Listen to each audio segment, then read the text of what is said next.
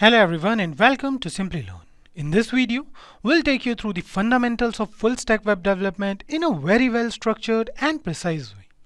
But before we begin with the video, remember to subscribe to our channel because we bring the best videos for you daily.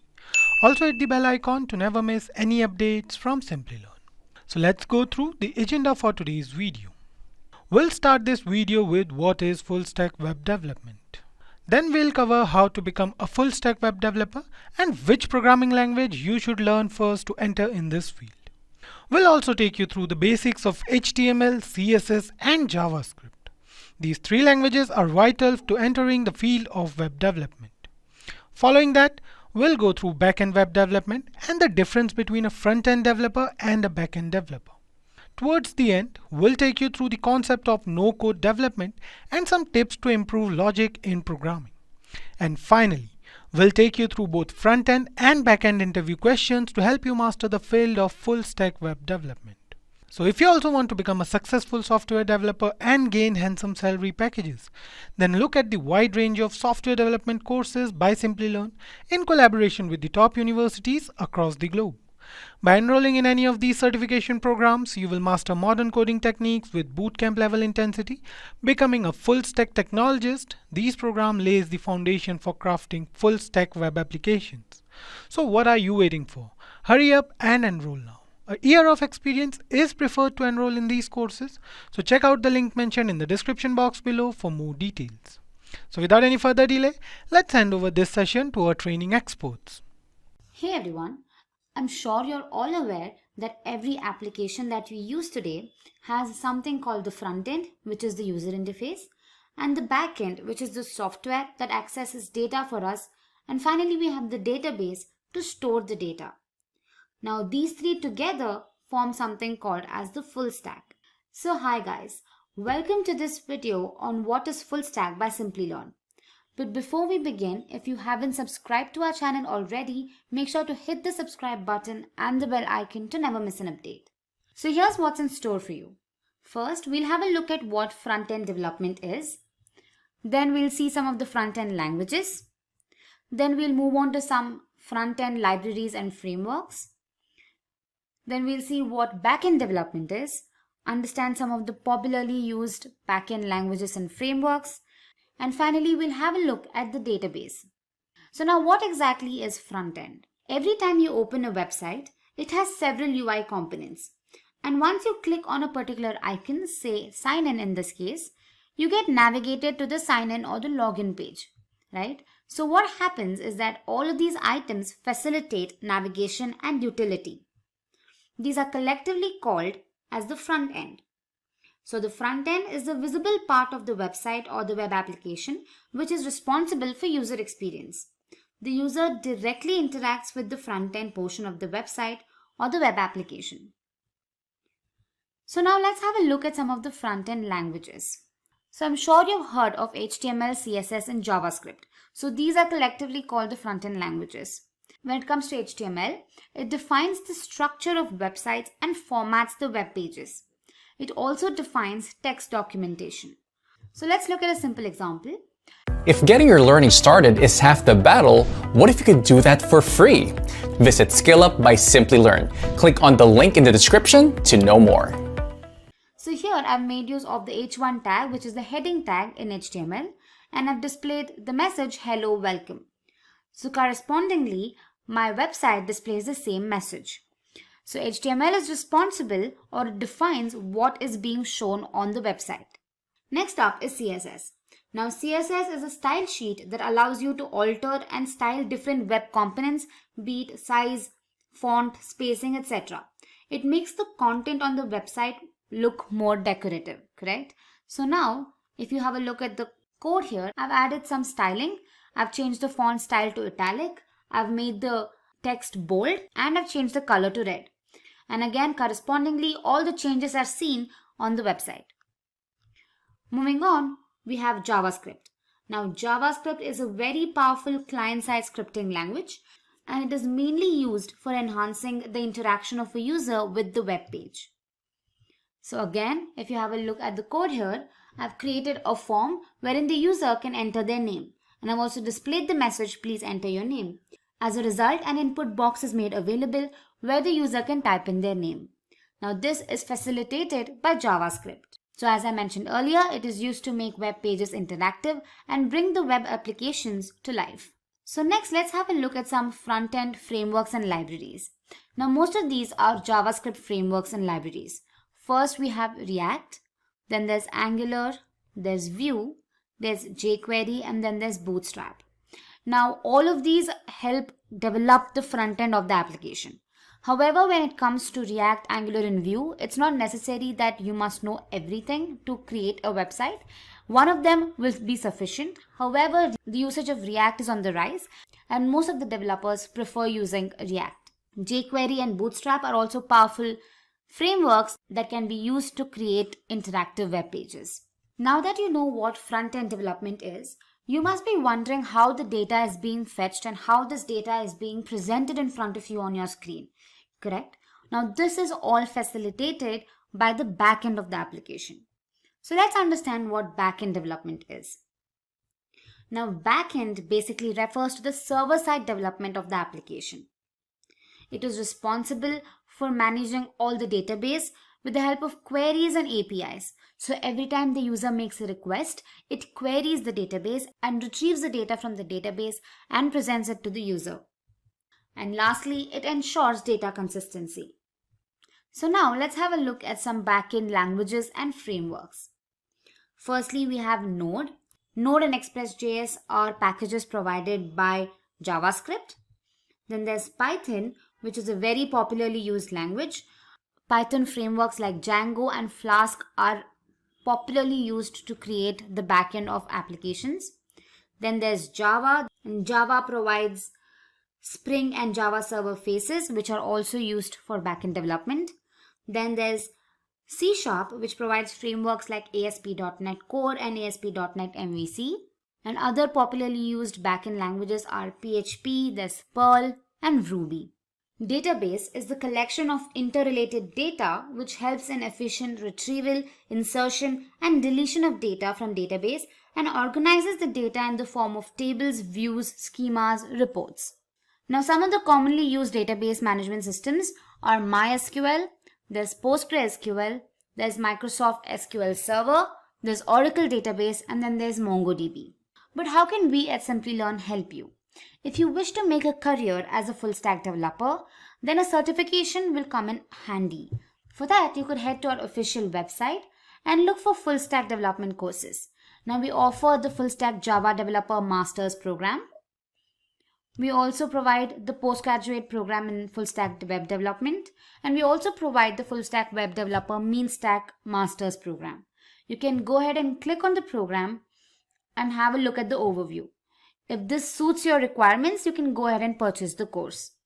So for the ones who've joined in now, today's topic of discussion is how to become a full stack developer. So let's begin.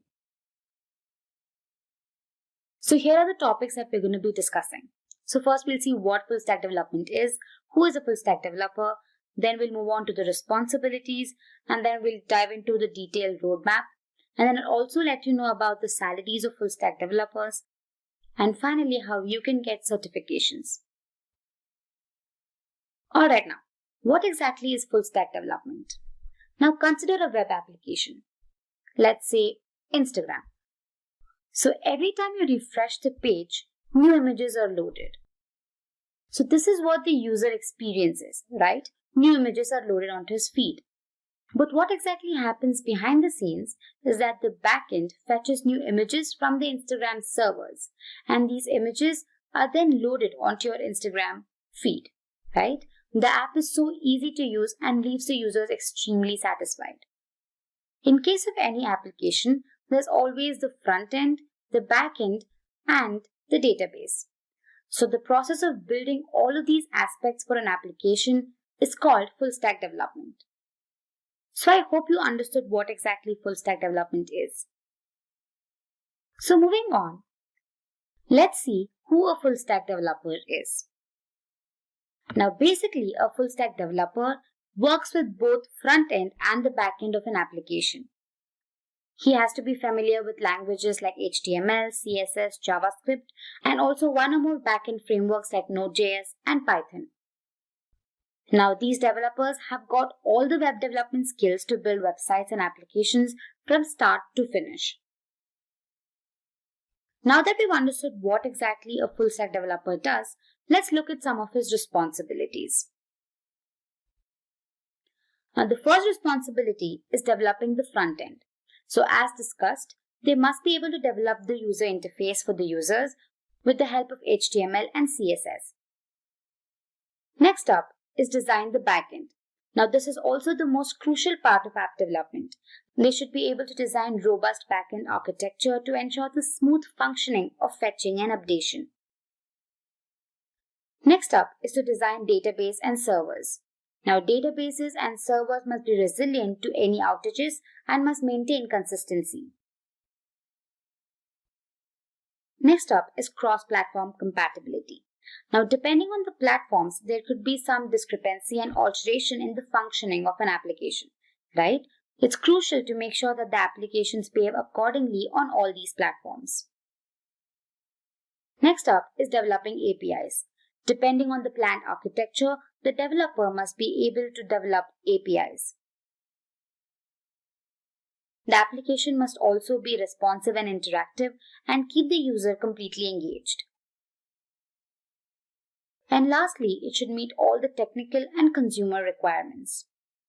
So these were the few responsibilities of a full stack developer. Moving on, let me explain to you a simple roadmap of how to go about to become a full stack developer. So this roadmap basically shows you the prerequisites and skills one should have to become a successful full stack developer. Alright, so let's go ahead and begin with tools and software. Now the first and the most rudimentary requirement is a text editor. Now the most widely used editor is VS Code. It is free, open source and can be used to code in different platforms like Windows, macOS and Linux. Next up is a web browser. So you can either use Firefox or Chrome, but Chrome is highly preferred. Now also you could need a few editor extensions and VS Code has a few of them. Some of them could be Live SAS Compiler and Live Server. Moving on, you need to have a good hold on HTML and CSS. So HTML is a markup language that is used to define the content that appear on your web page, right? The developer can incorporate images, text and videos depending on the requirements. And moving on to CSS, it is basically a style sheet which is used to decorate your entire application. It is used to define the appearance of the content, say in terms of shape, color, size, spacing, etc. Next up is JavaScript. Now this is the most widely used front-end language and enhances the interaction with the web page.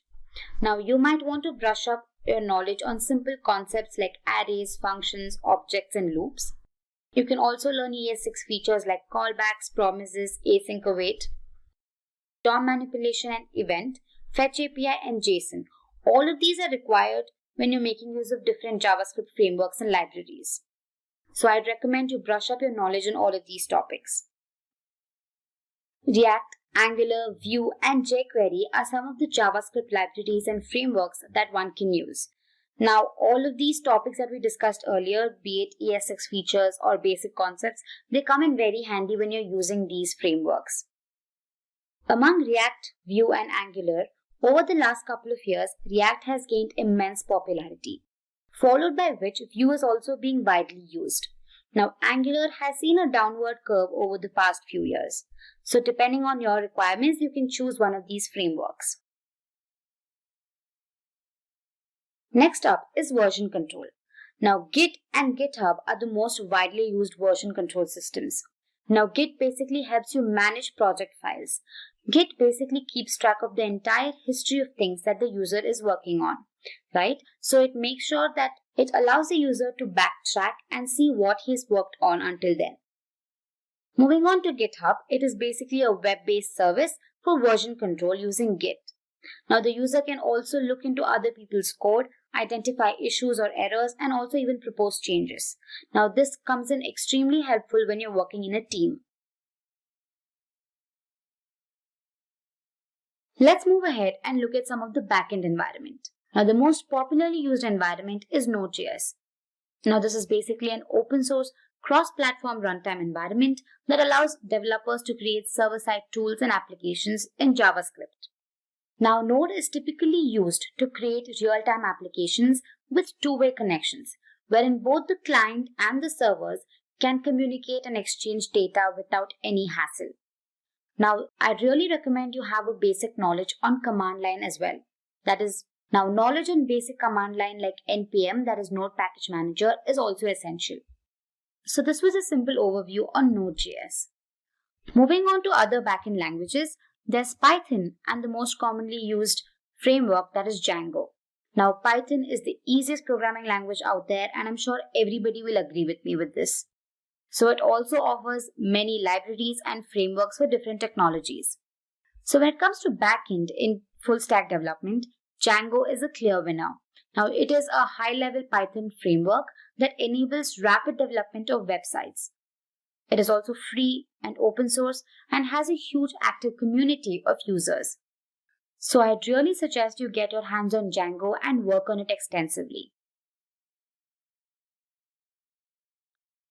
Moving on, let me give you a brief overview on the trends in 2020. First up is blockchain. Now, blockchain is an emerging technology and has seen tremendous growth in the last few years. Now, it has also entered into domains like healthcare and finance. Next up is AI and chatbots. AI is booming, and there is no doubt in that. So languages like Python and JavaScript frameworks like TensorFlow are widely used. Mobile app development. This is one of the top trends you should look out for in 2020. Now, there are mobile applications for practically anything these days. So frameworks like React Native and Flutter can be deployed to develop these applications. Next up is progressive web applications. Now, these are like a hybrid of mobile and web apps. They are faster to load and provide some amazing features like push notifications. Another important feature is their ability to work offline. Lastly, we have IoT. With the increasing number of devices getting connected to the internet every second, development of IoT applications is also on a rise. So these were a few trends that you should look out for in 2020. Moving ahead, let's look at the salary of full stack developers. Now, according to PayScale, the average salary of a full stack developer in India is around 5,90,000 rupees per annum. The average salary of a full stack developer in the US is around $75,000 per annum. Alright, so moving on to the fun part. Let's go ahead and look at a simple quiz. Now here is the quiz question. Which of the following is not a JavaScript framework or a library? Option A, React. Option B, Angular. Option C, Pandas. Or option D, Vue. So let us know your answer in the chat section. One lucky winner will get a voucher. So I'll keep this on the screen for a while.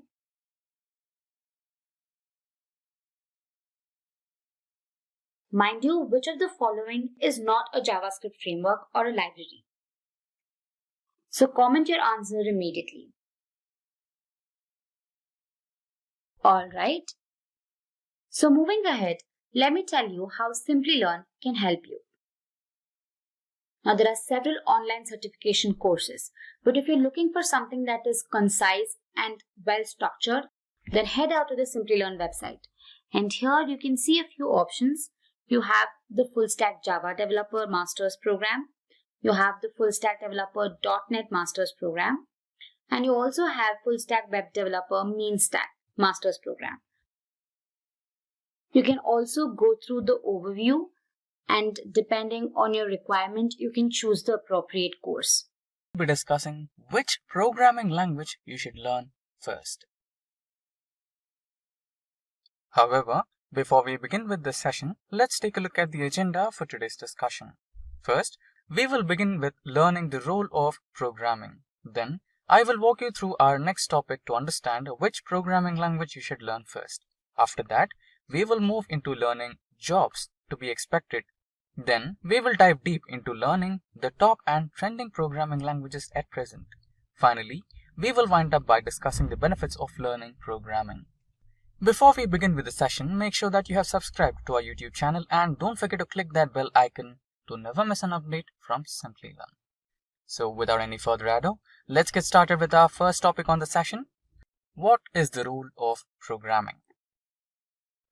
Programming language is an artificial language used to control a machine's behavior, particularly a computer. Programming languages are used to facilitate communication between organizing and manipulating information to express algorithms precisely. Programmers usually code and work on the programs to communicate easily with the computer. Programming also involves maintaining, debugging, troubleshooting, and many software-related issues. Now, let's have a look at which programming language you should learn first. The first step to learning programming is to identify the programming language you would want them to learn. Focus on courses that start from the basics of programming language because, at the end, concepts should be clear so you can grasp any language you want to learn and gain proficiency in that language. It is also quite easy to understand the concepts when you move further. Most of the programming languages are related to one another. Most of the concepts are always covered in other languages as well. If you are a beginner to programming and looking forward to learning programming, then C programming language is the best programming language to start with. C programming language covers all the basics which can make it easy to learn other programming languages. A general purpose programming language supporting structured programming, lexical variable scope, and recursion with a static type system. In simple terms, we can say C programming language is a computer programming language developed to do system programming for the operating system Unix and is an imperative programming language. It was initially developed at Bell Labs by Dennis Ritchie between 1992 and 1993. It was designed to provide low-level access to memory and language constructs that map efficiently to machine instructions, all with minimal runtime support. Let's have a look at some of the top topics covered in C programming language. Data types, storage classes, input and output, control statements, operators, functions, pointers, memory management, and file handling. Let us have a look at a simple program in C programming language. Here is the code of how we can develop a program in the C language. This is a basic program in C language. You can see that on my screen we are trying to print a simple message using C programming language, that is Hello World. Now moving ahead, let's talk about some major benefits of learning C programming language. Once you have a good command over C programming language, you might want to go to an advanced level of programming by learning new programming languages and become a software developer. Or in case if you are not interested in programming and you're good at numbers, then you might want to become a data scientist or a data analyst, and there are a wide spectrum of jobs available in the IT industry based on programming. Now, let us have a look at the jobs to be expected in the IT industry once you're comfortable with a programming language. There are many types of jobs to be expected after learning programming, but let us see at the top trending jobs in the IT industry which give a heavy and handsome salary. The first and top one of those is the data scientists. A data scientist is a professional who gathers and analyzes large sets of data. Data scientists also possess and help in solving complex problems. The skills that a data scientist should possess are to be good at mathematics, statistics, and analytics, and also some good programming languages like Python, R, and SQL. Followed by that, we have Big Data Engineer. Big data has been a revolution in every business sector. A big data developer is responsible for storing, processing, and analyzing the data. They design and develop significant data architecture. They should have some skills like Hadoop, Apache Spark, Java, and SQL. Next, we have software developer. So this kind of job role is especially for those people who are really interested in coding and programming. Software developers majorly analyze, design, and develop software to make the ends meet. They maintain the design and software system. At times, they also oversee the work of computer technologists, programmers, and technicians. They should have skills like mathematical aptitude, problem-solving skills, programming languages, excellent organizational and time management skills, accuracy, and attention to detail. Next, we have web developers. Web developers try to develop the software applications and integrate user-facing elements into applications. They also help and instruct the organizations with logical frameworks. They should have some good skills with web development and web development programming languages like Python, PHP, and much more. And also they should be comfortable with web development frameworks. So now that we have discussed the jobs to be expected after having some fundamental understanding with programming, let us see how the jobs are categorized in IT industry. Majorly, the jobs are categorized into two segments: software development and web development. And on the other hand, we have data science and data analytics. So if you are a hardcore programmer, then you can choose software development and web development. If you're good with numbers, statistics, and like to make predictions using the data, then data analytics is the good job role for you. And if you're interested in developing machine learning algorithms and try to interact with artificial intelligence, then data science would be the right job role for you. Now, let us understand the top trending programming languages for either of the job roles. For being a software developer and a web developer, the major programming languages that you need to concentrate on are Python, Java, and JavaScript. So the major skills that you need to require to become a software developer or a web developer are to have a good command over coding, proficiency in data structures and algorithms, having a good knowledge of database, software testing, JavaScript, HTML, and CSS, SEO, that is search engine optimization, and lastly, front-end and back-end application development. So the major skills required by a data scientist and a data analyst are having good understanding of SQL, Microsoft Excel, R programming language, Python programming language, machine learning skills, presentation skills, data visualization, and critical analytical thinking. Now, let's have a look at the top and trending programming languages, and the first one in the list is Python. Python is the most preferred programming language because of the syntax of Python programming language can be very easy to understand for all the readers. And Python programming language is also loaded with libraries that help in implementing scientific computing. Working and deployment in Python are supportive and easy in any environment. So these are some of the topmost topics covered in Python, which include strings, lists and tuples, dictionaries and sets, conditional execution and loops, comprehensions, functions, modules, scopes and namespaces, file handling, writing library, object-oriented programming. This is the most important concept. Then we have iterator, generator, decorators, regular expressions, building framework, exception handling and context manager, meta classes, introspection, multi-threading and multiprocessing. Now, let us also understand some of the important reasons to learn Python programming language. Python provides clean syntax that is easy to understand and learn for beginners. By learning Python, we can expect better jobs with high-paying salaries. One of the major benefits of Python is it provides open source development. These are few reasons why to choose Python. And the next one is Java. In this modern time, Java is the best language to choose. Nearly thousands of applications, software, and development tools are built using Java programming language.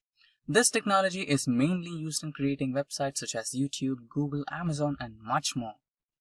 Some of the important topics to be covered in Java are object-oriented programming concepts, basic Java constructs like loops and data types, string handling, collection framework, multi-threading, exception handling, generics, synchronization, serialization and deserialization, concurrent collection, swing, graphical user interface, and access modifiers in Java. Now, let us also learn some of the important reasons to choose Java programming language. There is a lot of demand for Java developers in the software industry for its benefits. Java also provides open source library support, which is a major benefit in the development of applications. Java also offers a wide range of development tools which help develop the applications in a better way. These are a few reasons why to choose Java. And the next one is R programming language. R language is very scalable and makes it easy to build aesthetic web applications. This language is mainly developed using statistics and data science knowledge. R acts as a cross-platform because of the ability to run on any operating system. So some of the important topics to be learned are how to manage CSV files, Excel files, binary files, XML files, JSON files, web data, how to connect to a database, and then the data visualization tools, which include learning how to create pie charts, bar charts, etc.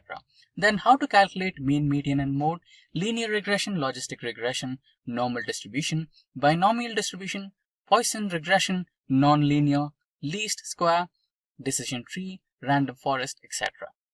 So all these things come under statistics. Now, let us also look at some of the important reasons to choose R programming language. R is machine independent. It supports cross-platform operation. Thus, it is usable on many different operating systems. R is an open source programming language. Due to this, R has a huge community that contributes to its environment. R helps in development of interactive web applications. So these are the few reasons why to learn R programming language, and the most important and final one is the JavaScript. JavaScript is responsible for fast and secure development. The main advantage and perspective are to provide more interactivity with the users and coders. It also helps in expanding innovative technologies which involve animation, gaming, and rendering. Some of the important concepts to be learned in JavaScript are objects, classes, functions, properties, methods, accessors, constructors, prototypes, iterables, sets, maps, HTML, DOM, asynchronous, browser, object material, web APIs, JSON, and jQuery. Now, let us understand some of the reasons why to choose JavaScript. JavaScript is the most popular language, which is a reason for increasing the development and speed of applications. JavaScript is easy to learn and understand, which is a major benefit for learning JavaScript. JavaScript also provides the ability to support all browsers, which can be more beneficial to choose JavaScript. So these are the few reasons why to choose JavaScript. Finally, let's have a look at the benefits of learning programming. Programming helps in building self-confidence in a person while dealing with projects. They also hold a critical role in career development. Programming also helps in improving creativity. While dealing with the applications and projects, they use much creativity to develop those. They require a lot of creative knowledge, and also it helps in starting your own business. Programming also helps in situations like problem solving.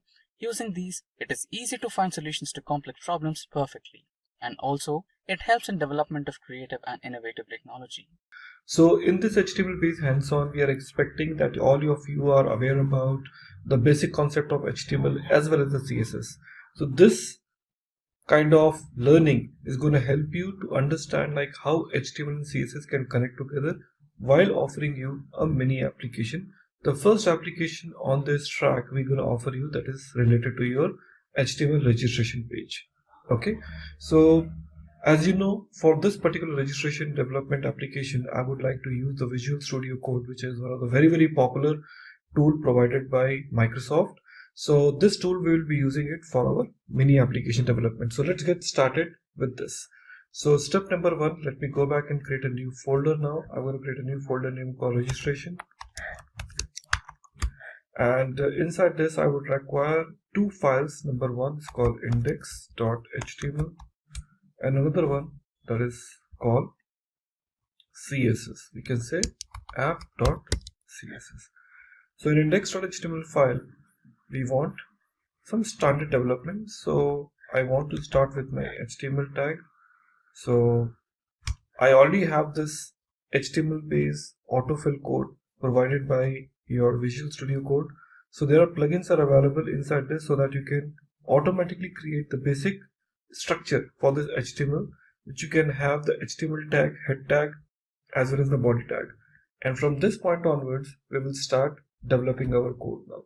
So I want to develop a registration page. So in this registration page, I will start from my form tag now. So inside this form, it is saying like form action to something. I really do not have any backend, so I just leave it as a blank. And here I will start with my h1 tag where I want to say register. After this register, I want to offer the paragraph tag where I can say please fill in this form to register with us. Register with us. Okay, Now, after that, I would like to start with horizontal row. So HR, so starting with my horizontal row, and post this because see, we would like to organize our application. And now label, in this label for, I just want to give the name called FN. It's just the name, and after this, FN stands for the first name, and within this label I would like to use a B tag, which is I would say the bold. Here I will pass first name. Bold tag is closed, it's a label. Inside this label I would like to use input tag. Here I will call input tab equal to text, and offer a few other details also, like I say a placeholder. Placeholder will offer you what to be filled. I'm saying first name,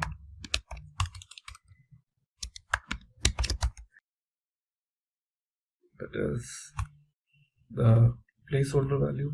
After this, name equal to FN, that is the stand for first name. After that, ID.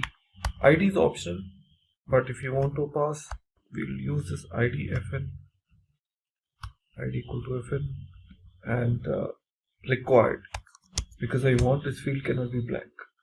So this is my first text box where I have this first name with me.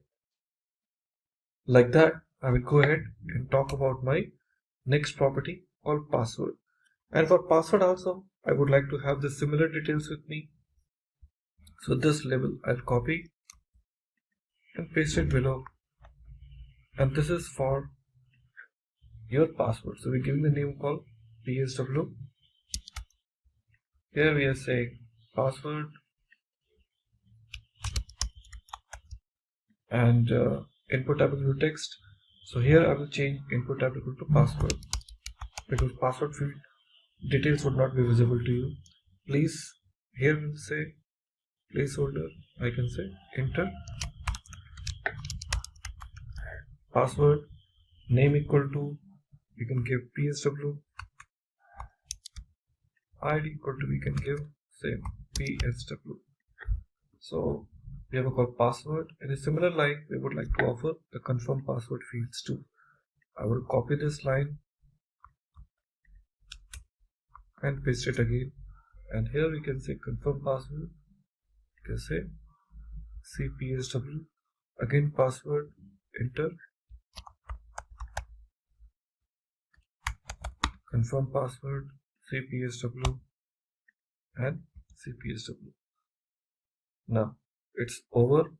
After this, we want to make it as a horizontal row, closed, and once it is run, then we'd like to have the button with this. So here is the button, we can say register, and here in my button I would like to offer the type equal to submit, type equal to submit. So that's it. So this is the simplest form I have it. Now I would like to see how it really looks like it. So from here I would like to open it, reveal in Finder. Let's open this. Well, it looks like that. Fine. So this is what my form is. Form is ready, and now we would like to go back and start developing my CSS, in which I will beautify my form to offer some more details on this. Well friends, as we know the HTML page is ready, it's time to go back and start developing a CSS to beautify my HTML now. So inside the CSS, I would like to start with the tag which is called body, and inside this body tag I can offer some basic setups, but I just want to give the basic background color now, which is called background -color. I can just give the name called TEL. That's a background color. Rest of the things I can just leave it as it is. Now for all the other properties, I can say box sizing, border -box. After that, dot container,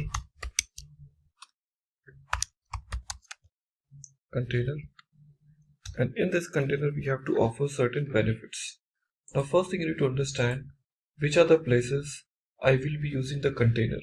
So you see here in my index.html file, when we talk about form actions and all, Okay, we say h1 register. We haven't used any container right now. So let's get added the container div class equal to container. Okay, and this particular div tag will get closed only at the last. So this div tag will close at the last here. So I want to make the look and feel for this complete container in much more better way. So here in my container, we want to say margin auto. Let's press enter here. Margin auto. Now width 50%. Then adding 16 pixel followed by background color, which we want white. Then box shadow. This box shadow we want to give some all four origins 20 pixel.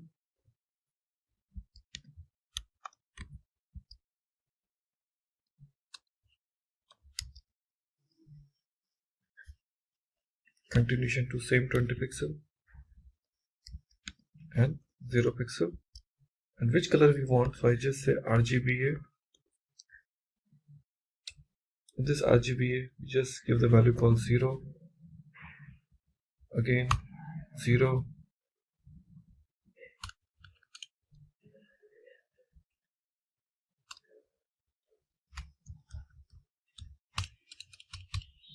again 0, and the value which you want to give to this alpha, because it is always between 0 to 1, we are saying 0.7, that is an opacity. Well, 4 properties is given. Now let's see how it looks. Yeah, why? Because we haven't added a CSS in my HTML. So let's add a CSS. So inside my browser HTML, now inside my head, we add link rl equal to style sheet href equal to app.css. That's it. Now let's see. There we go. Looks better now. So this is your container, okay, which you can see it is having some shadow. I would like to organize this all set of text boxes in much more better way. So after this, we want to offer the other properties too, like in for my input. Go back to my app CSS. So after this container, we want input again type equal to text. Now also to input type equal to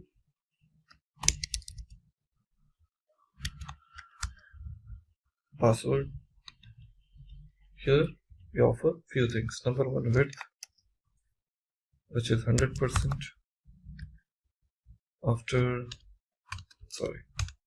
Then padding, once again 15 pixels. Then margin, we are offering 5 pixels. 0, 22 pixel, 0. Followed by display. I will say inline block,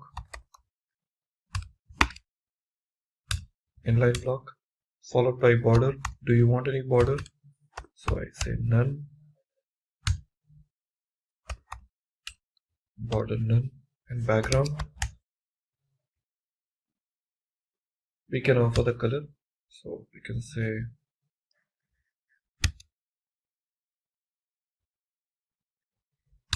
white smoke. That's it. Let's see in my HTML. Awesome. So this looks more beautiful, more organized. So this is your form, but I want to make it even more better now, because I want to perform the validation, and in validation we want to check how the focus will come in So the beautification needs to be added more. Here we want to offer the same input type text, input type password. I copy this here. Now here we want to offer background color. We want to offer the background color on focus. This has to be on focus. And here also on focus. Now background color we want to change to anything, but for a time being we can just give same, and outline none. Okay, so this is my for focus. And for the registration button, so here we say dot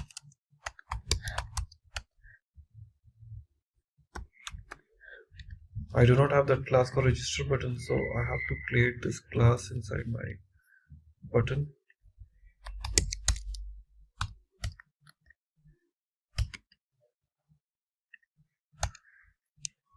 Register btn. I would like to offer the properties for those, like background color teal, followed by color which is white. Then padding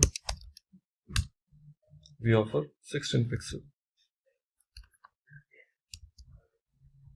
Then border none. Then cursor, I think it is better to have pointer only. Then width 100%, followed by margin, this auto, then opacity, then I say 0.8. Fine. So this is for my registration button. Let's see. Wow, this looks better now. So this is a full size button. So this is for my button, and I want the moment I take my cursor on button, the color should change, or it should look like a hover. Copy this.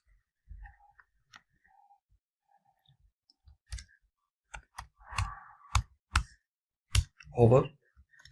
And here we say opacity. I just make the value called 1. That's it. Now you see, now the color is changing. Great. So like this, you see how the conditions are working. When I press on register, you see the messages, please fill the field blank, and it is changing the,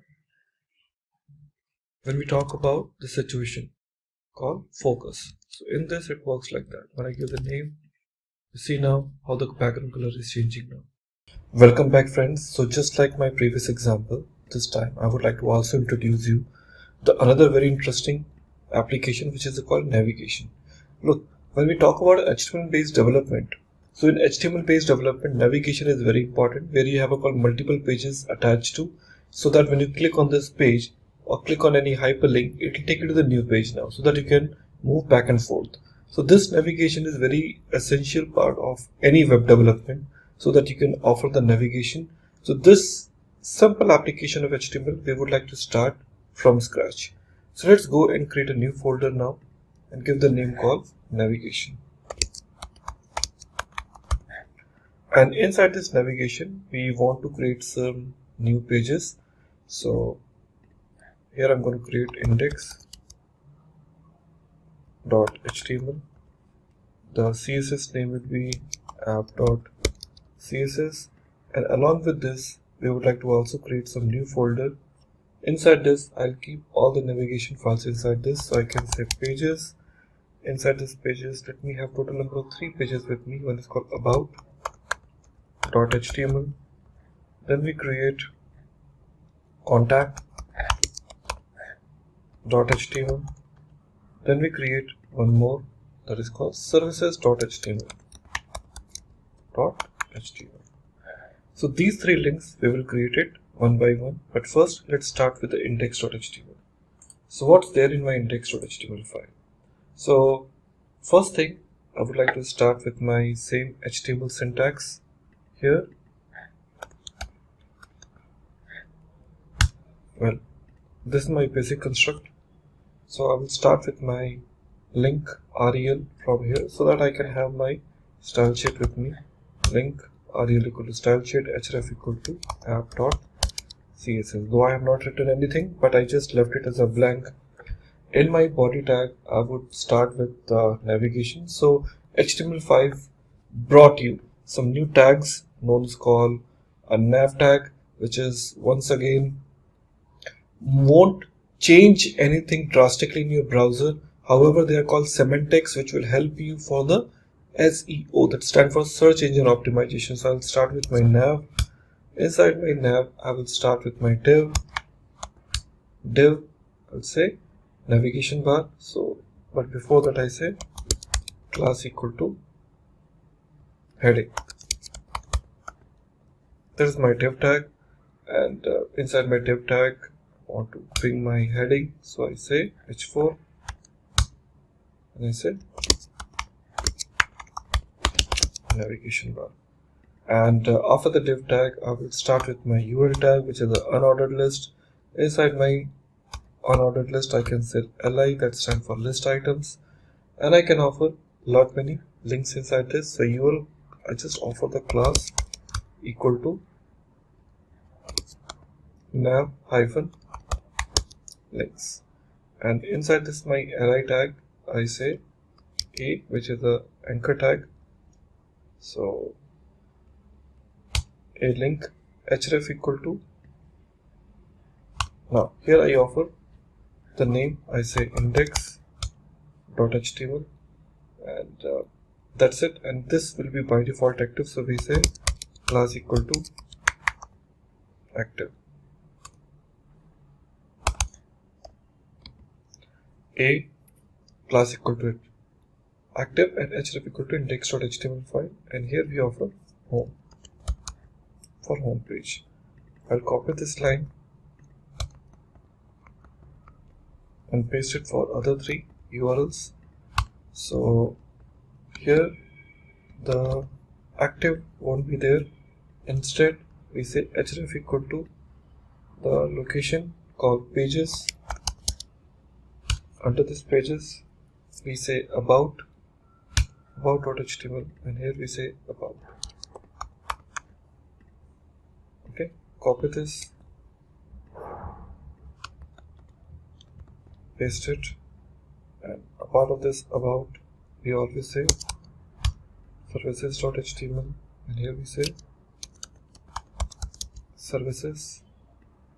Inside this we offer contact.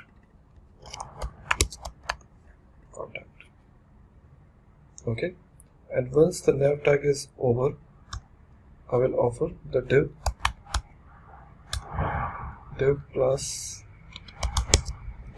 equal to, just give the name body hyphen text. I just say h1 tag inside this, and this is the home page.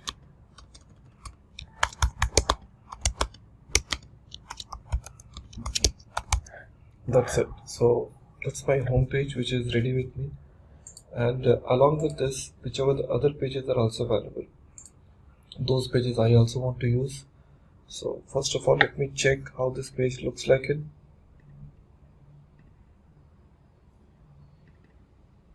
Well, it looks like a pretty basic page. So once this page is ready, what I will do is, here I copy the content and pasted it here and about, and let's see what's there in my about. See, few things will change. Number one, here this app.css,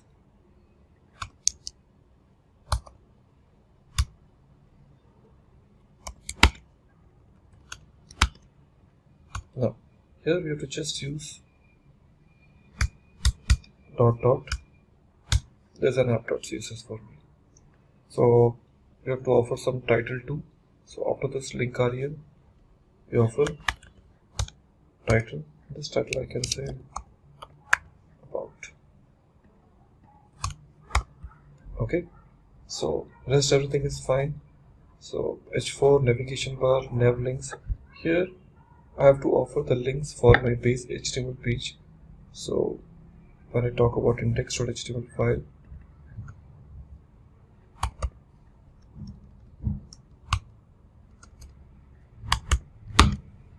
okay, it won't come. So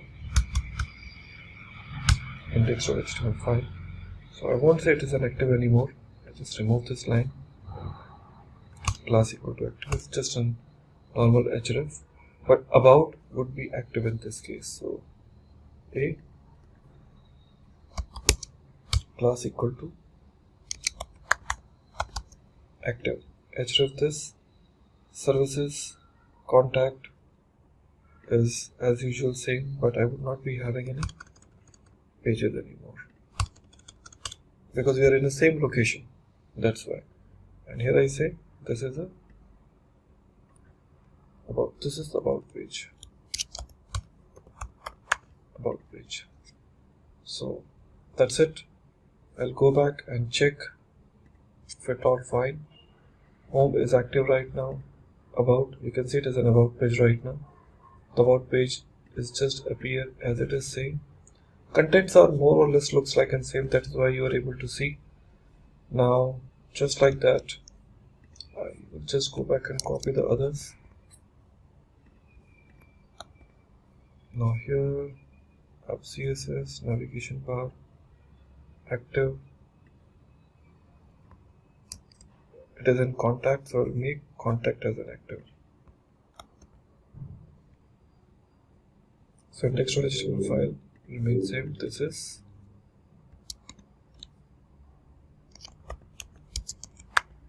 contact page. So that's how it is. And we will say about my other properties, which is my services. We copy it, sorry. Copy this contact. And here I will be activating my service in this case.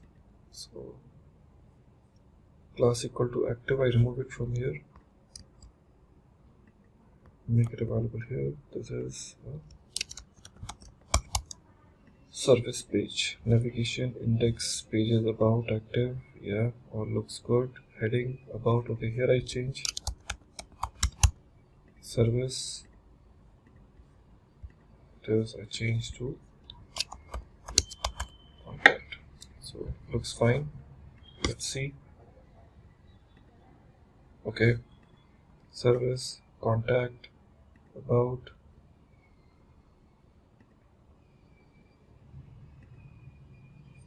So for about we need to check where we need to go.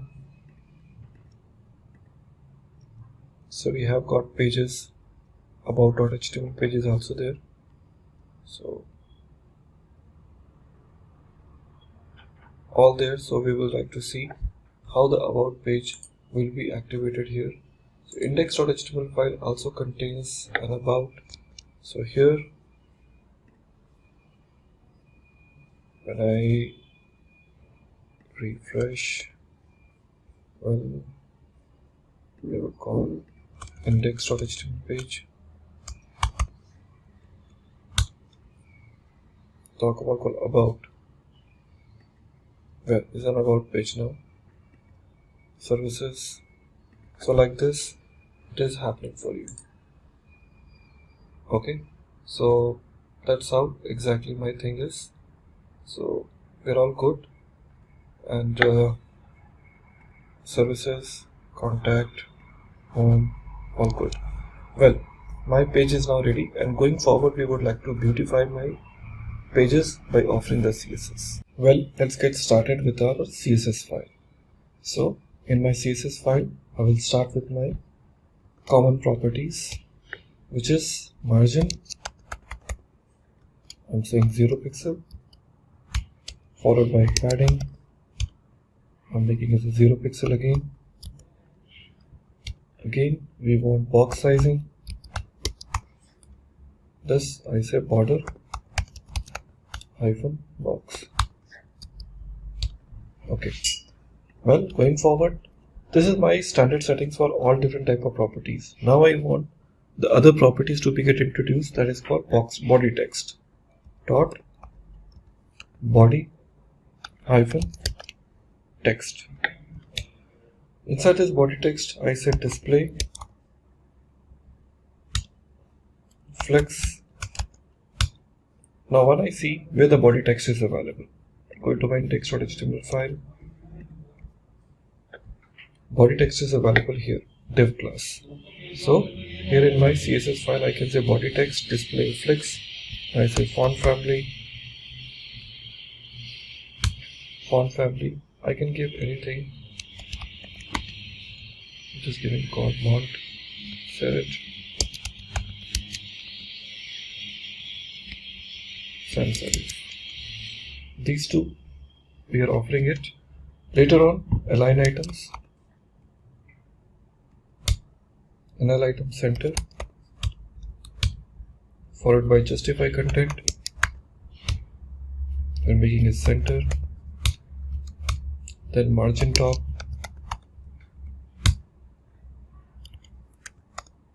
to 50 pixels. These are the properties are there. Followed by, okay, first let's check what is an effect. Here, see, it looks better now. Now we would like to go ahead with the nav. I already have this nav with me. Nav, display,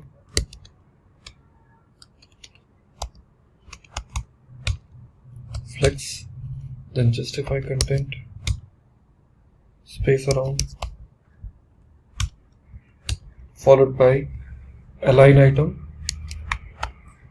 Align items I want to make center, and then we want to say min height.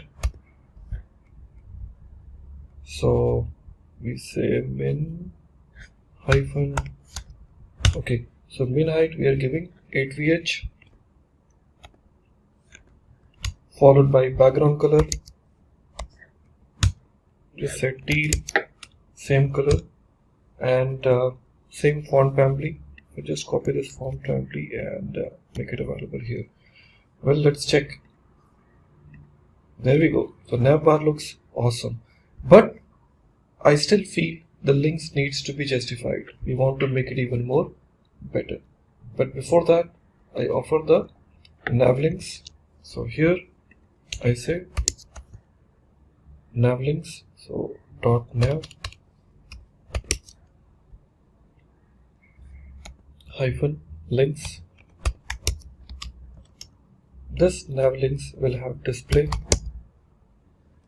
flex, display flex, and then justify content that I want to make it space around again, followed by width. So width would be 30%. Perfect. And now navlink li dot navlinks li, this list style none. Let's see how it is changing. There we go. That it looks really nice. So nav links are ready, and I want to make it a heading. I want to make it more organized. So let's see about a heading. So here I say dot heading, and inside this heading I say color, which is white, followed by text transform, text transform uppercase, followed by letter spacing. This letter spacing will be 5 pixels, and followed by last font size, and this font size is just 20 pixels. That's it. And let's see how it is differentiated here. Awesome. So this navigation bar is now looking great, and it is giving me all the basic operation whichever we have expected. Now this nav links whichever we have created, okay, they are working fine, but I just want to make it even more beautiful. And how I can make it more beautiful? To make it, I would like to go ahead with the nav links again. Dot nav links of type anchor tag. Now I would like to activate my anchor tag by making it color white.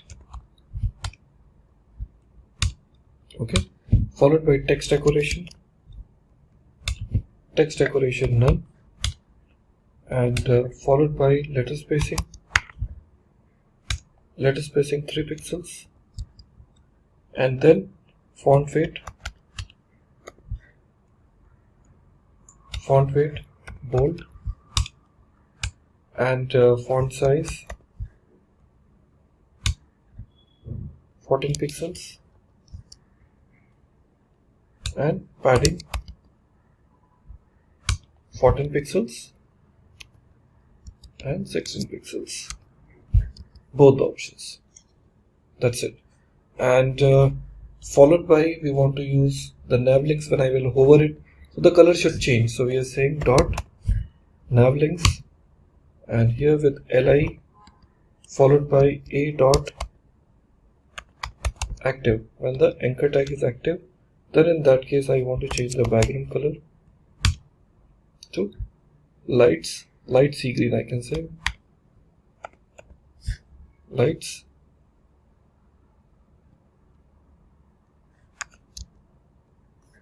so we have this option called light sea green. This one, light sea green, that looks beautiful. And followed by same, I copy this and this active. So nav links li dot active, background color we are using, but if it is not active, then in that case what you will use. So I can just change a small thing here. I've changed this color. Now let me try to copy this first. I tell you what I want to copy this, and I paste it as usual. Here what I see is when it is an active. Okay, when it is an active, I will change the color to, I think the spelling is wrong, active, it should be active. Background color, I want to change it to green. So for that we are just using the color hash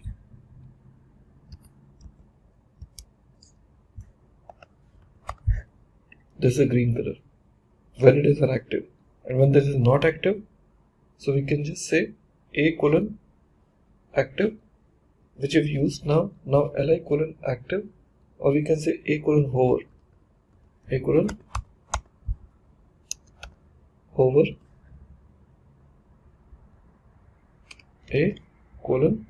hover, and here we say colon not dot active.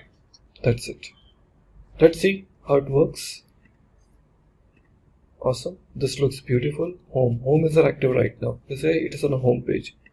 I can see it is an about page, it is service page, it is a contact. Now you can see it looks even more awesome. Welcome to this tutorial on drop-down menu in HTML by Simplilearn. In this tutorial, we are going to learn how you can create a drop-down in your navbars using just HTML and CSS. So, without further ado, let's get started. So we are on our Sublime text editor. I have the .html and .css file ready. So let's start by adding the standard boilerplate. Let's give it a title.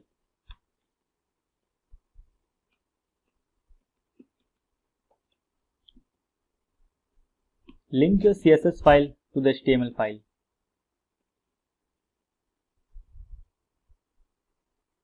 Now inside the body, I'll add the ULs.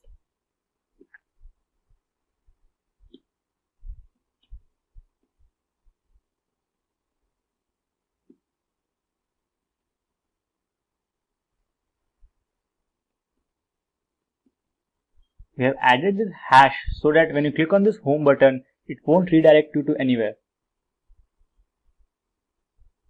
So just save the file and we'll go back to our page. So you can see we have this home here. Okay, so let's add some more. So just copy paste this.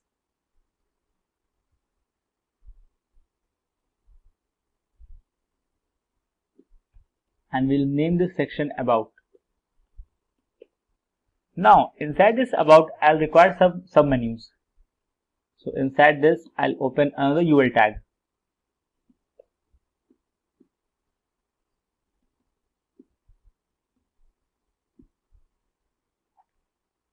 We'll add sections such as theme,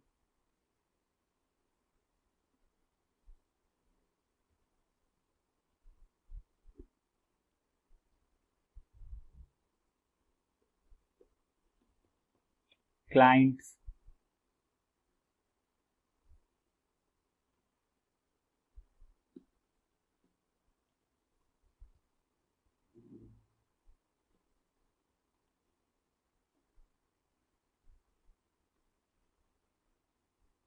career, and legacy.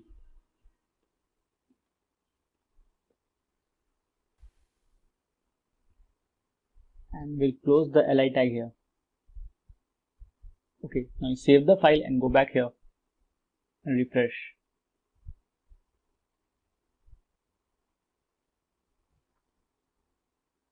Now we'll add some more. So here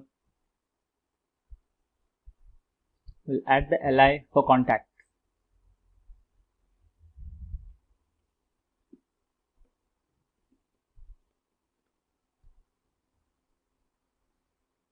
Okay, so inside this contacts, I'll add the submenus. So UL, and I'll copy this code and I'll edit it here.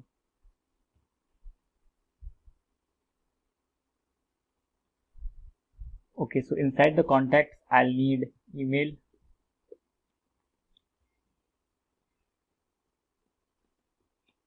phone, let's say Twitter, and this will be my LinkedIn. Okay, now we'll add some more sections. We'll name this services.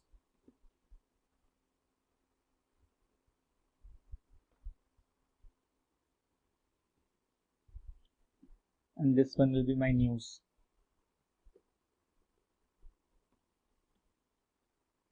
Okay, so this looks fine. A little bit of alignment. Yeah. So you can see we have this home, about, contact, services, and news. And inside this we have the submenus. Okay, we have forgot to add here hash inside these attributes. Just mention hash everywhere.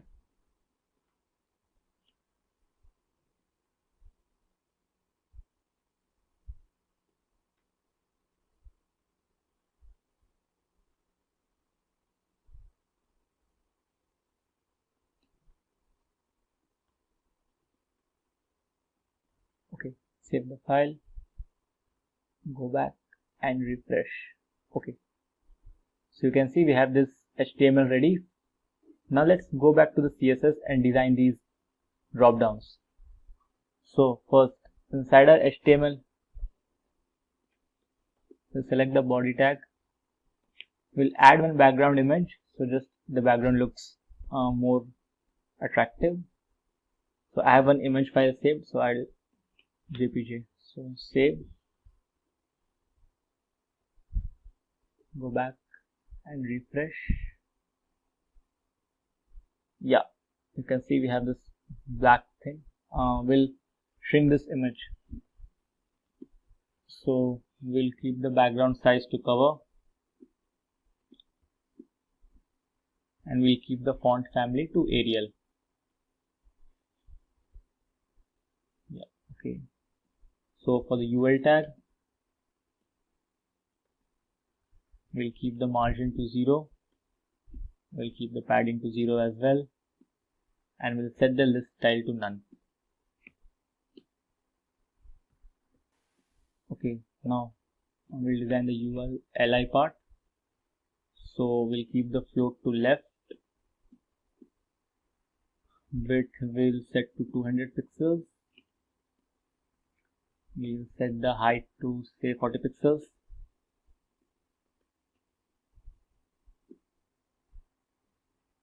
We'll keep the background color to something darker, say dark blue.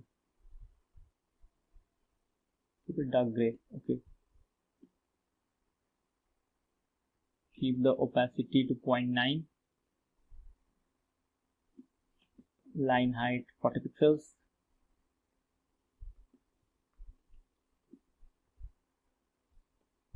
Keep the text aligned to center and font size to 20 pixels. Save the file, go back and refresh. Okay, you see we have the background image in the place, we have this snap bar in the place, and all the drop downs are here. Okay. Now it's time to design UL, LI and A. So for this we'll keep the text decoration to none. Color let's keep white. And we'll set the display to block. Save the file and go back.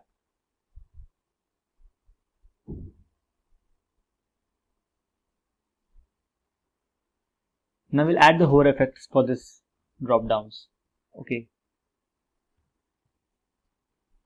So UL, LI, A.hover. We'll keep the background color for the hover to say any color you can select. Let's select light salmon. Save. Let's see how it looks on the page. Refresh. Yeah, it's look good. Now the final part of this requires this to shrink inside. Just when you hover over this, so the drop downs will appear. Okay. So we'll set this UL LI to display none.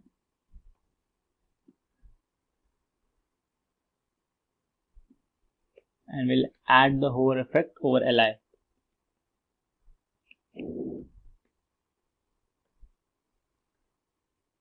So that when we hover, the drop down appears. Save, go back and refresh. Now you can see all the drop downs are inside this.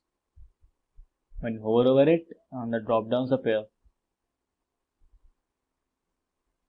Okay. So this is all about the drop downs menu in HTML. As you saw that we can create the beautiful drop downs just by using the HTML and CSS. Nothing fancy. So if you also want to become a successful software developer and gain handsome salary packages, then look at the wide range of software development courses by Simplilearn in collaboration with the top universities across the globe. By enrolling in any of these certification programs, you will master modern coding techniques with bootcamp level intensity. Becoming a full stack technologist, these programs lays the foundation for crafting full stack web applications. So what are you waiting for? Hurry up and enroll now. A year of experience is preferred to enroll in these courses, so check out the link mentioned in the description box below for more details. So first of all, what we have it today. So we'll be talking about introduction to XML, features of XML, some advantages of XML, limitations of XML, and the comparison between HTML versus XML, and then we'll be having a demo. Now let's get started about an XML. So we're going to start with the introduction. What is an XML? See, typically we say XML stands for Extensible Markup Language. It is a language which we use it for machine. Okay, so that we can send some instructions to our, I would say, computerized, developed containers or some softwares.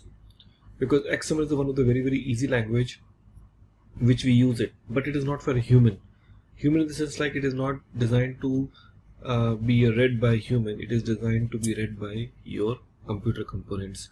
So it is designed to send, store and receive, to display the data.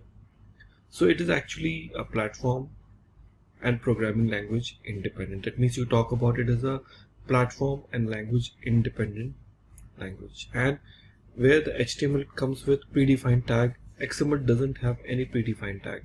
That means you go and create your own tags.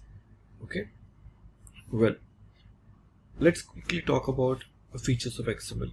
See, as I said, extensible and human readable.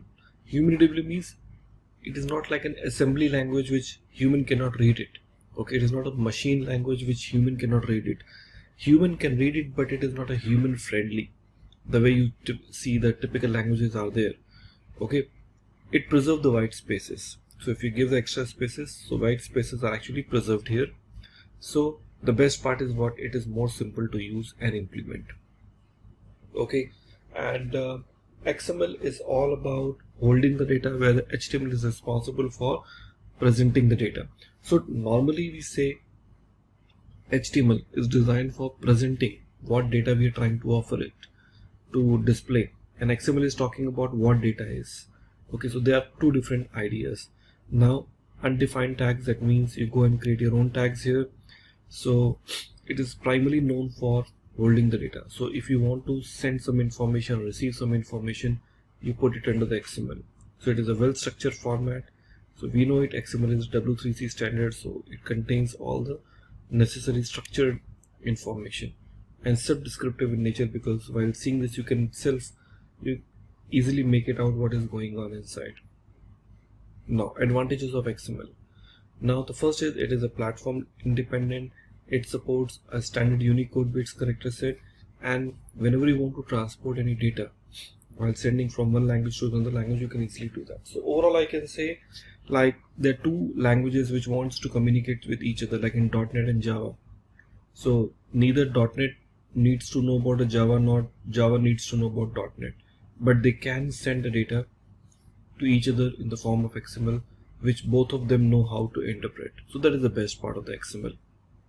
So you can say it is a completely compatible with Java and 100% portable. In fact, XML can be also be compatible with other languages too, like in PHP and .NET and all. Okay, so as I discussed with you for the sharing the information, and when you want to talk about the DTD called document type definition, this is the very old and simplified version of the XML, where the DTD will define the schema saying that, hey, this is what a document must be formatted in that way.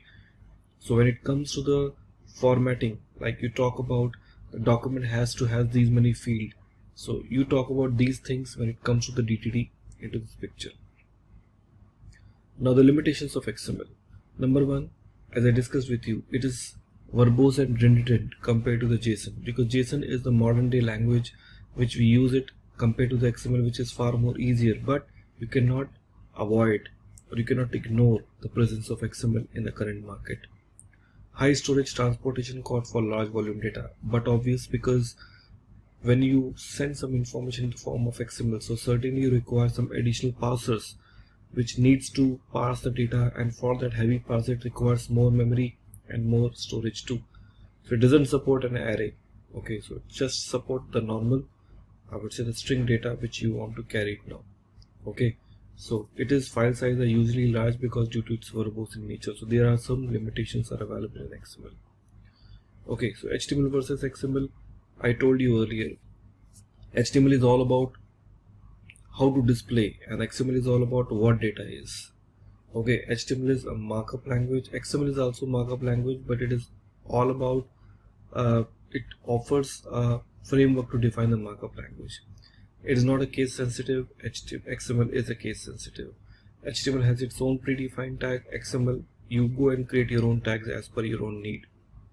So HTML contents are more static in nature. XML is more dynamic because it is designed to transport the data from one source to the another source here. So it doesn't preserve the white space, but yes, XML does preserve the white spaces. And then we will talk about demo now. Okay everyone, so let's get started. It's a demo time now. So here I will tell you about how to develop the XML document. So here, if you see, I have got Visual Studio Code. This Visual Studio Code is very simple and easy to use editor, and as a front-end developer, it is one of the most favorite tool for every users nowadays. Now here, if you want to develop this XML based, so here we have some extensions available. So if you click on extension and search for XML, so you will see there are some, okay, so XML tools are available like in formatting, okay, XML documents. So you see there is an simple XML formatter which is there, okay, which you can use it now. So there are multiple tools are available. You can see now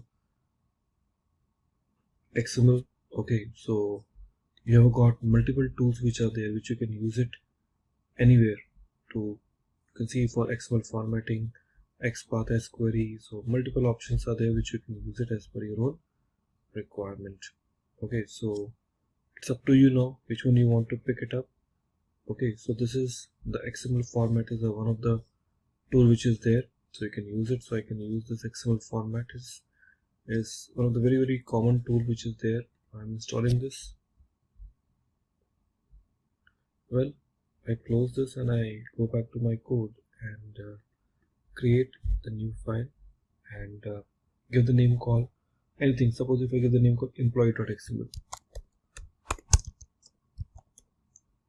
Okay, and now you can see this extension automatically appears, and inside this XML, okay, so if I want to go ahead and start developing this code one by one, so how to start now? So the first thing I would like to always start with my data. So I'm saying employees. Okay, so you can see now it is also offering you one support for closing this tag.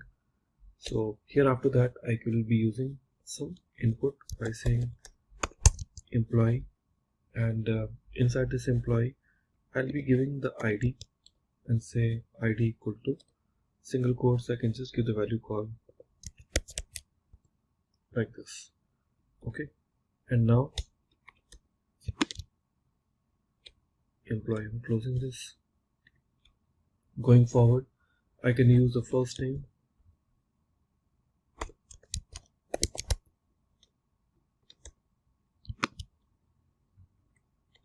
so you see like in a first name, because see these tags which I'm talking about, there are custom tags, they're not predefined one. Okay, so I'm just giving the name called John here, and after this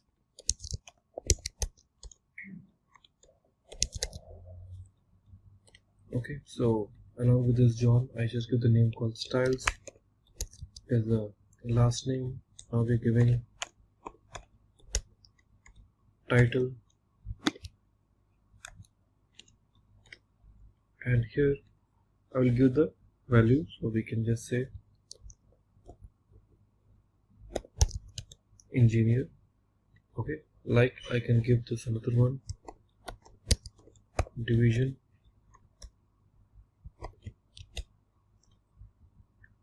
and here in this division I can offer materials.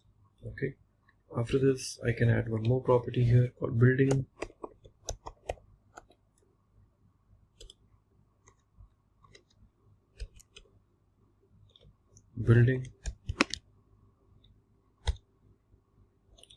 in building I can give the property, like you can say 7 like this, and in the same one we can offer one more property here, and that is called room.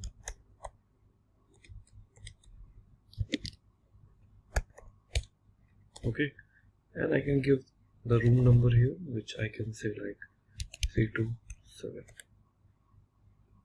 Okay, I can say room number 90 or anything. So that's the first set of record which I'm having it now. Okay, so likewise I can have n number of records as we really want it now. Okay, so let's add few more records here.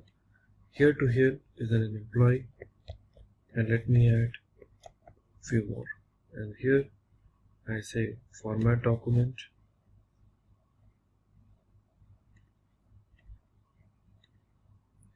we call XML format. So you can see it has immediately formatted your data or the complete file in a very beautiful way. So here v125, and here we can just give the name call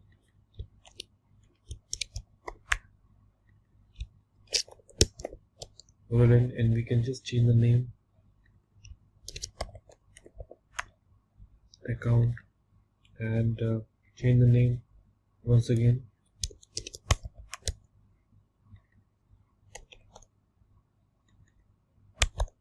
like this. So I like this. I would like to have few more records, as I can see here, maybe 1 to 5, and give some different way if you want.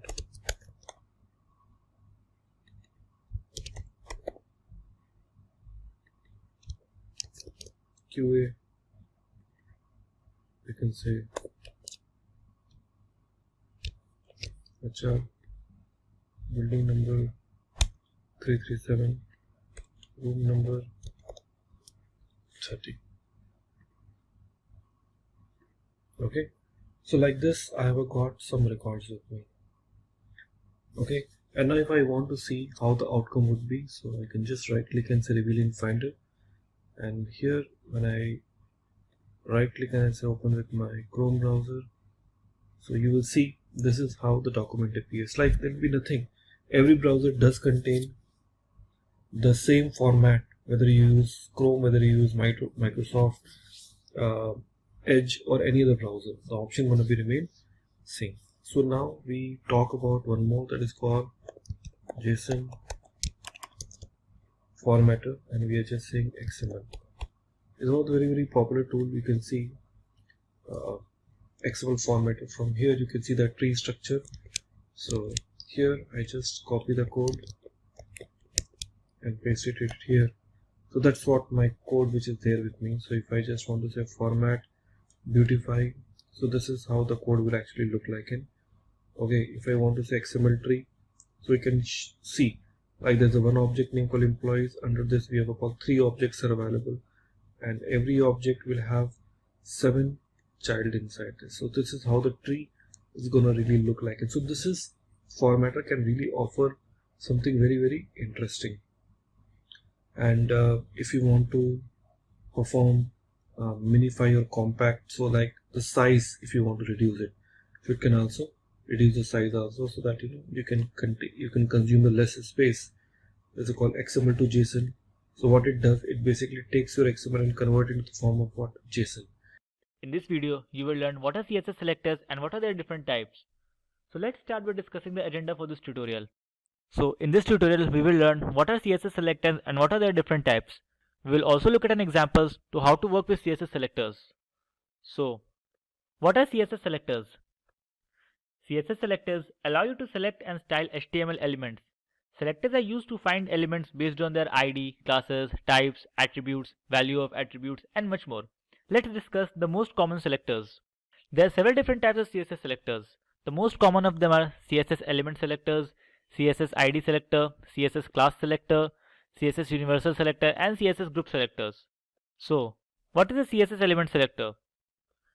The element selector selects element based on the element name. This is a CSS selector. It means it will select all the P elements on the page. It will style all the P elements to the central aligned having blue color. This is a CSS selector. It is set to P. This means it will select all the P elements on the page. It will style all the P elements to be center aligned having blue color. Let's look at what it looks on a page. So as you can see, all the elements are centrally aligned with a text color blue. CSS ID selector. The ID selector uses the ID attribute of an HTML element to find a specific element. An ID should be unique within the page. So you should use the ID selector to find a single unique element. To find an element within a specific ID, use a hash character followed by the ID of the element. So here we have used the hash para1. So all the rules will be applied to the HTML element with ID equal to para1. So this is an ID selector. It will be applied to all the HTML element with ID is equal to para1. As you can see, it is applied to the element having the ID para1 and all the other elements are defaultly styled. CSS class selector. The class selector finds the element with a specific class set by the HTML class attribute. To select an HTML with a specific class, use a period character followed by the name of the class. So this style will be applied to all the elements having the class name class1. This is a class selector. It is denoted by a period symbol. All the elements having a class name class1 will be styled with centrally aligned and color blue. As you can see, the element having the class name class1 is styled and all the other elements are set to default. CSS Universal Selector. The Universal Selector selects all the elements on a page. The Universal Selector is assigned by a star character. The Universal Selector selects all the elements on a style sheet. As you can see, it is denoted by a star mark. All the elements inside our web page will be centrally aligned and the color will be set to blue. As you can see, all the elements are centrally aligned and the colors are set to blue. CSS Group Selector. In style sheets, there are often elements using the same style. To minimize the code, you can group selectors. To group the selectors, separate each selectors with a comma. Here, we have group selectors for H1, H2 and P. So, style is applied to H1, H2 and P elements only. It is better to group the selectors to minimize the code. Here we have group selectors P, H2 and H3. So, style will be applied to only elements having P, H2 and H3. As you can see, so all the elements of P, H2 and H3 are centrally aligned and colored to red. Welcome to this tutorial on CSS colors by Simplilearn. In this tutorial, we will learn how we can add colors to our page using different methods. We will start with discussing colors and then see the hex value and the RGB format of the colors. In the end, we will do an example to understand how we can add colors to our page. CSS uses the color values to specify the colors on a page. They can be specified using predefined color names, hex or RGB format. There are nearly 140 standard color names. Hexadecimal is a 6-digit representation of a color. The first 2 digits represents a red value, the next 2 are green value, and the last is a blue value. All the other colors can be created using the combination of these 3 colors. There are several websites available where you can know the hex value of the different shades of color. As you can see, the black color is signified by hashtag and the 6 zeros. The red is hashtag FF and the 4 zeros followed by it. The RGB color value is specified using the RGB property. This property takes 3 values, one for red, green and blue. The value can be the integer between 0 to 225 or a percentage. As you can see, the black color is signified by 000, the red by 25500, the blue by 00255 and the green by 02550. Now let's move to an example to understand how we can add the colors to our page. In this example, we will see how we can add colors in different ways to our HTML. So we are on the Sublime Text Editor. As you can see, we have the standard boilerplate ready with an H2 and a paragraph on our page. Open the style tag and make the font size of the paragraph to 25 pixels so it is clearly visible.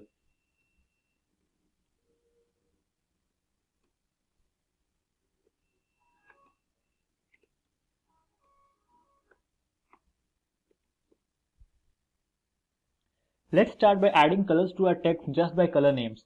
HTML supports nearly 140 standard color names. We'll make the color of the paragraph green. For that, just type color and set the color to green. As you can see, our paragraph is changed to green. Let's try one more. This time we will add the color red. Just refresh. As you can see, the color is now changed to red. There are nearly 140 HTML standard colors that is supported by the web browser. You can also add colors using the RGB format. There are many websites available to know the RGB or hex value of the desired color. One such is htmlcodes.com. As you can see, in the htmlcodes.com we have the hex value and the RGB value of the desired color. Let's try one. We'll add this color with the RGB value 171, 229 and 27 to our paragraph. So for that, just type RGB and the color code you want.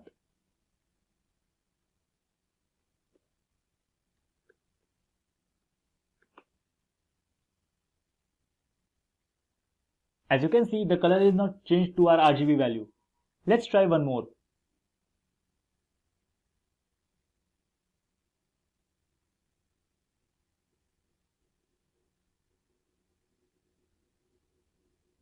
This time we'll use this RGB value to our text.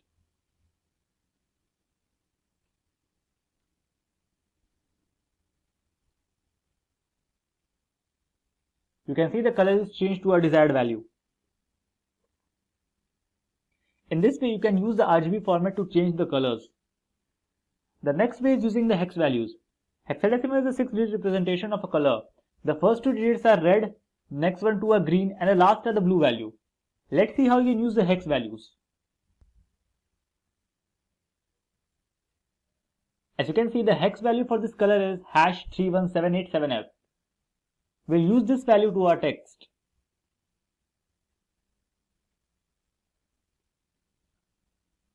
To add the hex value, we have to use the hashtag followed by the color code.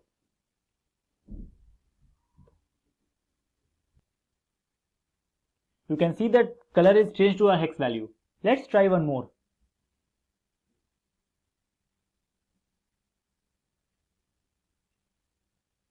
You can see the hex value for this color is #F14A07. Just copy the desired value to your file.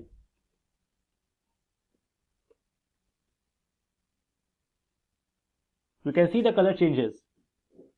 You can also add color borders to our heading.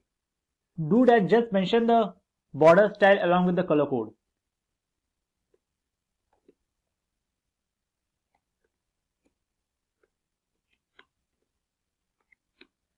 We'll add the border color red to our H2.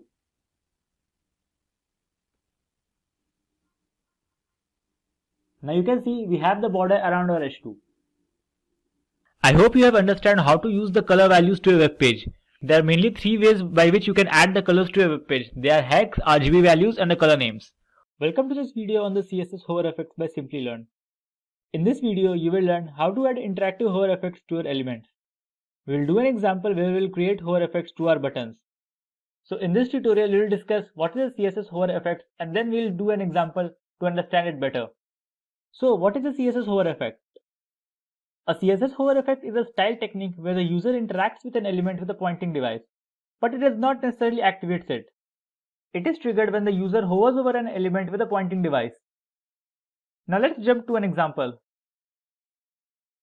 In this example, we will create the hover effects which will look something like this. We have different hover effects for all the buttons.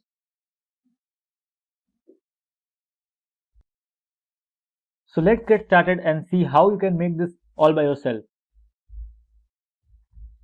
So we are on the Sublime text editor.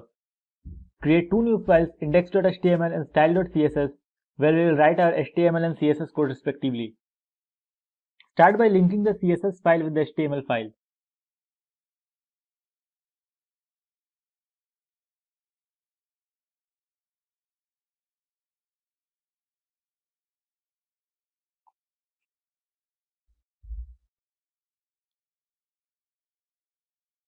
Now we will add 4 anchor tags.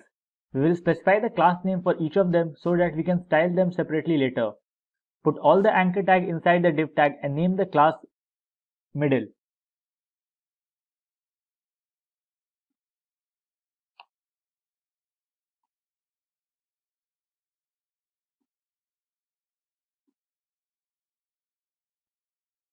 We will name the class btn, btn1, btn, btn2, btn, btn3 and btn, btn4.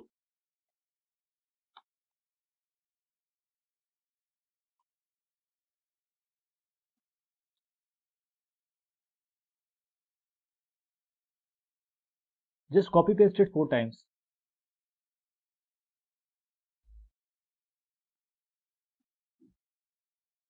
Save the file and let's see how it looks on our page right now. As you can see, we have the 4 texts on our page. With this, we are done with our HTML part. Now let's shift to CSS and design the text and add the hover effects. So in CSS, we will start by setting the margin and padding to 0. We will also add the background body color.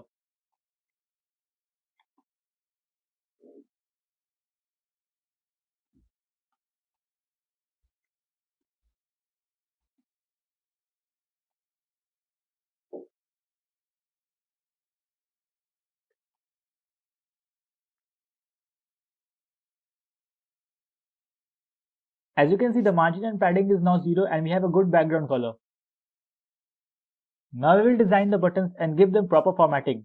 We will start with the class middle.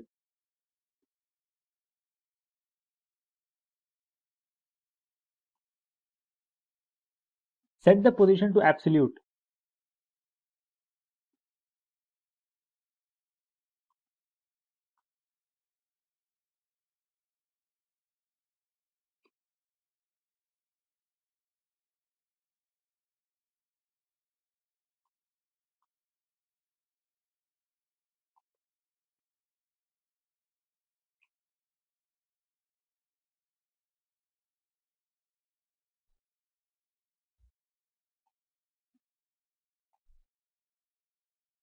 The top property affects the vertical position of a positioned element. The left property affects the horizontal position of a positioned element. The transform property applies a 2D or 3D transformation to an element. This property allows you to rotate, scale, and move the elements. As you can see, the elements are now in place. Now let's format the buttons.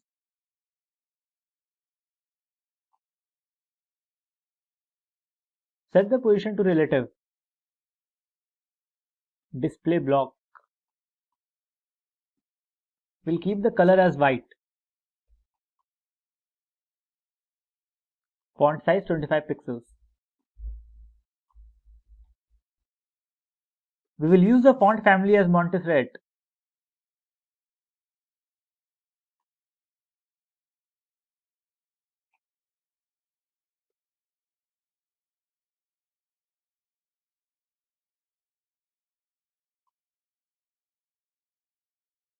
Keep the text decoration to none.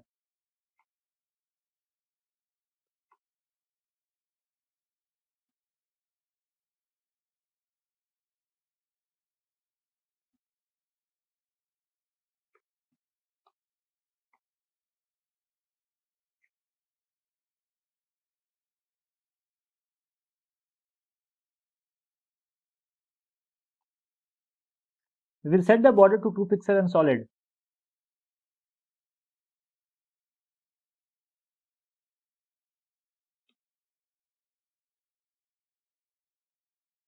We'll keep the text transformation as uppercase.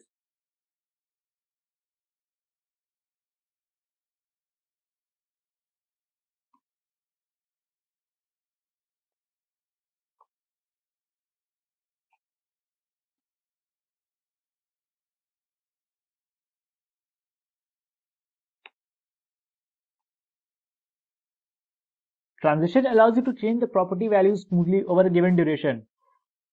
The before selector is used to insert something before the content of each selected element.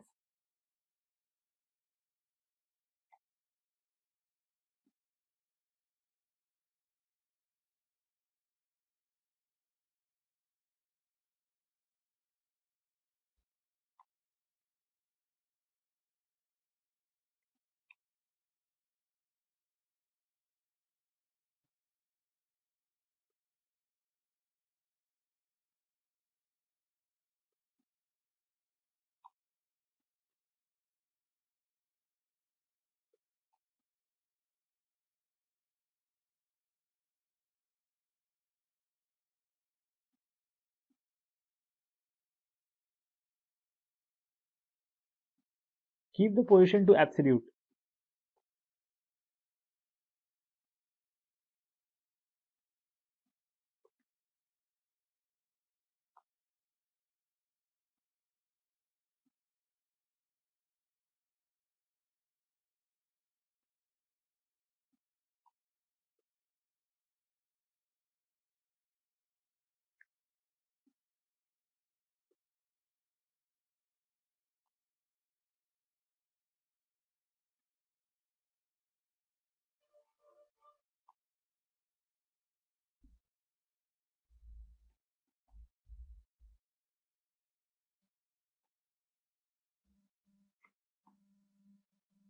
We'll keep the transition as all 0.6 second and ease.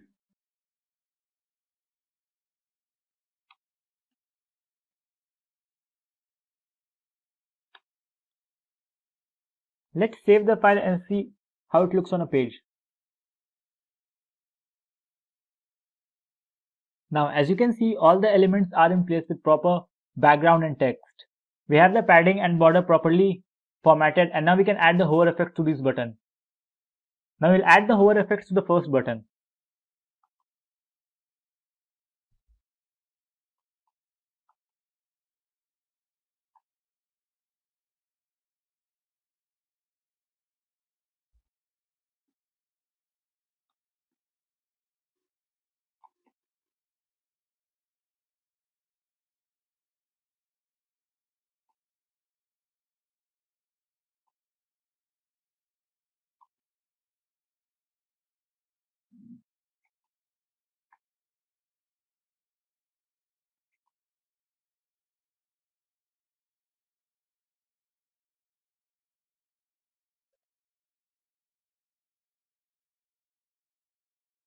As you can see, we have the hover effect on our first button ready. In a similar manner, we can add the effects to the second and third button as well. We'll just copy and paste this above code below and make changes to this code. We'll set the width to 100% here and height to 0.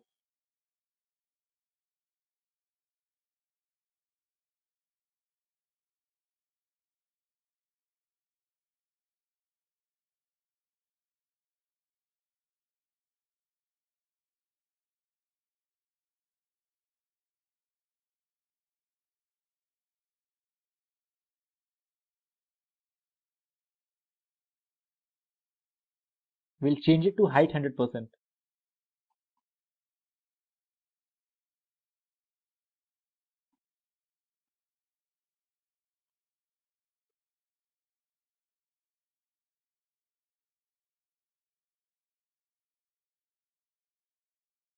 Just save the file and refresh the page. As you can see, both the buttons have the hover effects now. Now it's time to add the hover effect to our third button.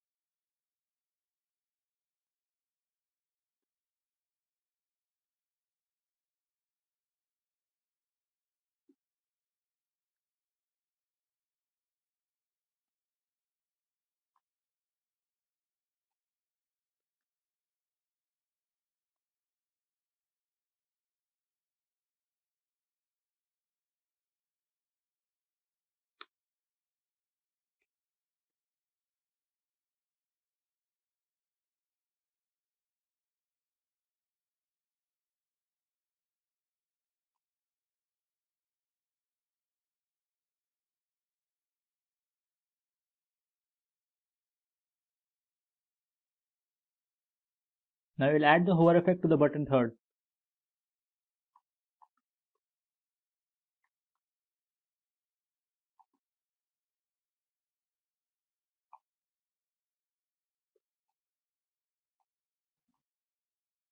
Just save the file and go to the page.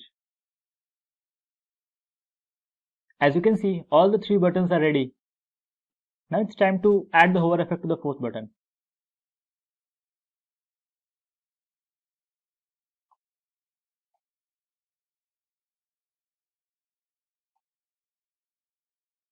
We'll set the color to #FFF.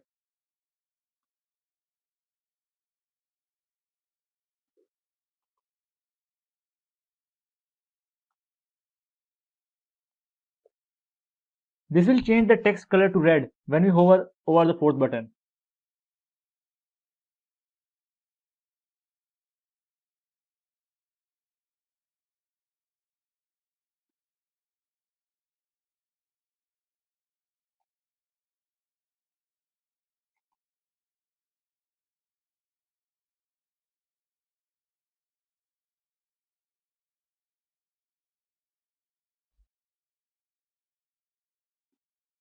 Set the position to absolute.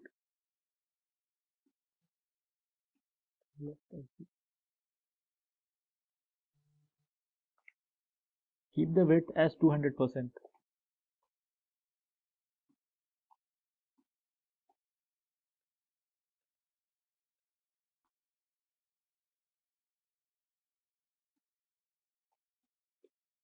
We'll set the background to #DCD159.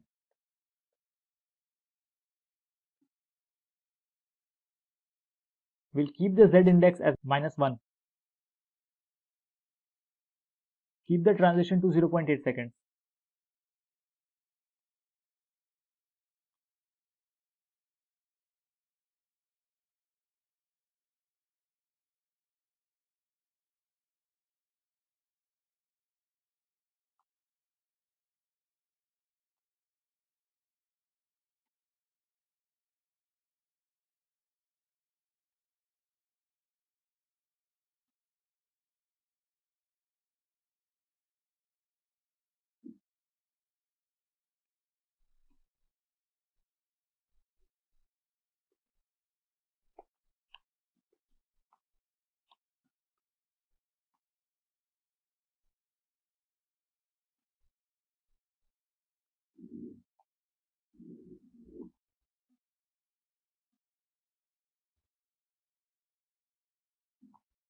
Set the height to 180% of the page.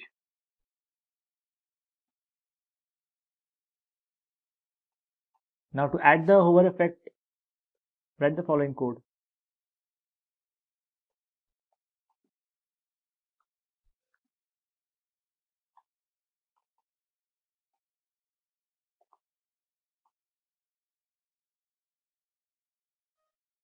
Just save the file. Refresh. Now you can see we have all the hover effects on our 4 buttons. Welcome to this tutorial on CSS grid layout by Simplilearn. In this tutorial, we will discuss everything needed for you to get started working with grid layouts. We will start by discussing what is a grid layout. Then we will move on to the features of the grid system and some basic terminologies which will help you understand the grid system better. In end, we will work on an example to understand the grid system. So let's get started. What is a grid? A grid is a set of intersecting horizontal and vertical lines defining the rows and columns. And what is a grid layout? So, CSS grid layout is the most powerful layout system available in CSS. It is a two-dimensional system, meaning it can handle both columns and rows, unlike flexbox, which is largely a one-dimensional system.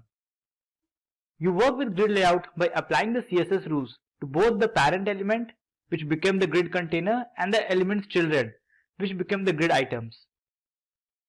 The CSS grid layout excels at dividing a page into major regions or defining the relationship in terms of size, position, and layer between parts of a control-built HTML primitives. You can see this is the basic layout of a grid system. Like tables, grid layout enables an author to align elements into columns and rows. However, many more regular layouts are either possible or easier with CSS grid than they were with tables. For example, a grid container's child element could position themselves so they actually overlap and layer, similar to the CSS positioned elements.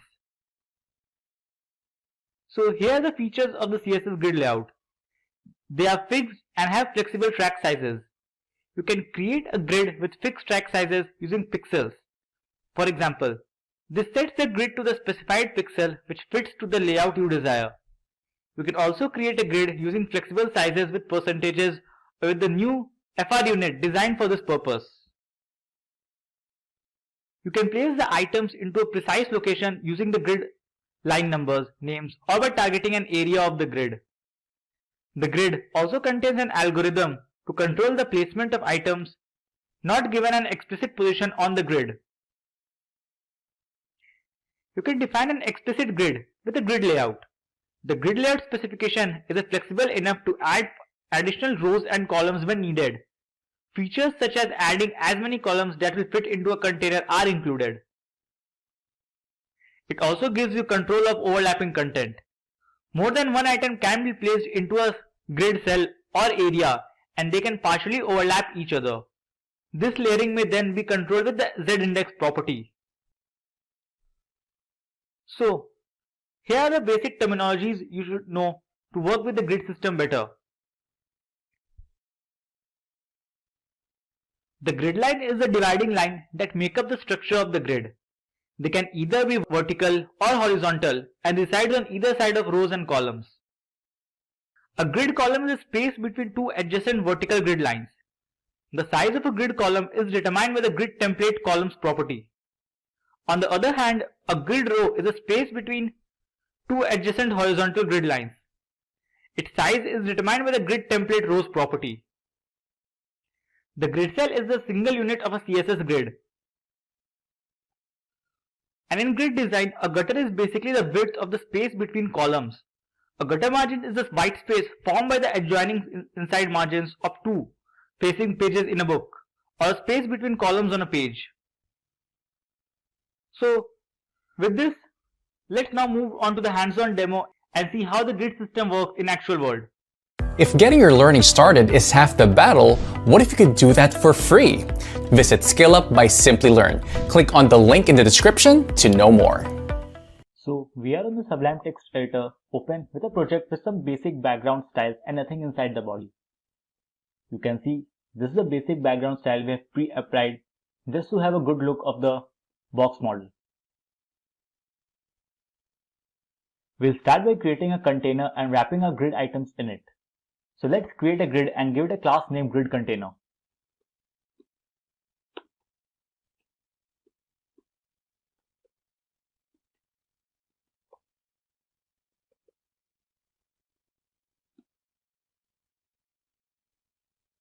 And inside of it, we'll put our different grid items. So we'll just create different grid items and give them a class grid item followed by a class number they belong to, so that we can easily distinguish between them.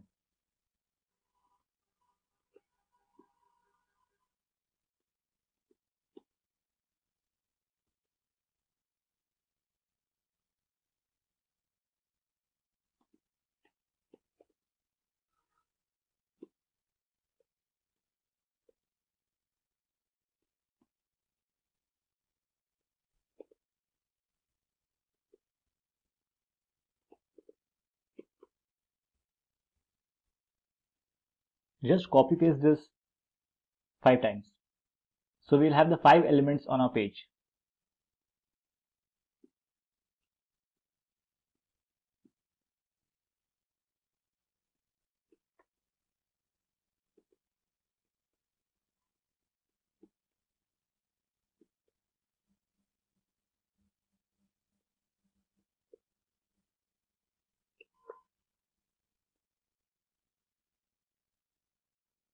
Let's save the file and see how it looks on the page. So you can see we have the different grid items on the screen, so that it's easy for us to visualize. We have not applied any styles to them other than the visual styles. So we'll go back to our code. Let's go back to the CSS styling sheet. So to create the grid, we'll open our style sheet. We need to display grid on our grid container. So we'll select our grid container and set the display to grid. If you save now, you will see nothing changes. This is because the grid itself doesn't define any rows and columns for us to work with. It just, they give the alignment properly. Therefore, by default, it looks just exactly the same. To make the grid look actually grid, what you need to do is define columns and rows for a grid. So to do this, you will use a set grid template and set the column if you want to set the size of the column. We'll set the size to 100 pixel and 150 pixel.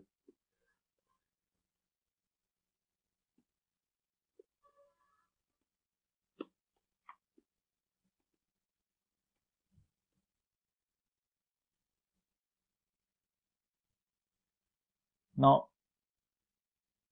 if you refresh, you have the 100 pixel column on the left and a 150 pixel column on the right, and then the grid captures our next row. But what if we want our box to flexible size themselves according to the items inside of them? Here, we'll use a fraction in it. Instead of a 150 pixel column, we want one fraction of our size, and instead of a 100 pixel, we want the 2 fractions of our size. So we'll just replace with 2 fractions and this with 1 fraction. Now if you save the file and go back to the page, you will see that the items on our left here in our first column are twice as large as the item on the second column. And that's because of the FR units we have defined. You can see the difference in the sizes. The item 1 is the twice of the size of the item 2. Another thing you can do is with columns is use repeat. Suppose you want 4 columns of a size 100 pixel wide. You can just write repeat command and inside of it how many times you want to repeat the size. So we'll just delete this and use the repeat. We'll set the number of times we want to repeat and the size of the columns. Now if you save the file, you will see we have a 4 columns of 100 pixel wide. We can do the same things for row. Just set the grid template rows and define the size you want.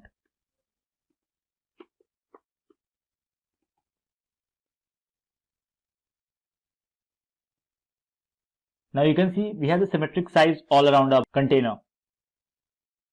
If you don't know how large your grid is going to be, you can use the grid auto rows, and this will determine the size of all the rows that is added after the template rows. Suppose we want all our rows to be 100 pixels.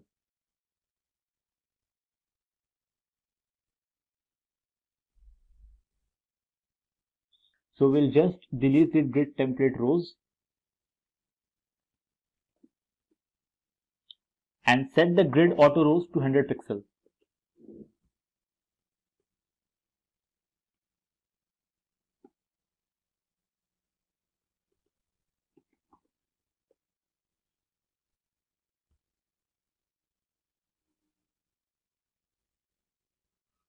Now you can see all the rows are now 100 pixel tall. Let's change our column back to 100 pixel and 150 pixels so that it will be easier for us further.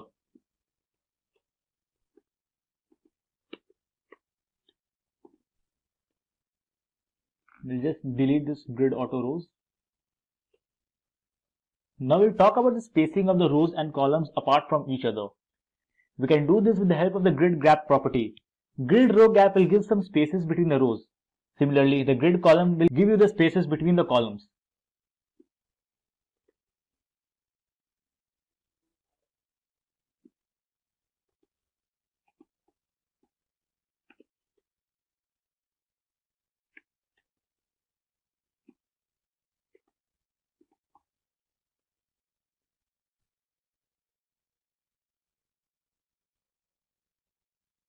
Now you can see the gaps between the rows and columns.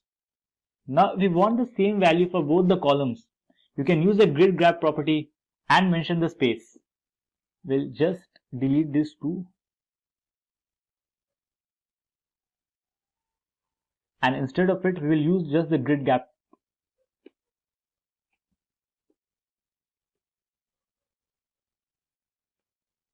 And set the size to 20 pixels.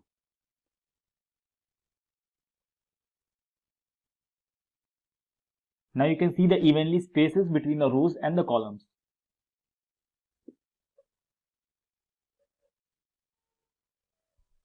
This is all you need to know about the sizing of the different columns and rows. Now let's talk about the positioning items within its grid cells. So for horizontal positioning, we could use the justify items and we can set that to center.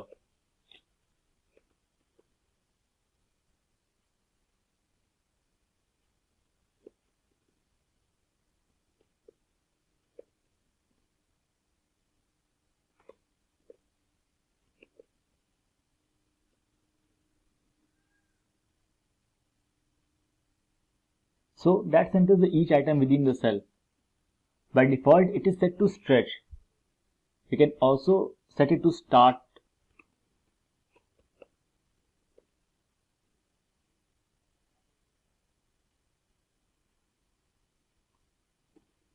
Or end.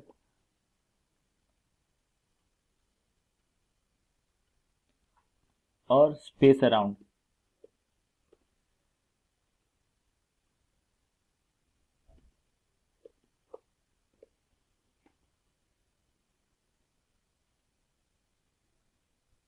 We will leave this to center.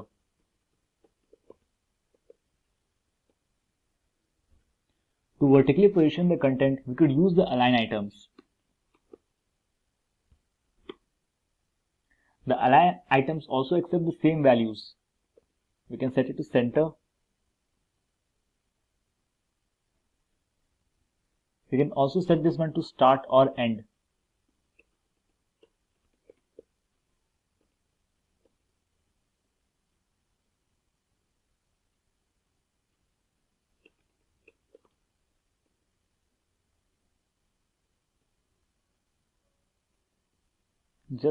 We'll keep this to center as well. You can also align the entire grid within the container.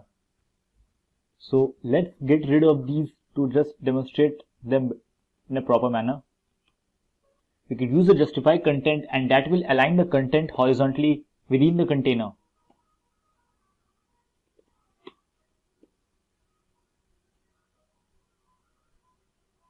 We can also set this to start or to end.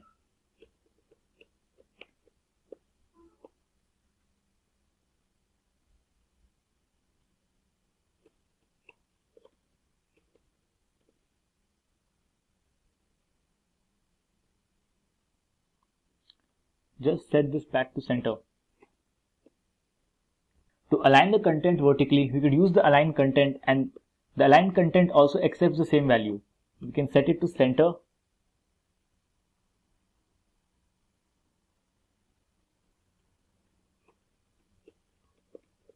Or start.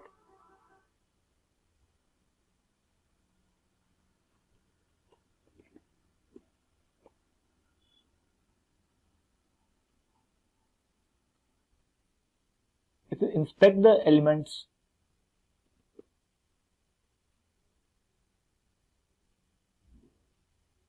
you can see they are aligned centrally between the container. We'll just close this. Okay, so this is everything you need to know to get started with the grid layout. Grid works very similar to the flexbox, but it allows you too much in terms of laying your elements because of its 2D nature. Welcome to this video on CSS Flexbox by Simplilearn. In this video, we will learn what is a flexbox and how it is useful in designing the layout of the website.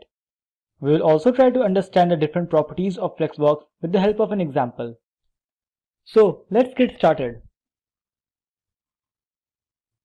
What is a flexbox? Flexbox, also called flexible box model, is basically a layout mode or model that provides an easy and clean way to arrange the items within a container. If you are using a CSS for a while, you must have used the old block model, where you assign width in terms of percentage or fixed width, and then use the float to arrange the items on the page. Suppose, for example, you want to arrange 3 boxes in a row. Then you have to enter everything manually, from width, height, and to padding. Flexbox can do all these things with ease. Some of the concepts of flexible box model is the ability to alter the item width and height to best fit in the containers available in the free space. Flex model is direction agnostic, which is different from the box model, which is vertically biased, and the inline, which is horizontally biased. Flexbox works for both. Flexbox is more effective in small scale layouts. So here are the main properties of the flex. Okay, so let's jump to some code and learn how these flex properties work. Okay, so we are on the Sublime text editor. To get started, let's add a div inside a body here, and we'll give a class of flexbox container, since this will be the container where all our flexbox items will reside.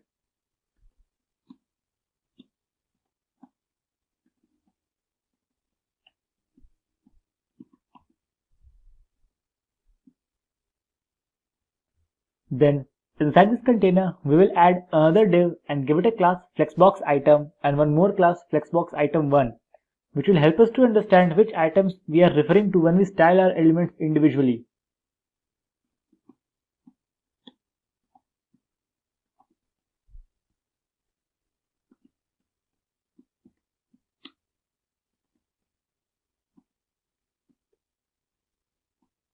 Let's just save the file and see how it looks on a page.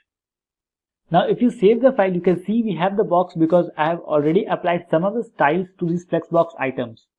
Let's just see the styling. So you can see we have the items styled, just a basic styling, so that we get the box on the web page. Now let's just copy these and add 2 more flexbox items, and you will see we have 2 more boxes on our page. Just copy and paste them below. Give them the class name flexbox item 2 and flexbox item 3. Just save the file.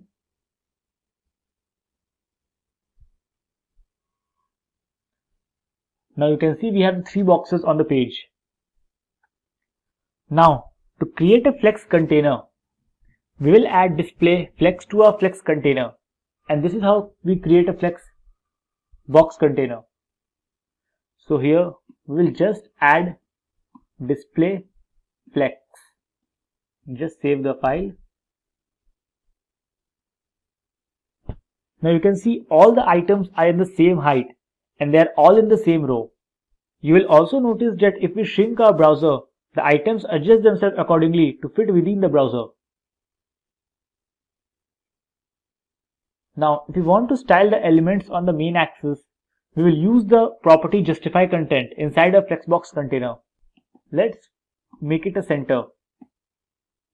Save the file. Now you can see that all the elements are in the center of the page. Another thing we can do is, if we want our layout to have a spaces between the elements, we will set the justify content to space between.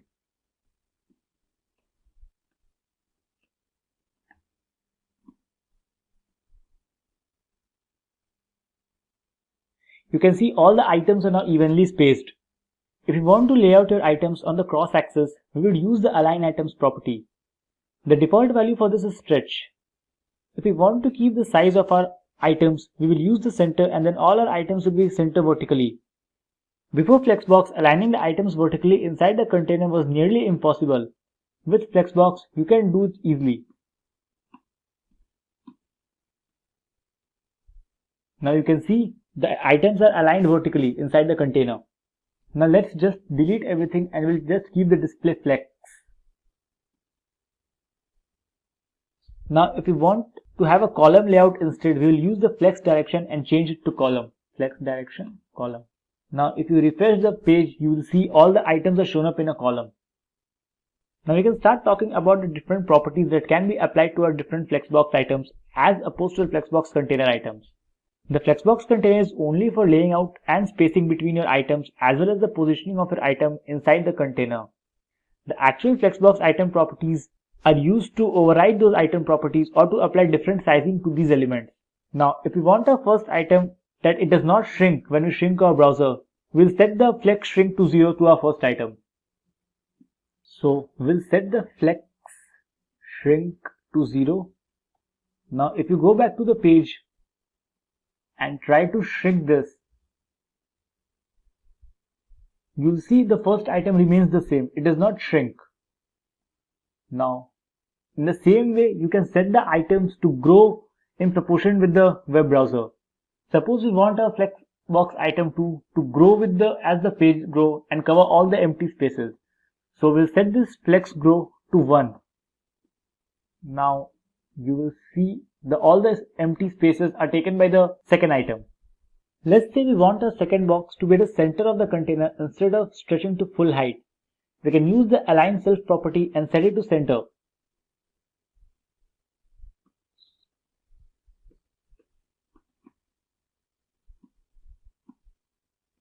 Now you will see that the align self property overrides the align content property of the container. You can see it is centrally aligned. So this is all you need to understand and get started to work with the Flexboxes. I hope you guys enjoyed this video and learned something new about the Flexbox and how you can use the Flexbox to create the dynamic layout for your site. So if you also want to become a successful software developer and gain handsome salary packages, then look at the wide range of software development courses by Simplilearn in collaboration with the top universities across the globe. By enrolling in any of these certification programs, you will master modern coding techniques with bootcamp level intensity, becoming a full stack technologist. These programs lays the foundation for crafting full stack web applications. So what are you waiting for? Hurry up and enroll now. A year of experience is preferred to enroll in these courses, so check out the link mentioned in the description box below for more details. Welcome to this tutorial on CSS box model by Simplilearn. In this video, we will discuss what is a box model and its various properties. We will also do an example to understand the box model better. So let's get started. Every element that can be displayed on a web page is comprised of one or more rectangular boxes. CSS box model typically describes how these rectangular boxes are laid out on a web page. These boxes can have different properties and can interact with each other in different ways. But every box has a content area and optional surrounding, padding, border, and margin areas. The following diagram demonstrates how the content, padding, border, and margin CSS properties determine how much space an element can take on a web page. The content area consists of content like text, images, or other media.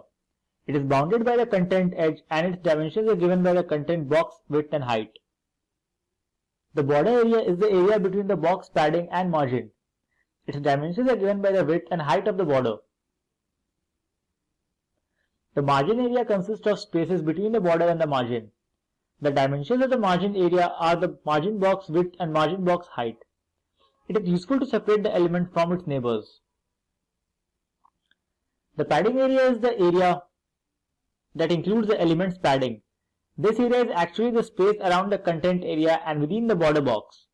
Its dimensions are given by the width of the padding box and the height of the padding box. Now let's jump to an example to understand the box model better. So we are on the Sublime Text Editor.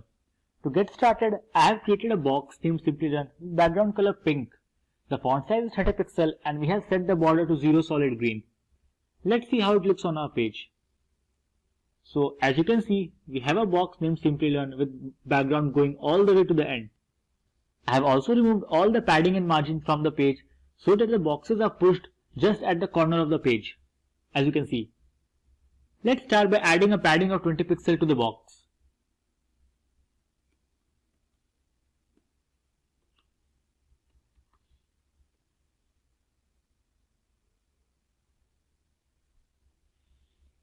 If you save the file, you can see the box increased by 20 pixels from all the sides.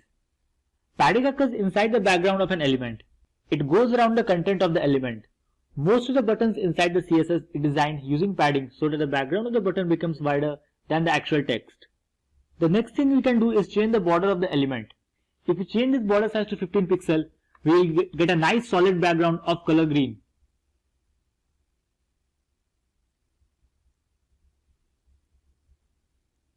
The border goes around the padding of our element. So we have the 20 pixels of padding around our content and 15 pixels of border around the padding which is around the content. Now we'll see the working of the margin. If we add 30 pixels of margin to our element, you can see the spacing on the outside of our border. So let's add the 30 pixel margin and refresh. You can see the spacing on outside of the border. Margin is used to space two elements apart from each other. Now let's change these values to see the difference. Let's make the margin 40 pixels. We'll make the padding 30 pixels. And let's keep the border 20 pixels and make it color red. This is 40 pixels. Let's observe the changes. So as you can see, our border now has a red background. The padding is 30 pixels. The margin is 40 pixels. Let's inspect the elements to understand it better.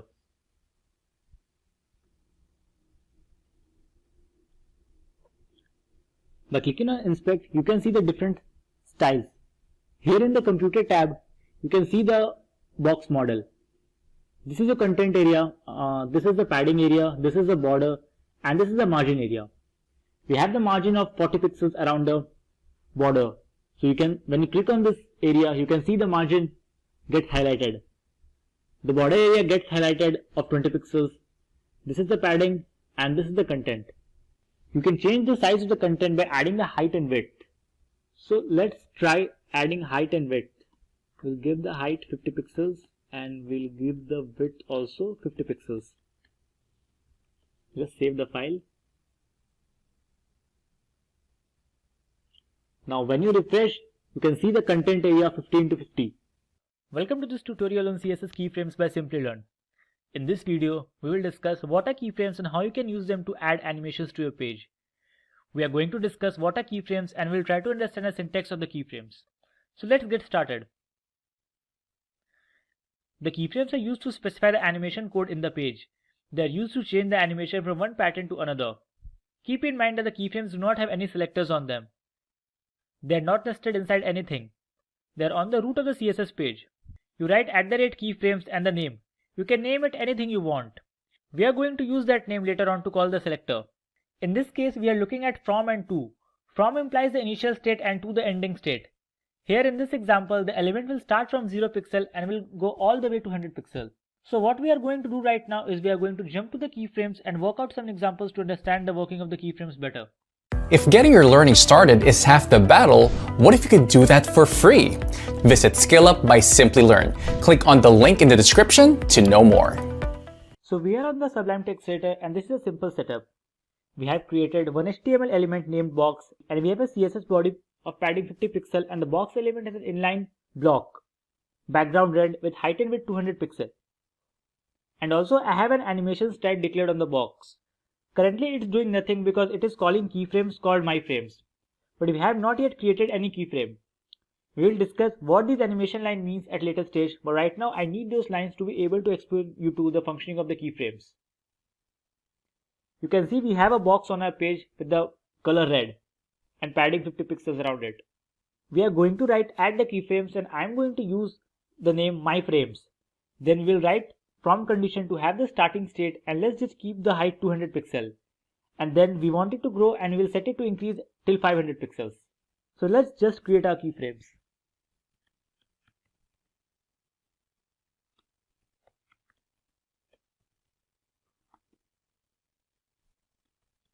This is a from condition. We'll set it to 200 pixels. And we want it to grow till 500 pixels.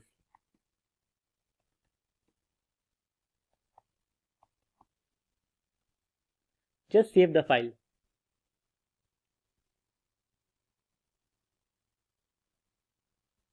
Now, as you can see, our box is growing all the way to 500 pixel. And when the animation is done, it resets back to 200 pixel and starts again because the animation is looping. You can also put multiple style declaration. For example, I am going to write background pink in the to condition.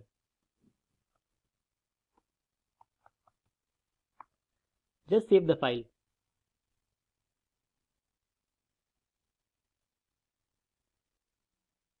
You can see that the animation is starting at red and ending at pink.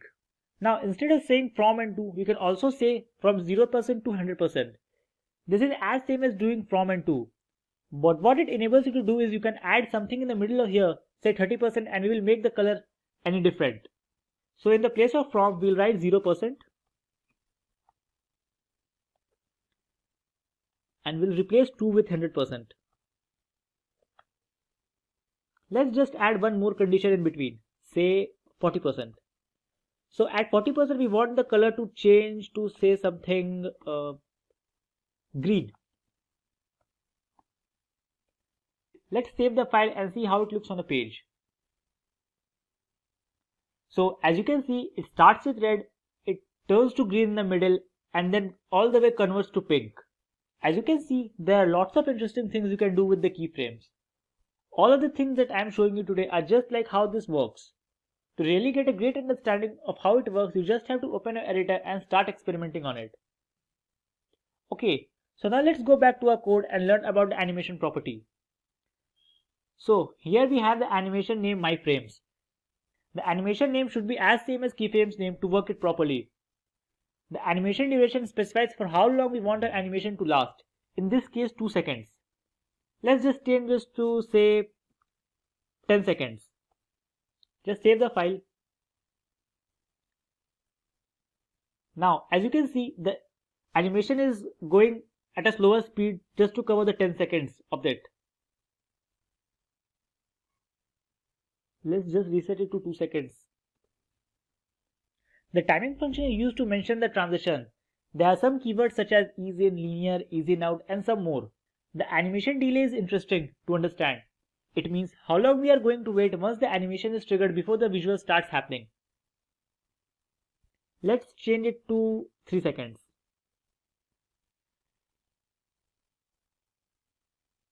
As you can see, the animation starts after the 3 seconds. Iteration count specifies how many times the animation should happen. Here we have set it to infinite, which means animation will keep on going. Let's change it to something, say 5.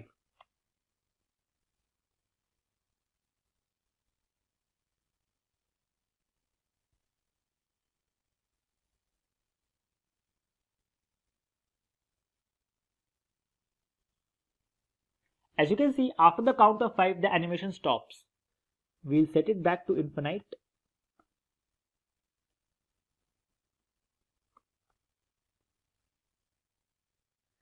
Animation running state can be paused or the running state.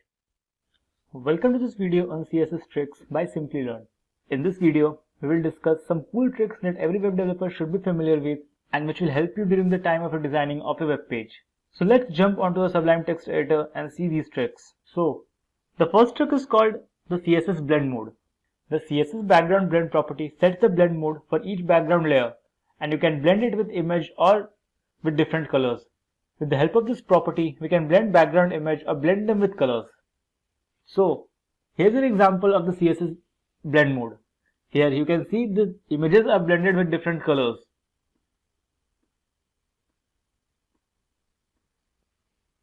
So let's see how we can achieve this. So for our example purpose, I'm going to use this image to our page.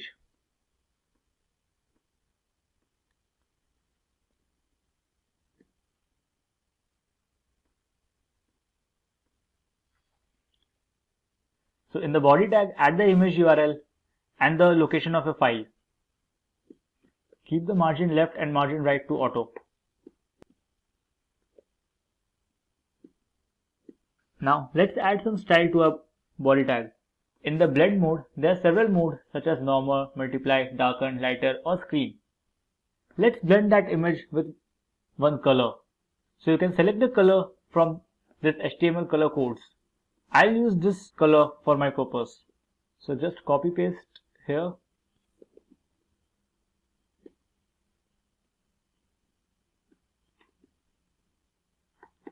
And in the background blend mode, let's keep it to lighten. Now if you save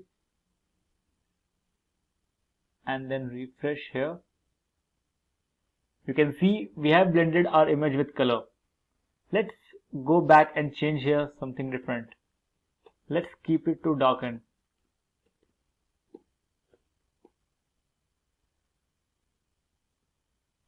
Let's try something different. Let's keep it to screen. So as you can see, there are several properties for this blend mode and you can use according to your needs. The next trick is called clipping. The CSS clip path property creates a clipping region that specifies the region that should be shown on the page. So let's understand this with the help of an example. Here we'll create a div and give this class, any class, say tr. The easiest way to generate the clip value is to use a generator. There are several websites that give the value of the clip. So we'll use this website to generate our clip value.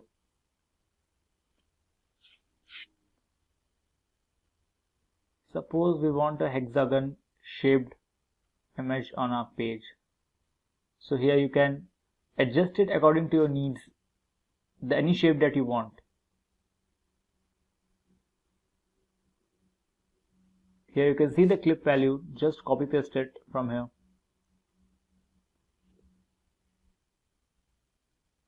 Now here we'll use that class that we have specified.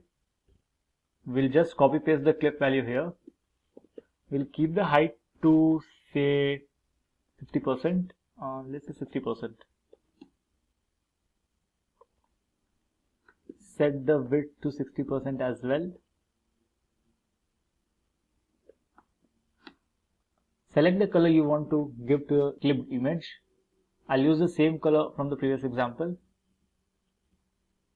So just copy paste this color code.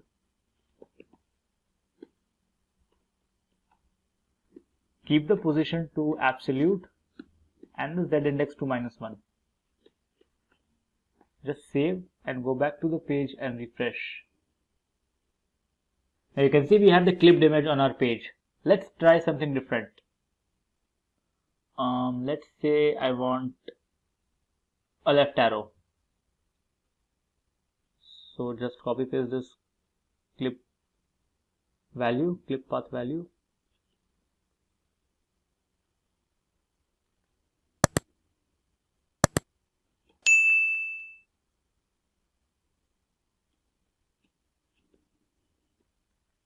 Just save the file.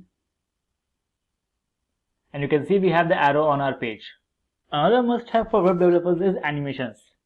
CSS allows us to animate almost every property that we use in the CSS. Let's look at one example. So here an HTML file, we'll just add one div tag first. And to start with animation, we'll have to mention a keyframe. The keyframes allows us to create different steps for our animations.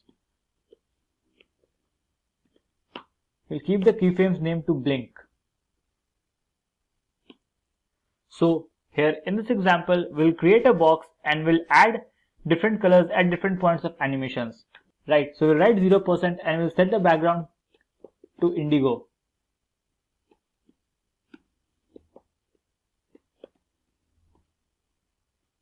We'll change the colors 5 times, so just copy paste this code 5 times.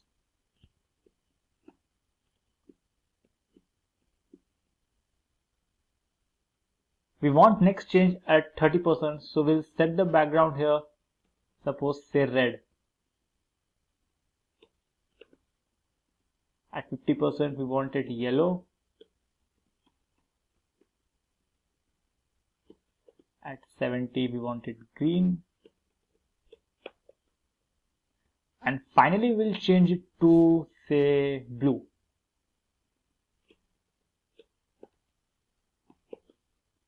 So inside the div tag, we'll mention the height and width of the box first. Let's say 400 pixels and width also 400 pixels. Now we'll mention the border of the box. So just set it to say 1 pixel, solid black. Now for the animations part, we'll set the animation for 10 seconds and for infinite number of times. Write this WebKit so as to support in our Google Chrome.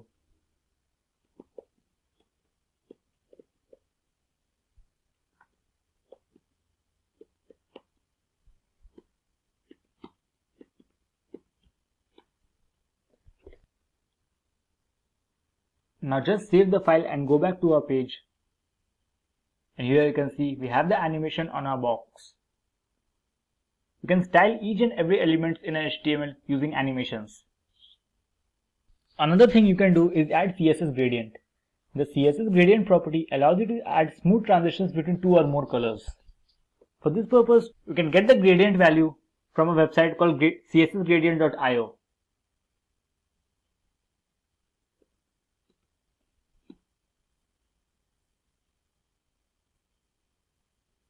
Here in this website, you can get the mix and match of the different colors you want to use. Let's look at one example to understand better. So here in this HTML file, first let's set the height. So we'll set the height to 100%. Now inside the body tag, we'll keep the height as 100%. We'll mention one background color. Let's select different color this time. So we will use say this color this time. Just copy paste the value here.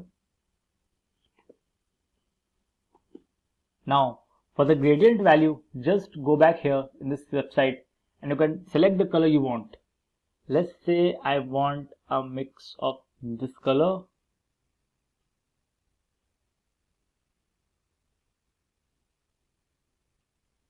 and you can change the shades from here.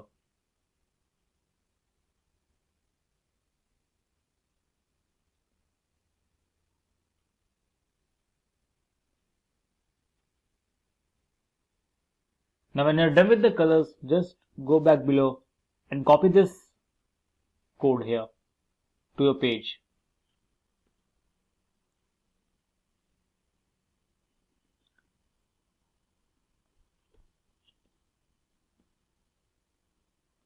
Now when you go back to the page, you'll have a beautiful gradient here. Let's try one more. This time a linear gradient.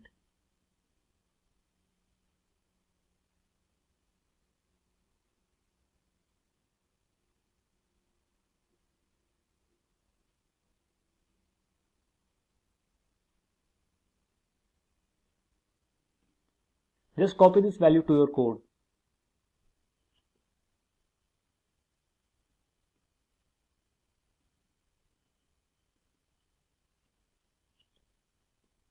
Just save the file and go back to the page.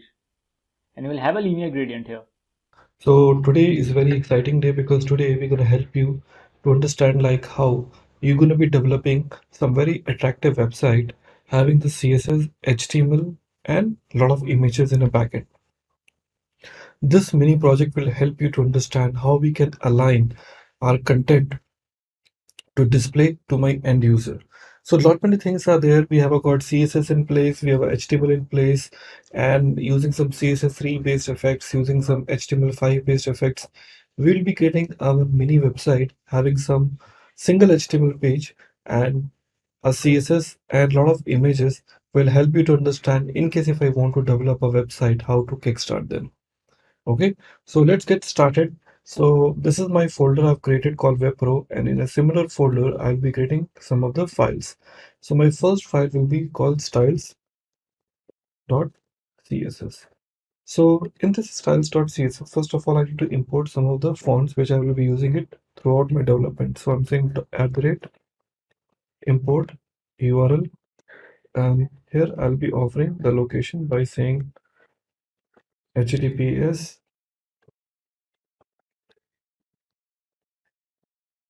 fonts dot google apis.com. Okay, googleapis.com/css. Okay, question mark, we have to use family equal to, here we can use allura, and with using this pipe symbol we are using josephine plus sans. So that is the URL for me. In case if you want to verify whether this URL does exist or not, so what you can do, you can just copy this and go to your browser and try to paste this and check if it does exist. Yes, it does exist. That means these URLs are available to us. So this is a URL which I'll be using it for my development. After that, I'll be using this as asterisk and providing some of the core features like a margin colon 0 followed by other details. Okay, like I'm saying margin colon 0 and padding once again 0 followed by box sizing. This we are saying border box followed by outline. Okay, none. Okay, and post this will be offering list style. Here we are also saying none. After that, text decoration once again none. uh, After that, font family, so we are using this option which is saying called Josephine. Okay, sans, the one which we have used, comma, we're using one more called sans hyphen serif. So this would be a first set of the style which will be global to all. I'll be using this. Well, earlier we have given the common style to all. Now I'll be giving a style to my paragraph. So here in my paragraph, we are trying to say margin hyphen bottom. I want to give all 15 pixels because I want to develop all the styles well in advance before I proceed ahead. We are saying font hyphen size. Yeah, font hyphen size that we want to give it called 14 pixels. Followed by line height. Line height, I'll give 20 pixels. After that, color. Color you can give anything. Okay, so there's one very common color called light blue. For that, there's one value called 5F. Okay, 8E, 8E, and again 8E. You can see that is called a kind of light green color which is coming up now. Okay, which is used now. A part of this paragraph will be using H1 title. Okay, H1 title, and in this H1 title we are saying margin bottom Margin bottom we are saying 20 pixels. After that, color,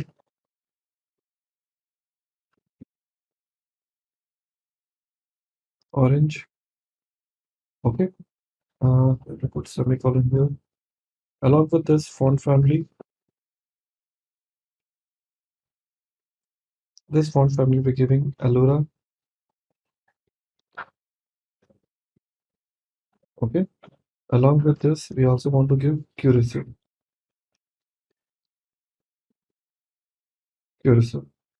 Okay, also text transform. This text transform I want to use uppercase. Along with this font size,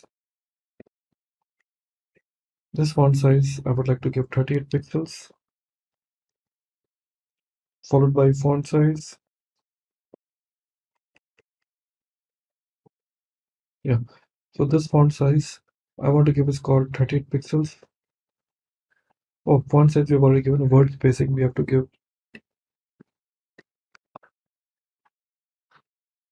This word spacing was given 25 pixels, followed by letter spacing. Letter spacing was given 5 pixels. So these are the details we have given for the H1 title. So, okay, so now we'll be talking about our buttons.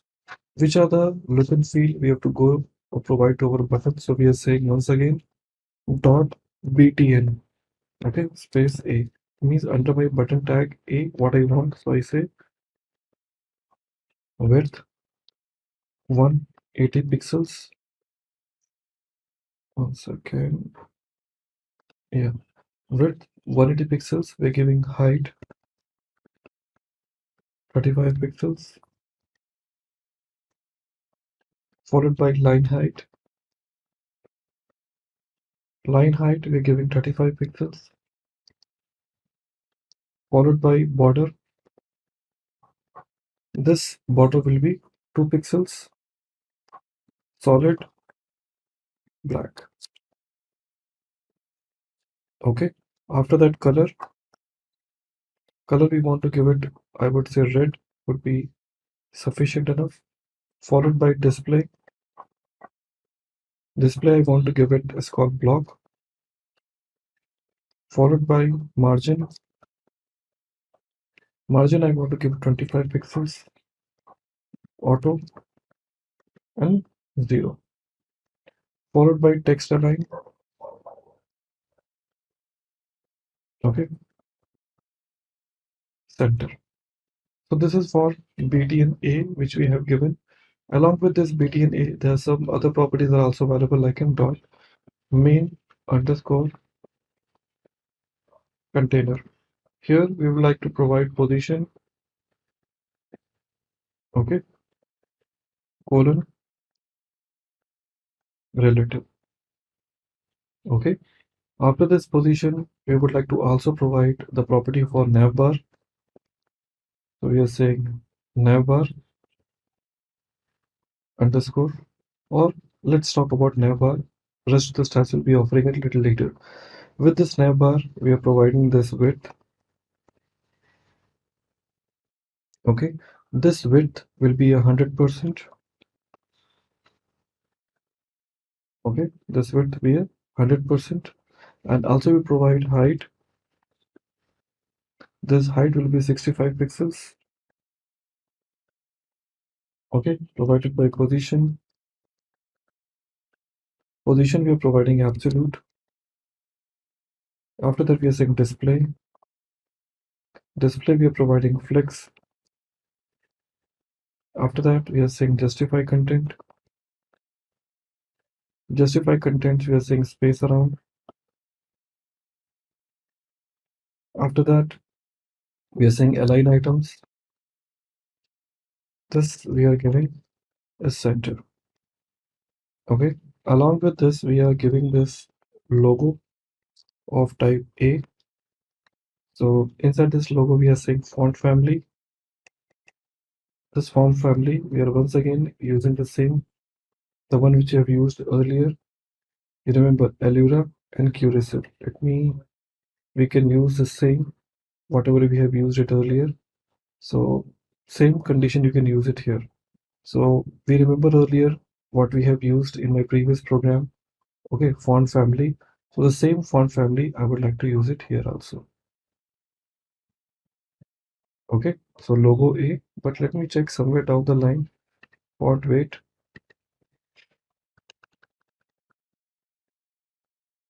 Font family. So let me copy the same and paste here right now. Okay, so we have got font family with me, which we have taken it right now to my existing logo A. Along with I want to use for font size. We would like to use 32 pixels. Also color, and as usual I would like to use red. Okay, so that is for logo on which we have basically applied this. A part of this we would like to also use for navbar underscore item space ul, and here we would like to provide margin 0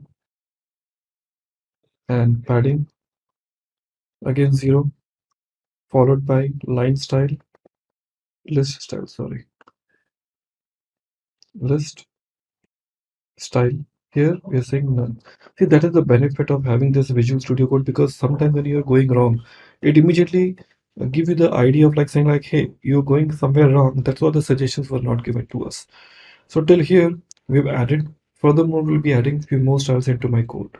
Well, navbar till ul we have seen, now followed by same dot navbar, okay, underscore items, followed by ul, which we have it, and along with this we would like to go ahead with this list items also. And in this list items we need few details. First I talk about call float, so float left for sure. Then we talk about call width. Width will be 100 pixels. And now we talk about call height. Height will be 40 pixels. Well, float, width, height we have talked about. Now we talk about call background color. Background color we can say light salmon. That looks nice. And opacity we can just give call 0.8, followed by line height. Line height I can give call 40 pixels. Okay, along with this we also want text align, once again center. Okay, this is for these items. Now under the same navbar you may have some other properties also. Okay, this is for navbar ul li, and we can also have the same property, copy, but along with this li I can also have this anchor tag, so we can select multiple elements together. So here I would like to offer text transform. You see the text transform, uppercase, followed by color. This color we are saying black, and we are talking about called text decoration. Text decoration we want nothing.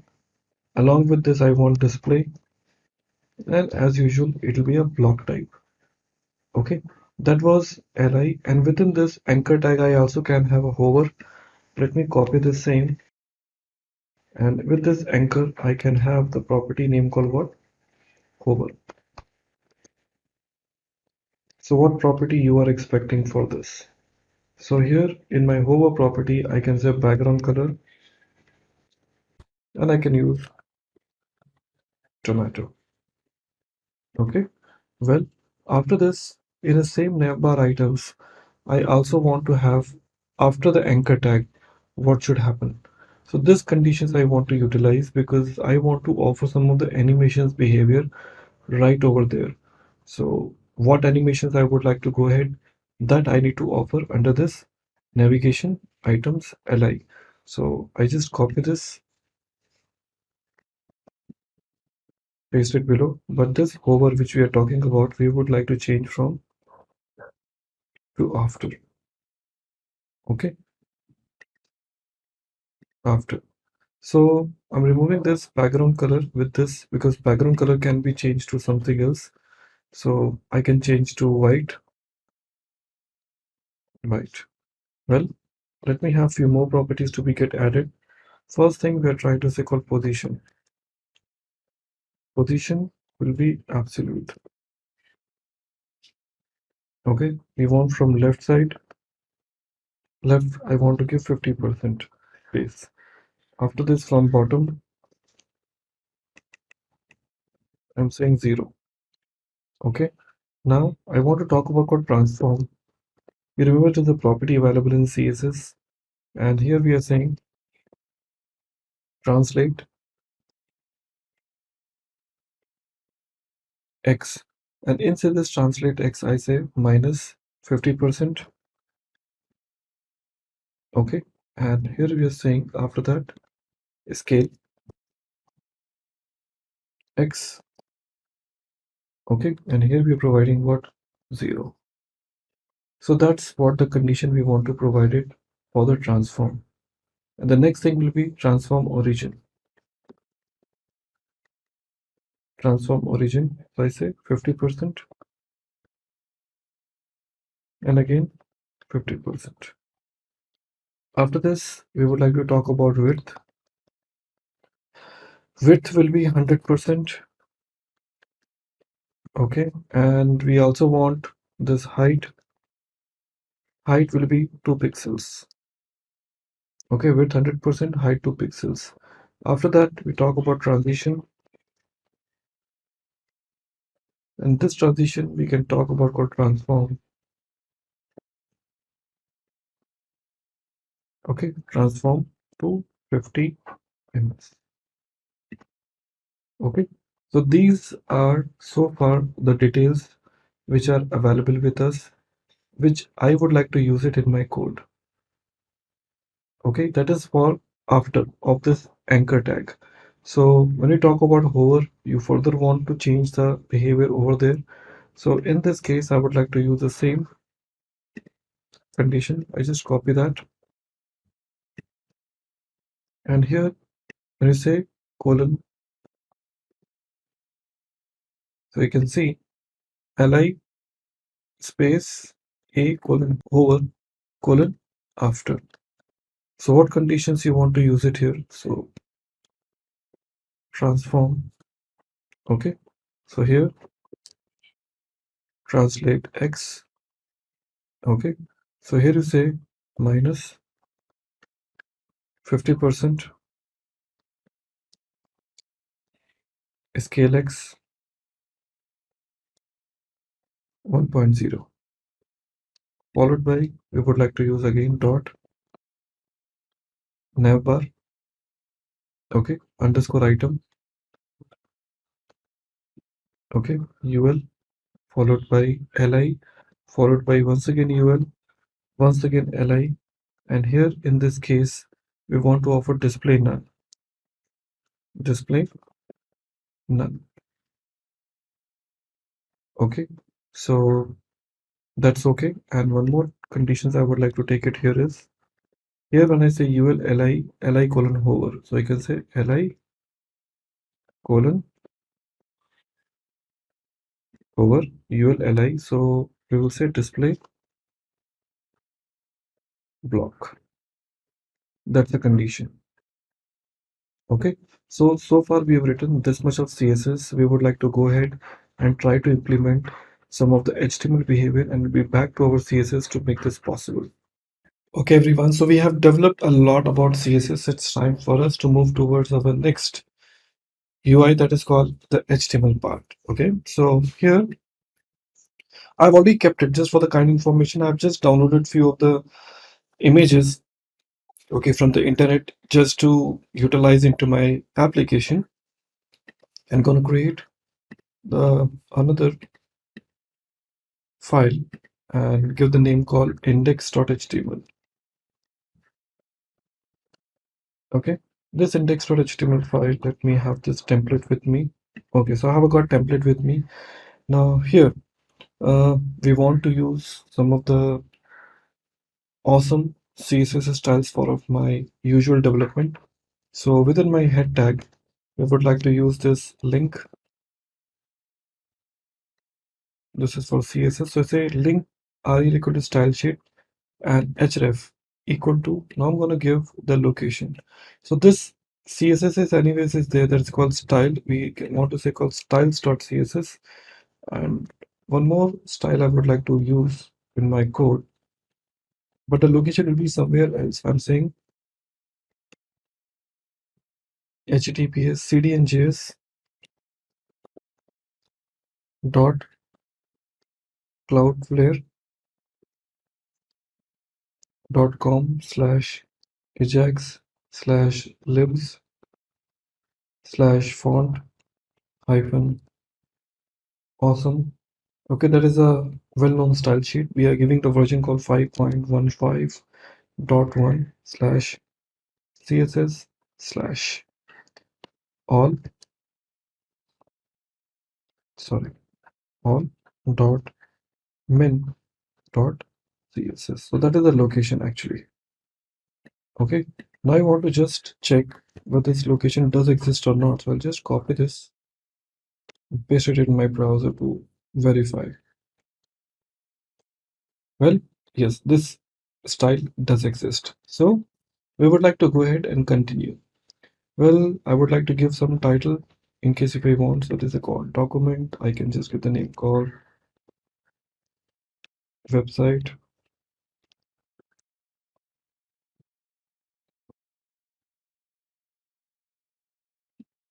Okay, let's give this W capital. Yeah, website development. Coming to my body tag. Here, I just want to give a div class equal to, let's give the name called main underscore container. Okay, and also we want to give id equal to home.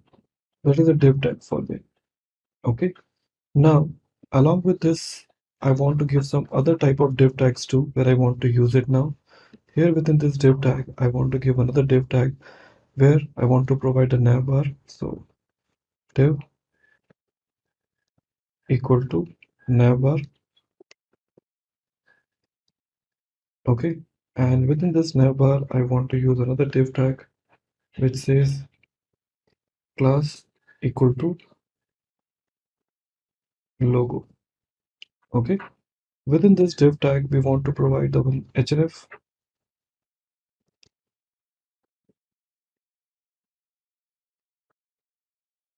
Okay, a href equal to, here we want to provide this hash. Okay, and this will be provided to home. So this is, we have a got div class, we have a called div class equal to logo, and under this we are providing this hashtag, and we are saying Simplilearn solutions. Okay, that is the first anchor tag. The div tag is getting closed, and we would like to start another div tag, and in this div tag we would like to say class equal to navbar underscore items. Okay, within this div tag we would like to use this ul, and within this ul I would like to use this li. Okay, and in this li we would like to bring some ahref equal to hash, that is the link which I need to provide. Okay, so in this anchor tag we want to provide a location called home. Here there's the first list item which is there. Like this I can provide some other list items too, like I can talk about call about. We're saying hash about, and here we say about here. So this anchor tag is getting closed. Okay, and here before I close this list item here, we would like to take another ul tag. Okay, in this ul tag we would like to paste this list item again, And here with this hash, we can just give the name call something, whichever you want to give it. Again,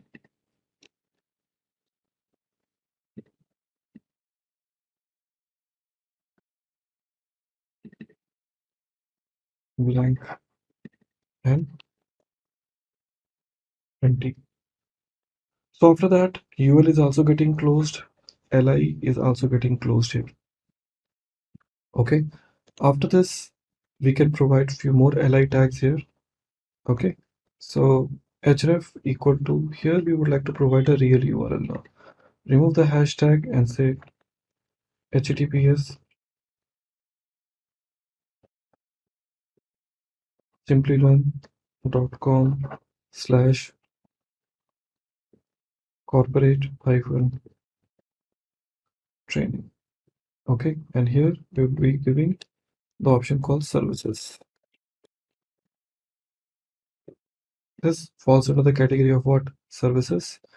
Like this, we would like to provide one more anchor tag for contact us.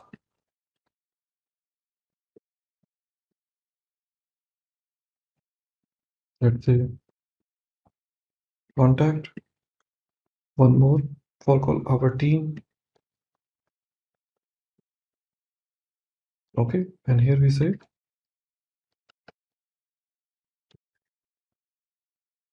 our team. Okay, let me go back to my index.html file and check the status. Well, it looks pretty nice now. Here we have got Simplilearn solution with us, and right inside you can see now here in about you see how the things are working for me. These links are coming up automatically. It came because here, if you remember in my code, when I was saying this about, okay, this was a part of our current code, and due to that it is now making it possible for us. And that is possible because here in my style.css, if you remember, we were using this a kind of navbar ul li. Okay, so the moment I try to hover, okay, so this was giving me the complete details, and due to that I was in position to get all the details. So looks pretty nice. Okay, so going forward, what I would like to do is within my program, as I could see in my index.html file, we have provided this tag. So UL is getting closed, this div is getting closed, this div is also getting closed. Okay. Now, here we would like to start another div. We say div class equal to banner image. Banner underscore image. Okay. Now within this div, I would like to use one more div tag. Within this div, we say class equal to banner underscore content. Okay, banner underscore content. Now within this div class, we would like to use this h1. Here we can say welcome to Simplilearn. Okay, after this break tag, as you know, that is a for break. And now in this span tag, we can say words.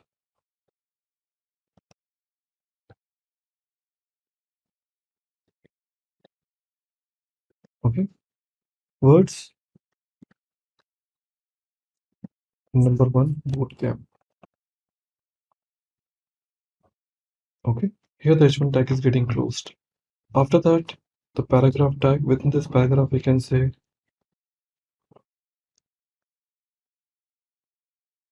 get certified, get ahead, this value.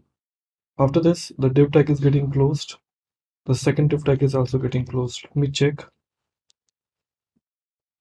Okay, so that we need to organize it in a better way. So, but initially we have a got welcome to Simplilearn words number 1 bootcamp.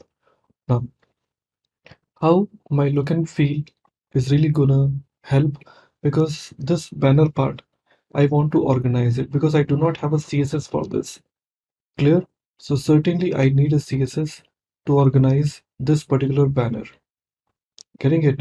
Because when we talk about called banner content, so I need to tell where it needs to go, because I also would have some banner image also too. So I'll go back to my CSS now, and in my style CSS here, let me say banner content, banner underscore content, and here we can say text align center and say color. You can say white smoke. Okay, and also within this banner content, we want to use the h1 tag. Within this h1 tag, you have to just say text transform uppercase and line height 38 pixels. Okay, and margin bottom, this margin bottom we want to use 15 pixels. Okay, so that's one we have it. Let me close this. Sorry. And here we want to use one more property called banner content with h1 and the span tag, so that I can change the color. So here banner content h1, we also want to use span tag. Within this I want to say color, and you can just say tomato. And let's check, does it affect in my application?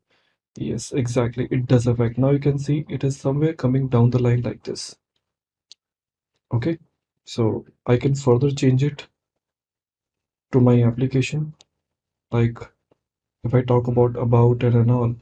So this I can change it for sure, because if I have some images also, those images I also want to change towards my application, but it is just a simple part.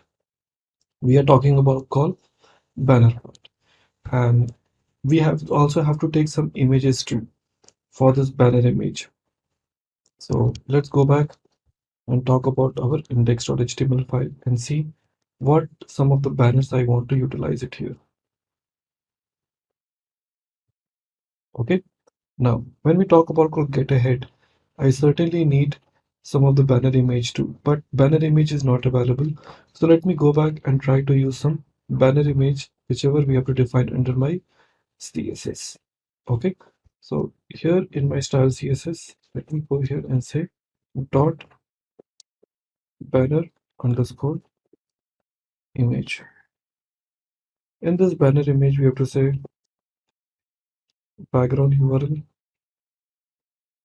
background colon.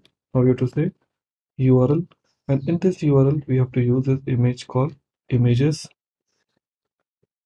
slash p4.jpg. That will be my image, and also we would like to use one very common option that is called no repeat, so that it should not repeat it, and I want to fix it to the top and in a center. Okay, now let's check. Perfect, it is coming up, but it is not looking as good as it looks like in. So we want to use few more important things, saying this background size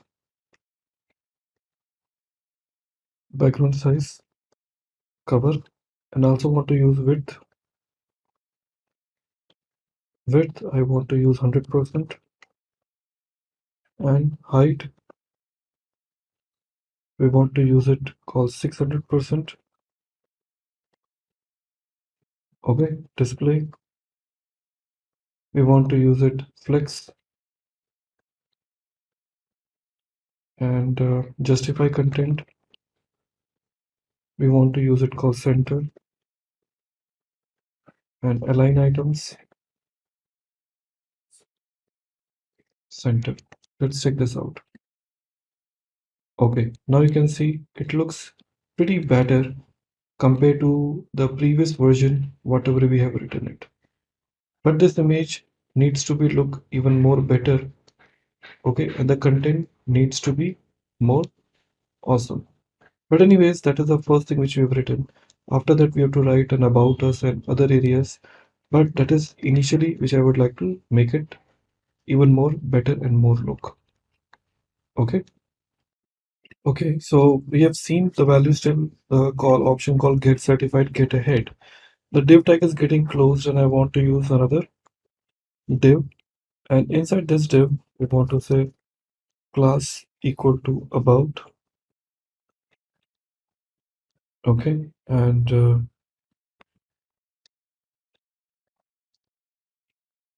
id equal to about. Okay, and within this div tag I want to use this h1 tag. With this h1 tag I say class equal to title. Okay, here I want to say about us. H1 tag is closed. After that, I want to define this paragraph and want to give some details about a Simplilearn. Okay, like I talk about Simplilearn.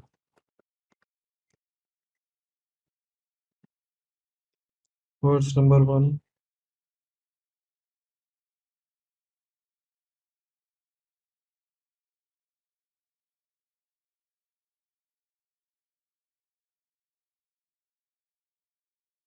Training. Okay, we can just provide some details. Training providers. That's it. So we can write it that much about in paragraph tag, and we can use this div again. Within this div, we say div class equal to btn and say a href equal to, and in this href we would like to say colon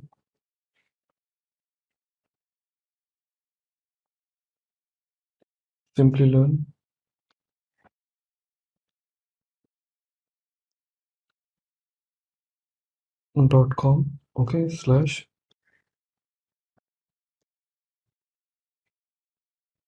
resources, and here we can just give the option name called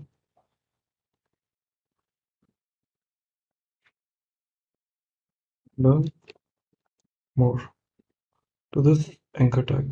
The div tag is getting closed later on. Okay, and now just like in div we have provided here, we can also offer the details with regards to your services. So I can just copy the same and provide about the services. So we can say services id equal to services, and you can provide anything whichever you would like to provide. Title is same. About us, we can say our services.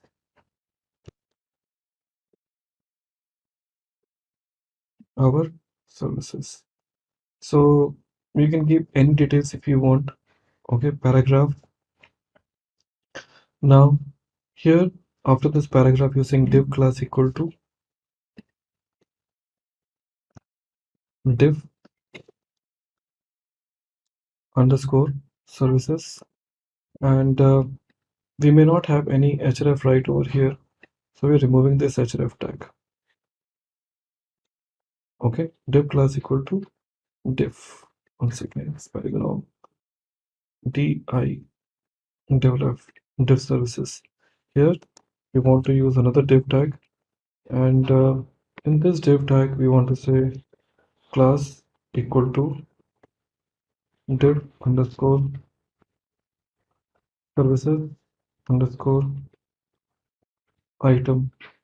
We have to basically provide, and within this I have to use this option called img src equal to, now you have to provide the location, so I'm saying under this images folder we have a call services, we have a call services 1 dot jpg alt equal to, in case if the service is not available you can just say service underscore image. Okay, within this, once this is closed, you would like to use a h3 tag now, and in this h3 tag I just say class equal to sub underscore title, and here we give the title name called web development. Let me go back and check. Yeah, so I can see this option called about us is coming up.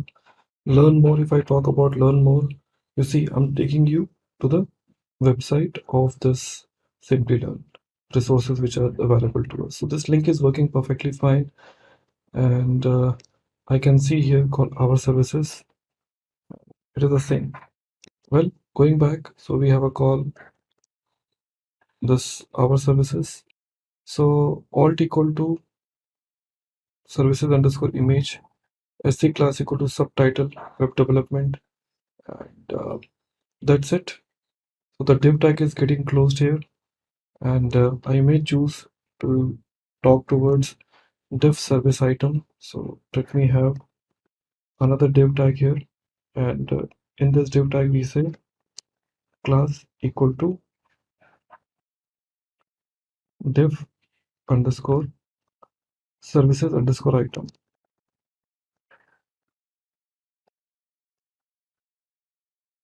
Div underscore services underscore item.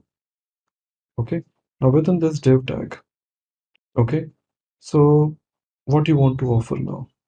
I want to offer some again certain images.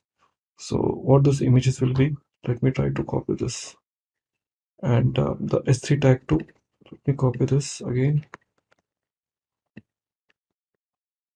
Service 1 I'm giving called service 2 service underscore images sub underscore title. Rather than using web development, we can say app development. Okay, so this div tag I will copy it again, which is getting closed, and try to use one more. So div underscore service underscore item, again images I'll say service 3 instead, service image, and here I can say online certification.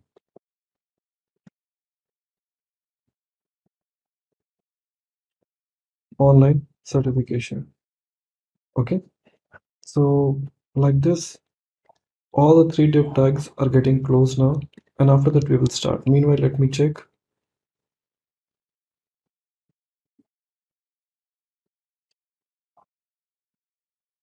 So these image sizes are pretty big, so I just want to make them small, but initially they are okay. Okay, you can see we have got our services. Okay, so you can see like web development. So image sizes are pretty big, which we can make them small to cover up the way they are supposed to, but this we will be doing it a little later on. Let's go ahead and talk about the complete HTML portion which we want to complete it now. Okay, so till online certification we have taken. So also the 3 div tags are getting closed. Now here onwards, we want to start the another div. Okay, with this div, we want to say class equal to we want to use contact us. We want to say contact us, and here ID equal to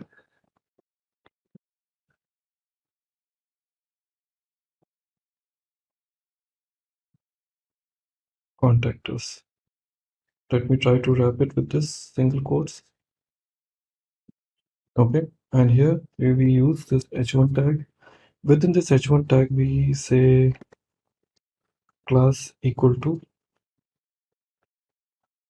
title here, and here I say contact us. Contact us. Okay, that is for the first h1 tag. We are using it now. After that, let's start with another div tag. With this div, we want to use class equal to form underscore wrapper. Okay, div class equal to what? Form underscore what? Wrapper. Div again. Okay, class equal to form underscore what? Input, and here we say the input tag. So it is input tab equal to what? A checkbox for me. So I would like to say text instead. Input type equal to what?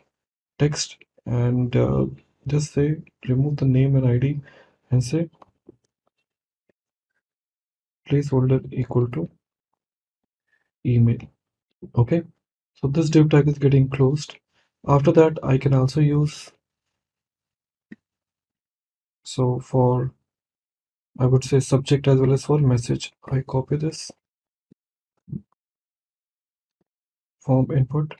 So once again, placeholder subject, and once again placeholder equal to what? Message. Three options, we are using it right now. Okay, div.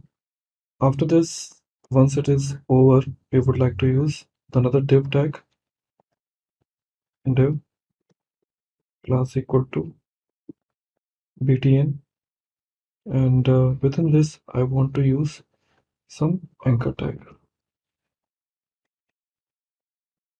a href equal to hash, href equal to what? Hash, and want to use submit. Okay, that's it. Now you can see we have got these three properties are coming up at the end, but certainly we can go back and try to fix those images which are there behind the scene. Okay, using what? The style. So first important thing is we have got these images with us.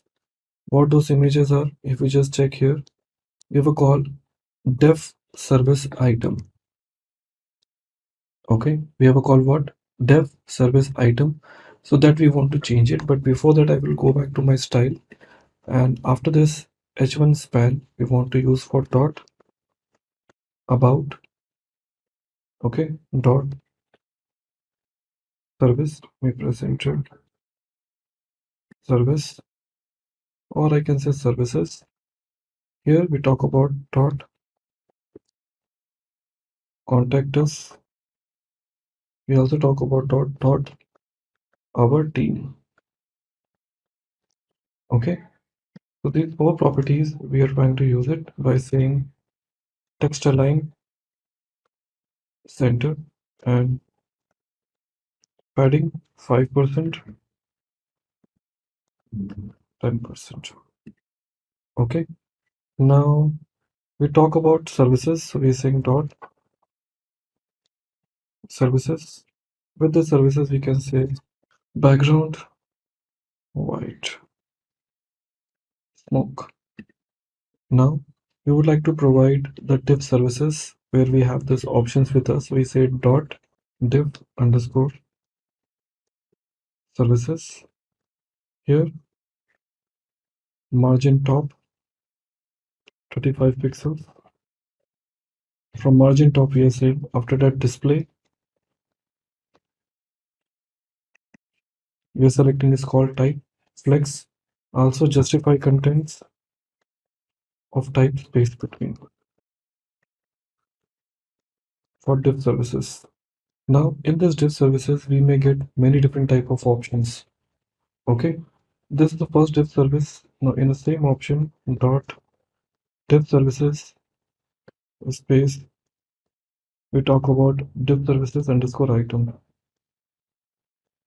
Okay, and here we want to say width 30%. Okay, now I copy the same in this div services item. So we want to use image part, that is the most important area. Here we say width 100%. Okay, and margin button. Okay, margin bottom 25 pixels. Okay, okay, now you can see this images looks pretty nice. Yeah, looks better. So that's how you see your websites are really creating some difference compared to the previous one. Now they're aligned properly, and you can see here these images are really nice. Okay, that's the benefit. So we have this, let me replace this. Yeah. And once this image part is closed, we would like to talk about H3 part. Let me copy this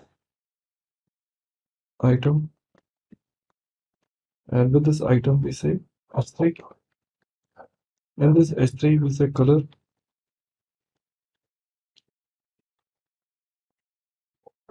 Tomato. And margin bottom, we say 15 pixels. Okay, for this H3. And when it comes to this text boxes, certainly you can change the look and feel how you really want it. So for this, you can say dot form underscore wrapper form underscore input. Okay, form wrapper form input. We say margin hyphen bottom 15 pixels. Okay, for form input. Now in a similar line, form input we may have a for text area input text area, and in this text area we want to offer some of the details, like I'm talking about, like in width we talk about padding. Let's talk about like in width, I'm saying 250 pixels.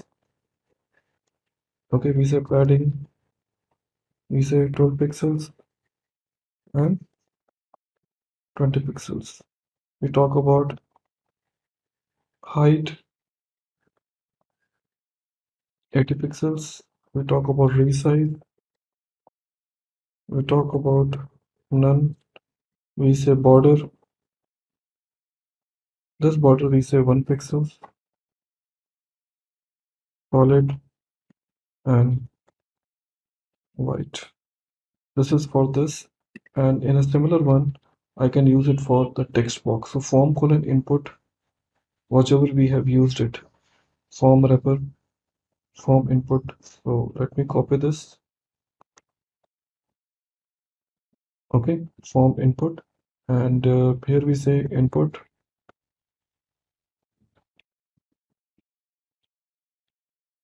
equal to type of text. So what combination you'll be using? So I'll be using width, padding and border. Copy. So I need width, padding and border, height and resize, we're removing it. And awesome. So they look pretty nice. Okay, so we have this 3 text boxes with us, and all are looking nice the way we are expecting from our application. Okay, so that's the one which my application is offering about this text area and all. So that looks really nice the way we are expecting right now. Okay, so what are the areas we have seen?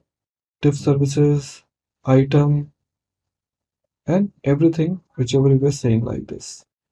So let's go back and check to my index.html file. So we have a call form wrapper, which is the outermost. Okay, you see now here it contains lot many things.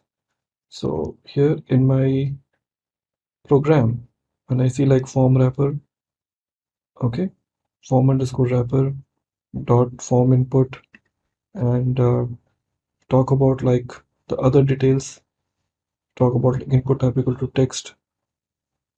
You see like the border is like that. So if you want to have this border some different color, then certainly use black.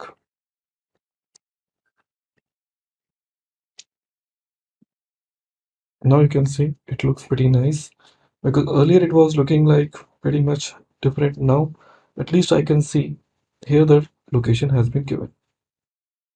Okay, so going back towards the previous HTML page, so we had a call submit button with us. Okay, after this all 3 div tags are getting closed, and now onwards we would like to start working with theme details. So we are saying div, so div class equal to our team, and id equal to team again. Okay, and now we want to use this h1 tag. Here this h1 tag we say class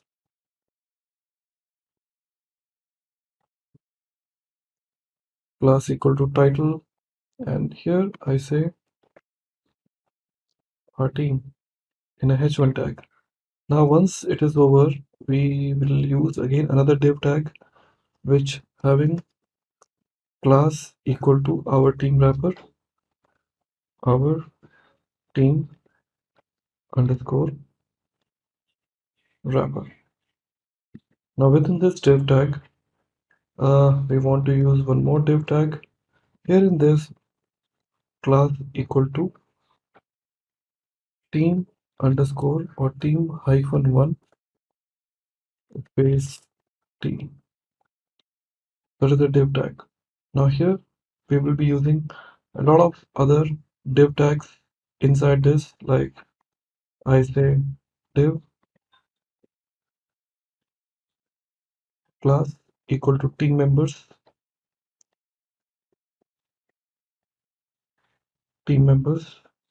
okay, and data hyphen name equal to, you can give any name. Let's give the name call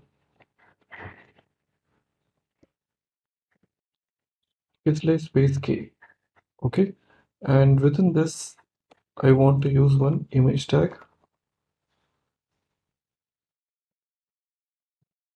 img space src equal to images slash team1 dot jpeg.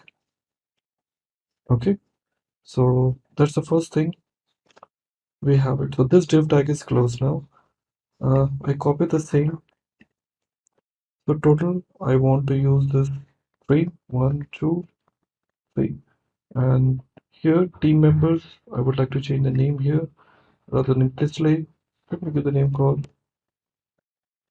Abhijit, and one more that is called,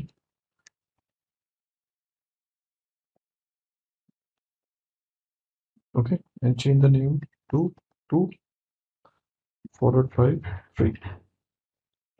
Okay, so this is the first div we have used it. So this div tag is getting closed right over here along with this. So the second div tag is getting closed. So after having this two div tags closed, we want to use another one. So for team2, okay, so I just copy the same,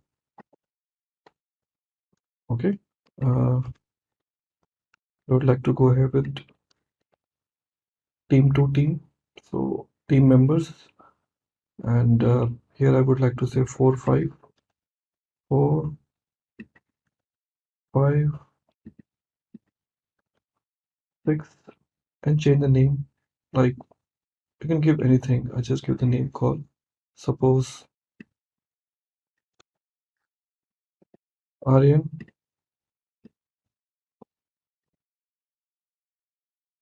Adarsh, and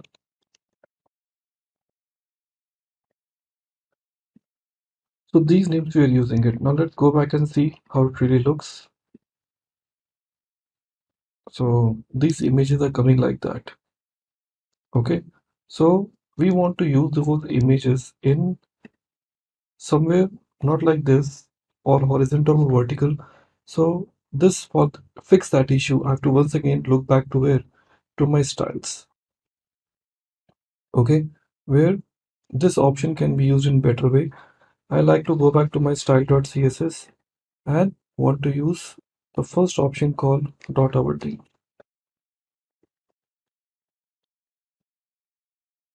Background, sorry, background. Now here we say white smoke. Now again our team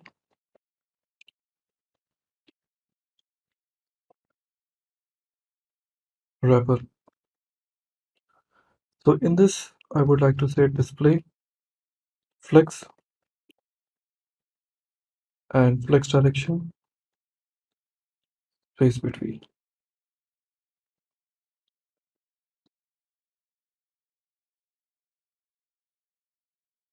Oh, sorry, column. Let's check how it really looks like in. There's no much change, but certainly few more classes can really make a difference.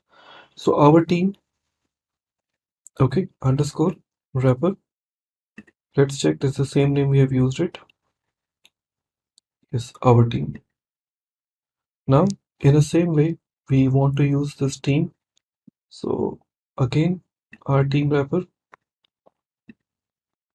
okay, dot team display flex and justify contents space between.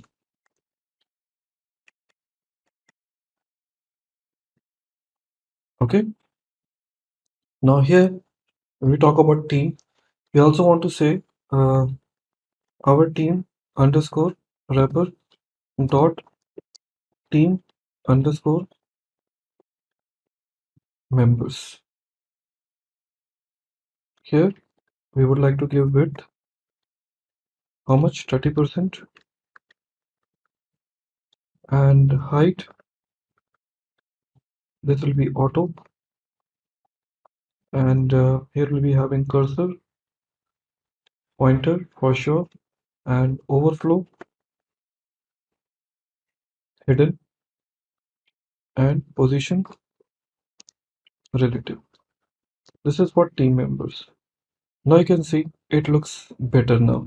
Now we have to basically divide those because we have got separate team members are available, so we have to also divide them too. So here after this we want to say dot our team wrapper and again dot team members space img. These images we say display block width 100%, okay,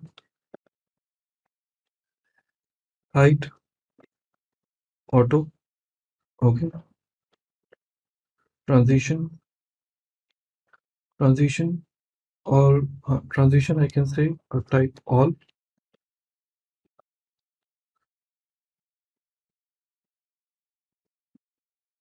like this, okay, and in a similar way copy this team and we'll say members over image. Then we can say transform scale 1.1. That's it. Okay, so we have this look and feel appeared, okay, width, transition, image, hover, so they're all ready with us. Okay everybody, so after writing all those, the only difference I made it like I had used hyphen but I'm using underscore here. Finally when I see my look and feel of this, I can see now it is moving. You can see now it is all moving. Okay, so that gives me the confidence of like, yes, exactly the code is working the way it was expected earlier. In my index.html file, okay, so once this portion is over, okay, we want to go ahead. So 3 div tags are getting closed, 1, 2, and 3. And here we would like to start working with a footer. So here we start footer. So within this footer, I say class equal to footer. Okay, now after this I use container div class equal to what, container, and again div equal to row. Okay, now div class equal to row, again another div equal to footer hyphen col, call footer hyphen column. Now let me use h4. Within this h4 I say company. Okay, after this we want to use this ul. Within this ul, once again I want to use some link items, list items. Within this list item, a equal to, so this href tag we want to say http. Okay, we have already used the simplilearn.com URL here. Let me copy this, come down, https simplilearn.com. Rather than resources I can say about us, about hyphen us, and here we say about us. So it is getting closed. So I copy this line again.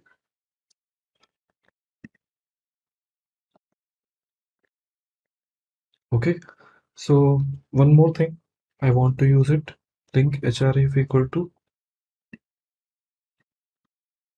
hash, and here we will say our team. Okay, after that we want to offer the careers, so we say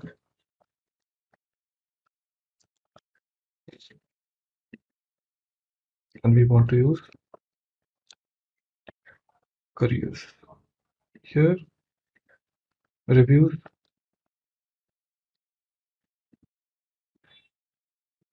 and say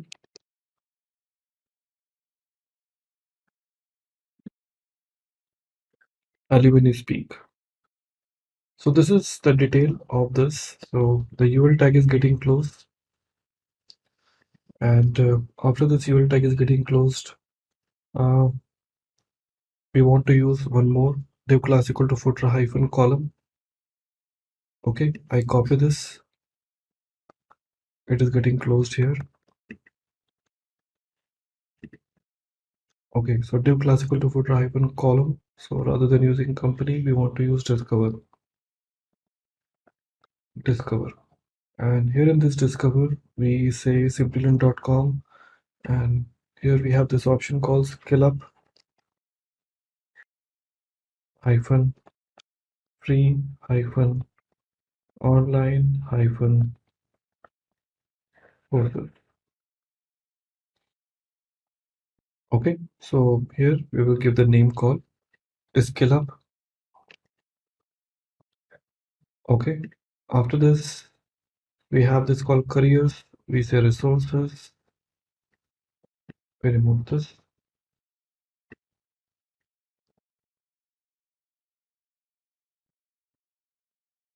resources. Here we can give the name called resources again.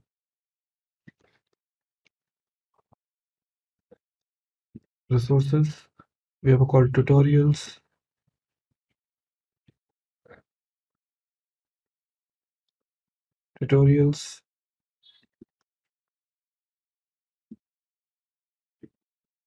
we say tutorials here. So like this we can create as many number of URLs as I want. Okay, so once it is over, let me copy this again, and here footer column we say follow us,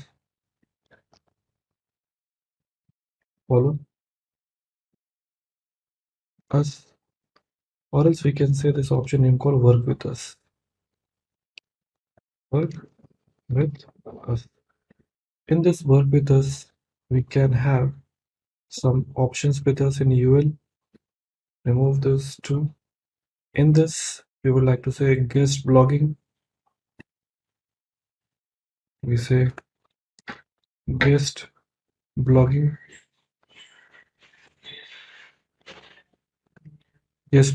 we can say blog as guest, blog guest. Another link which I have it here, that is called become our trainer. Here we say become our trainer, and we say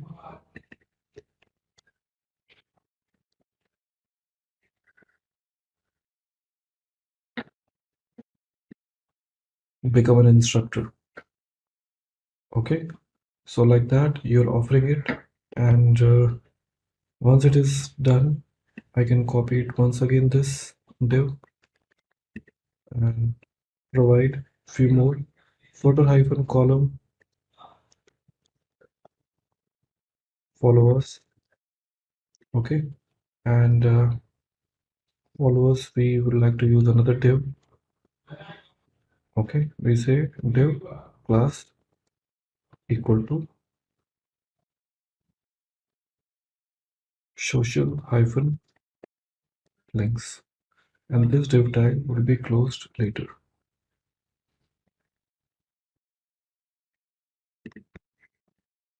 Okay, div class equal to social links. In this, I can have some facebook.com and twitter.com and many more names I can take it. So here in our div class equal to social link, here I will not be using any UL here. I will not be using any li here. Okay, so I'm closing this UL and li.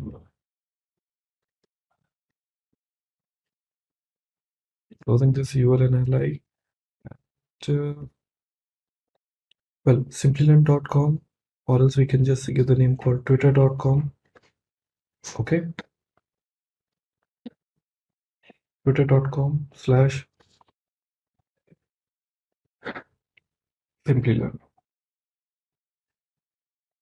Okay, so we can offer the user to follow us on Instagram also, or to the Twitter also. So here we say ahref, but what we need to give it, so we can say twitter.com/Simplilearn. We remove this values whichever we have it. So instead we use this I. Okay, and in this I say equal to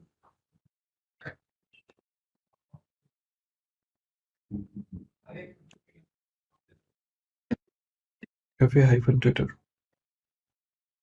Okay, anchor tag is closed. So in case if you want to talk about like a typical Instagram, that Instagram also you can use it now. So here we say http www.insta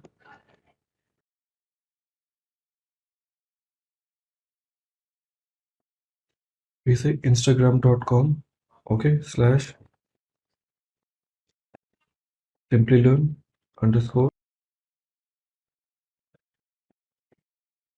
_ e-learning. Okay, and I want to use the same option there also. I and with this remove this.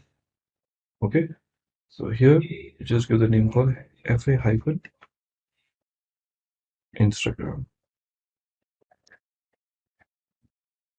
Now let's go back and check.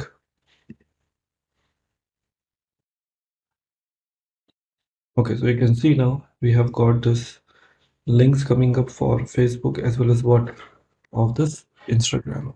So that looks really nice. That gives us a feeling of yes, exactly the code, the way we are looking forward for, it is working the way it was expected. Okay, and if you want to offer any other type of details, that also you can offer, but this is the first thing which we have taken. So this is the navigation links are available. These navigation links you can also change the way they always look forward for. So I'll be providing some links which we can later on use it. Okay everyone, so finally we're all ready. So I have basically added some of the additional styles to my code. You can see here from this point onwards, we've added this image URL. This is for body, this is for star, container, row, UL, this is for footer, this is for footer column. So because we are also using some footer portions into my code, as you can see, we have a called footer column and footer class equal to what? Footer. So I've implemented this footer background color equal to black. We have used it padding 70 pixels, footer column because we are using this h4 tag also. You remember, like, we're using this h4 tag also. So for all h4 tags, this would be the basic setting. For footer column h4, before we would like to give the contents like this by giving this background color, height, box sizing, width, and all. Footer column ul li not last child, we're gonna give this margin bottom, and this is the style for footer column ul li and list items. Clear? And here you can see this font size we're giving it. This is for hover. This is for footer column where we have our social links whichever we have created. So it is showing me the display inline block, margin, border radius, and this is for social links when I try to click on or hover it. So the color will change to this white color. And the media, this is for responsiveness, to make sure, like, in case if I reduce the size of my browser, they look better the way it is expected. So when the line size will change to 720 pixels, so this color will be changed. And this is the styles for arrow, footer one. These all we have implemented. And finally, my application, when I refresh, it actually looks like that. See now, this is the footer area of my application. So I'm sure that this looks even more better and convenient, because when I try to reduce the size, you see now it's still going to give you the responsiveness. Can you see this now? This is going to give you the responsiveness. Reason because here we are using this logic for media. When the change of width will to 720 pixels, if it is going to 767 pixels, so like that you implement that. So guys, our project is now ready. I'm sure that you enjoyed. Thank you very much for enjoying this project. So final, our application is set and our application is working the way it is supposed to work for us. So if you also want to become a successful software developer and gain handsome salary packages, then look at the wide range of software development courses by Simplilearn in collaboration with the top universities across the globe.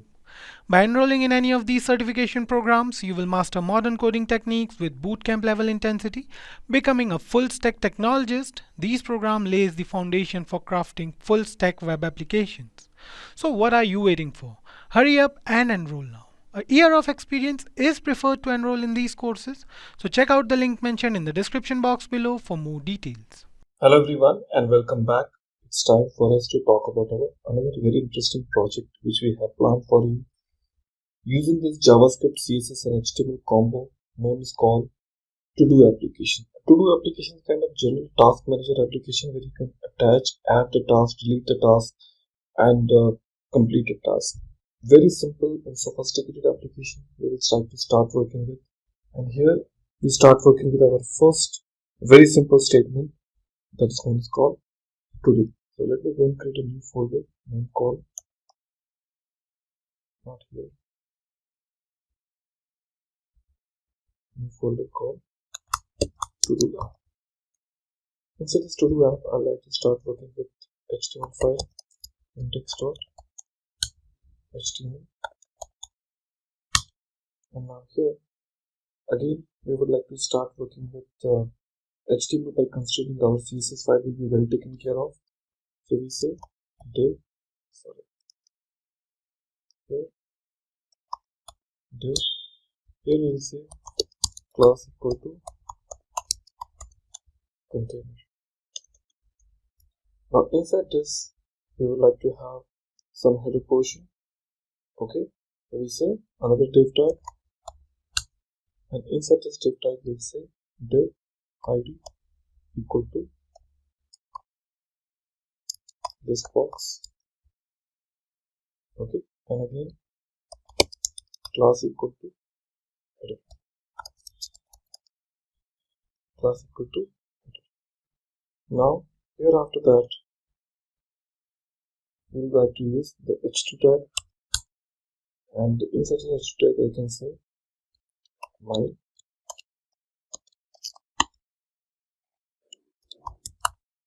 to-do list. After this h2 we like to use the text box input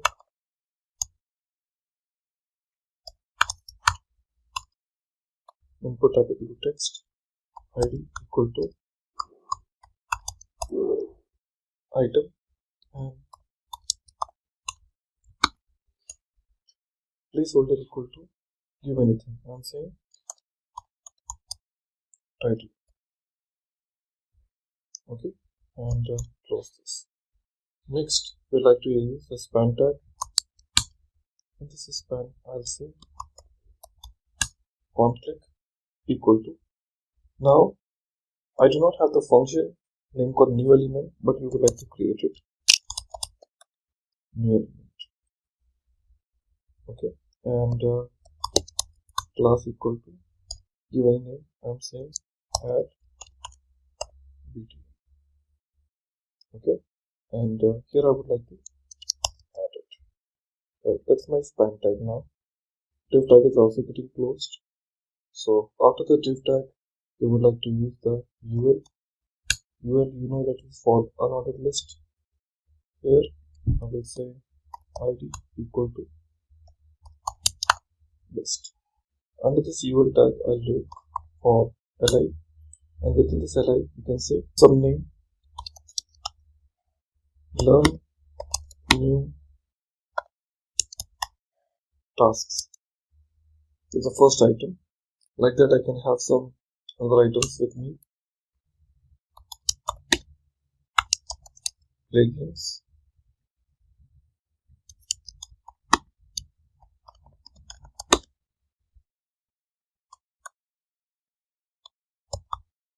Walk with the dog. Like that, I can have n number of tasks which is available to me. Okay, so here the UL tag is getting closed and the div tag is also getting closed. That's it.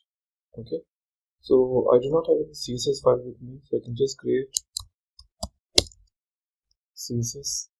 In this, I like to include it in my here link array to style sheet href equal to with the link of app.css. That's it. Let me try to see the outcome. Okay, so I can have very simple look and feel for title. Nothing is there. Add, which must be a kind of a button for me or whatever it is. So it is just a span tag for me on which I will try to click and perform some action. Remember, this is not my button. Now, here once it is ready, I would like to go ahead and talk about my main CSS, which will help me to make the complete look and feel more better. Okay, thank you. So we're going to start working with the CSS now. From my CSS, we want to basically perform the edit where close button I want to create it, and I want to create a close button to hide the current list items. In multiple activities I have it, which I want to do it with my CSS. So let's get started with CSS now, and with my CSS I would like to create some basic effects to work my application. Fine. So the step number 1, I would like to say asterisk for everything. That means for everyone. I'm saying box sizing, border box, basic one. Nothing is affected because it's for common for all. Here I would like to start with my body now. Body, background color. Background color, I will say light steel blue.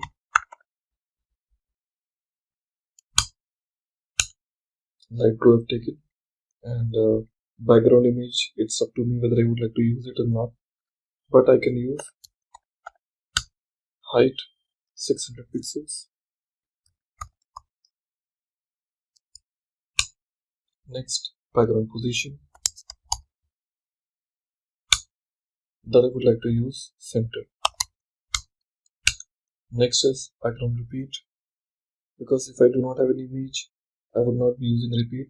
So background size, cover. Looks beautiful. Well, going ahead, we talk about our container part now. Okay, So if I just see my previous code which is there with me, that is called calculator app, here in this app.css I have an option called container.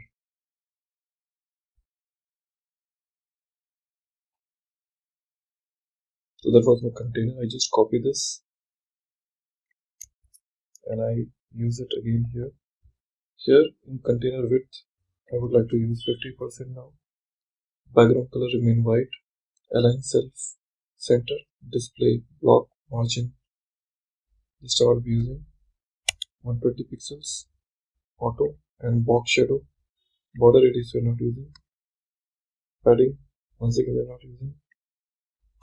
Box shadow, 5 pixel, 10 pixel, 20 pixels, and that. Perfect. There we go. Okay. So this is my simple look. Now talk about the UL part now. Margin 0. Next border left. Border left 6 pixels.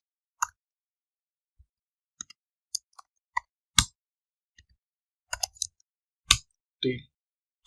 Next list hyphen style hyphen type. I'm saying none. Next padding 0. Let's take a look. Better. Okay. Now, so few things we've used. Border left 6 pixels, solid tail, padding. Now we talk about our UL and allied part.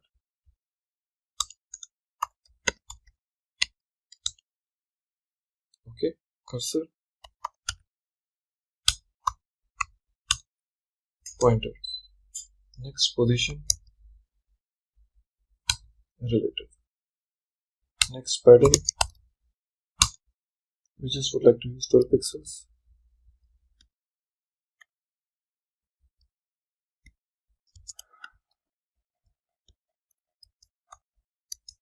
Like this.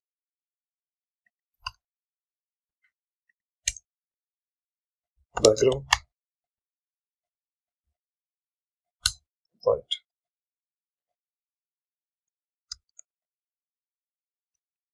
Remain with white smoke. Okay, font size. You can select 18 pixels. Transition for 0.2 seconds. This is for transition. Okay, and the last option,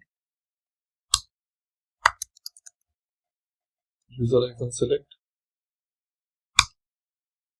none. Perfect.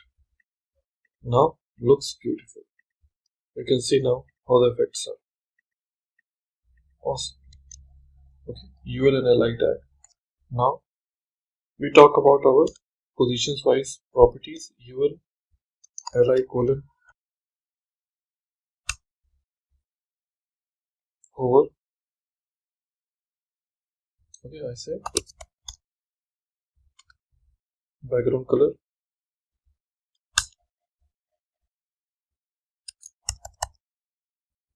Okay, and after that I use UL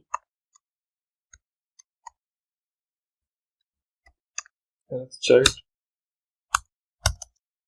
odd values, background color,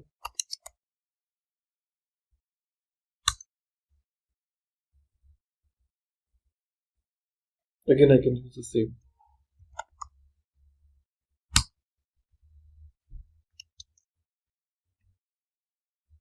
Okay, now after this we are using this called UL li dot checked.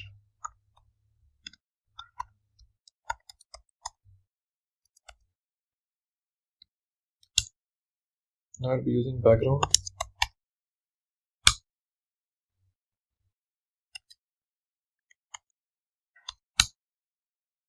then color. I'm using the same white. text decoration, line 3, which is the checked option. Okay, now after that, check before. I also want to use it, so we just say UL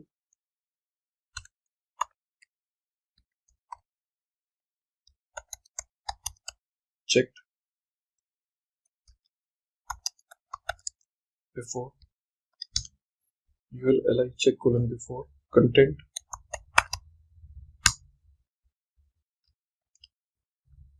after that position, absolute, after that border style, border color, border color, I'm just using called white, then border style, solid, then border width, border hyphen width.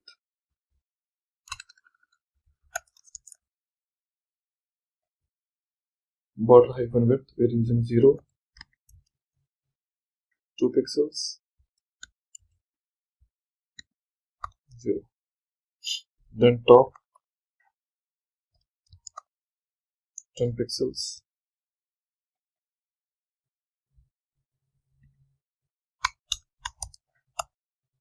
left,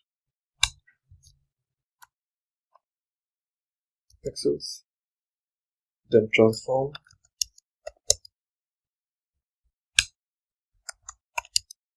rotate 45 degrees, then height 15 pixels, then width 7 pixels. Now you see this now, how they work like in. That JavaScript will be applied later on to make it even more better. So we are just getting it ready for that. Okay, after that we'll be using for close. In this close we are seeing position, absolute,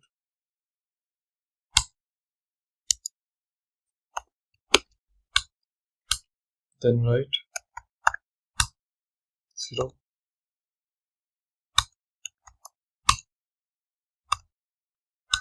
zero,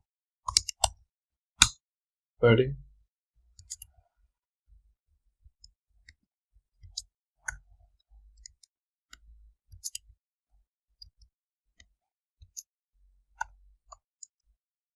four options, we are using it here. Okay, then afterwards, close, hover. In this close hover, we'll be using background color. That's called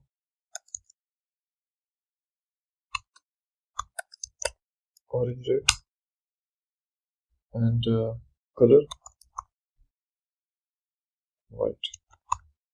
This is for close hover. Then we're talking about called header. Header will be using background color, teal, then padding,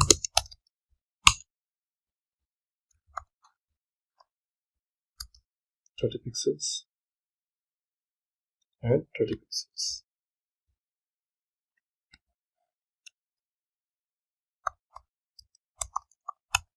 Color,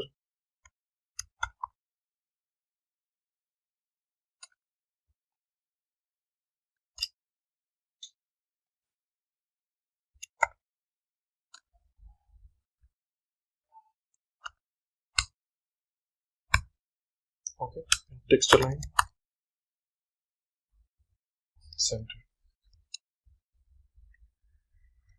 looking beautiful. Well, this is your header what we have written it now. After that we'll be talking about the header after an input.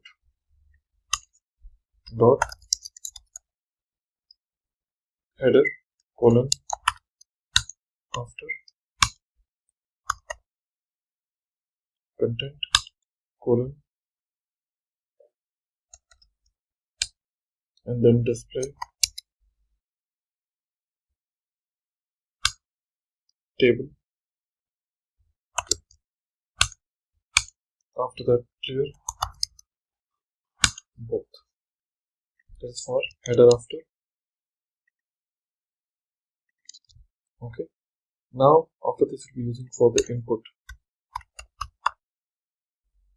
Not dot I'll be using, rather I'll be using directly input. For input. Now, input, I have to make it in more better way. Margin 0, then border none, then border radius 0, then width 75%, then padding 10 pixels. Okay, then float left. The next option will be font size. I'm using 16 pixels. Perfect. Nice. So, this is my text box. Okay, now we'd like to talk about buttons. Okay, it's time to talk about code buttons. We'll be saying dot add btn. So once again, the condition is going to be remain same. We talk about call padding 10 pixels. Talk about call width. We say 25%. We say background purple. Then we talk about call color. Okay, and we use float left. After this float left, we talk about texture line, center, then font size. We talk about 16 pixels. Then we talk about cursor, would be pointer. Then we talk about transition.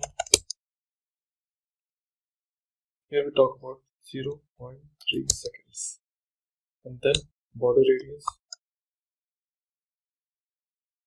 0. That's it. And at the same time, we talk about call add button.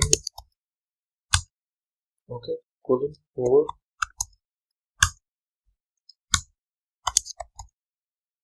background will change to which. That's it. Let's check. Awesome. So you see now how exactly it's looking now. So my to-do list CSS part is over. Okay. Well, after this, we're going to talk about our JS file, which is the most important area of your code.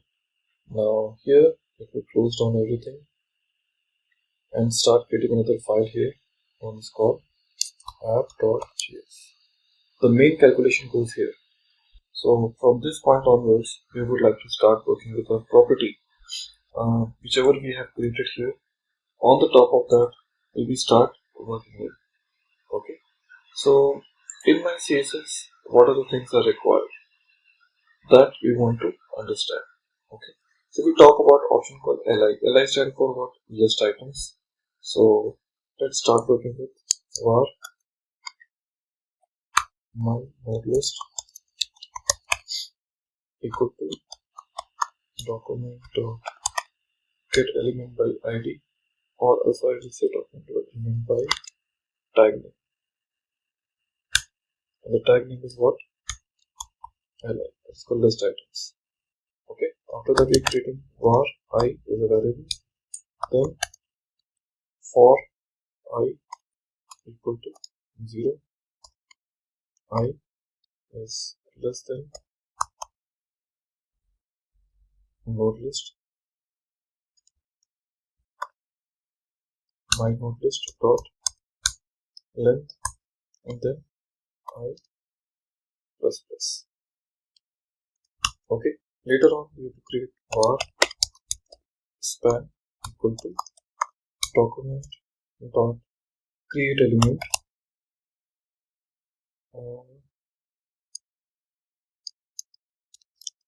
document dot create element, which element I want to create it, span, or else I can write in a capital H, span tag I want to create it.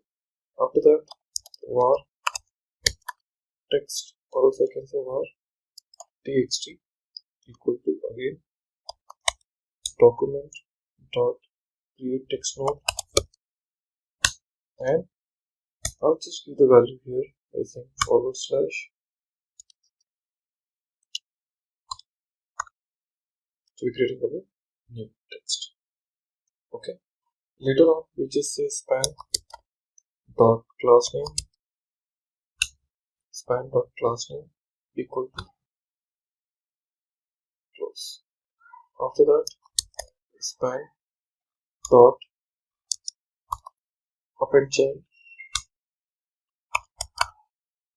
txt, and then my node list I dot append child span. So the first function which we have written it. Okay, so there is a name called node list. This is just a typical logic. In fact, I would not even say the function, it's just a logic which you have written. After that,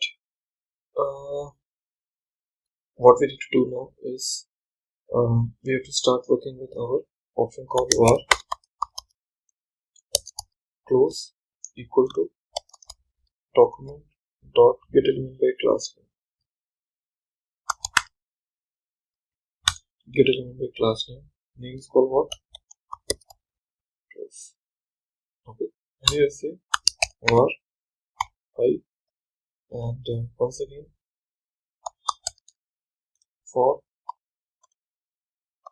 0 I is less than close dot length I plus plus. Okay, then close I dot on click. Okay, close I dot on click equal to function. And now here we say var div equal to this dot parent element, this dot parent element, and now we say div dot style dot display equal to no. Okay, and now next thing. So this is for when you try to click on a close button to hide the current list item. Okay, so you can say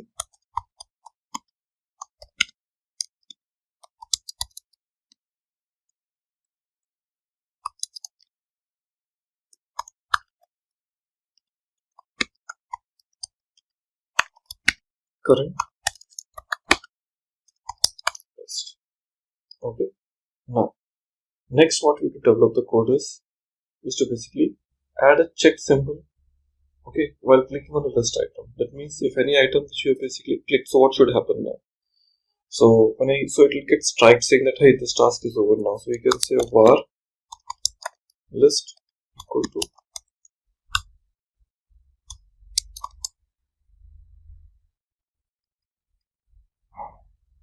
document query selector URL. Okay, and I say dot add event listener. On which event? On a click event, and then I need to write what function which takes event as a parameter. Okay, here I say if dot target dot class list dot toggle dot toggle. Here I say checked. Okay, and what should happen now? But before that, I just need to check the condition for if ev.target.tag name. Just wait. ev.target.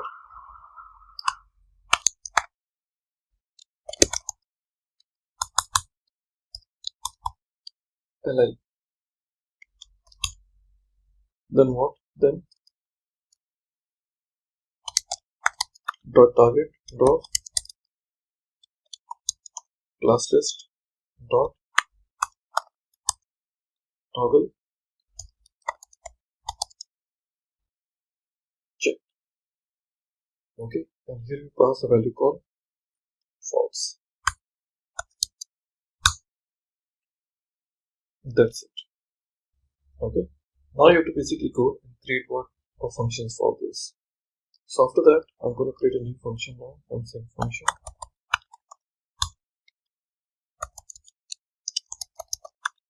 new element. Okay, here we say var li equal to document dot create element. Which element I want to create it? Li. Then var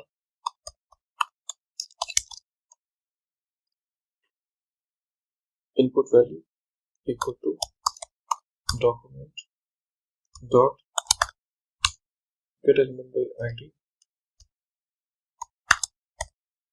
item dot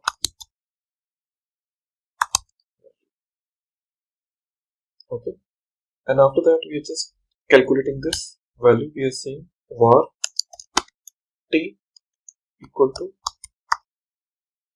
document dot create text node. Okay, here we pass input value here, and I say li dot append child of t, like this. And here we are saying if input value equal to blank, nothing is there, then what? So in such cases we can say alert. This is basically the validation for me. Alert, this field cannot be empty.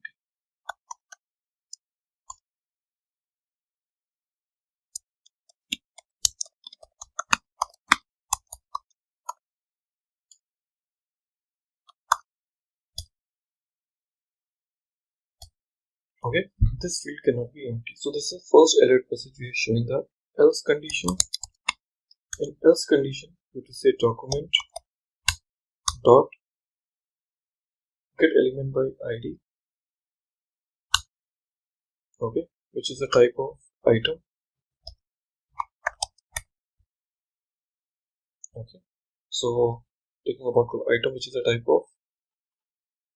So else condition, which is saying document with element by id, rather than item, let's pass list here, and inside this list we'll say dot append child, and here we'll be passing what LIKC. Okay, otherwise what would happen? We will talk about this option called document with element by id item.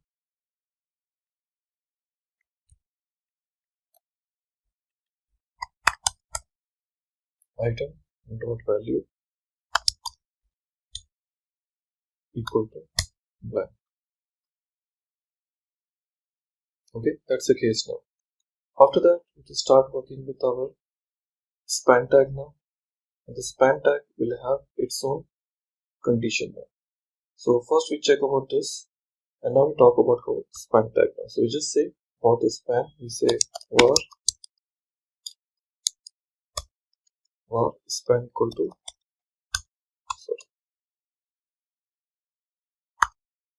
document dot get element, document dot create element, document dot create element of type what span.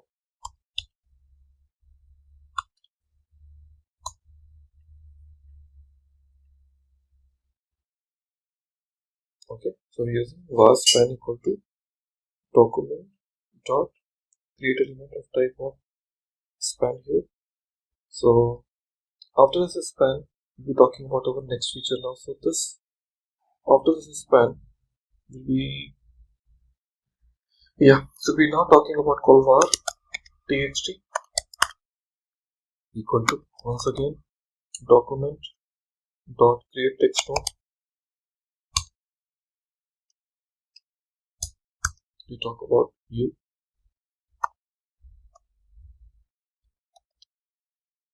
So after that span dot append child txt. Okay, and then in the same line we'll be using li dot append child span. And then last but not least, we have to basically iterate through all for I equal to 0, I is less than close dot length and I plus plus. Then close of type I, we are passing it dot on click equal to function, and here we are saying var div equal to this dot parent element, okay, and div dot style dot display equal to none. So friends, we are almost ready now because our JavaScript file is ready. After that, we'll be talking about how to include it in HTML to take a look. Well, everybody, so we are all set now since we have our application ready with me. JS is ready, CSS is ready. Now in our index.html file, we have to just check how to apply this JS within my code now. So in my index.html file, I'll just go to the bottom of my page that is called script src equal to the name called app.js. That's it. Okay, and let's check about my final outcome. Okay, so you can see now the crossbar automatically appeared. Okay, with my application, let me try to add another one that is called welcome. See, it is automatically getting added. The moment I click, you can see it is called strike. That means it is done. If I try to click on this, it goes off. If I click it here, it's strike. Click here, it's strike. Add another. It's also working. Delete it. Click it again. It is unchecked or unstrike now. So guys, that's it. So we are happy, like finally we have finished one of our very important project, which is a called to do application. So called calculator application. So let's get started. Let me try to delete first those files which we really do not need it now. We delete those all. Yeah. Now I'll be creating a new folder now and give the name called calculator app. And in this calculator app, once again we need some new files which is called index.html, and we also need one more that is called app.css, and another one that is called app.js. So these three files required.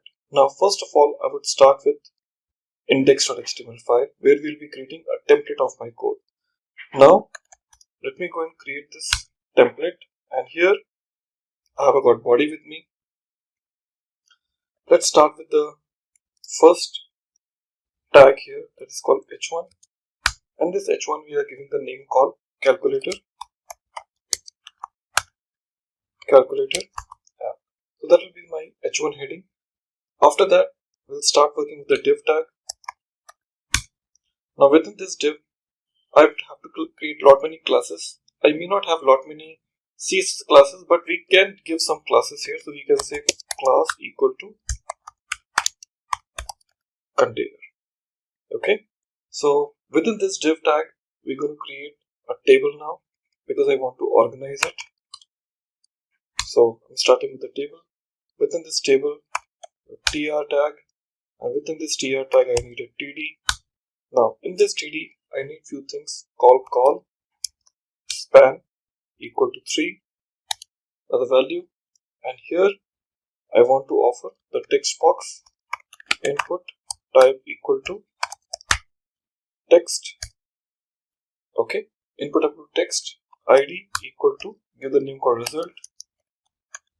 That will be the final outcome while pressing all the different buttons. Id equal to result and class equal to screen. Remember, I haven't created those CSS classes, but we're giving some names, but later on we can utilize it while creating those CSS classes. Table data is getting closed. Let's get started with another TD. Now inside this TD, we need another text box. Input type equal to text, and here in this input type equal to text, sorry, I would like to better say button because I'll be having buttons.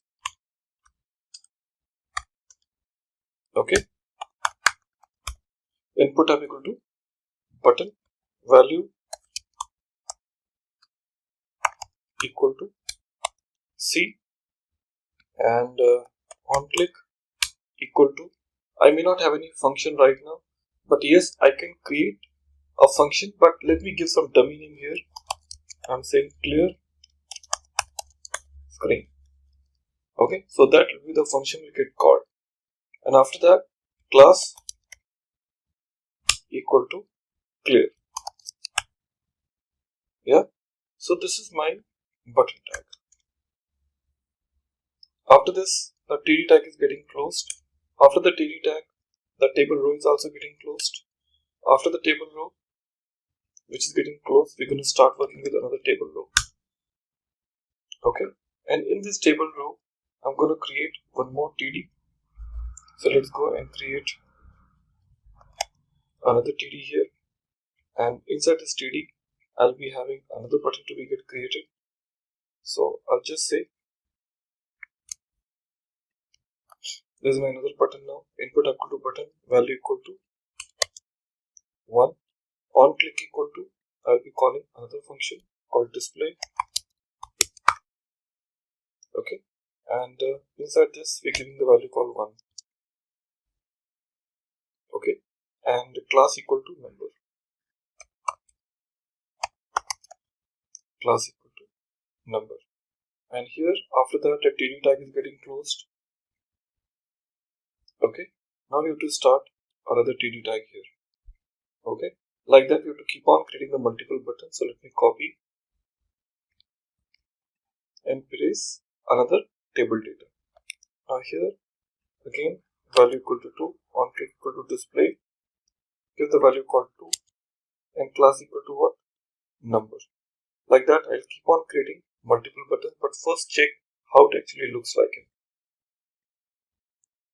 Now I can see the buttons like in C 1, 2, 3, but yes, I'm going to create few more buttons one after another.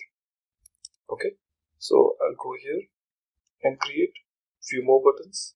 So this is where the table data is getting closed. Okay, I'll copy this and paste it again.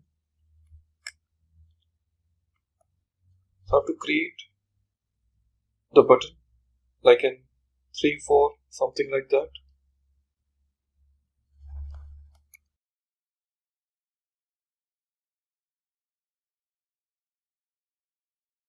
So after this 2, we're giving the value called 3. Yeah, I'll give the value called 3. So value equal to 2, value equal to 3, display 3, and then afterwards just giving the value called forward slash, and here also we're going to give the value called forward slash, and here class equal to operator. After that, we have to give the value called 4 and then followed by 5, 6, 7. So here we give 4,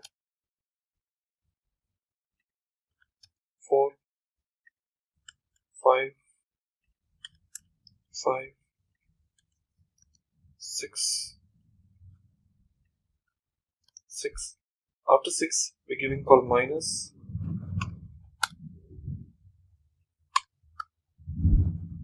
Okay, once again it will be what type of operator.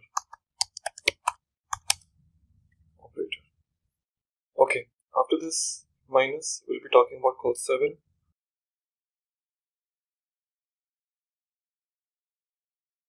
Then we have to have 8. Okay, 9.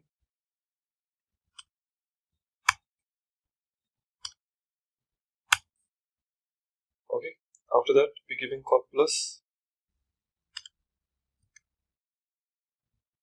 and display plus class equal to operator. Okay, so here you can see the table data is getting closed, and here the table row is also getting closed. And after this table row, you can start working with another table row here. And after this table row, we can start working with again TD.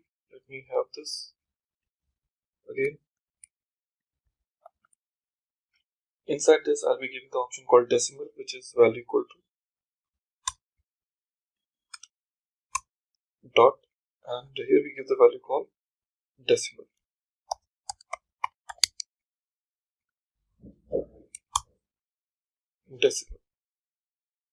Okay, now display 0. So after giving this dot, it will basically take what? The value 0, which we haven't put now. We'll be talking about value called 0. So here the decimal value we have given it, TD is getting closed. Let me have the another one.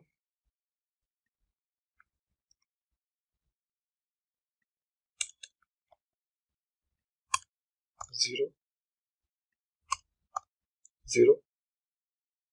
So like that we have to give this now. After that we'll be once again taking this, and this time rather than giving this 0, we'll be using this call as a button and value equal to on click equal to solve. Okay, and in this solve will not be passing anything. It will be like a normal function, and class equal to equal. Okay, so table data is getting closed, so we will be using another table data now. So here it will be the button only. Okay, we will be using value equal to multiplication. Display asterisk, and here we'll be using operator. Okay, so table data is getting closed, table row is getting closed, table is also getting closed here. Okay, so your div tag is also getting closed here. Okay, that's it. Okay, so that's the only thing which we wanted to make. Let me try to refresh and check. Awesome.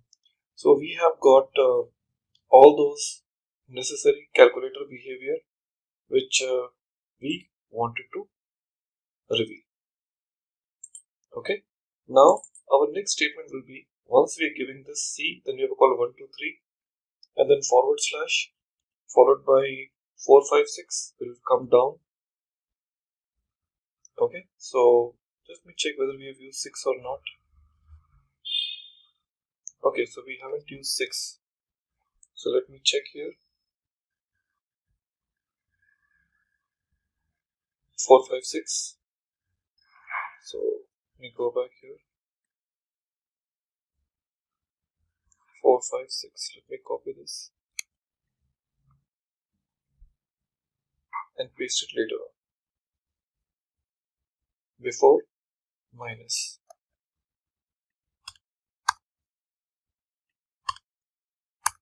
Six equal to number. Okay, so we're almost set now. So we are having this look and feel. In this we are giving 1, 2, 3, 4, 5, 6, and after this we have a call minus and then plus related behavior. So we are all set now, and after that we'll be basically applying the CSS as well as the JavaScript look towards my code. Okay, thank you. Well everybody, we're all good to go now, but I just want to first check whether my this outlook is looking properly or not. See, what my expectation is, after 1, 2, 3 forward slash, I really want to bring 4, 5, 6 to the next, and then 7, 8, 9 and again forward slash, but I can think this is absolutely unorganized. So after this, when we say this forward slash which we have used after hyphen, okay, your TD is getting closed here. Okay, so here the TR I also want to close here. Okay, and after this TR I also want to start another TR here. Okay, so that I can put them into the another level now. So under this TR I can use this TD now. So after this minus, after 4, 5, 6 minus, once again I would like to start another table row here. Okay, so that it let's go to the next row. So here after TD we're closing this TR and starting another TR now.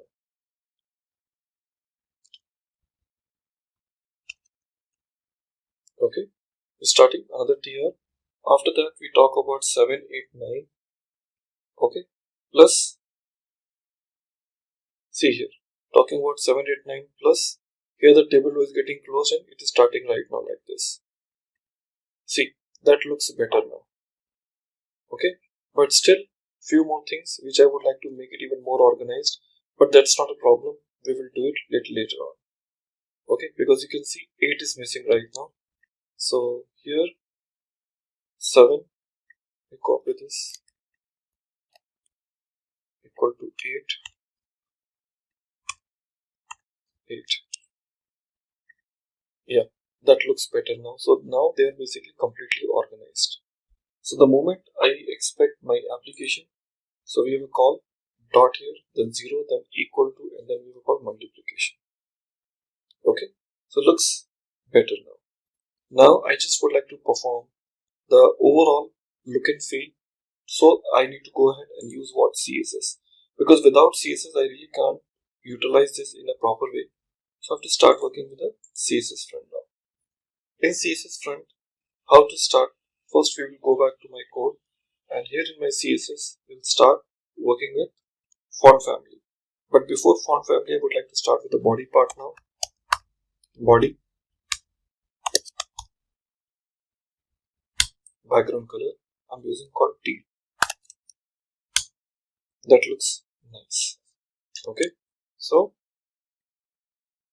I will be using this app.css in my HTML to see the look how it is being appeared right now. So in my index.html file, on the top under my head section, link,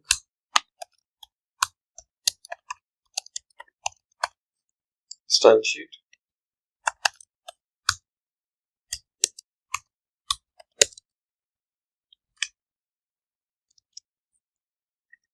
okay, now see, it looks better now.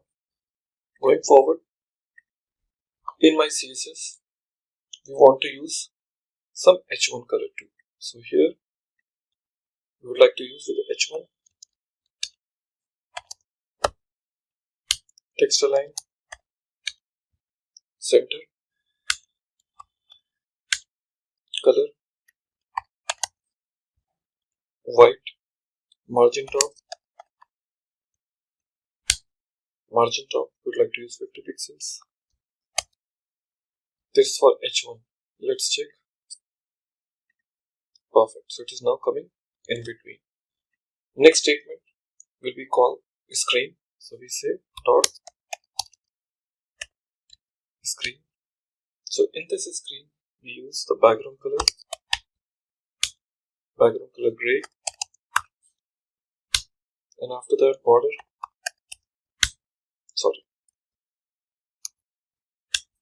border solid, black and with 2 pixels. After that, color white, font size medium. Next, width, we are using this 100%. Then we talk about cursor. We'll be saying what the default cursor is. Okay. Then padding, we would like to say 10 pixels. And then margin, say auto. Then margin bottom, that I'll be using 10 pixels. So it is the proper alignment. Okay. Look, that's how exactly we want. That's for a screen where the exact outcome will be visible to me. And rest of the details will be showing you one by one. Now we'll be talking about called input. Okay. Input type equal to button. For input type equal to button. Okay. Input type equal to button of type what? Hover. The moment I hover on my button, I say background color change to what? White, or else I can say white smoke. Okay. And when the button is active, what I want, let me copy input equal to button, and here I say active. In this, color should be orange red.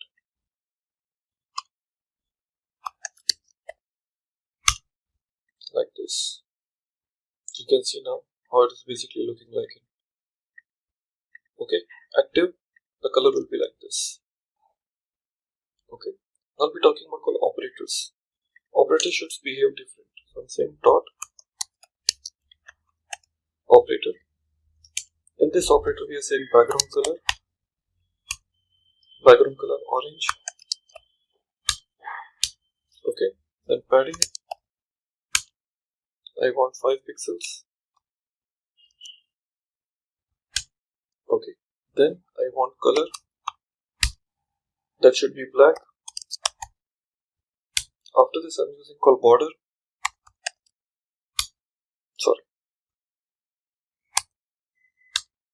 That border, I'm using this called solid, and then black and 2 pixels. After this, width, I'm using 100%. Then height,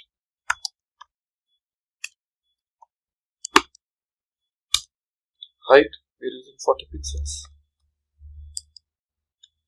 Then cursor, it has to be pointer type.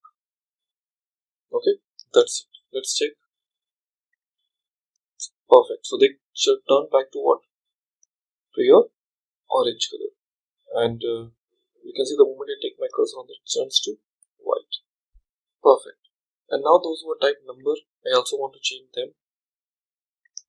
So for number,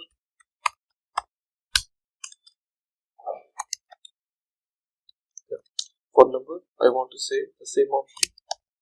Padding, I want 5 pixels. Then I need height of type 40 pixels. Then I say color. It looks, I want to say called black. Then border.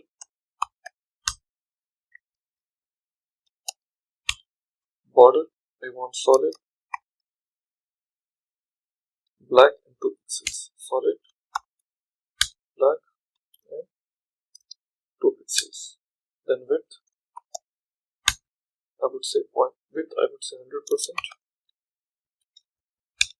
And cursor, once again pointer. That is for number. Let's check. Awesome. So they looks nice.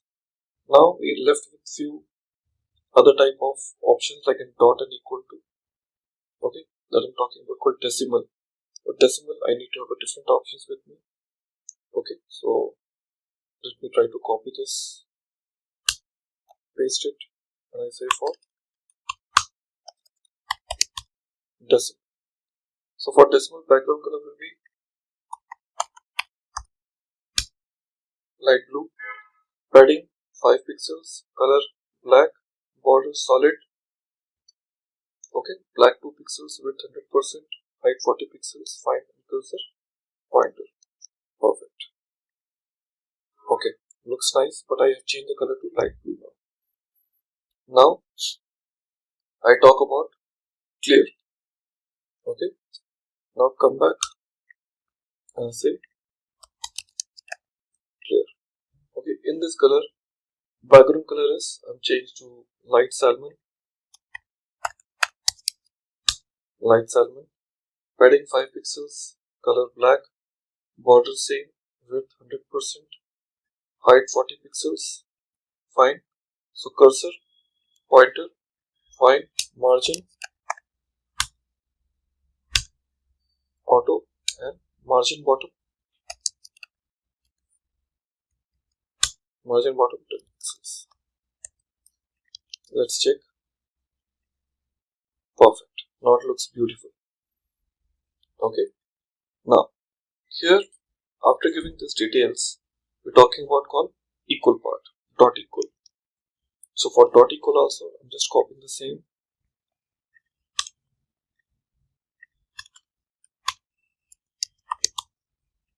So we have a call background color, padding color, just change to light green.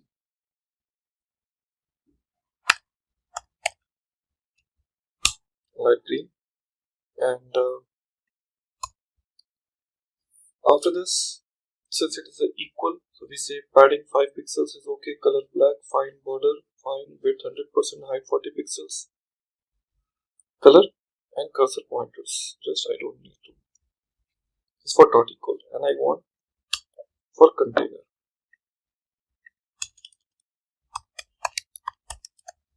Container.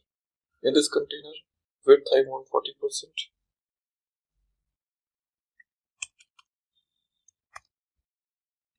Width 40%. Background color white.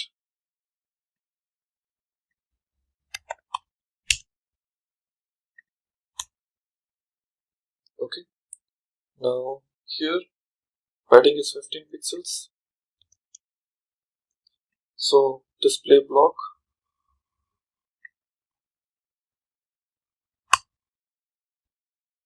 So first of all we have call width. We say display block, which we're taking margin. Okay, in margin we are saying 100 pixels. Auto. Okay, now align self equal to center. Okay, border radius. Border radius, which is say 10 pixels. Okay, now we are saying box shadow.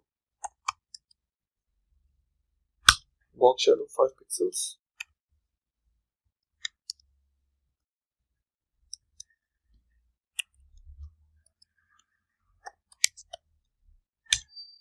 Black. And padding.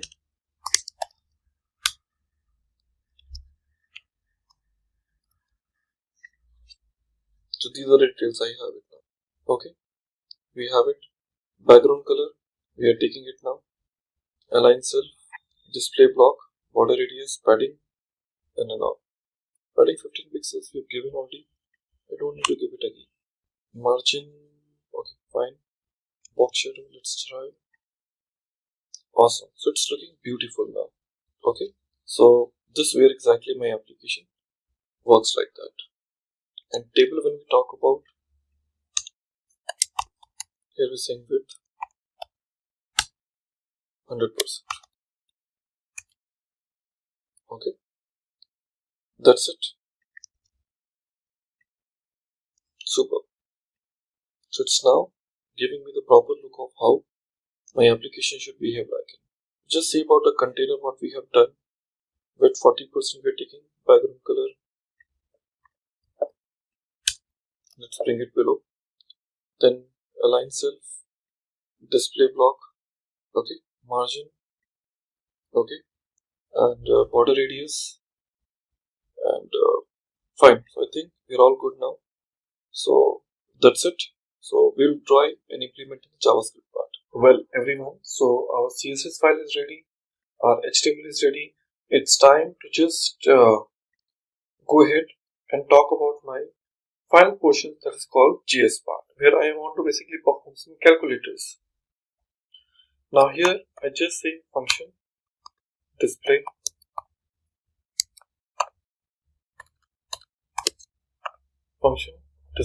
which takes var as a parameter and say document dot get element by id. Here I'm saying result, okay, dot value, okay, plus equal to var. Whatever value we are adding it, just it basically try to apply calculation on the top of that. Okay, that is the function. After that we have another functions available here called function solve. Here in the solve, we just use the value called let x equal to document dot get element by id result, okay, dot value, dot value, okay, and say let y equal to perform the calculations. For that we'll be using one function called eval and type x as a parameter. Now the next statement will be again document dot get element by id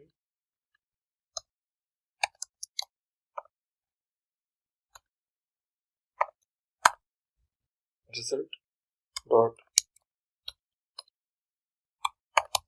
value equal to y. Okay, now later on I'll like to use another function here, function clear screen, and here we say document dot get element by id. Here we say result dot value equal to, like that. So clear screen, solve, and display, three functions are associated with me, and these three functions are the part of this JavaScript file which I'll be calling it at the end before the body tag get closed. So here script equal to app.js. That's it. Okay, let's try to execute now. Here 2, you can see the values. I will say plus 6 equal to 8. Absolutely. And I say C is clear the screen. 6 divided by 2 equal to 3. Awesome. So friends, your calculator application is ready. Congratulations to all. So it is a very simplest form which we have developed. This is your HTML, which is a template for you. This is the CSS, which is your complete the area of like how the look and feel will look like in of this template beautification. And here last we have got JS, which is smaller logic but really meaningful. Hello everyone, and welcome back. So this time we're going to talk about our next very interesting feature that is known as called dealing with another example that is called snake game. So snake game is one of the very powerful example which I'm going to share with you, which will help you to understand like how we offer a very simplest way of developing a mini project. Okay, that is something which is a snake game. Let's see how the snake game is important and how we're going to deal with this. These are our previous examples which we have seen, which I will call a project which we have created, that is called quiz application. And now we're going to start working with our new project. Now here, first of all, I'm going to create a new folder that is called snake game. And inside this snake game, we need some new folders. First folder I'm going to create it inside this, that is called images. And within this snake games, I'm going to create few new files that is called index.html. And here I'm going to create a new file name called app.js. At the same time, I'll be having some of the CSS files if I need, so I can say app.css. So total number of 3 files I have it now. Let me close down all the files whichever I have opened it earlier. So now that looks cleaner approach. So this is a snake game for us from where we need to start. And we have called index.html file, and here I will as usual create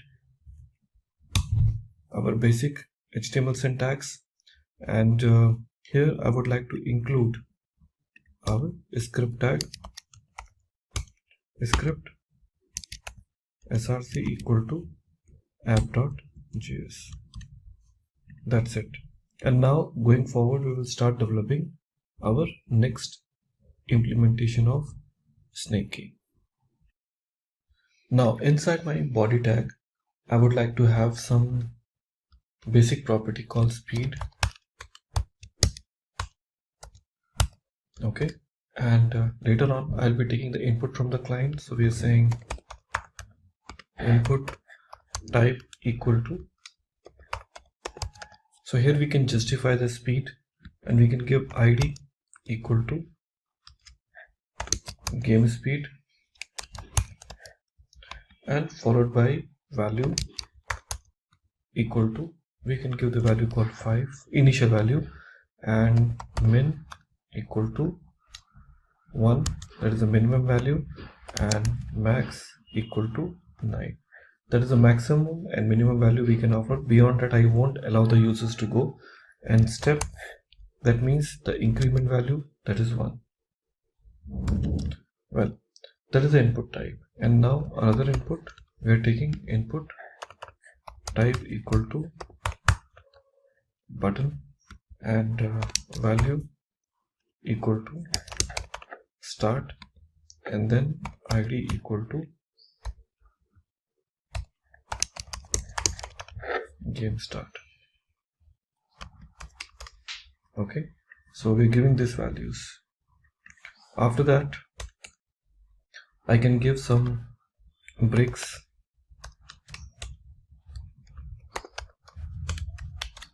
So 2 bricks we're giving it, and start working with the div tag now. And in this div tag, I'll be using the canvas.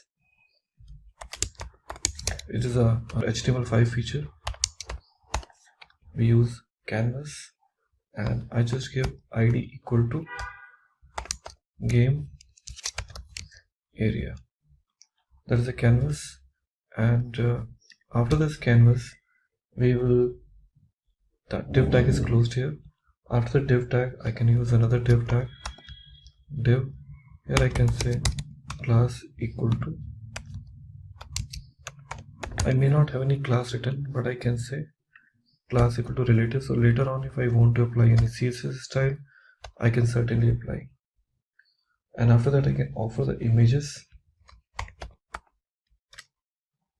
Okay, so I may not have any images right now, so I just leave this image blank right now. Okay, and this script src, I'll load it only before my body tag get closed. It is always a good practice to keeping this script tag on the bottom of the body tag, always designed for good practice. Now this is almost ready for me. Let me check.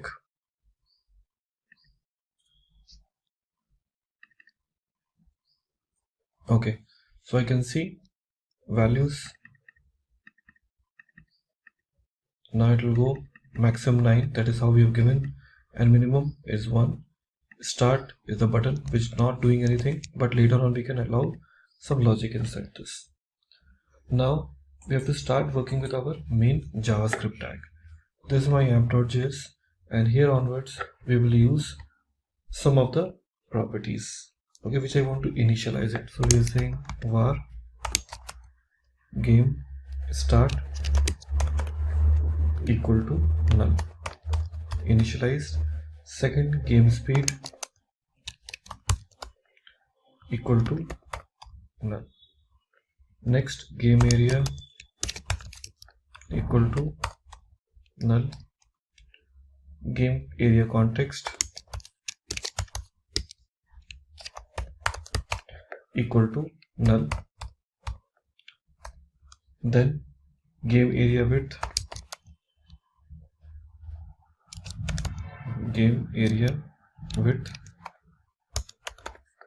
equal to 0, that is integer value.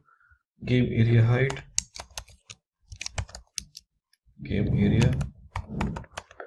equal to 0 again. Then cell width equal to 0. Play score equal to 0 again. Next, snake equal to null. Next, snake food equal to null. Next, snake direction equal to null. Snake speed, or else I can say speed size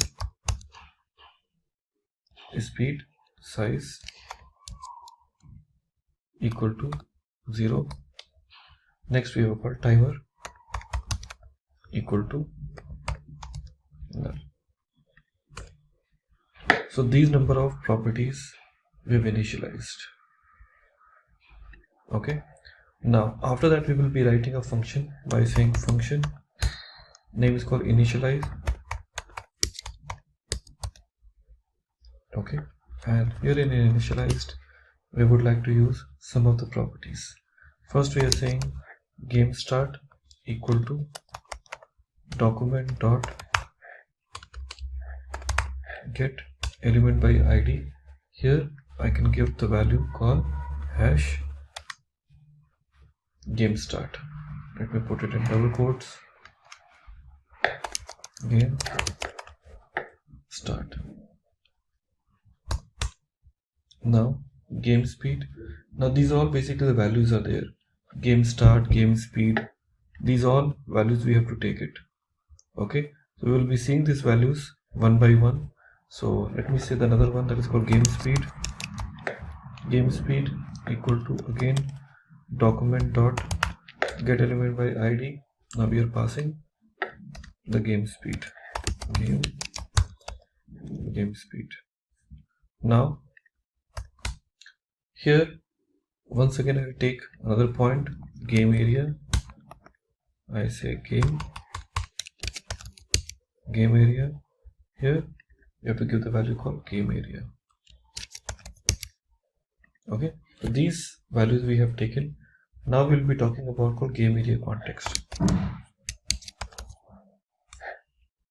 Game area context equal to game area dot get context, get, and in this game context we will be using what type of context? We are saying 2D. Okay, because I want to have the kind of 2D, so this is how the kind of environment we want to set. Next we talk about game area width equal to, just initialize to 400. Next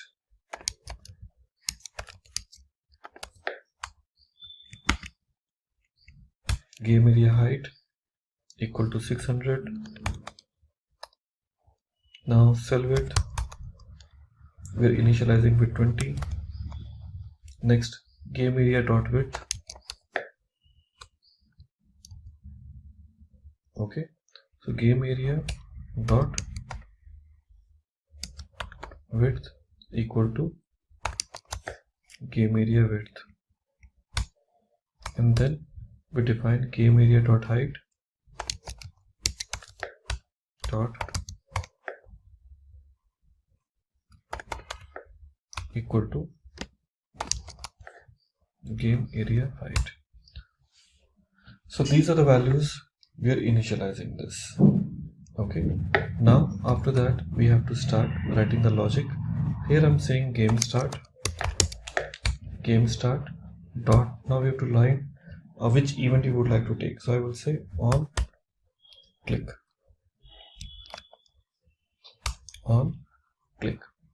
So when I basically click, what should happen? So on click equal to function. So what you want to write it here, I'm saying this dot disabled equal to true. So I want to disable these values, and after that we want to call another function inside this. But which function? Let's do that. So here we are saying function start game, and here in start game we want to define the initial score. See, the initial score for the player will be certainly 0, so we say player score equal to 0. After that, direction, in which direction you want the snake to move. So we are saying snake direction equal to right, in the right direction. Then speed size, the variable which we have defined, so speed size equal to, because it will be accepting the value from the text boxes or from the drop down, so it certainly will be string type, so we have to use %. So we are using this option called %, and here we are using game speed dot value. Okay, so we are using this value game speed dot value. Now here we would like to calculate certain things. What those are? First we are saying if, okay, what if condition. See, this function we are writing called start game, because there are certain things which you need to make it. So like that we have to define it. So function initialize,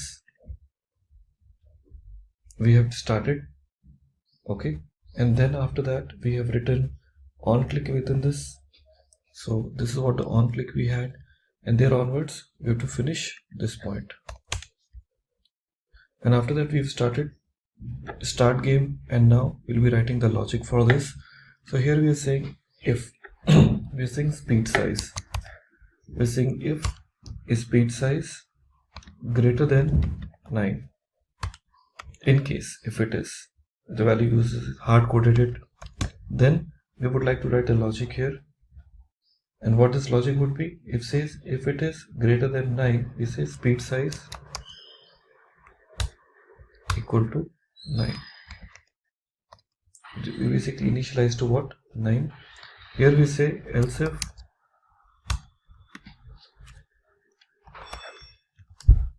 speed size is 0, we say speed size,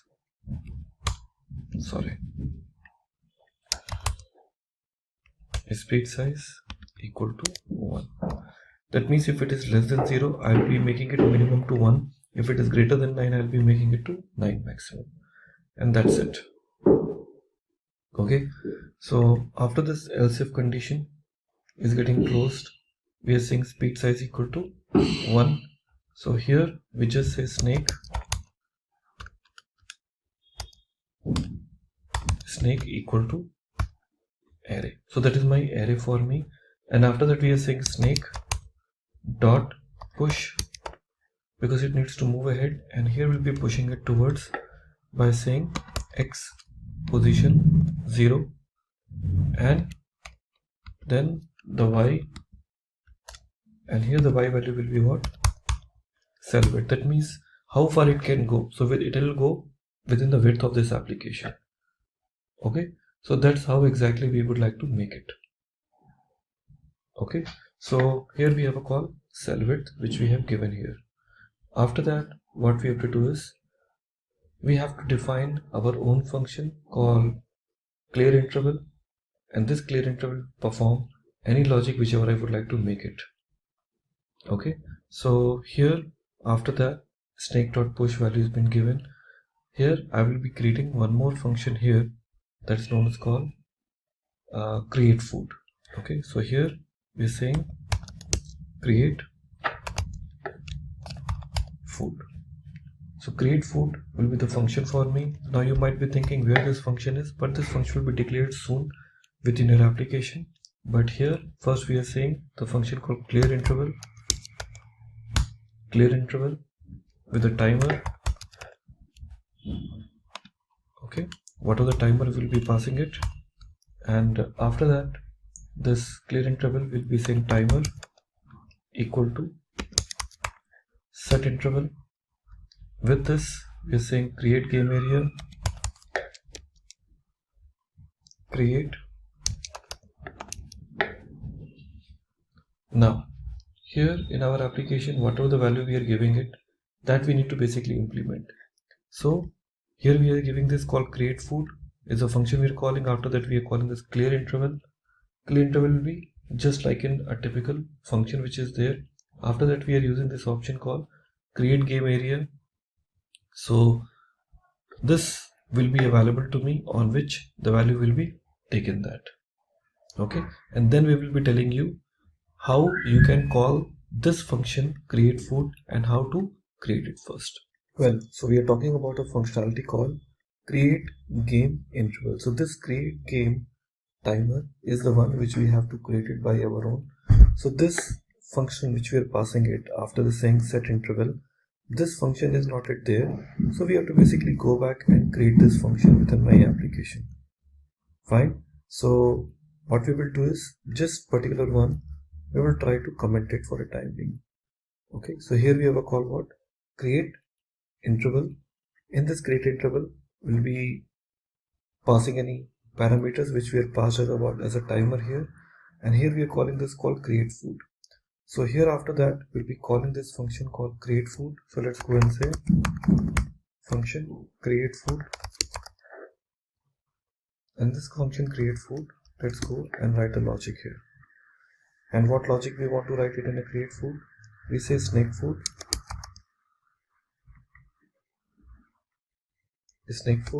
equal to, and here in our curly braces we use two direction x and y. We say in x we say math dot round, and inside this we say math dot random. After this math.random function, we have to just take this calculation and check the another parameter called game area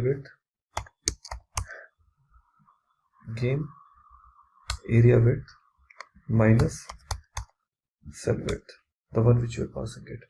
And here after that, we'll be performing the calculation by saying cell width. Okay, so this is for our x coordinate. Similar way we would like to use for my y coordinate also. Now math.round.number, game area height, but here rather than using width we'll be using height, minus cell width, let me give some space, divided by cell width. Okay, so that's where exactly it got closed. Okay, now here our application is now ready by calling the function called create food. Like that we'll be going to create another function called create game area. Let me go and create all the functions first. So we are saying function create game area, create game area. There's another function for me. After this create game area, there will be another function I'm going to create it, that is called control. Function control.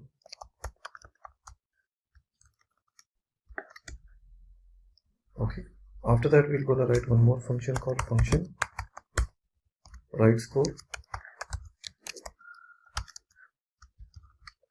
There's another function available for us, control, we have a called write score. There's another function which you're going to write it down here, that is called function write score is done. Now we say create square. Create square. There's another function. And finally we'll have a call change direction. Function change direction. So that's it. So these many functions we wanted to create it here in our system. Well, we know it very well that we have taken this called create food. Create food function is already ready now. Now we're going to talk about our next function called create game area. And in this create game area, we are defining two locations, var x direction and y direction. So we say snake x equal to snake, the position we are taking is called 0, and we are saying dot x. For the x direction we are saying var snake y equal to snake, position we are taking once again 0, and dot y. So two directions we have taken, x direction and y direction. Now here we are starting game area context dot fill style, that you know it very well, it is a property. Fill style equal to which color you want to fill this up. So I'm saying hash white color.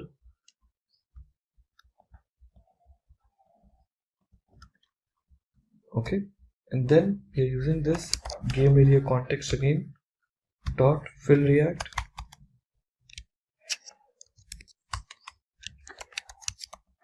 Fill react. Now give the position values. I'm saying 0, 0, game area width,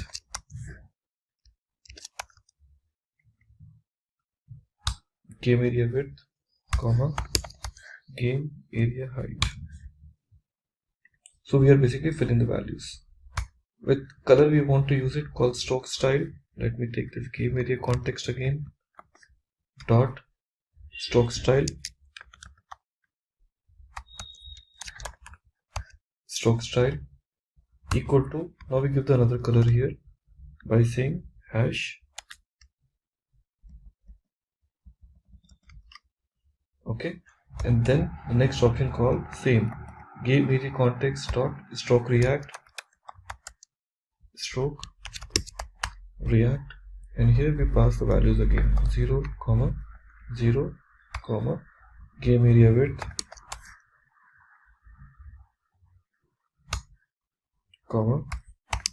game area height.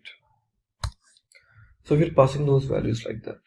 And now after this we have to write a logic of the directions. Now see, when you talk about snake game, it moves left, right and center, up and down. So now in this case we have to increment the situations accordingly. So we say if the snake direction equal to right, then we say snake x plus plus. Now else if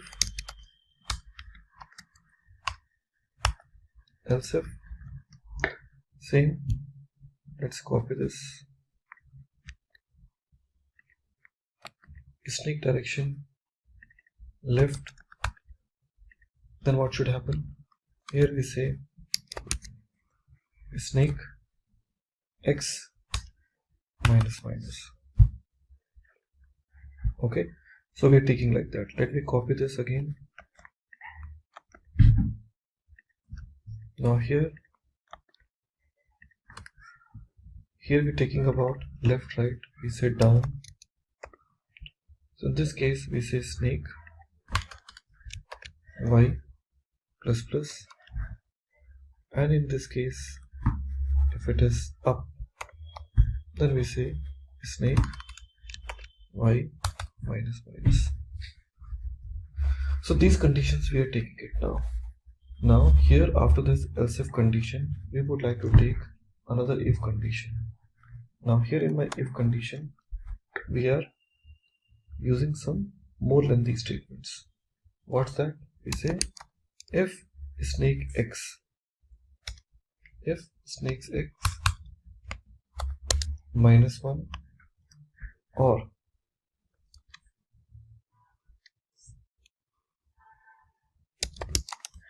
snake x double equal to game area width, which we have taken, divided by cell width, okay, or we are taking this condition called snake y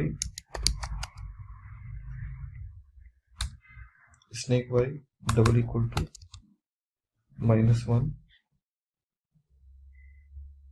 Okay, so we're giving this call -1 or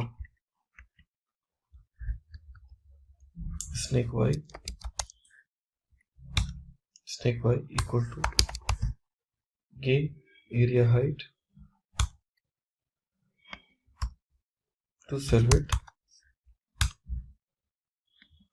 or here we will take the another condition here. Yeah, we will take the another condition here called, we will have another function called control, which we have created it some time back, and inside this control it will take some parameters. So what those parameters we can pass? Here we can say snake x comma snake y comma third parameter will be snake. So this would be my another function. Okay, so here we are passing the conditions just like that.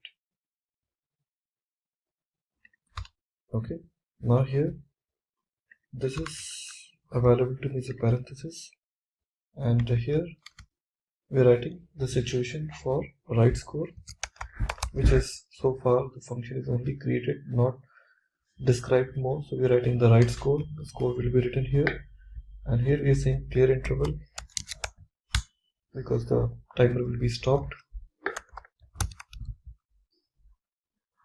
Okay, and we are saying game start dot disabled equal to false, and after that return.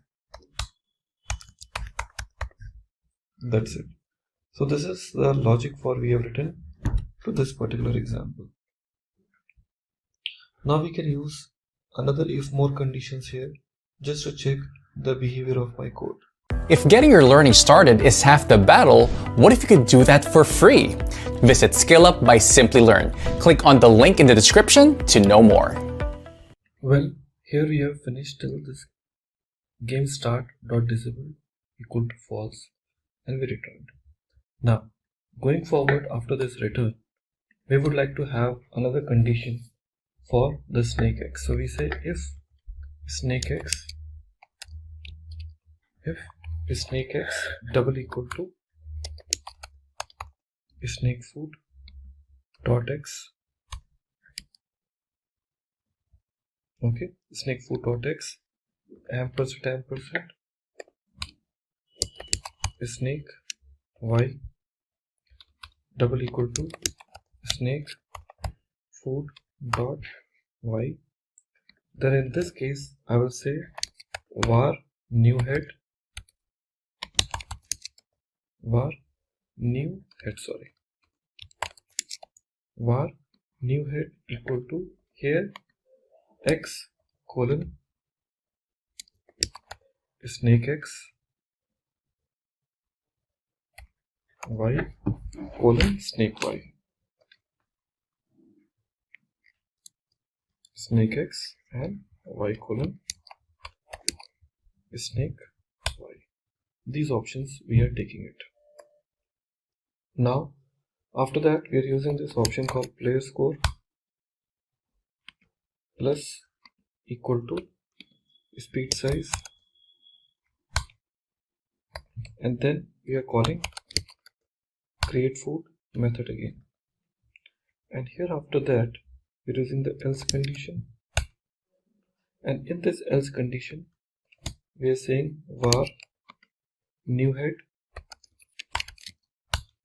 equal to snake dot pop.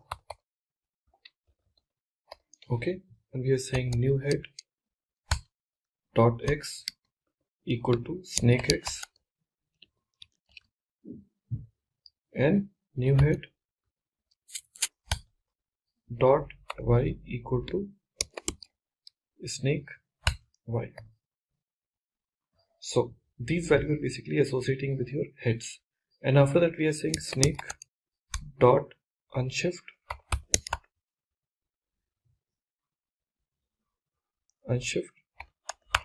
snake dot unshift, and here we are passing this option called new head. That's it. And after that we'll be starting with our for loop by saying for var equal to var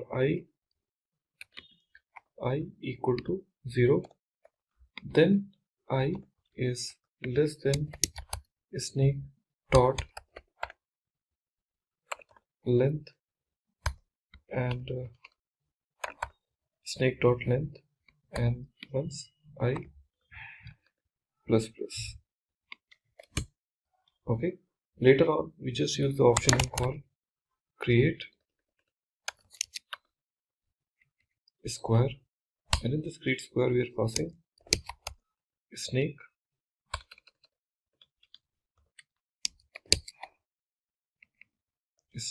position I dot x comma same snake dot y. That's it. So it's getting closed here, and after that we are calling the same option with this snake food. Let me copy this again, and here rather than using this we can say snake food dot x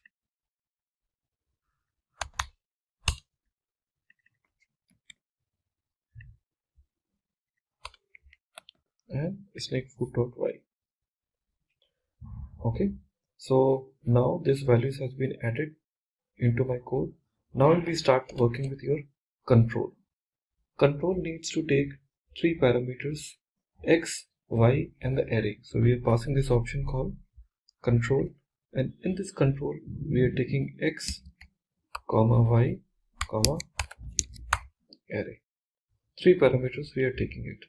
Later on we are using this option called for var I equal to 0, I is less than array dot length and I plus plus, and after that we'll be using this option called if condition, and here we say array I, which value we are passing, dot x double equal to x ampersand. Here we say array with a position called I, and in this we are saying dot y, and this position we are checking for the y condition. So it returns what? True. Return true. The condition. Okay, that is for if condition. Else return what? False. Now that's it. Now we are talking about this option name called write score. This write score we have to use the game area context. Game area context dot font equal to, here we'll be passing the situation. We are saying 50 pixels, and then sans hyphen serif. After that we are using call game area context again. Let me copy this, take it again, call game area context dot fill style equal to, here I'll be using the another color now. So we say hash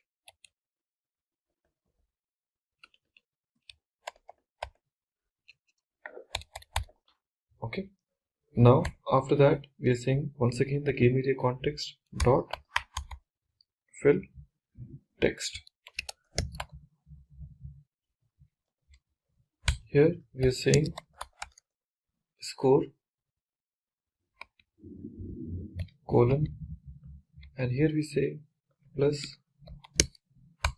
player score whatever it is with game area width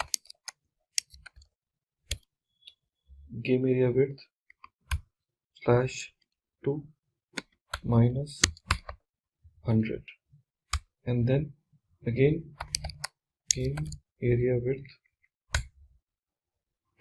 /2. So this is where exactly the right score where the data will be actually written. Okay, next we'll be having this option called create square, and this create square it takes two parameters. One we're talking about called x, second is taking y, and now here we're using this game area context same dot fill style equal to, let me give the color. After this we're using called same area and text game area text dot fill react. Here we are saying x multiply by cell width comma y multiply by cell width comma cell width comma cell width. This is what my create square is. Now we are left with only one option, that is known as change direction. It's time to figure out this last function called change direction, which takes one parameter called e. Typically we talk about for parameters. Now here we are passing this option called var keys equal to e dot, and later on we want to say if keys equal to 40, okay, ampersand snake direction equal to up. Okay, so here we say snake direction equal to down. So we are changing the directions here. Okay, now let me try to copy this, and here we use else if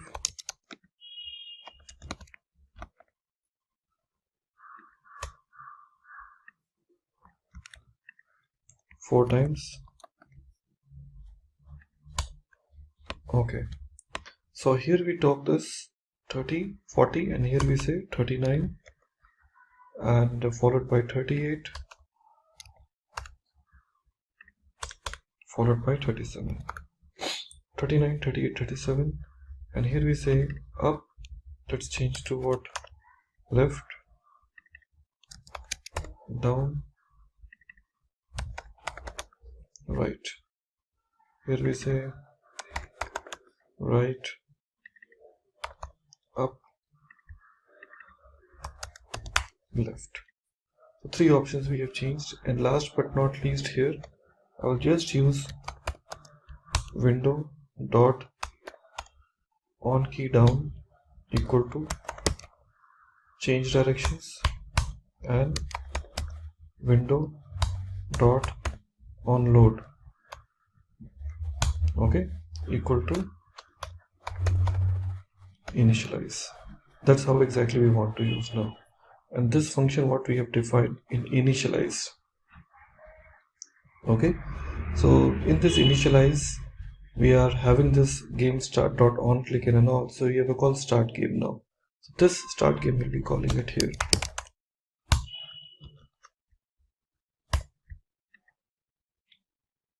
Okay, so in start we have a call snake, we have a call snake dot push, and after that we are calling this function called what?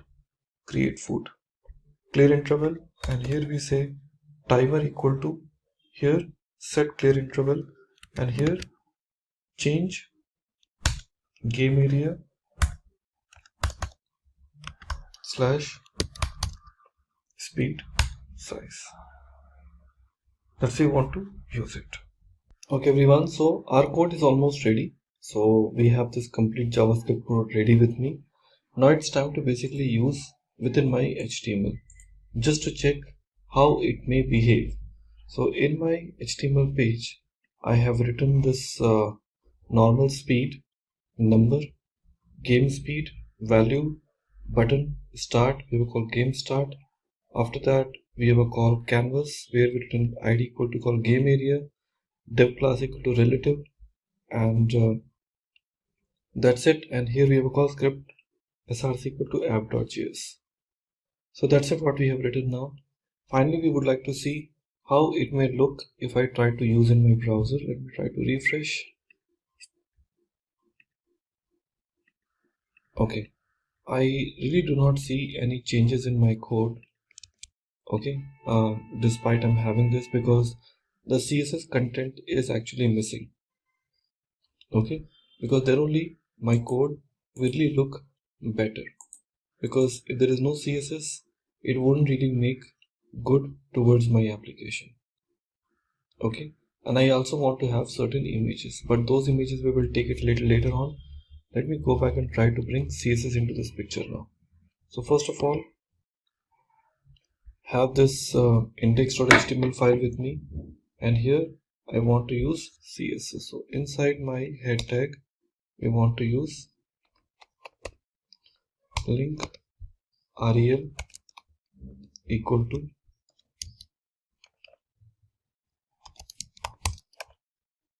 style sheet.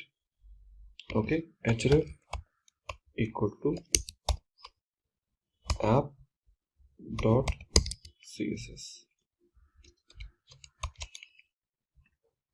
Okay, now here in my CSS we want to offer certain details. What those details I want to start working with? I will start with my body part. Body. So we want to offer the font family. So font family, maybe a little bit later on I can use it. First I want to use margin. Margin 20 pixels. Auto. Later text align center. Next font size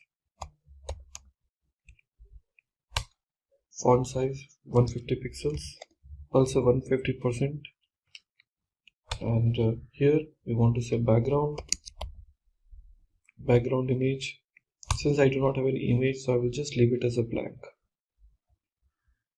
Okay, so just otherwise I have to say URL, and inside this URL give some values, but I leave it as a blank because I do not have any image. I will say background color. In this background color I can just use white. After that height I can just say 800 pixels. After that background position I want to use center. Then background repeat I want no repeat. Then background size cover. Okay, let's see if there is an effect in my. Okay, I see it's now in the middle. Better. Now inputs canvas, we have to basically take that. Here we talk about called input. Okay, in this input I say font size. Font size may be optional, I can make it, but let me say font size 100%. Then text align center. Then padding, I want to say 5 pixels and 7 pixels. Okay, looks better now. Well, here after that I can use canvas. In this canvas, I want to say the background color. I just say white. After that, border radius. Border radius I can say 20 pixels. Then shadow if I want to use it. So I just say box shadow.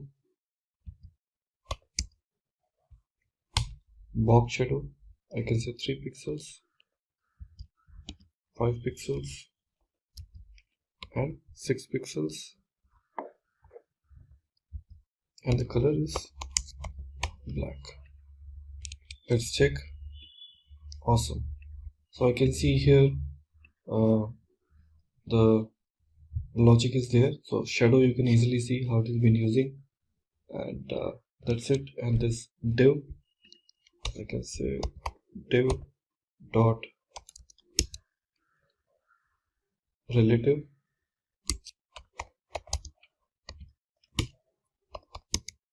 position absolute top. Here I'm saying using 760 pixels. Left 120 pixels. That's it. So this is where exactly I program. Now when I say start, okay, so there may be some error here.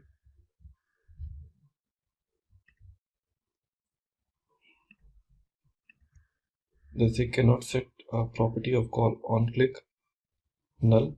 So this we can just check this into this game start dot on click.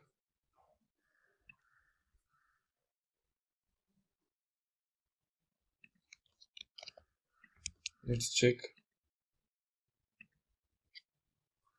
Anyways, we just try to fix that issue in while. But anyways, we have our created CSS, and now going forward we'll be implementing rest of the logic within my code. Okay everyone, so we have changed some names here because there was some value was mismatched, so we have basically changed those values with your properties. And now when I try to relaunch my application by this index.html file, so now in my index.html file when I try to add, so it's just as usual, same. Let me say start, and here you can see game start. When I go up, you see like it's starting right now. Okay, isn't this an amazing game right now, friends? Okay, that is the same game what you used to play it earlier. Okay, but you can just change the direction, go up, and you can see the score title being placed here. That's it. So this is where exactly the look and feel of your game has been taken. And you can just increase the speed. Suppose if you just put a value called what 0, it by default set whatever value you want to take it with the start. Now you can see based on that the speed can be justified and the example can be developed. Okay, you can see the start button is disabled because right now the user is still going on unless the user game is finished. This one is not going to work. Fine. So like that you can see, and automatically this will be positioned. There is one called food. That is how we have used it in my example now called app.js. You can see we are using this example name called food. Create food. So in create food of the specific interval time, this will be automatically created and the snake will eat and increase the size of the code. Okay, that's it. And now the CSS has been given. If you want to add certain image, certainly you can add it. Otherwise, this is the first game which we can see how it is running and giving you the better example. So if you also want to become a successful software developer and gain handsome salary packages, then look at the wide range of software development courses by Simplilearn in collaboration with the top universities across the globe. By enrolling in any of these certification programs, you will master modern coding techniques with bootcamp level intensity. Becoming a full stack technologist, these programs lays the foundation for crafting full stack web applications. So what are you waiting for? Hurry up and enroll now. A year of experience is preferred to enroll in these courses, so check out the link mentioned in the description box below for more details. Friends, welcome, and now we are planning to develop one very special game for you in JavaScript, because we have already seen our previous projects as, like can I say, quiz game as well as the snake game. Both are working fantastically, and now it's time to talk about another very interesting game that is known called Tic-tac. Tic-tac-toe is world's favorite game. We have already played a lot in our childhood days, and it's still my favorite game. So I have decided to basically offer you this tic-tac-toe game developed in JavaScript, HTML plus CSS, which can create something really very great effects for the end users. So let's go and start developing our next game that's called tic-tac-toe. So in this tic-tac-toe, I will start working with creating a folder called tic-tac, and inside this I'm going to create a new file name called index.html.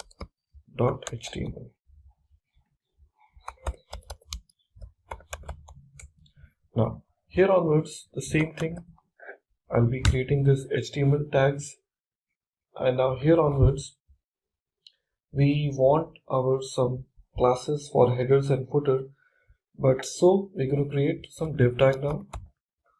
So in this div tag I'll be creating some of the tags in which the CSS class will be applied. So we're just going to create a classes. We're going to just use those classes, but we'll create it later on. So just go ahead and create those. So we are saying div. Okay. So now this point onwards is my first div tag. Inside this I'll keep my h1 tag, and under this h1 I will be offering some of the headings which will be useful to contain some necessary information with regards to this game. So div, here we say h1, and inside this h1 we give the message called class equal to header, and here I'll give the name called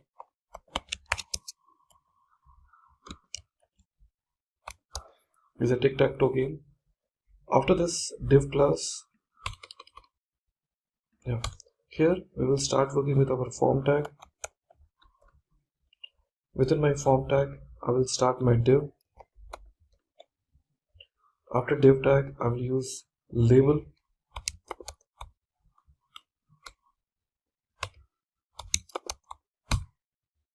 So label for player 1, or else I can say player 1, and inside this let's give the name called player 1. Label is closed, and after this label we'll start working with our input tag, input. Now in this input, what are the details I need? First I need called type equal to text number 1. Second, placeholder equal to enter name. Next, name equal to player 1. Next we want id equal to player 1, and then any class if I want to apply. Anyways, we're going to close this. This is my first text box, and same thing I would like to create for my another one. So the first div tag we have used, let me go and create another div tag. In this div tag I'll use the same label, copy the same, paste it here, and this is for player 2.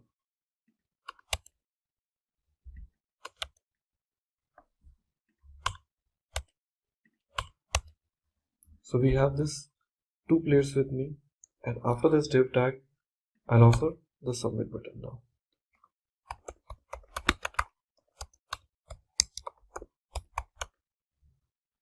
Input ability to submit.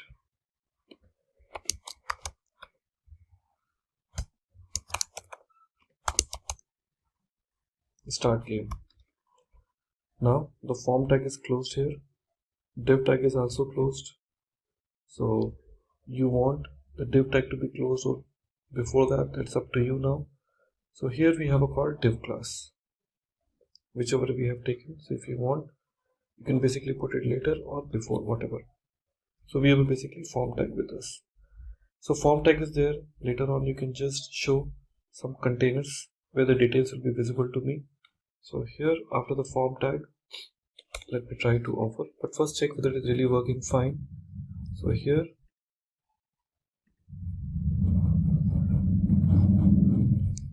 we have this option called enter name after this tic-tac-toe. So here the details we have taken, input applicable text and input applicable text. Okay, so two values we are taking now, and accordingly we will go ahead now finally. After the form tag, we would like to start with working with the div tag again. Div, and inside this div, since I haven't created any CSS classes, so those we can use it little later on, but let's have this div, and inside this div I would like to use one more div tag.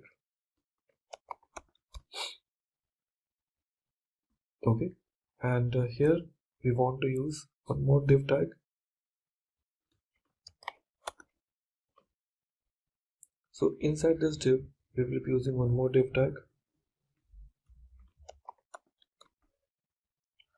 So in this div we can just give the value called data id equal to 0,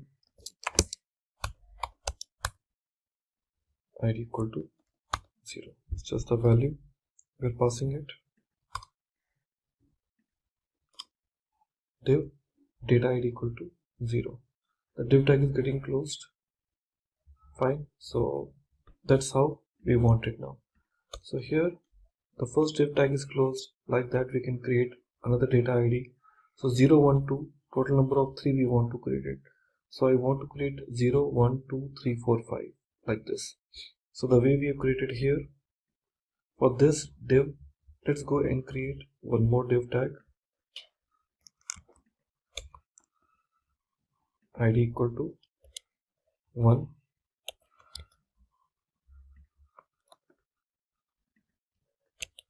2. 3 options we have it now. Okay, like that I can keep on creating the others also. 2,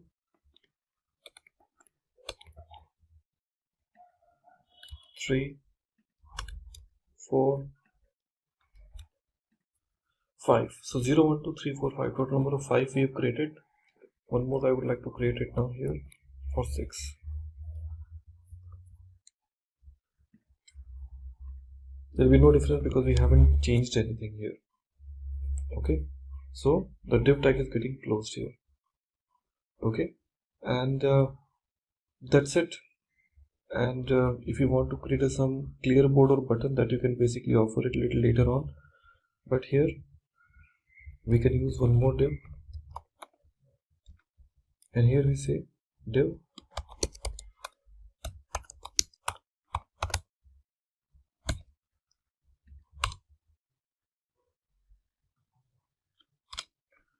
class equal to relative, and within this div tag I can use any image tag if I want. So I just leave it as it is, and after this I can create one more div tag, and inside this another div,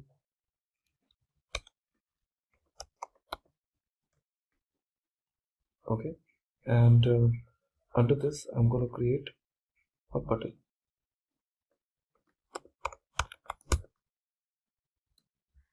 Okay, and in this button we'll be having some value. Okay, we can give the value name called replay. This button is created, and now we can create a clear board span, and here is a clear board. That's it. Okay, so here is just a small game I want to develop it.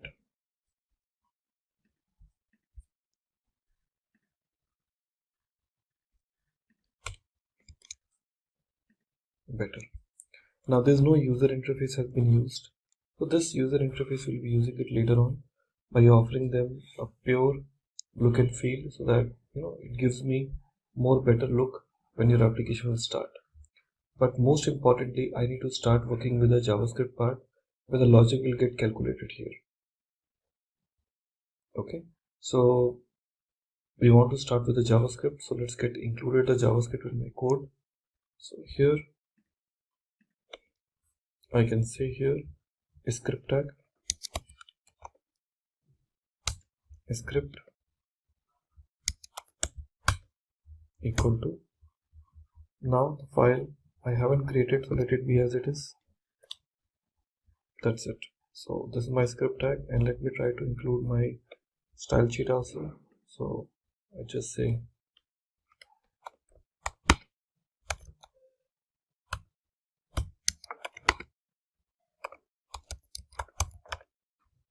link rel equals style sheet,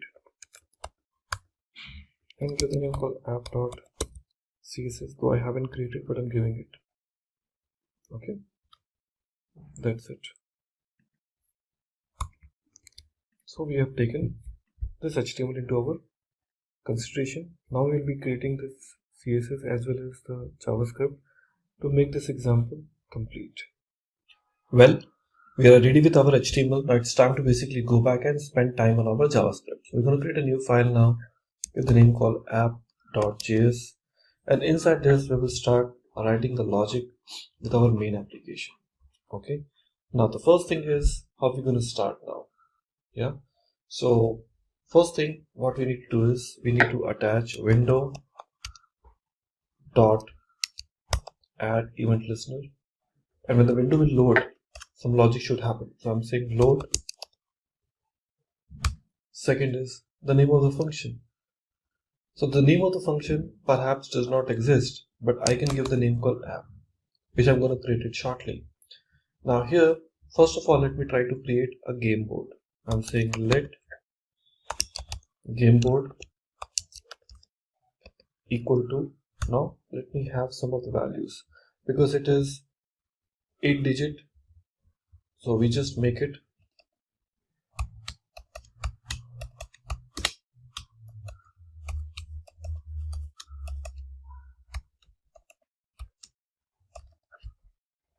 like that, and one more for making it 9.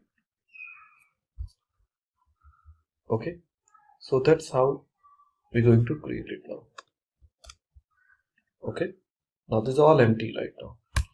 After that, we're going to create let turn, just a new variable, equal to 0. What this is, it keep tracking if X or 0 player its turn, like which player turns it to be. So just it is trying to mention it. I'm saying let winner equal to false. Okay, now let's go and create the player. So create player. How are you going to create a player? We say const player equal to, what we're going to pass, name. Okay, equal to, now inside this we can say name equal to name. Next we say return name. That's it.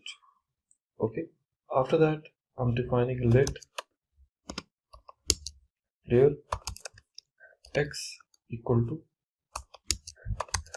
player with the empty value, and again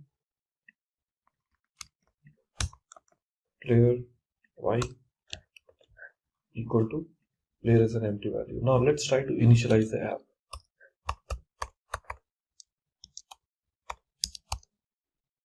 Okay, initialize the app. Now inside this initialize the app, we're going to create a new function app, and inside this we're going to create a variable like by saying let input feed equal to, first of all, document dot get element by id. Here we're going to take the class name of this particular text field, so we are saying input hyphen field. Okay, dot focus. Okay, now after this we have to say const add players equal to, once again, document dot get element by id. We will just give the name called player form. Okay, next we are saying add player, okay, dot add event listener. We want to attach the event. On which event? Submit event. And what logic? Add players. Okay, after that, once the players are added, we are saying let replay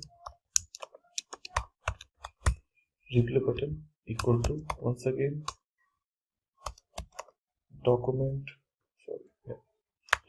dot get element by id, or rather I will say document dot query selector. Document dot query selector replay hyphen btn. Okay, it is just the name, we are basically taking that, and here we say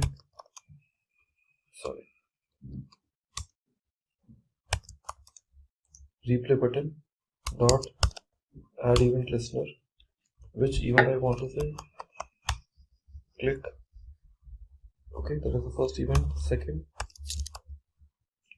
reset board. Reset board.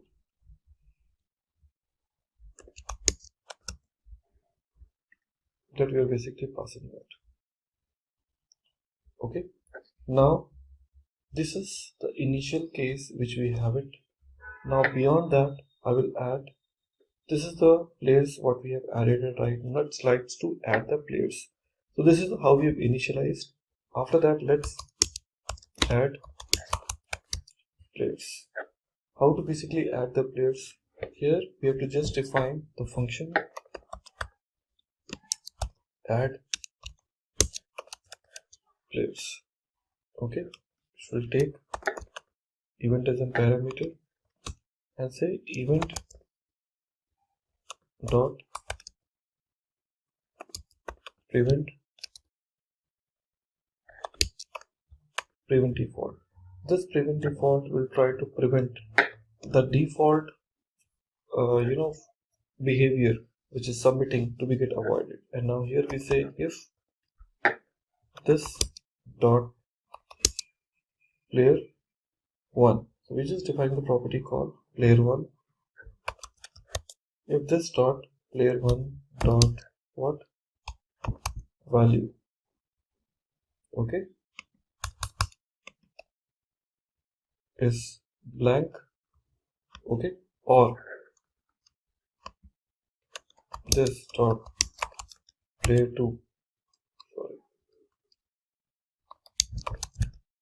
this dot player 2. Now I just want to find it out its value also. Value blank.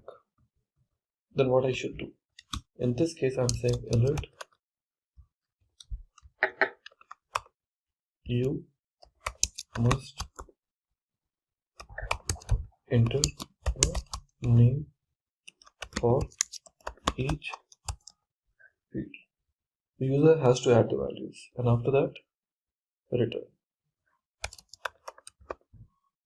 Okay, now the next thing is like we would like to select the players in this inside this by saying const player form container.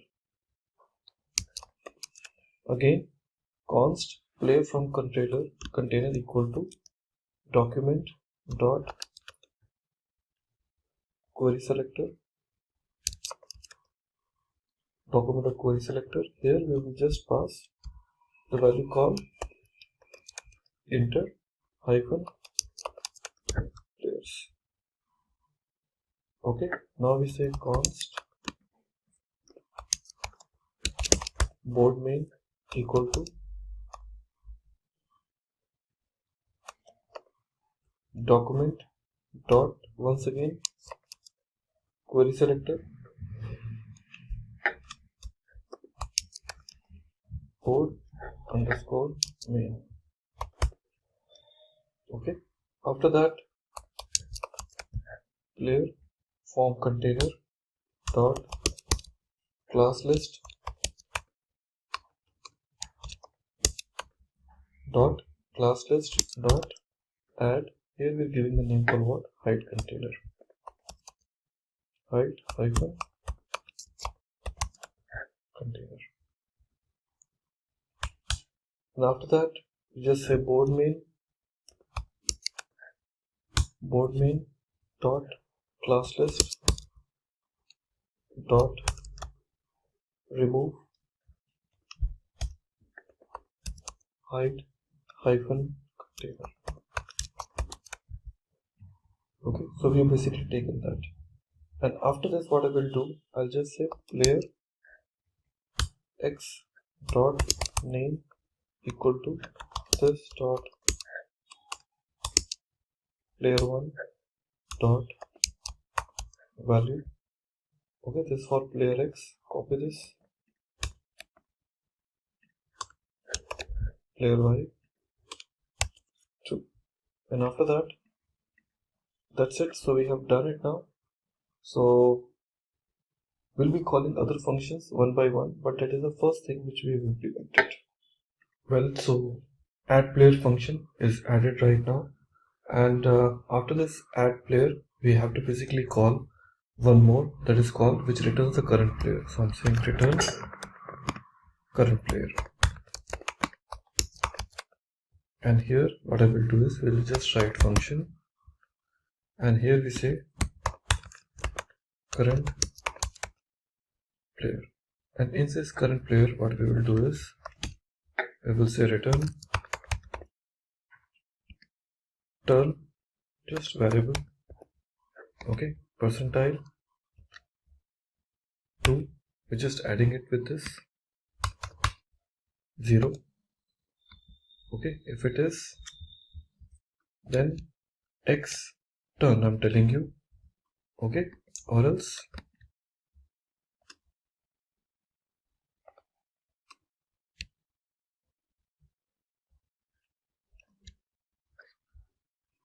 so we are adding like the current player. Who says the current player right now? Well, after this adding the return current player, we're going to add the other function that is known as called return the current player. Return current player is having this value, and after that we need to say resize the square in event browser is resized. Once again, if the browser is getting resized, automatically the square size of your tic-tac-toe should also get increased. So we just say resize squares, and here we're gonna say this option equal window dot add event listener. Now we have a call option called resize here, and the second parameter what we are passing is called on resize.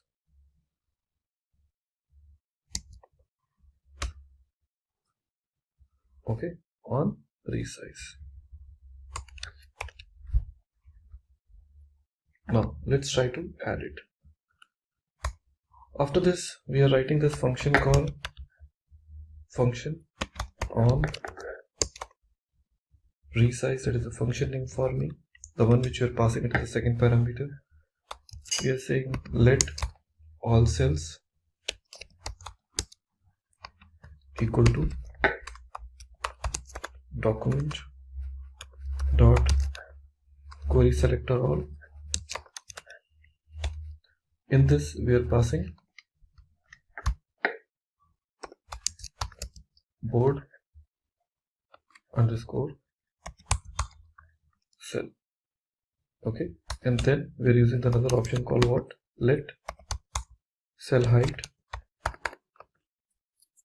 equal to all cells with the position, okay, dot offset width.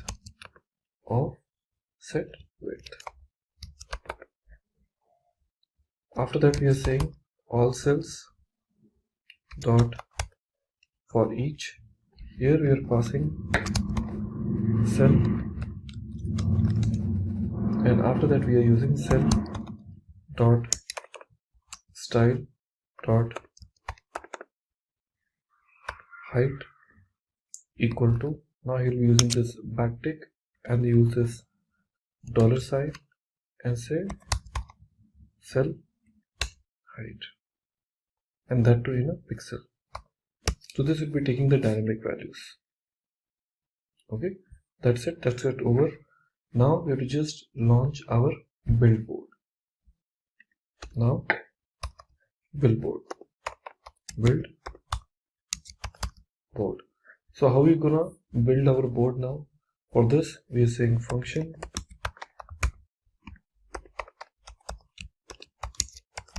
build board, and inside this build board we will see this option called let reset container equal to document dot, once again query selector, and pass the value called dot reset. Okay, and after that we are saying reset container dot class list dot remove, and we are passing the value called reset hyphen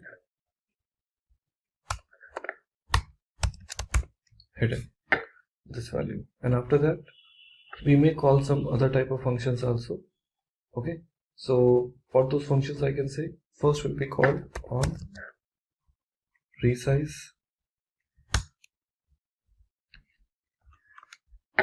after that we are calling add cell click listener, but I do not have that function with me. So these functions we need to create it by our own. Okay, so we will just leave those for a time being. Let's go back and create another functions now.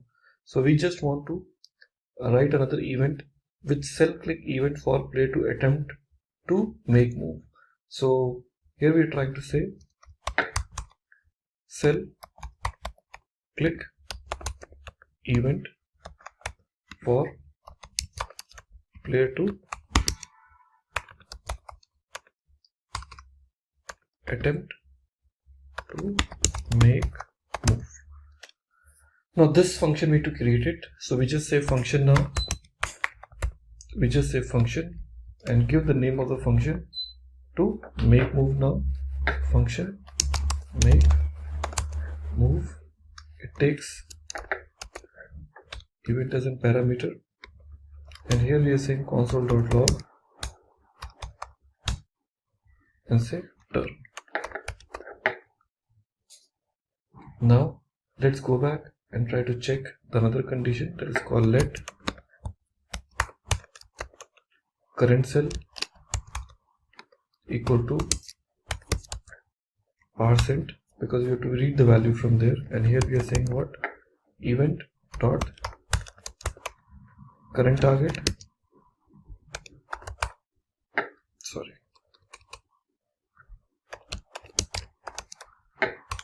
event dot current target dot first element child, okay, dot dataset dot id. So we're reading these values. After that we use another variable called let cell to add token. Now here we are typing document dot query selector, and here in using backtick I'm using this value called data hyphen id, okay, equal to, here we are using once again in a single quotes dollar current cell.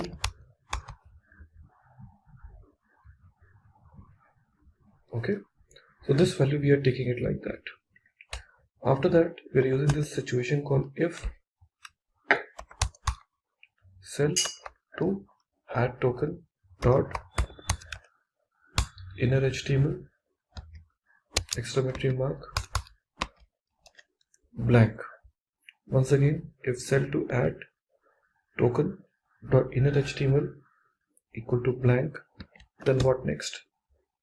So cell to add token dot inner HTML equal to blank, then what you should do? I'm saying console dot log and give the value the one which you want.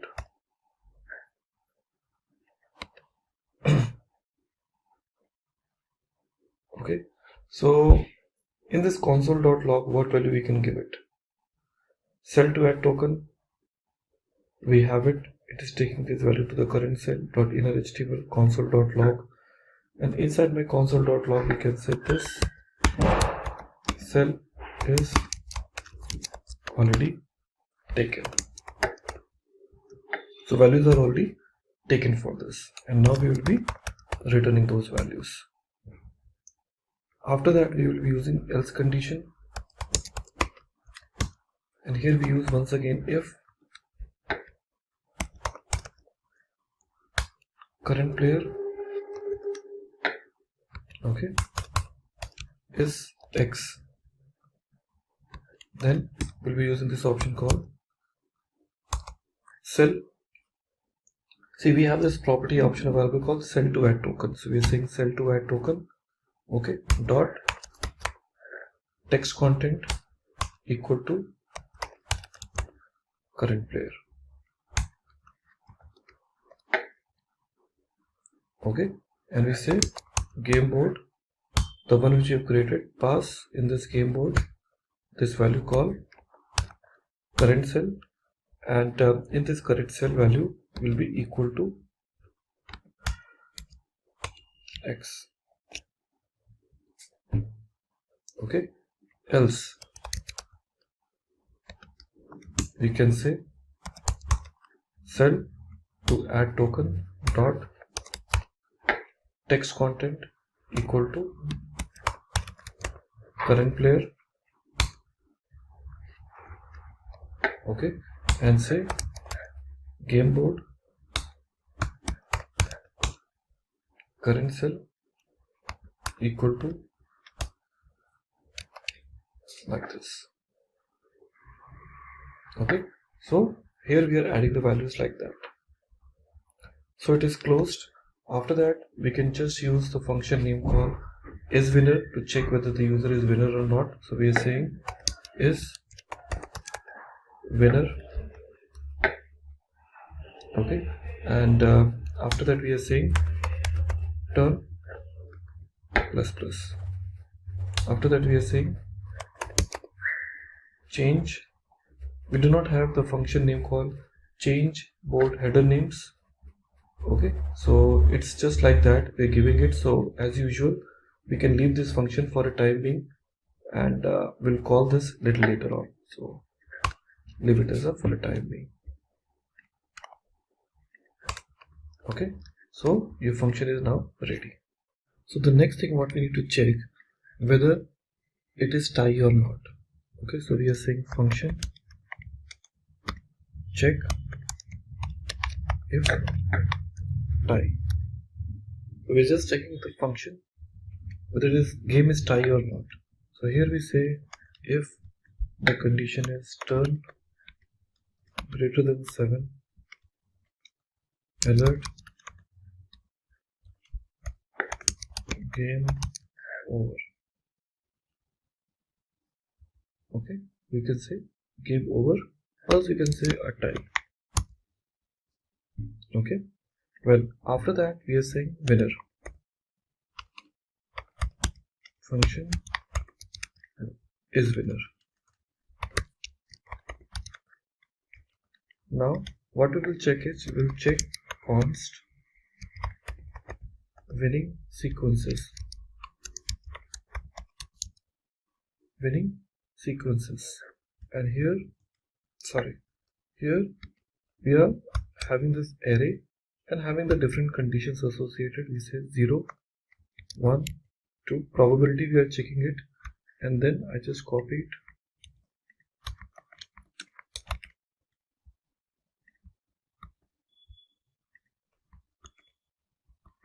Well, we are saying 0, 1, 2, and here we are saying 3, 4, 5, 6, 7, 8, and 0, 3, 6 again. 0, 3, 6, and once again 1, 4, 7, 4, 7, and next we have a call 258, 8. Then we are checking the value called 048,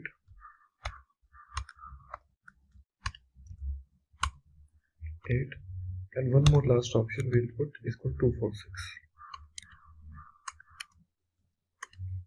6. So these conditions we are adding it now. After this array, we can say winning sequences dot for each, and give the name called winning combos. Winning combos. And inside this winning combos, we are giving let cell1 equal to winning combos position 0. Then let copy and paste 3 times cell 2, cell 3, and here we get the value called what? 1, 2. 3 values we're giving it, and after that we are checking the condition. Let's say if, and here the conditions we are checking. What exactly that will be? For the game board, we are saying game board cell 1,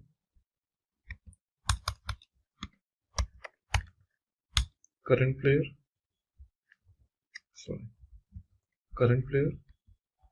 ampersand come down, game board cell 2.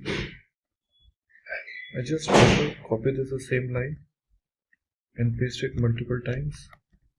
Now here we are checking the condition for cell 2 and cell 3 and cell 3, and after that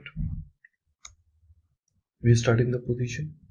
So after that we are starting the position call by calling this condition call const cells, and then equal to document dot get element by, or sorry, document dot query selector all, and here let's select the position dot board underscore cell. Okay, then after that we will be using cells dot for each cell, and inside is what we are passing. We are saying let cell id equal to cell dot first element child. Okay, dot dataset dot id. So this is the value which we are basically adding it now, and we are using one more if condition. We are saying if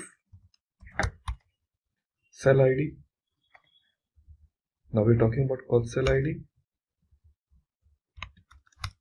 triple equal to cell 1, or cell id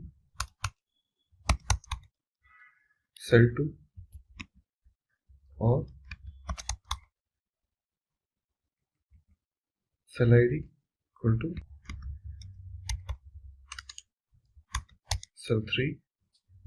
Okay, and in that case we can use cell dot class list dot add, give the name called board, just give the class name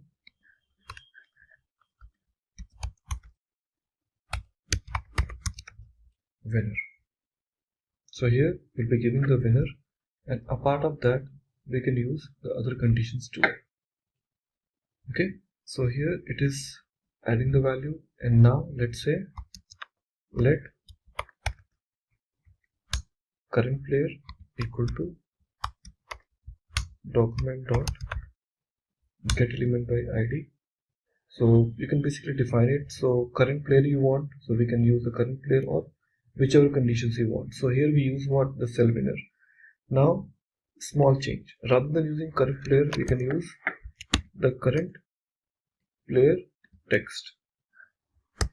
The new variable we are creating it, current player text document dot, rather than saying get element by id we can say query selector,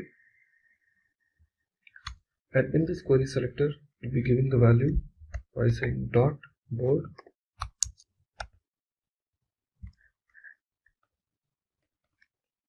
player hyphen turn,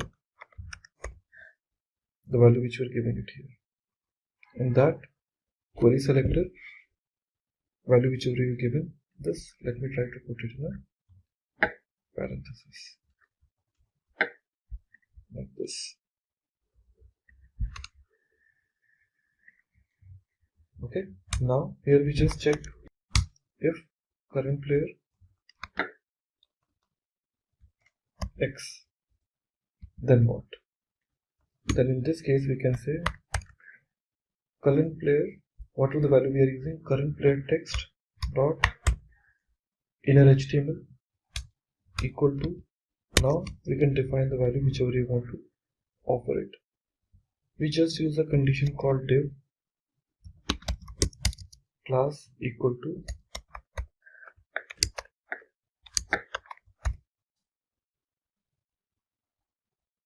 okay, so we are saying congratulations. Okay, and here we say congratulations along with this $, and here we pass player by dot name, and here the div tag is getting closed like this. Okay, so that's the message we are basically printing it, and after that we give this value and say this message called winner equal to true, and after that if you want to apply remove that function we haven't written, we'll be talking about a little later on, and just say return true again. So your function is ready now, and later on we can just check the condition if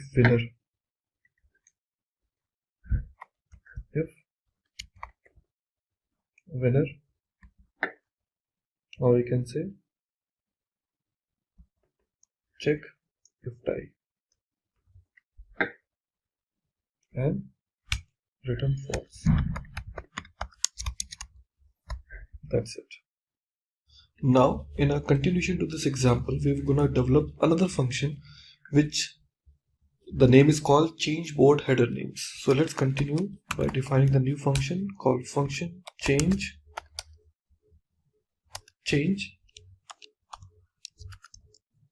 board header names. So this change board header names will be the new function for us, and here we would like to check whether the user is winner or not. So here we say if not winner, then what? Then in that case we have to say let current player text equal to document dot query selector. In this we'll be getting the details like dot board, and here we're gonna give the name called player and hyphen turn. Player hyphen turn. Now later on, after this particular variable, we have to just check the condition by saying if current player equal to x, if the position is x, sorry, let me try to put it in a capital letter here, x, then we have to say current player dot inner HTML equal to, now here we have to just use the same option called backticks because I want to go multi-lines. That's the benefit of this backtick. And here we say in our inner HTML span class equal to name hyphen hyphen style, close this, and here we want to use the statement. Now this value we want to write it with name attribute, so it is getting closed, and here we are saying dollar with this player x dot name, and then close the span tag, and we say you are up, like this. And after that we say div class equal to, which is going to create a class which later on we can apply the CSS style on the top of that, u hyphen r hyphen winner, and here we say closing the div tag. So the div tag is closed. That's it. And now after this line, what next we have this called else condition. Else. What else? Here we say current player text dot inner HTML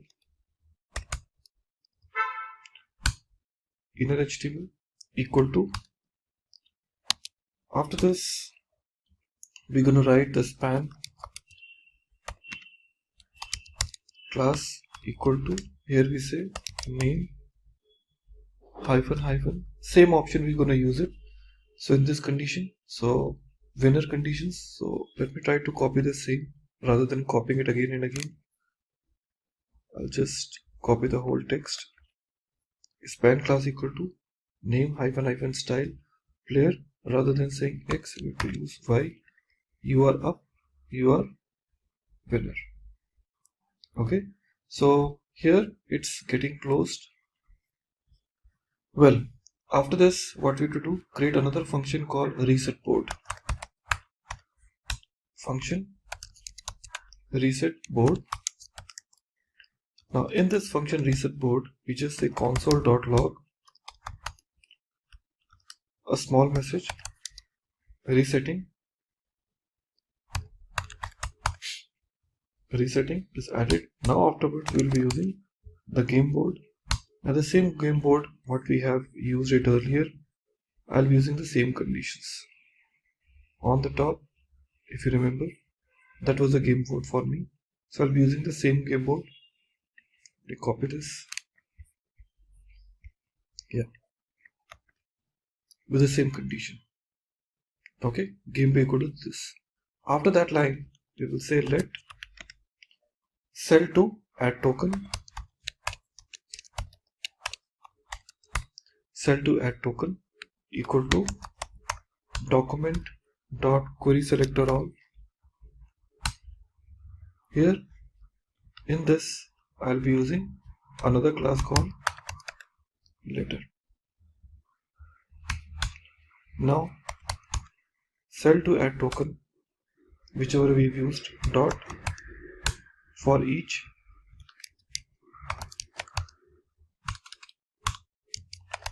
square, and within this square we would like to use square dot text content equal to blank. After that, square dot parent element dot class list dot remove, and here we would like to say board, okay, underscore cell winner. So these classes we yet to create, because these CSS classes we are just using this, but we haven't created. We'll be using it little later on. So that was the point. Now after that, we are defining the turn value, turn equal to 0, because we are resetting it, and winner equal to false. After that, winner equal to false, we just define another variable called define let current player text equal to document dot query selector all. Document query selector all. So here we're going to use the name called board define player hyphen turn.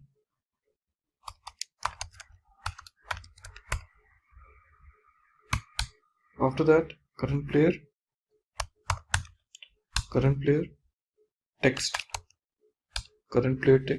dot inner HTML equal to, once again we have to use the condition for up and winner point. So let me try to copy this.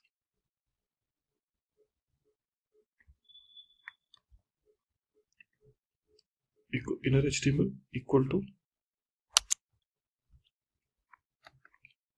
okay, and in this we have to say player x dot name. Okay, just everything is same, no change at all. Okay, now here after that we're gonna write one more function called function add cell click listener.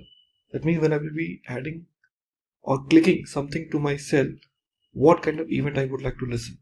Here we are saying const cells equal to document dot query selector all. Let's check the condition board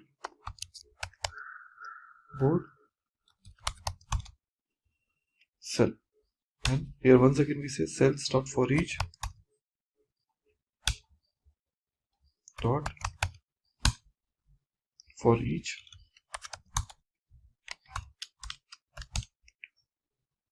and here we say cell dot add event listener, which event I want to listen, click, and the second parameter will be handler. Once call make move. Okay, and this function which we have created called add cell clicks listener, okay, this I'll be calling it here. Perfect. Later on, once it is done, let's try to add one more function called function remove cell click listener. Remove cell click listener. Now here we say let all cells equal to document dot query selector all. Let's pass board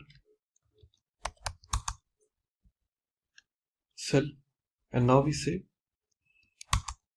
all cells dot for each cell, and here we say cell dot remove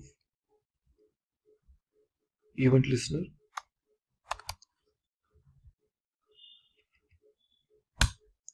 which event click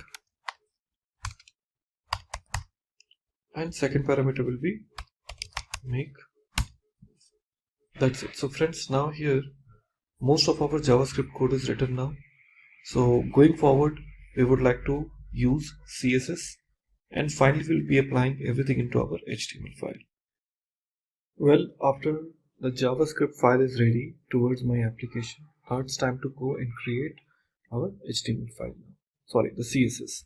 So inside my tic-tac, I have got app.js and index.html ready. Now here I'm going to create another file here called app.css. See, you can basically put this app.css in any other folder like in static folder, but I have just kept it outside. Now from this point onwards, I would like to start with my basic functionalities. Okay, what those are? Let's start with the first feature called body. With my body, some basic settings I would like to do, like in background image, background color. So I just start with background color. Background color, I can just use it as a white. Okay, but I don't think so it's really needed it. So if you want, you can have it. Otherwise, leave this background color because it's by default going to be white only. And now, next would be called height.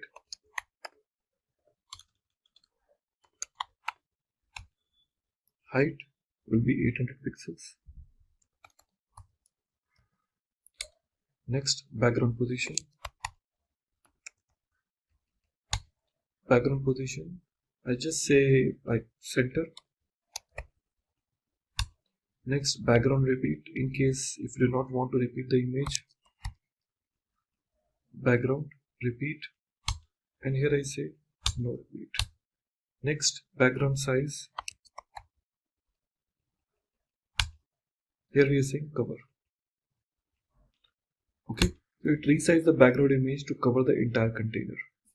Okay, so that's what the body part. Now the next thing is we have to select the rest of the CSS classes. So first select div dot relative.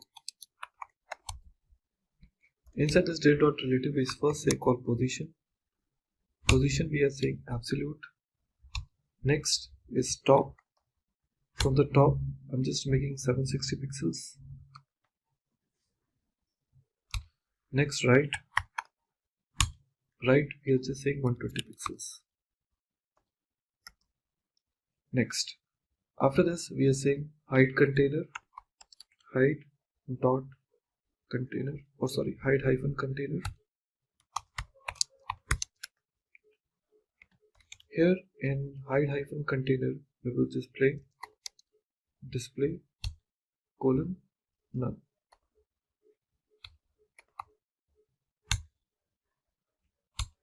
Well, after that we have to use the header point. Header. Inside this header we will say color will be by default white, but still we just say color and white. Next text line we just say center. Next margin will be 15 pixels.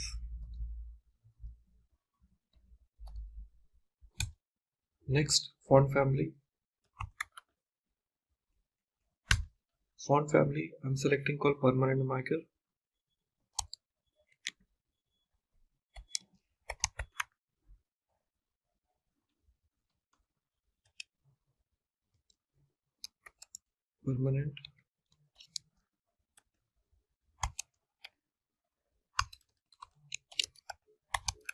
Permanent marker. Okay. Next class we are talking about called interplayer. That is called dot inter hyphen players. Now in inter hyphen players we will say color. Will once again we can use any other color, but we can just use white or any color you want, or else you can just use hash. Okay. Margin we are giving it's called 0. Auto width we are looking forward for 80%. Next, text align, center, position, relative. Now, next we're going forward for input field.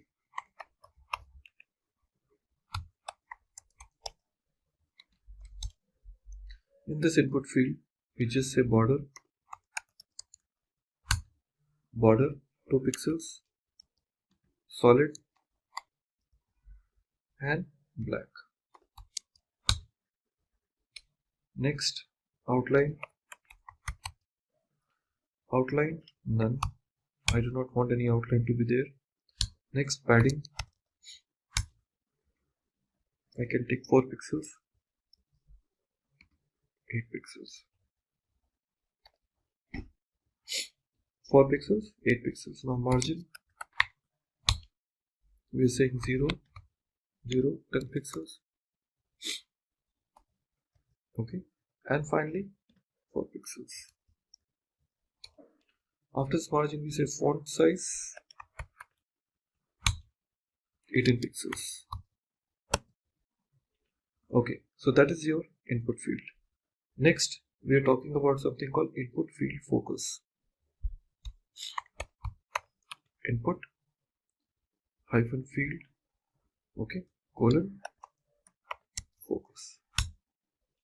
Now here, border 2 pixel, solid, red, or any other color which you want to use it. Next, how you want your submit button to be. So I'm saying dot submit hyphen btn, border 2 pixels, solid and black, padding 8 pixels and again 8 pixels, font size 18 pixels. Now width 250 pixels, followed by border radius 5 pixels. Next, your margin from top, let's take 10 pixels. After that, background color, let's take white only.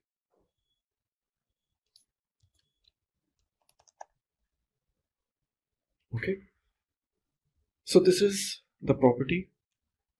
Now going forward, you can associate with your submit button active and submit button focus. So we are saying dot submit hyphen btn colon active and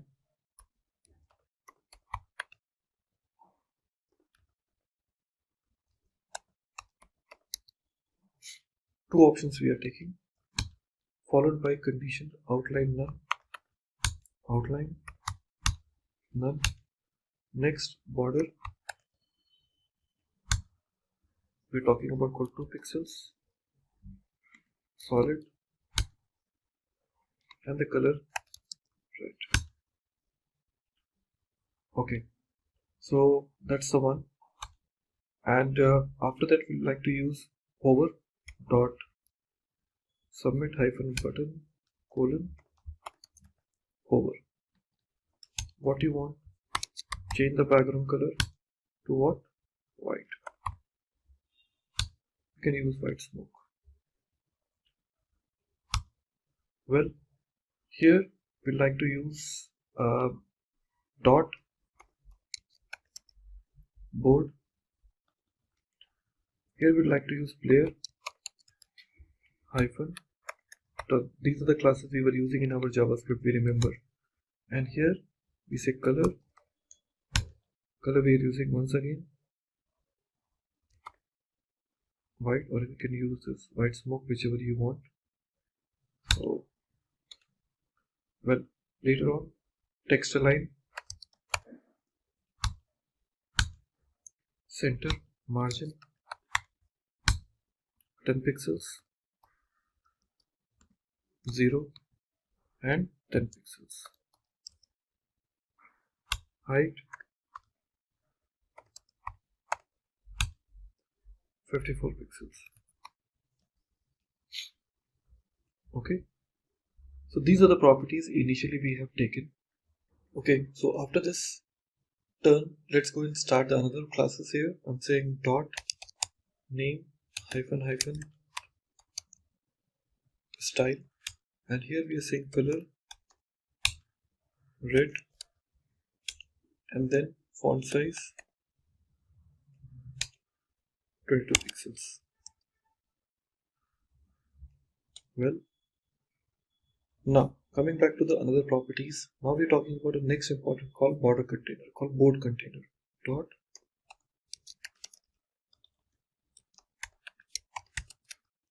board container. Here we define width, which is 40 pixels we are taking, or sorry, 40% we can rather take. After that, background color, that we can say quadrat blue. Okay, next margin we are taking is a 0 and auto. After that, font size we are taking 0. Next, border we are taking 2 pixels, then solid, and then black, followed by box shadow. We remember this box shadow is one of the very CSS3 popular property. Here we are defining 3 pixels, 3 pixels, 3 pixels, 0 pixels, and RGB we can talk about called black.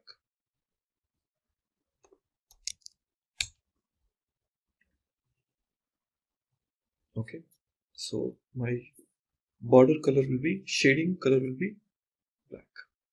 After that, we're offering this board cell dot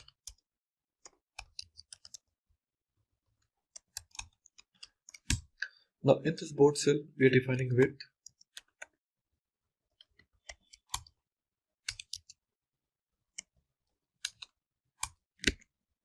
now in this width we are using calculation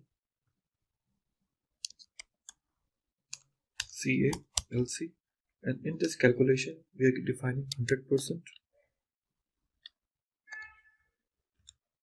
okay, divided by 3. This calculation. After this, the next property will be display. Display will be inline block. Next, font size, we are taking 40 pixels. Well, text align, center, border, we are taking 2 pixels, solid, and black. Adding 20 pixels. Vertical align, top. Next, font family. This family I can use permanent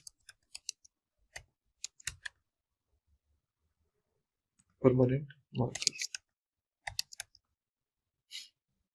Okay, now next option, a part of this we have a call your board cell will board cell hyphen winner, I would say rather hyphen winner.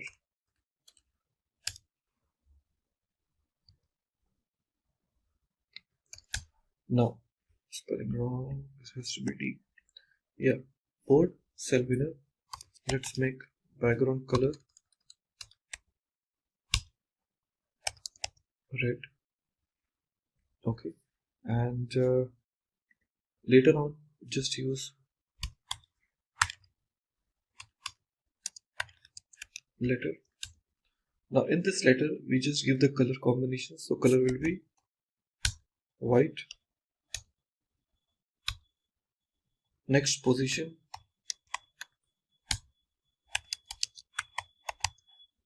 relative, top 50%. Next transform, translate y to minus 50%. After that, font family, we are making it once again permanent marker. Let me copy.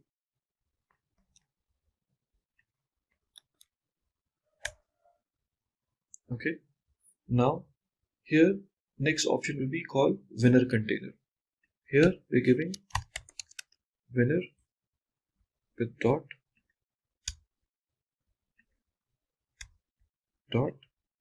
winner hyphen container. Okay, so for this winner container, what are the values we want to use it? That's you want to basically do it. So if for this winner container, what I would rather suggest is you can use dot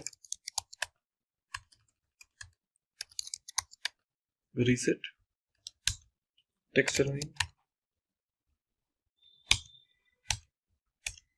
center margin 20 pixels up.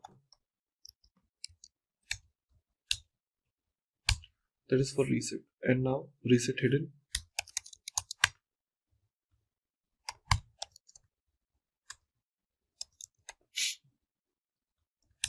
Inside this reset hidden, we will set display none,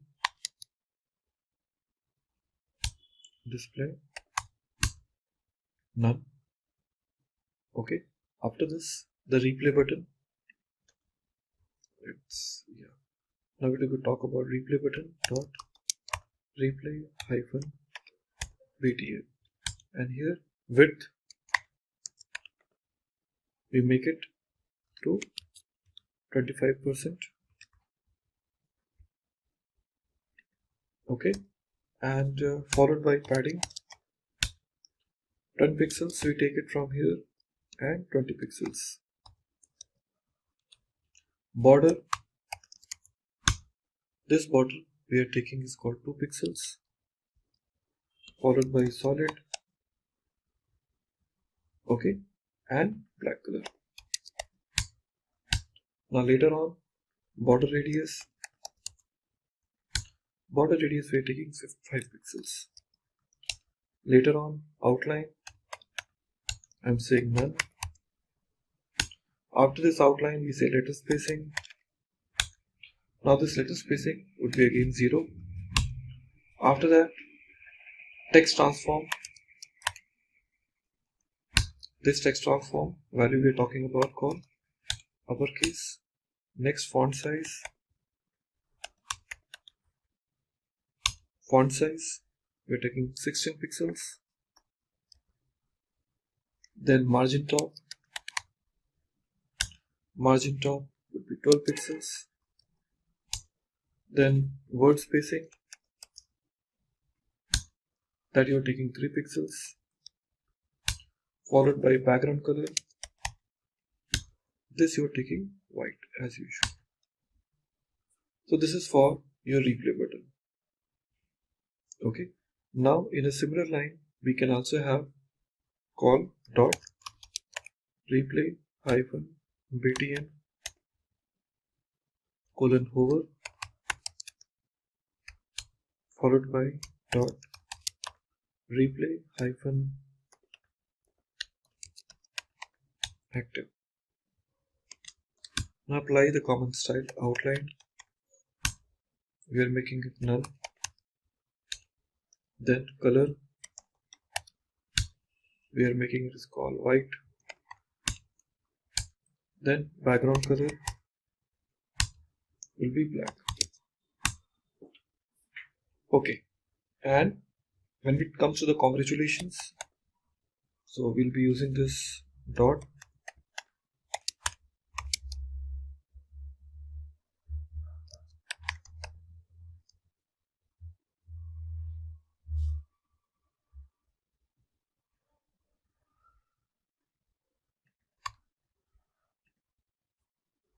Okay, so this congratulations class will be using font size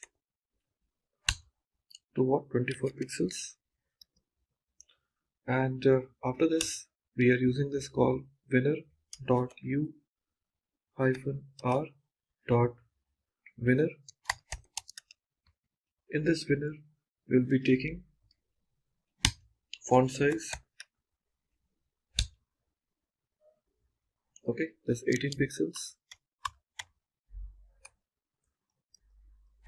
After that, height, we are taking 18 pixels again. Then line height, we are taking 18 pixels. And then margin, 2 pixels. And then 0.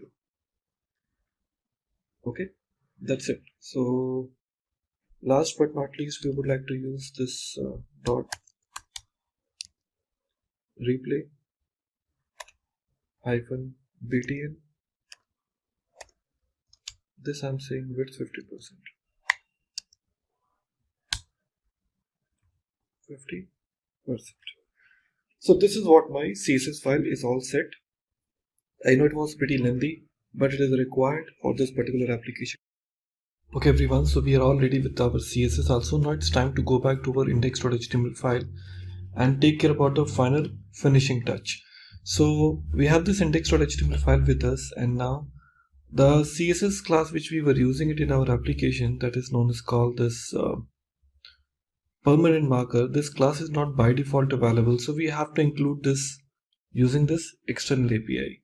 So here where we have a call CSS with us, before that we want link.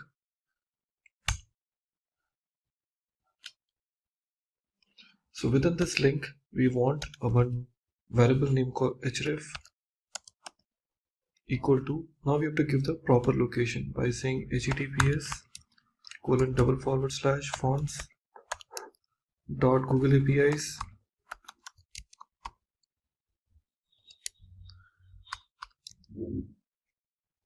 okay .com/css question mark family equal to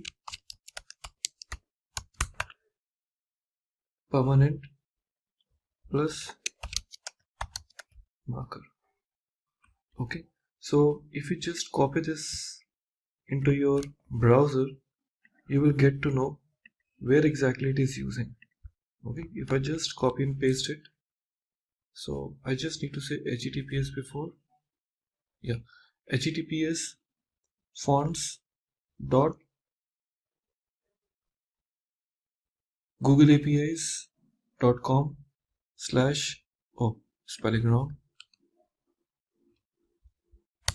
css family equal to permanent marker. That is the main URL from where I can take this kind of font. So here CSS, so that's what I was cross verifying it. Well, it's there, we have included our CSS also, but in which class we need to use, that is an important now. JS, I also want to include it. So here in my head tag only, I would like to include script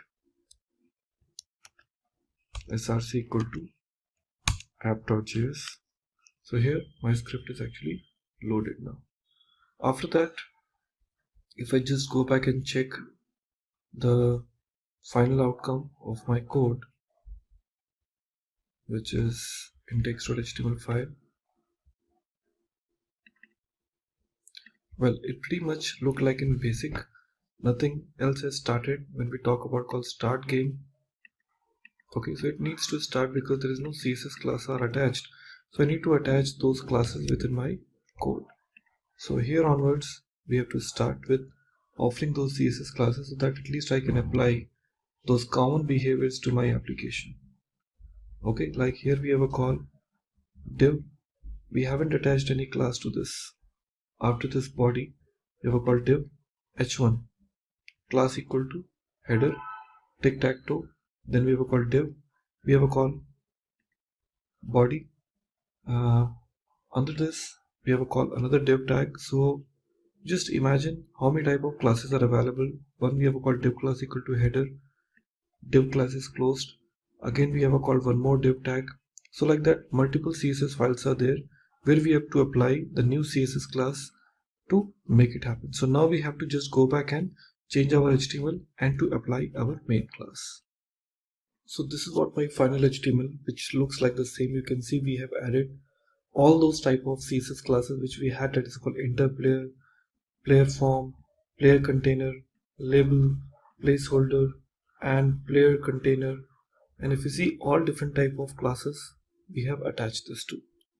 Okay, because here only my CSS class will get applied, and the JavaScript will apply those kind of dynamic CSS based on certain conditions. So these CSS classes are already there, added inside your HTML page. Our app CSS is ready, app.js is also ready. Now let's go back and try to reveal how it looks like. Awesome. So it looks like pretty nice. Tic-tac-toe is a game. It is expecting. When I say start game, it says you must enter a name for each field. Validation is working. Let me try to add 2 names and say start game.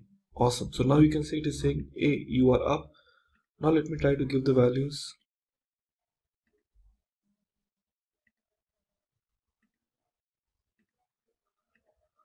Awesome. Now you can see it's saying like, hey, you are a winner. Great. So guys, congratulations on this, the first example of how the tic-tac-toe game is used. Hey guys, I'm sure you all have heard about phrases like web development, front-end development, back-end development, and so on. But if you're not sure about what exactly they mean, don't worry, you're in the right place. In this video, we will focus on back-end development. I suggest you check out our other videos on front-end versus back-end and full-stack development. But before we begin, if you haven't subscribed to our channel already, make sure to hit the subscribe button and the bell icon to never miss an update. So here are the topics that we're going to be covering. First, we'll see what exactly back-end development is. Then we'll understand who exactly a back-end developer is. Moving on, we'll look at some of the skills that a back-end developer must have. Finally, we'll look at some of the job roles and job responsibilities of a back-end developer. From there, we'll look at the salary of a back-end developer. And lastly, I'll let you know how we can help you. So first, let's begin by understanding what back-end development is. Now, web development that occurs at the back end of programs is accurately termed as back-end development. Back-end development covers the server-side application logic like integration, writing APIs, creating libraries, and working with system components, as opposed to front-end development, which focuses on customer-facing services and programs.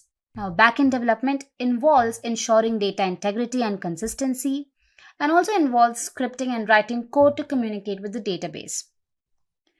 Now that you know what back-end development is, I'm sure you have an idea about what a back-end developer does. But to name a few, a back-end developer is the one who builds an effective website architecture, who also writes code to communicate with the database, and again, as mentioned, ensures data integrity and consistency. Now, essentially, a back-end developer handles what you don't see.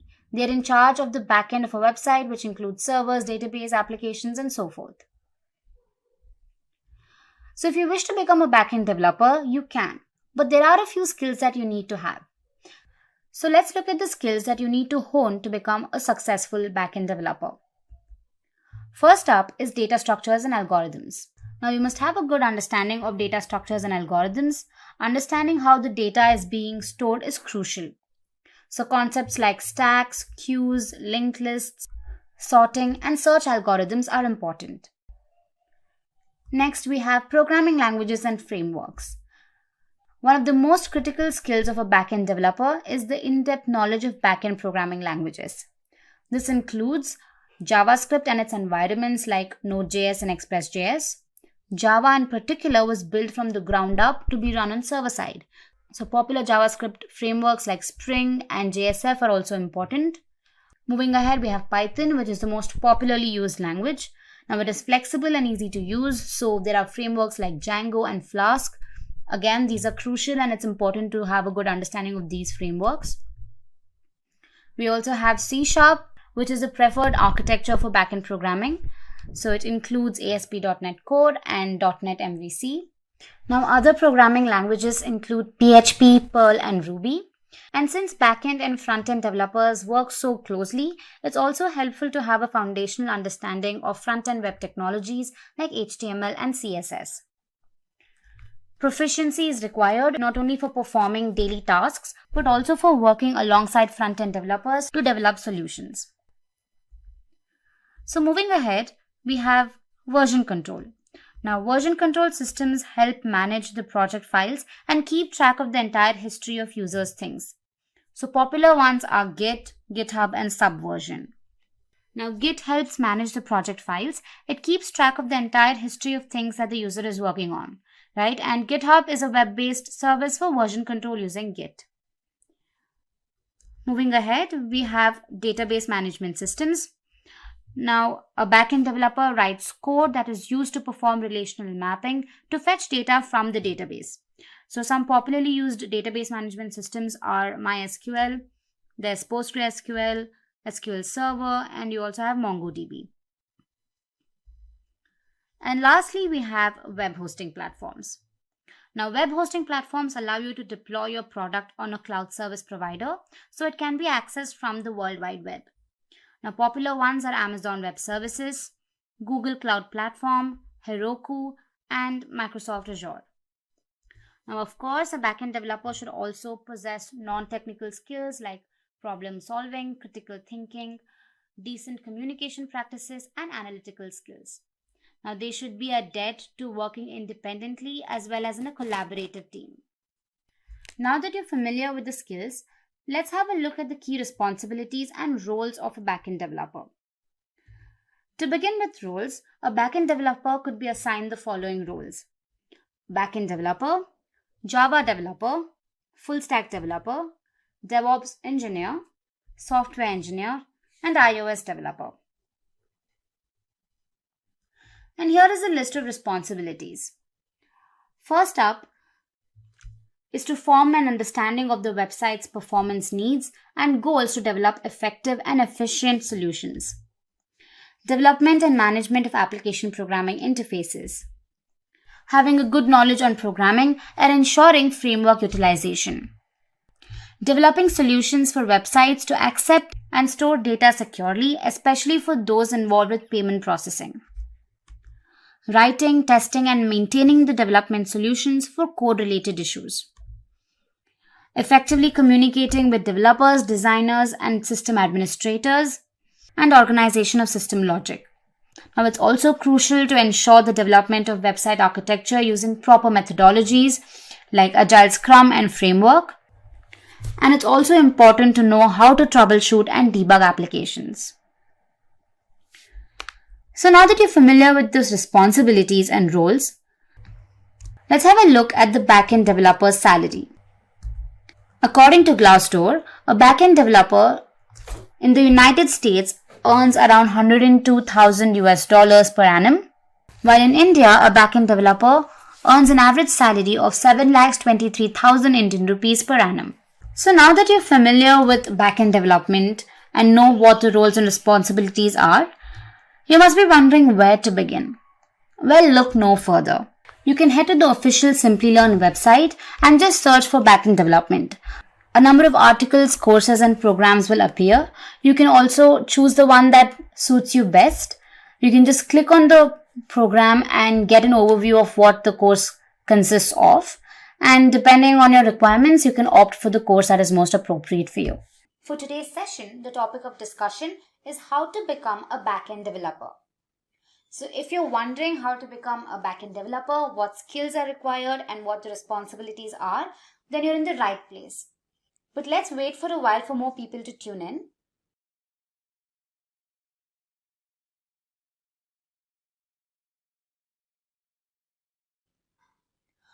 I'd also like to thank all our viewers for actively participating in these sessions.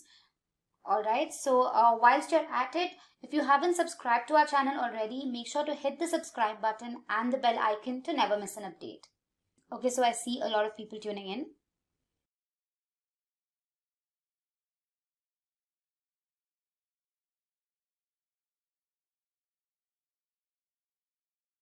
Alright, so I think we're good to begin.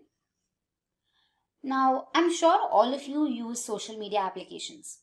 Now, every time you click on a video, scroll through a feed, perhaps search for something, the corresponding information is displayed on your screen. Now, these applications provide an excellent user experience. But how is this achieved? You must know that every application comprises of two parts. There's the front end and then there's the back end. The front end is what the user deals with and the back end is what makes this happen. In other words, the back end includes an application, a server and a database. The back-end application fetches the data from the database and processes all client requests. The result of this is made visible to the user. So now the question arises, who is a back-end developer? A back-end developer's role is to focus on details like building an effective website architecture, scripting and writing code that serves as a means of communication between the website's database and the browser, and lastly, to ensure data integrity and consistency. So now, let's look at the skills required to become a backend developer. It is vital for you to have good understanding of programming concepts like data structures and algorithms. This includes stacks, queues, linked lists, trees and graphs, sorting algorithms, and search algorithms. Next up is programming languages and frameworks.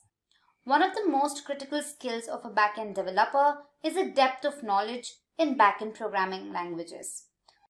This includes proficiency in JavaScript and its environments like NodeJS and Express.js. Next, there's Java. This language was particularly built from the ground up to be run on server side. Popular frameworks include Spring and Java Server Faces. Next up is Python, which is the most popularly used language today. It is flexible and easy to use. Python frameworks like Django and Flask are used for backend development. And lastly, there's C# and its frameworks like ASP.NET Core and ASP.NET MVC. Other languages include Perl, PHP, and Ruby. Now, because backend and frontend developers work so closely together, it is also helpful to have a foundational understanding of front-end web languages like HTML and CSS. Now, proficiency is essential not only for performing daily tasks, but also for working alongside front-end developers for developing solutions. Next, we have database management systems. A backend developer writes code that is used to perform relational mapping to fetch data from the database. Some popularly used DBMS are MySQL, SQL Server, and PostgreSQL. Next up is version control.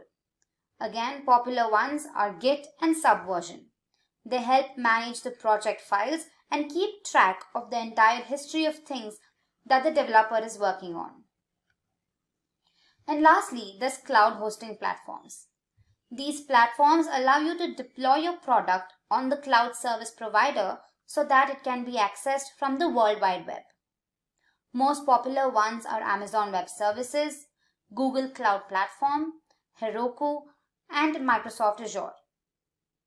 Of course, there are non-technical skills that are required of backend developers.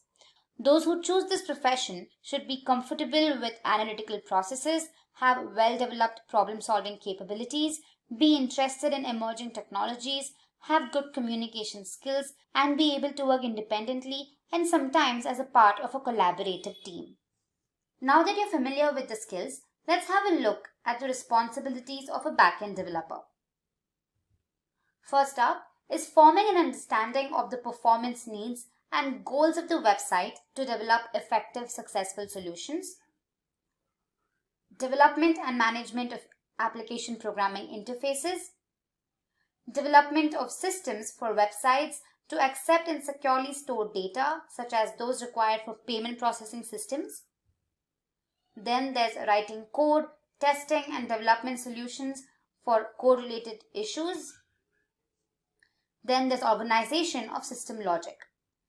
Other responsibilities also include development of site architecture using proper methodologies like Agile Scrum framework, and also providing solutions to system problems.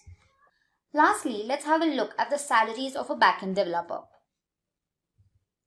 The average salary of a backend developer in the United States is around $102,000 per year.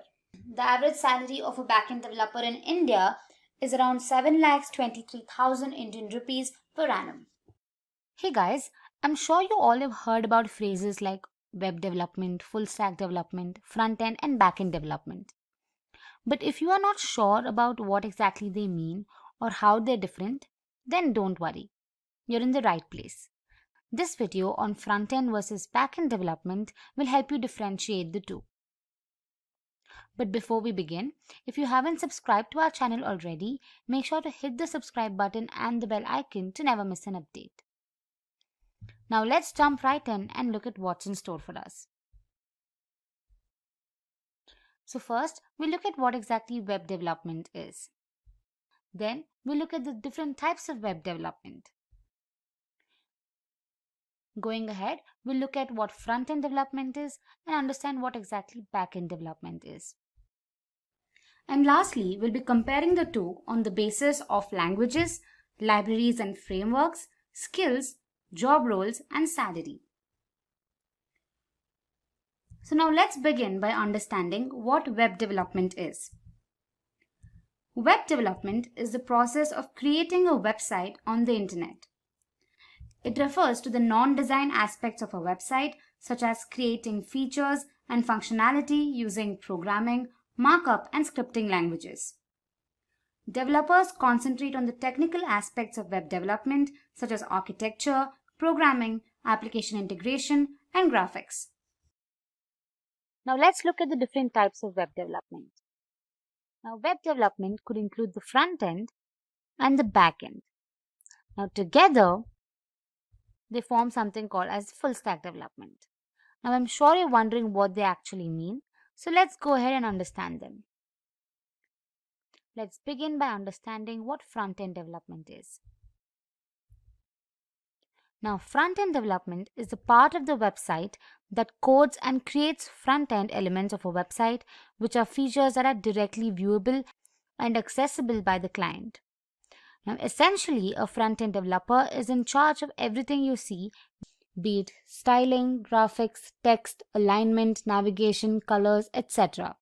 And he attempts to improve the user experience to make it as seamless as possible. Now, these front-end developers also contribute to the overall design and aesthetic along with debugging.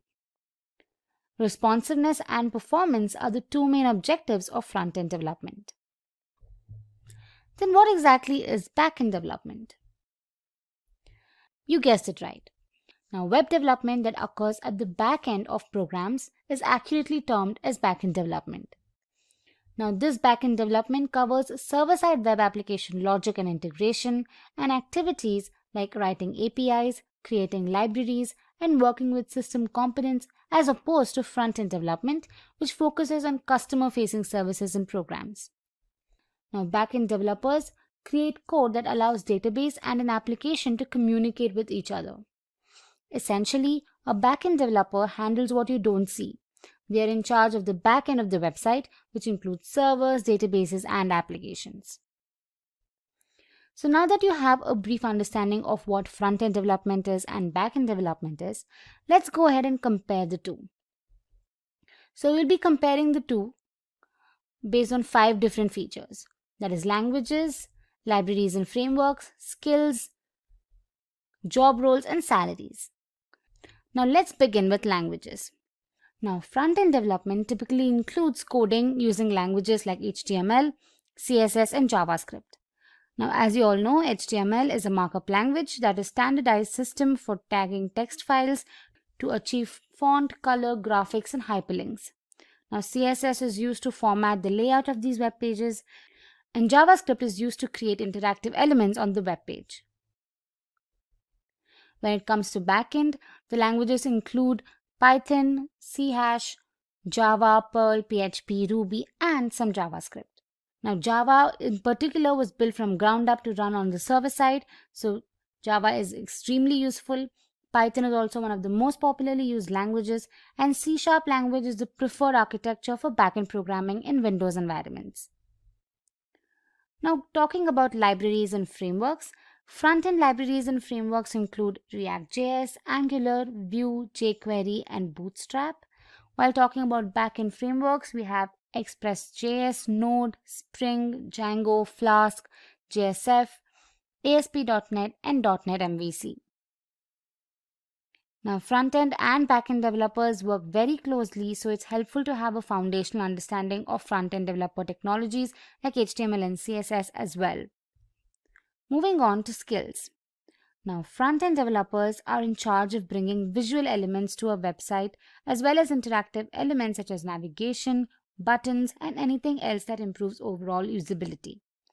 HTML, JavaScript, and CSS are frequently used to ensure that a site's visual side operates well.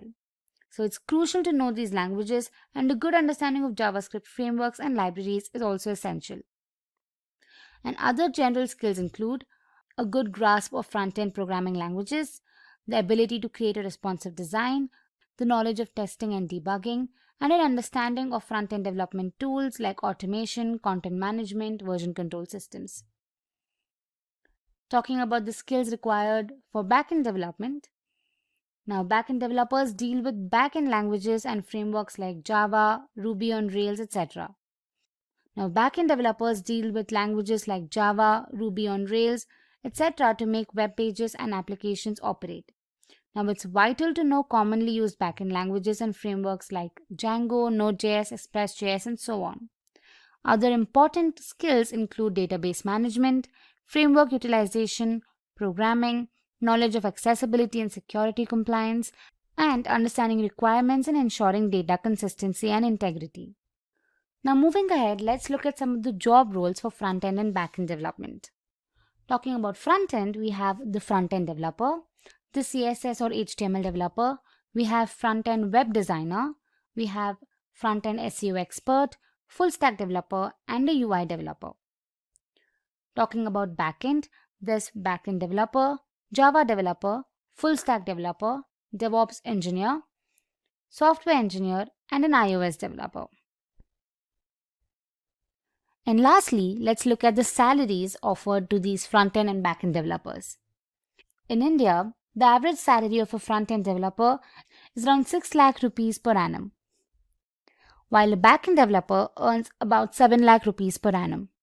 In the US, a front-end developer earns around $100,000 per annum, while a back-end developer earns about $121,000 per annum. Hey everyone, welcome to another video by Simplilearn.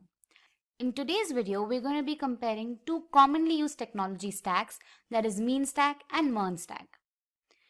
But before we begin, if you haven't subscribed to our channel already, make sure you hit the subscribe button and the bell icon to never miss an update. So first, let's begin by understanding what exactly is a technology stack. Now, a technology stack is a combination of programming languages, frameworks, and tools that developers use to build a web or a mobile application. Now, the two main components of any app are the client side and then the server side. And each layer of the application is built atop of the other, thus creating a stack. Now, the server side is not visible to the user, but its programming languages power the user side and create the logic of websites and applications. When it comes to client side, now this is everything that users can see on their screens and where the interaction is happening. The three main technologies that fall under client side are HTML, CSS, and JavaScript. So now that you know what a technology stack is, let's go ahead and understand what exactly is mean stack.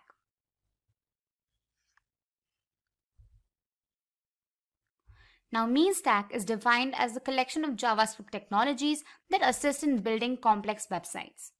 Right? Now, mean is basically an abbreviation that stands for MongoDB, Express.js, AngularJS, and NodeJS.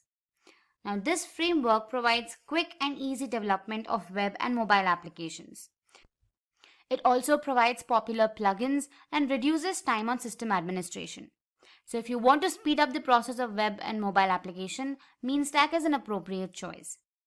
Now, while talking about the components, MongoDB here is used to store the data of backend applications like JSON files. Express.js is a backend application that runs on top of Node.js. You have Angular, which is the front-end framework that runs the code on the browser. And then you have Node.js, which provides a runtime system for JavaScript on the backend web application. So this was all about mean stack. So let's go ahead and understand what MERN stack is. Now, MERN stack, like mean stack, is also an abbreviation. So it stands for MongoDB, Express.js, React.js, and Node.js. Now, this framework also provides quick and easy development of web applications using Java as its main component. Now, it is used for development of websites, and it makes use of libraries, databases, and frameworks. Now, MERN stack ensures a smooth development process and is becoming increasingly popular in the development market. Then again, MongoDB here, it is a document-oriented NoSQL database that is used to store backend data. Then you have Express.js, which is a layered framework built on top of Node.js, and it takes care of all the website's backend functionality and structure. You have React.js, which is a JavaScript library that creates user interface components for web applications. And then you have Node.js, which is a runtime environment capable of running JavaScript on a machine, right? So this was MERN stack. Now you must be wondering what exactly are the differences between MERN stack and mean stack. So let's go ahead and look at them. First up is the obvious difference that in mean stack we use Angular, while in MERN stack we use React.js. Now, Angular is obviously a JavaScript framework used to build single-page applications, while React is an open-source JavaScript library used to render components for a smooth user experience. Next up, mean stack uses TypeScript language, while MERN stack uses JavaScript and JSX. Now, JSX is a combination of JavaScript and HTML. Now, since mean stack uses Angular, the flow of data is bidirectional. That means any changes made to the view part of the application is reflected in the model part as well, and vice versa. But in the case of MERN stack, which uses React, it uses unidirectional flow of data. Meaning, first the model state is updated and then all the changes are rendered to the view part of the application. Next up is that mean stack has a better learning curve. You need to know all the concepts of Angular like data binding, services, routing, bootstrap, etc. And in case of MERN stack, it offers excellent documentation, making development extremely smooth. So now you must be wondering which one to choose. Now you know what mean stack is, you know what MERN stack is, you know how they function, what the stack comprises of, what are the different types of concepts that can be used, etc. But if you're wondering what to choose, then this section will help you clarify the doubt. So there are many companies that readily use different types of stacks for web development. So companies like Accenture, Raindrop, Wungle, among others use mean stack, while companies like Uber Eats, Instagram, Walmart use MERN stack. Also, both the stacks provide an incredible user experience, and stability and scalability are the objectives of both these stacks. Now, enterprise level projects require mean over MERN, and MERN makes rendering the user interface simpler, and both of these are quick for front-end development. However, mean stack is good for large-scale applications, and MERN stack is used for faster development of smaller applications. So, in conclusion, one isn't necessarily better than the other, but choosing the right stack for your software process depends on the front-end framework or related tools that you would like to use. Right? So if a developer or team prefers using Angular, they may choose to work with mean stack. Meanwhile, a developer or a team that enjoys using React will gravitate towards MERN stack. So it's basically just your choice and your requirements. Hi guys, I'm sure you've all heard the phrases software development and web development. And I wouldn't be surprised if you use them interchangeably or even mistook a software developer for a web developer. Well, let me break your bubble. They are different. So hey everyone, welcome to another live session by Simplilearn. Today's topic of discussion is software developer versus web developer. But before we begin, I'd like to thank all our viewers for actively participating in these sessions. I'd also like to welcome everyone joining in from Facebook. So let's wait for a while for more people to tune in.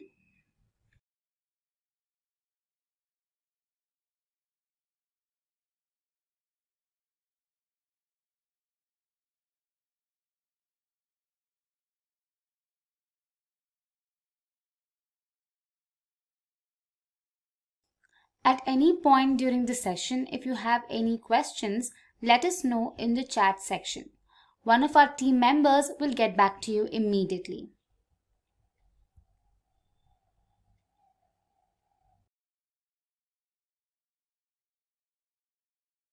So whilst we're at it, if you haven't subscribed to our channel already, make sure to subscribe and hit the bell icon to never miss an update.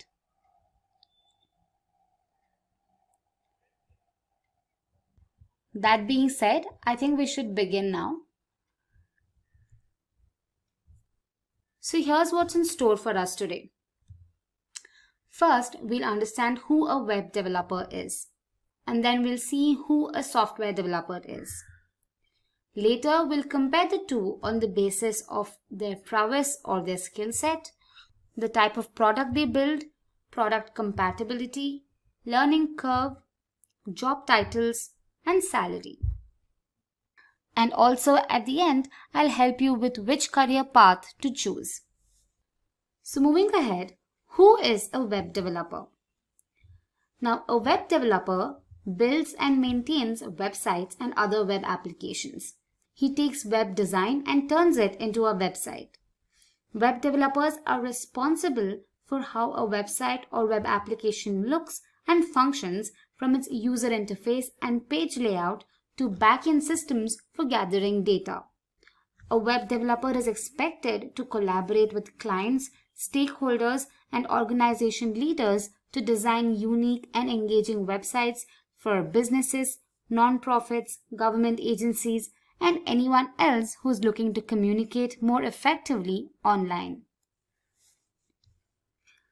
So diving a bit deeper, a web developer can specialize in different areas based on their skill. You have the front-end developers. Now these are experts who are in charge of how websites and applications look and function from the user's perspective. Next, there are backend developers who focus on the technical aspects of websites and web applications that support both basic and advanced functionality. Now, they largely work on administrative components, which include databases, website architecture, application logic, creating new APIs, and user interfaces based on predefined specifications. And lastly, there are full-stack developers who are professionals responsible for the development of an application from start to finish. They specialize in both front-end and back-end of the application development.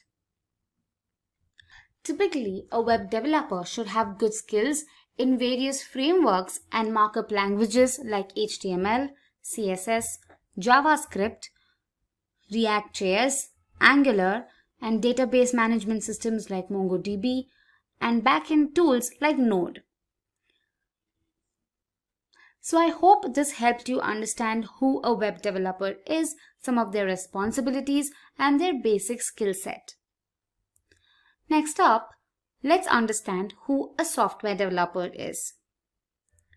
Now, software developers are responsible for creating more complex applications and programs for computers and mobile devices.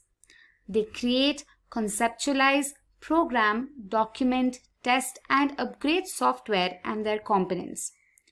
Software developers invent, manage, and optimize computer programs that run on desktops, laptops, smartphones, and other mobile devices. These computer science professionals write complex code that governs how desktop applications function. They also specialize in troubleshooting code bugs, updating user interfaces, creating new tools, and much more. Just like web developers, professionals in this field are often categorized into specific roles based on their specializations. We have the application software developer and the system software developer. Now, an application software engineer is a professional who focuses on designing specific desktop and mobile applications, tools, and games for consumer audiences. And a system software developer is largely concerned with designing systems-level software for enterprise customers rather than the public. The software they develop is used to manage corporate network apps, database management systems, and other critical infrastructure. Talking about their desirable skills, they need to be proficient in programming in the field of JavaScript, Java, C#, PHP, Python, and Ruby.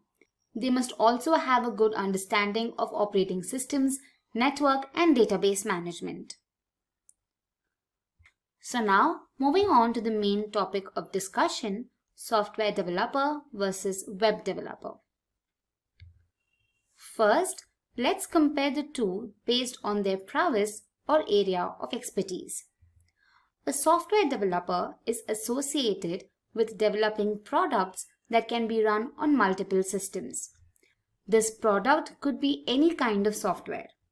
Their area of work includes requirement analysis, planning, coding, testing of applications, implementation, deployment, and maintenance. Talking about web developers, they are responsible for the development of websites. They are also expected to follow the process of the software development lifecycle while building their products. Next up is the type of product. Now, a software developer creates programs for standalone desktop or mobile platforms.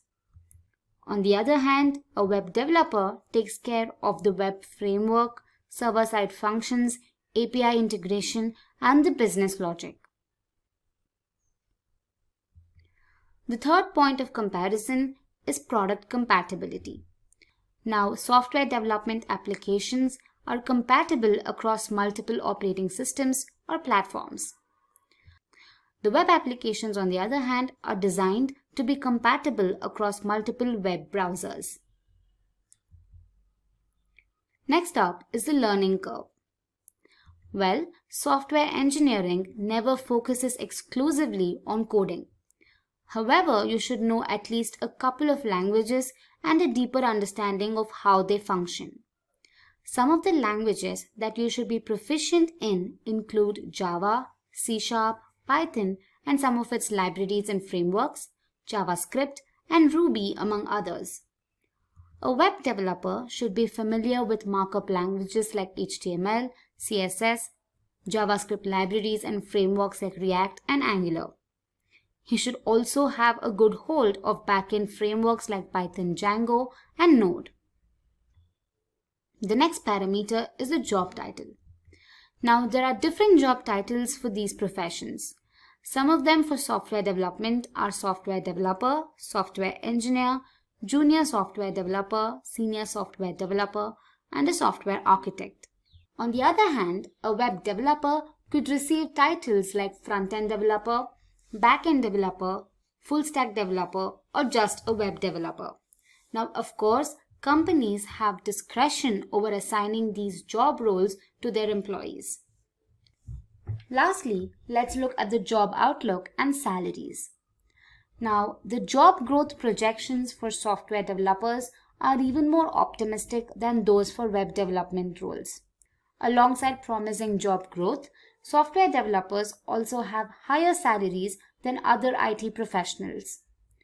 Now, the average salary of a software developer in the US is around 76,000 US dollars per annum. And the average salary of a software developer in India is around 5 lakh Indian rupees per annum. For a web developer, the average salary in the US is around 68,000 US dollars per annum, and in India it's around 4 lakh Indian rupees per annum. Now, I'm sure you must be confused as to which one to choose. Well, to be frank, it's just a matter of preference. If you have strong knowledge of data structures, file systems, algorithms, source control, operating and network systems, then software development would be a better choice. But if you have creative ideas for websites, love designing them, have a good understanding of HTML and CSS, and ultimately the knack to integrate your design ideas to create responsive user interfaces, then a web development role could be a good career path. Then web development could be a better career path to choose. In this session, we will discuss matrix chain multiplication. We shall begin our session by discussing the problem statement. Then, we will discuss the algorithmic solution to the matrix chain multiplication problem. Finally, we will implement the solution to the matrix chain multiplication problem in the code editor. But before we begin, make sure you have subscribed to our YouTube channel and clicked on the bell icon below so you never miss an update from Simplilearn's YouTube channel. So without any further ado, let's get started with the problem statement. We will be given a sequence of matrices. We have to find the most efficient way to multiply these matrices together. The problem is not actually to perform the multiplication, but merely to decide in which order to perform the multiplication to get the minimum operations on a multiplication. Now, let's discuss the algorithmic solution to the matrix chain multiplication. First, we will take matrix sequence and divide it into two subsequences. Then, we will calculate the minimum cost of multiplying out each subsequence. Then we will add these costs together and in the price of multiplication the two result matrices. Finally, we will repeat these steps for every possible sequence of matrices that can be split and take a minimum over all of them. We have now discussed the problem statement and the algorithmic solution to matrix chain multiplication. Now, let's implement this solution in the code editor.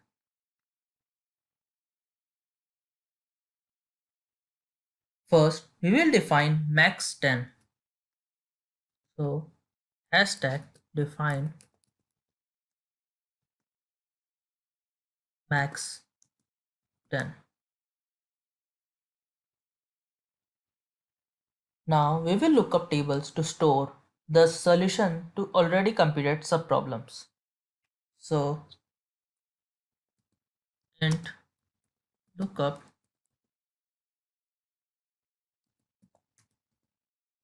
with dimension as max.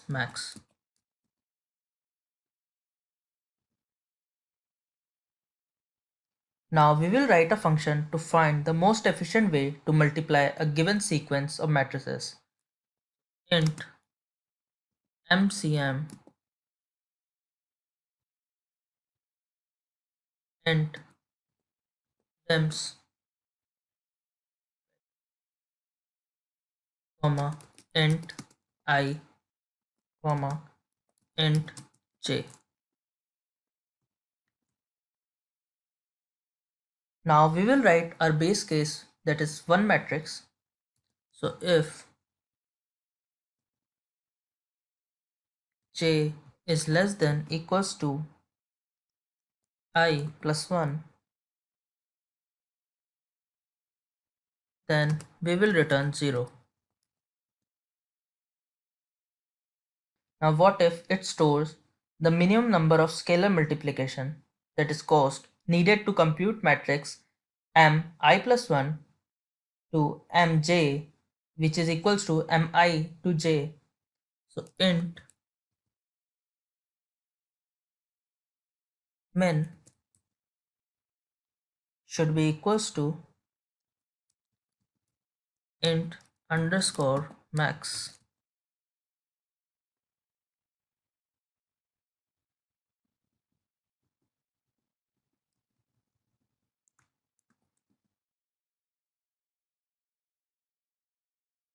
Now if the subproblem is seen for the first time, then we will solve it and store its result in the lookup table. So if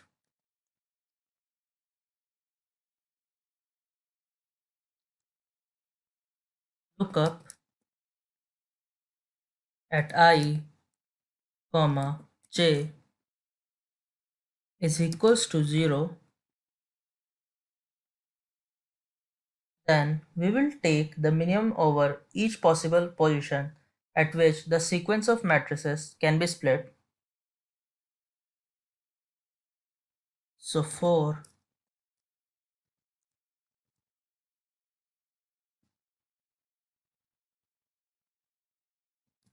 int k is equals to I plus 1, k less than equals to j minus 1, and k plus plus.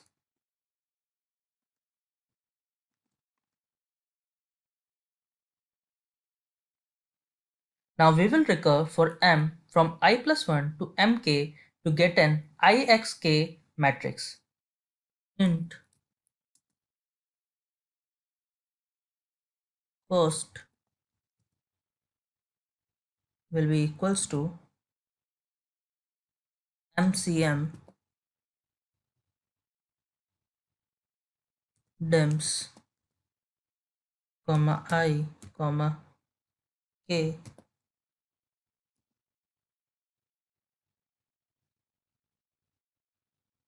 Now we will recur for m k plus 1 to mj to get an kxj matrix. So cost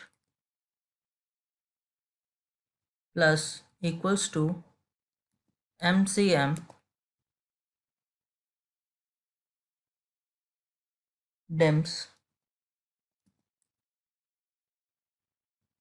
comma k comma j.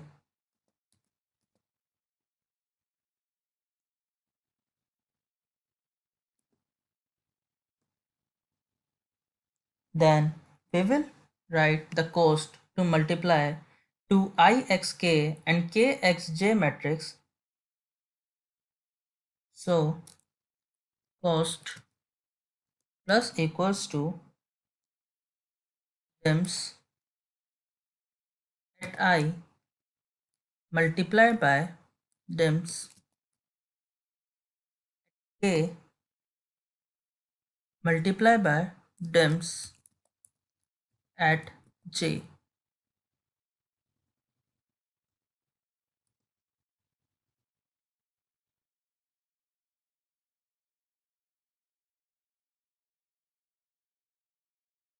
Now if cost is less than min,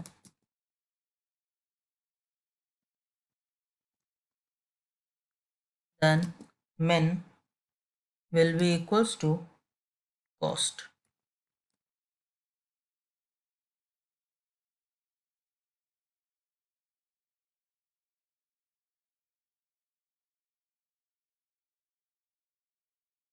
Now we will store min at lookup at I comma j.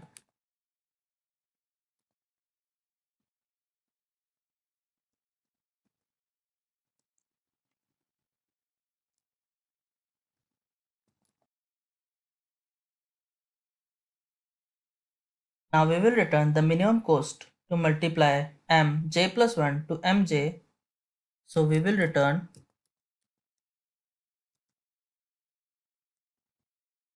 lookup at I comma j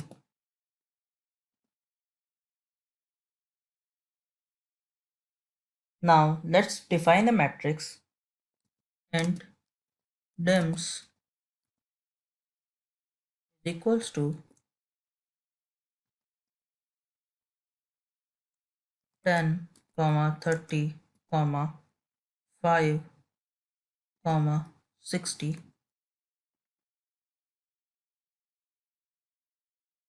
Now we will find the size of this dims array. So int n equals to size of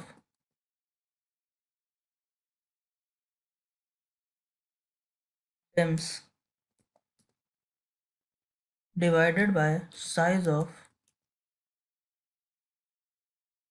at dims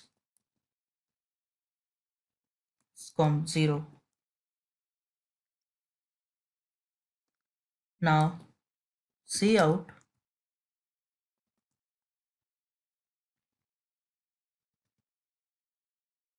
the minimum cost is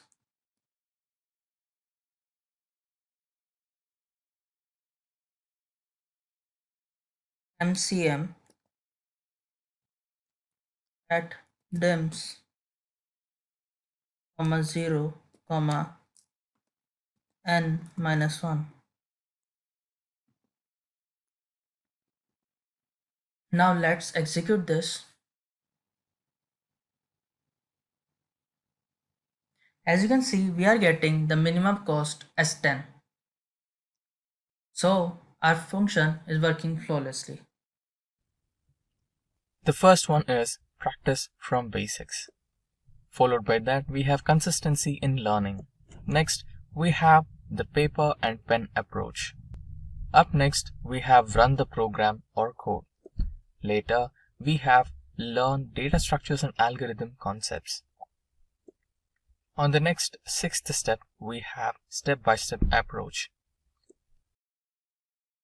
Next, after that, on the seventh stage, we have to follow the programmers' communities. Next, we have solve some questions. Then we have learning from the feedbacks of other developers. Finally, having some projects for the portfolios. We will discuss each one of these points in detail. First, let's discuss about practice from the basics. The first one is practice for the basics. When we start programming, we start with an easy problem for some resources and then move on to the next level. These cover all concepts and provide you with the idea of learning. The next step on practicing from the basics is develop new and creative ideas on moving further. Practice enough on several questions from easy level. Then move on to the intermediate level questions and try to solve some variety of questions on this level. Then proceed to the complex problems. On the next step of practicing from the basics, we have build knowledge and get experience in development. When we try practicing in this manner, it is better to gain knowledge on coding and get experience over programming. Now we have finished the first stage. Let's move on to the next stage where we have consistency in learning. So the first step in the second stage is consistency helps to get more command in learning. It is popular saying that practice makes a man perfect. We often take up a challenge to solve a question and then discontinue in the middle after some days. This should not be happening. In the second step, we have improve the ability to gain knowledge. Practicing consistency will help a lot in overall logic building process. And also, other than that, it improves and helps to gain more knowledge. The third step, increase the development speed and logic building. Practicing consistently also improves the development speed and also helps in building confidence levels in programming. Now, we have finished with the second stage. Let's move on to the third stage where we have pen and paper. So the first step in the third stage is representing helps to solve problems quite easily. Representing on paper will help you in writing the code and improve your programming skills in a better way. Trial and error methodologies are much easier to implement on paper before applying the final solutions through computers. The second step, it also improves the knowledge and logic building. When we see any problem, we generally start coding on our IDE. So, when an interviewer asks us to write a code on paper, we fail to do so. Always try to write and implement the code or algorithm of the code before starting on your IDE. Now the third step is increase the speed of development and building. Whenever you approach a similar problem in the next time, you will be able to recollect more easily. It will also help you in speeding up your development. Now we are done with the stage 3. We have stage 4 now. That is run program or code. So the first step in run program or code is practicing is the key to develop new ideas. One of the best ways to develop logic building in programming is learning data structures concepts, and these concepts provide an idea on how to build an algorithm. The second step says running program or a code provides an opportunity to learn the working process. Running or coding a program can also help get an idea of working process of the program, which is a significant benefit in building the logic. So the third step is running a program or code helps you build and get more experience over programming. It helps you improve your programming and gets experience in programming and skill up your performance by building confidence levels. So now we are done with stage 4. We have stage 5, that is learn data structures and algorithms concepts. So the first step in learning data structures and algorithms concepts is data structures and algorithms concepts help you build algorithms and logics. One of the best ways to develop logic building in programming is learning data structures concepts, and these concepts provide an idea on how to build an algorithm. So the second step in learning data structures and algorithms concepts is develop programming skills in a programmer. So when we can build or implement an algorithm, it is easy to develop programming skills in a person. So now the third step is increase the ability and knowledge of programming. Developing an algorithm provides a good knowledge base and also helps in increasing the development time. Now we are done with the stage 5. Let's get on to the stage 6. So the stage 6 is all about step-by-step approach. So the first step in stage 6 is provide more clarity and clear understanding. We don't start talking from the day we are born.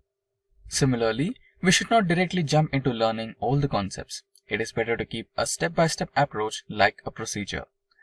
We should go from basic to advanced level questions. It provides more clarity and clear understanding. Sometimes people solve a lot of easy questions from all the sides, but they are not able to solve medium level questions. Instead, make a balance of these levels.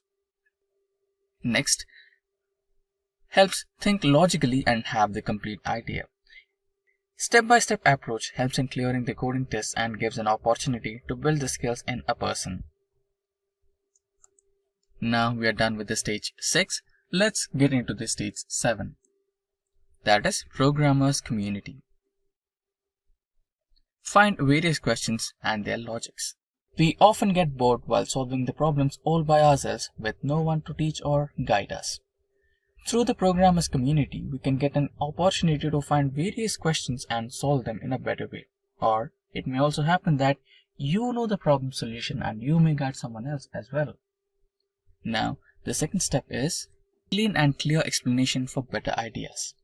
Solving various questions seriously will help you to get more complete idea of the working process and development process of a program, which is a benefit in building logic in you. Now the last step is it improves logic with various development techniques. Programmers communities help you build confidence in you and provide an opportunity to develop more skills. So far we are done with stage 7. Now we enter the stage 8, which is about solving questions. So the first step in stage 8 is solving questions will help you improve your ability to work on different questions.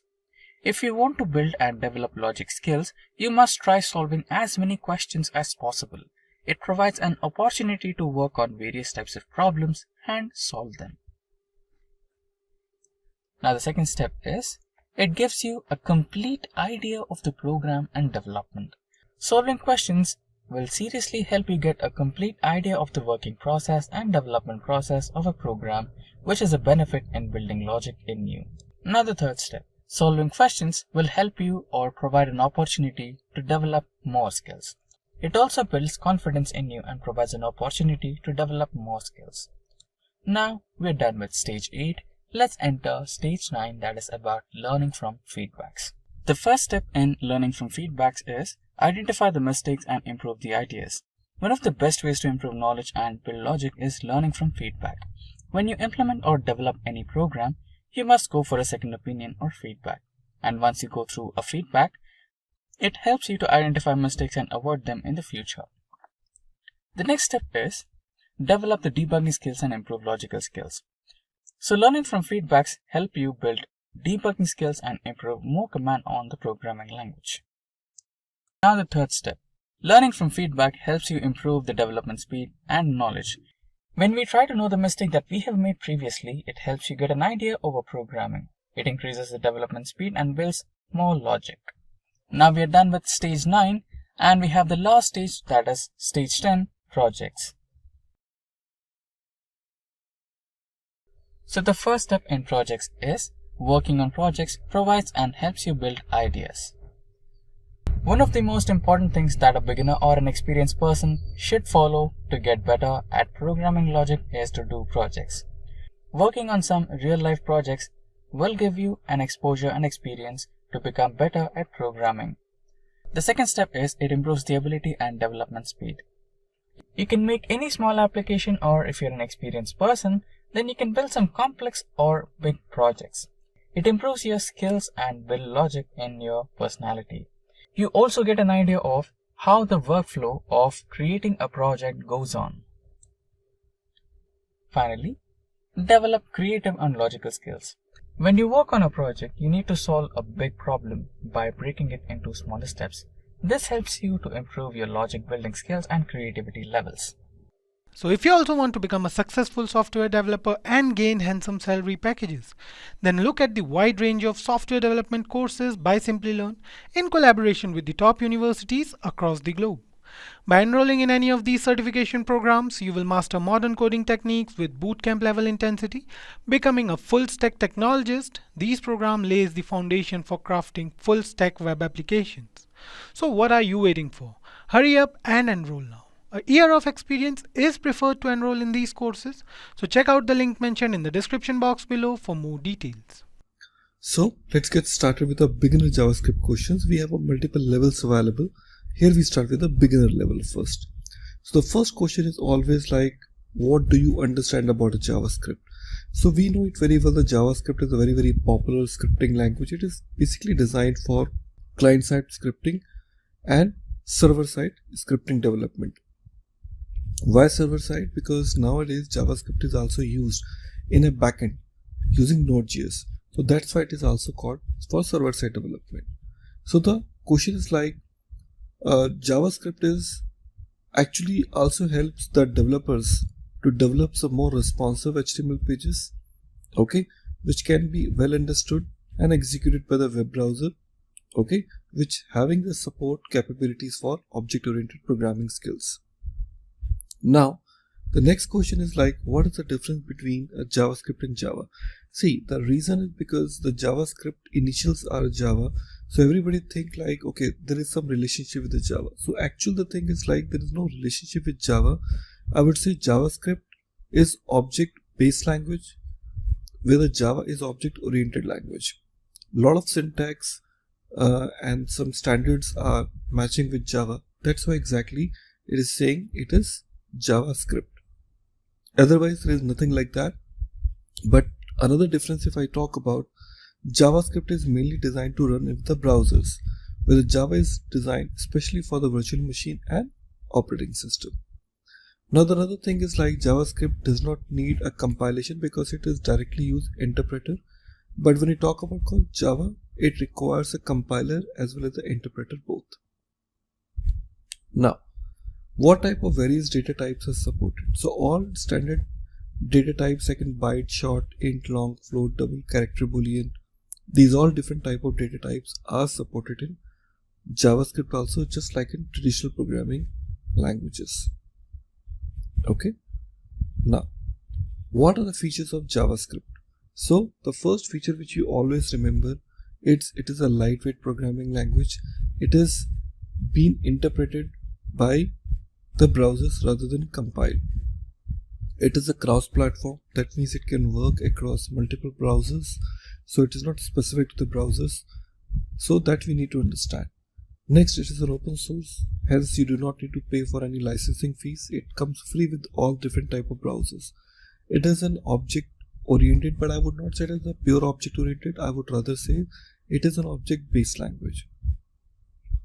Next, it can gel well with multiple front-end as well as the back-end technologies, because most of the languages which are coming up in a market, they have a support available to get integrated with the JavaScript, and due to that, JavaScript is very, very popular. So it is also used especially for the development like a network-based application. So in case if you want to have some kind of network-centric application, here the JavaScript really suits very, very well.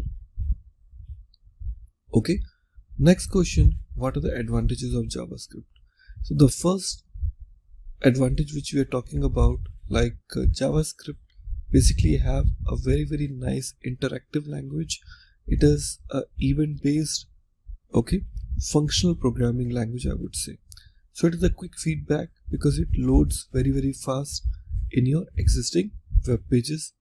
It is giving you the support of developing a very, very rich user interface. Because of that, your application look consistent across multiple type of browsers. Another is like we have a call variety of JavaScript based frameworks are available. Like you can talk about Angular, you talk about React, you talk about Vue. They're all basically different type of JavaScript based frameworks that helps the developer to enhance their skills with writing less amount of codes. So how you create a script or how you create an object in JavaScript, it is very simple. The curly braces.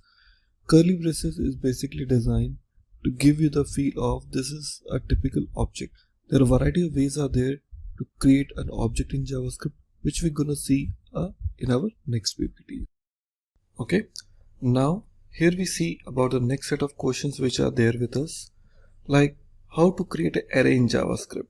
So creating an array in JavaScript is very, very easy. Now you can see the square brackets. Okay, they are the way to basically create a array in a JavaScript. So just a square brackets are a very, very simpler way, so-called literals, to create the array objects in JavaScript. Actually, you should know that array is also object, which is a predefined object comes with your JavaScript, so-called implicit objects. Now, what are the built-in methods available in JavaScript?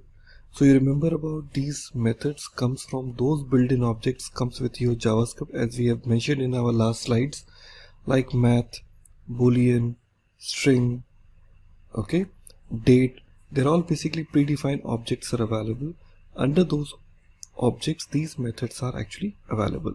Like date, if you can see, it will display the current date and time. Concat, to concat two different type of string. Push, some adding some new records into your array. Pop, to remove. Round, to do the round. Length, to calculate the length of the string. So these are all some well-known methods or frequently used methods available in JavaScript.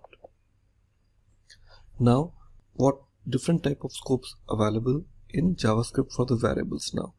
So scopes are basically designed to give you the visibility within your program. Okay, so different type of scopes are available. One is called a global scope. So global scope is having the availability within a file. Anywhere else you can access this particular code or particular variable. That is called global scope. And local scopes are those scopes which are accessible within a function and hence cannot be accessed by any other function or outside of this function. So two standard type of scopes which are available here. Now, what is this keyword in JavaScript? This means to refer the current object. Okay, so whenever you see this keyword, it is designed to refer the current object in JavaScript. So we typically define this keyword to assign the value to my current object properties. Usually this is a place where this keyword is mostly used. Now, what are the conventions of giving the names to the variables? Okay, So some standard naming convention which we should always follow, but few things, as you remember, there are certain reserve keywords are there in JavaScript which you cannot offer while giving the names to your variables or to your functions. Like if I can say var, let, const, and many more which are there available, which you cannot assign to your any existing variable provided or functions under your JavaScript. Now here they are trying to say variable names cannot begin with any numeric value, like you cannot give var with ABC, so not ABC, I would say rather 1 2 3 or something like that.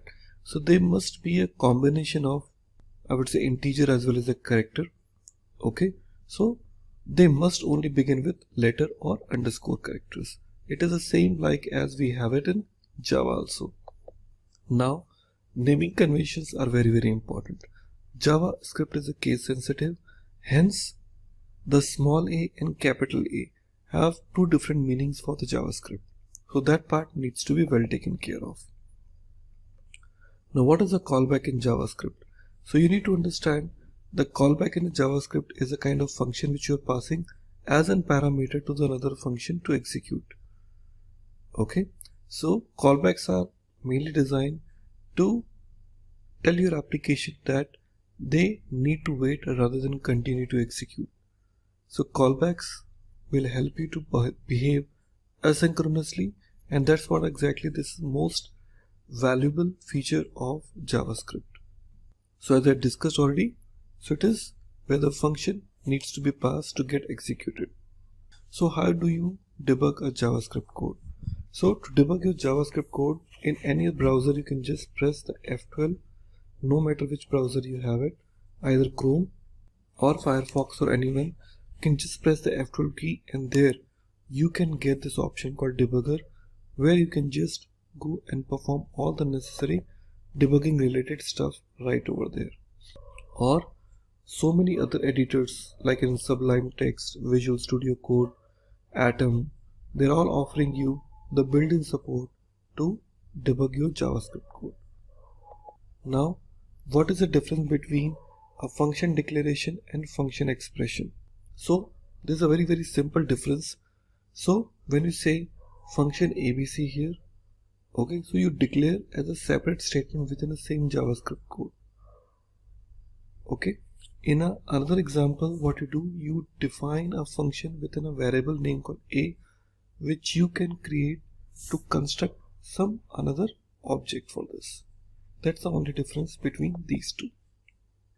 So this function can be called before the function is defined, and this will be created when the function is pointing and reaching it.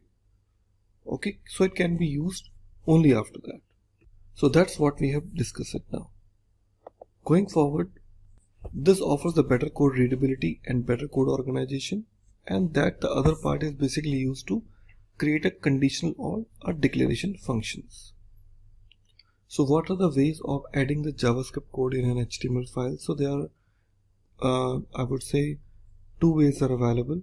One, either you can declare it in a separate file, you can add it, or second, you can write a embedded JavaScript code where you can just write a JavaScript code either in your head tag or body tag. But there'll be one difference, like if you're writing it as an embedded JavaScript, you cannot use it for the different HTML file, where the internal JavaScript file will be limited to that HTML. However, external JavaScript will be more useful when you want to reuse it again and again. So these were some standard basic JavaScript questions for us. So let's go ahead and talk about something which is related to your intermediate questions in JavaScript. Now, so what do you understand about the cookies? See, the cookies are basically a kind of a small text file, okay, which is kept in your browser and contains the information about your client activities. Okay, so whenever the client is accessing your websites, these websites can track your activities through this particular cookies. Okay, so they just basically record your general behaviors, like what you're doing with your website, so that accordingly they can give you the better recommendations. Now, how you going to create a cookie in your JavaScript? So creating a cookie is one of the property available under your document object, so that you can create it using document.cookie and give a key. So your all cookie stands with your key and value pair. So you have a key, you have a value pair. So how you going to read the cookie? So cookie you can read by the help of the same property called document.cookie, and here you can just use this statement.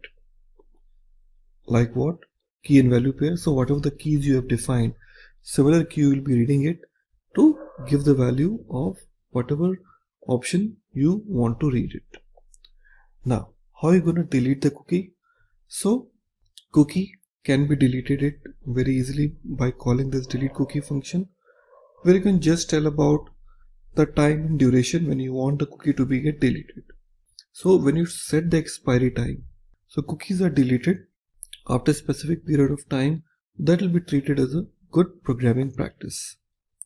So what is the difference between a let and var keyword? See, there's a new feature which is there added called let keyword, which is known as called block level scope. The block level scope means your variable whichever you're defining under any block level statement will be limited to that particular block. Like if you're defining it any opening block and closing block, so beyond that you cannot see that. Suppose if you're defining it under if block or any block, so these type of variables are no longer accessible outside, where the var keyword will be typically treated as a global variable and hence it can be accessed anywhere. So what is the closure in JavaScript? So closure is basically gonna give you a better way of providing the consistent way of developing a JavaScript code for the developer. So closures are basically created whenever a variable that is defined outside of this current scope can be accessed within the current scope. Okay, that means which is a variable which is defined outside of this scope, even using the scope of this particular closure, it can be accessed inside too. Now, what are the arrow functions in JavaScript? Friends, arrow function in JavaScript is very popular now. They're just gonna give you a kind of alternative way of defining the function keyword. They are just a shortcut way of defining the function in JavaScript. These are the simple handy functions, I would say. So what are the different ways of HTML can be accessed in JavaScript codes? So there are multiple ways are there. So you can access using document.getElement by class name. You can access getElement by ID. You can get access document getElement by tag name, and you can say document.querySelector. So these are the multiple options are there through which you can access the element within your HTML tags. What are the ways of defining a variable? So var keyword, as we discussed, you can define a variable. You can also define the variable using const. So if you define any variable using const, so these variables will get constantly declared and it cannot be changed once you define the value. So any value or any variable which is defined using const, it cannot be changed in later stages. What are imports and exports in JavaScript? So to make your JavaScript modular, so there's an option available of importing it and exporting it. So what exactly the difference? Difference is very simple, like you are writing the set of JavaScript code, and if you want to get it accessed outside in another JavaScript file, so how the two JavaScript files can communicate with each other, that is where exactly the important export code comes to make your JavaScript highly reused and more modular. Now, these are the quick example. As you can see now, two different files are there. So if you want to make your particular variable or function accessed outside, you always use export keyword with them, and if you want to access them out, you can just use an import keyword. As you can see, it is defined there. So another file can easily access the content of the previous files to make your code even more modular and useful. So what is the difference between a document and window in JavaScript? See, document is the one which is a part of your document part, which user can actually see that. Okay, so the document object is the object which falls under the category of window. Window is a top level object. So in JavaScript, we have an option variable name called BOM, that is called browser object model, in which the top level object which is there, that is called window, and under this we have a called document. So whatever you see under your browser, it is a part of your document. So what are the some JavaScript frameworks and their uses? See, JavaScript frameworks are mainly useful to make your application more organized with less code and without getting into the detail. Okay, so having this particular framework will give you the opportunity so that developer can use the JavaScript in much more better way to write the complex code in more simplified manner. This is where exactly your frameworks are designed for. So there are some very prominent and useful frameworks like in React, Angular, Vue.js, and lot many other names are there in market, which will be using this JavaScript as a core and take the entire JavaScript development to the next level. So the next question is, what is the difference between a undefined and undeclared in JavaScript? See, it is very simple. Undefined means the variable which is undefined. You're declaring a variable, okay, and which you haven't defined. Okay, that means the variable has been declared but the value has not yet assigned. That is called undefined. Undeclared means the variable which you're trying to access, that itself is not available. It doesn't even exist. So what is the difference between undefined and null in JavaScript? See, undefined, as I already told you, it means the variable has been declared but it is not assigned with any value. Null is actually the assignment value that we can assign to any variable which contain no values, as an alternative I would say. So what is the difference between session storage and local storage? See, it is very simple. HTML5 has offered these features to you.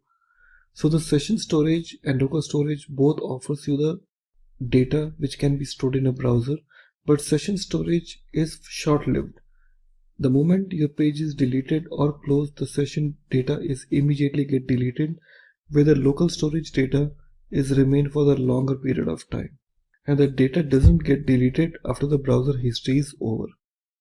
Okay, so I would say the local storage time span is far bigger compared to the session storage.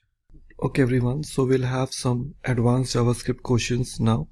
We've already seen the beginner level as well as the intermediate level questions. Now it's time to discuss about some advanced level questions too. Like the first questions comes like how do you empty an array in JavaScript? So it is very simple. If you want to assign, so there are a few ways of that.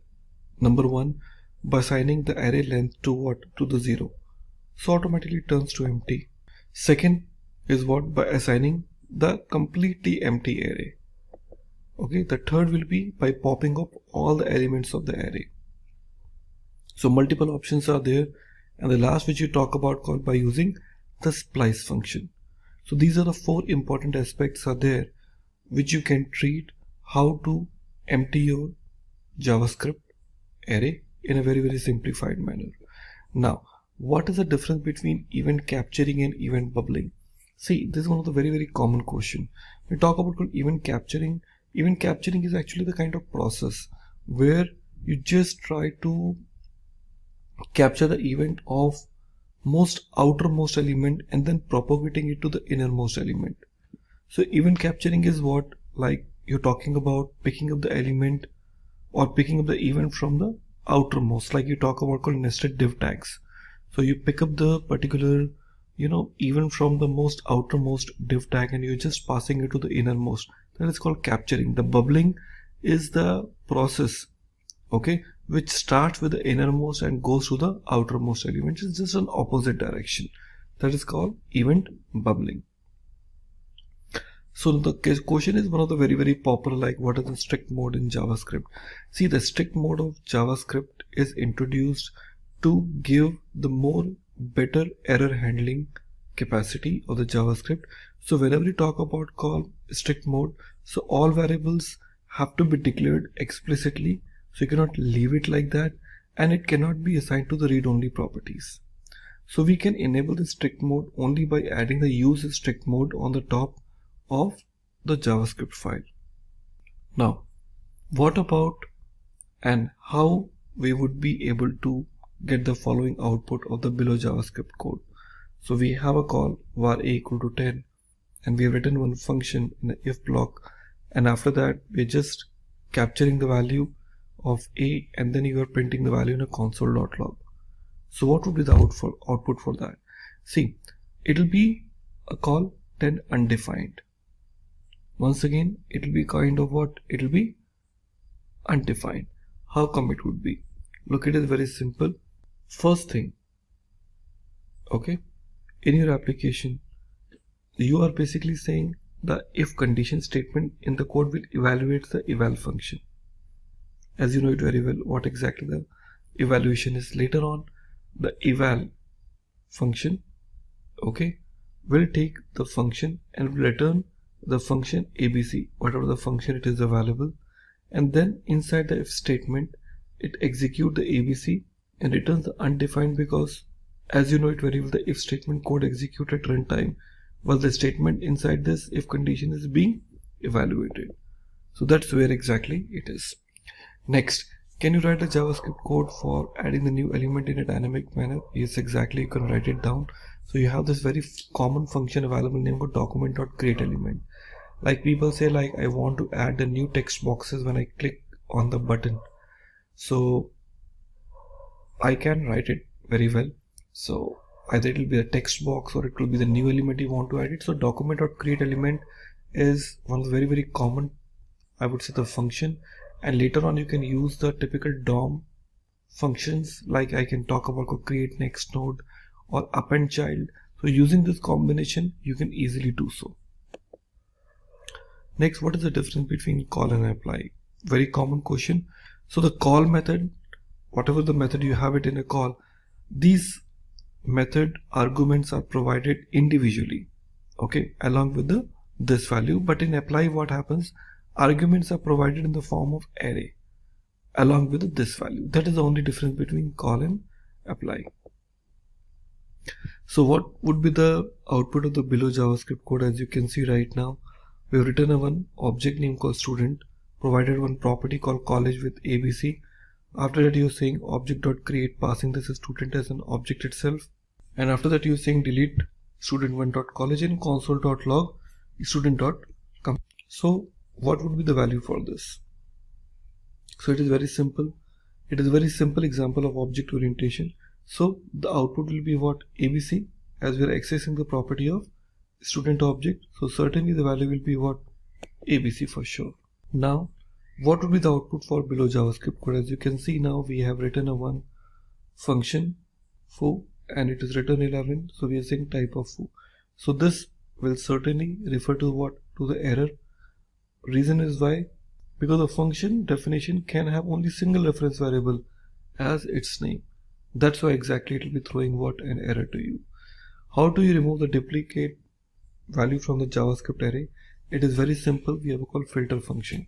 So the filter method, I can basically call it, and three arguments it may be expecting it: the name of the array, the current element, and the index of the current element, so that it can remove all the duplicate elements from there.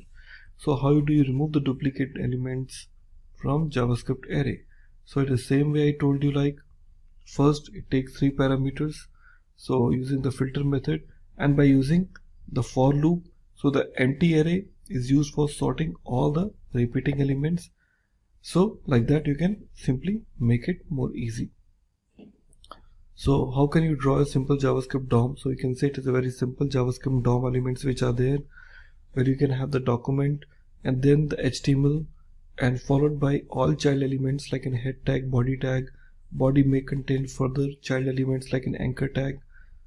So these are all basically known as called a presentational elements through which this complete HTML hierarchy will contain inside this. What is there inside for you? So we have a one very common topic for the version control system, that is called a Git. Second, we have a called HTML5. Third, it's all about CSS3. Then we talk about JavaScript. Then we have a React.js, followed by Angular and generic interview questions. These 6 very important topics are used in web development. So people expect that you are aware about some very common questions which they usually ask. So let's get started. So we are going to talk about version control system first. What do you understand with version control system? So as we know it very well today, when we talk about call a kind of team which work in different environment, different computers, so they want to store their work in a centralized repository system, okay, so that they can keep track of what they have done, so that they can understand who have made the updates and when to roll back in case if some problem comes up. So you would like to push all the necessary repositories to the centralized system that is called version control system. So it is telling you it is a system that keeps track all the necessary changes made to a file or a set of data. Okay, so it ensures that everyone work on a most recent system, okay, while taking care about your necessary updates. Next, what is the difference between a centralized and distributed version control system? So as we know it very well, when we talk about call a centralized system, okay, so in centralized system, what happens like here, it uses the centralized server to store all different versions of files. Usually we always commit those changes to our local system, but in centralized system, it helps to protect in case of any failure happens in your local environment. So it can easily protect. Okay, so developer doesn't need to save any file local to their system. Okay, so the main idea is to basically avoid single point failover and keep everything under the single location. Now when it comes to the second option called distributed version control system, so what they're trying to say that every developer has a copy of all the versions while developing a code. So it actually improves the ability to work offline and does not rely on the single locations for the backup. Okay, so there is no even threat for server crashes.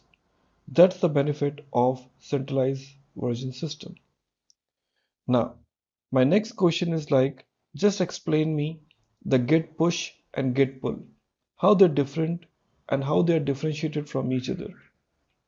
So we know it very well when we talk about like in git push. So push is trying to commit, okay, some changes whichever are made into the local file system to the centralized repository. Okay, so whichever cloud environment you will be using it, it could be either GitHub or else you talk about Bitbucket or else you talk about GitLab. So you would like to push all those necessary changes to that location. And pull on the other hand is responsible to pull to retrieve all those version controlling to your local environment. Clear? That's the benefit and that's the difference which comes. Okay. Now going ahead and talk about the git pull. As I said that you try to fetch the real data from your local repository, okay, towards your local repository, whichever is there available in your cloud environment. So we say the git pull is a combination of two commands, git fetch followed by the git merge. Okay, so now next question, give us a few git commands and their functions. Okay, so there are few commands which are there. The first command is like in git config. So in git config, you basically configure your username and email address. That is really helpful whenever you would like to push the repositories in your cloud environment. Git in is to initialize a git repository. Git add is to basically add the files to the staging areas. Git diff to view the changes made to this particular file, and we have a called git commit. Okay, commit means what the changes to the head but not to the reporter or to the remote repositories. Now, there are other commands are also available like in git reset, which is designed to undo all the changes whichever we have made to the git repository. We also have a called git status to know about the current state of the working directory and the staging area. We talk about like in git merge. Okay, so that means that you want to merge a branch, okay, into a active branch. So git push. So this is the command through which you will be upload the content from the local repository to the remote repository. Git pull is to basically fetch and download the content from the remote repositories. Now, next thing, the difference between git pull and the git fetch. So when we talk about like in git fetch, so git fetch is only downloads new data from a remote repository. Okay, so it does not integrate any of its new data into your working files. Okay, so git command or git fetch can be done at any point of time to update the remote tracking branches. Clear? That is a git fetch.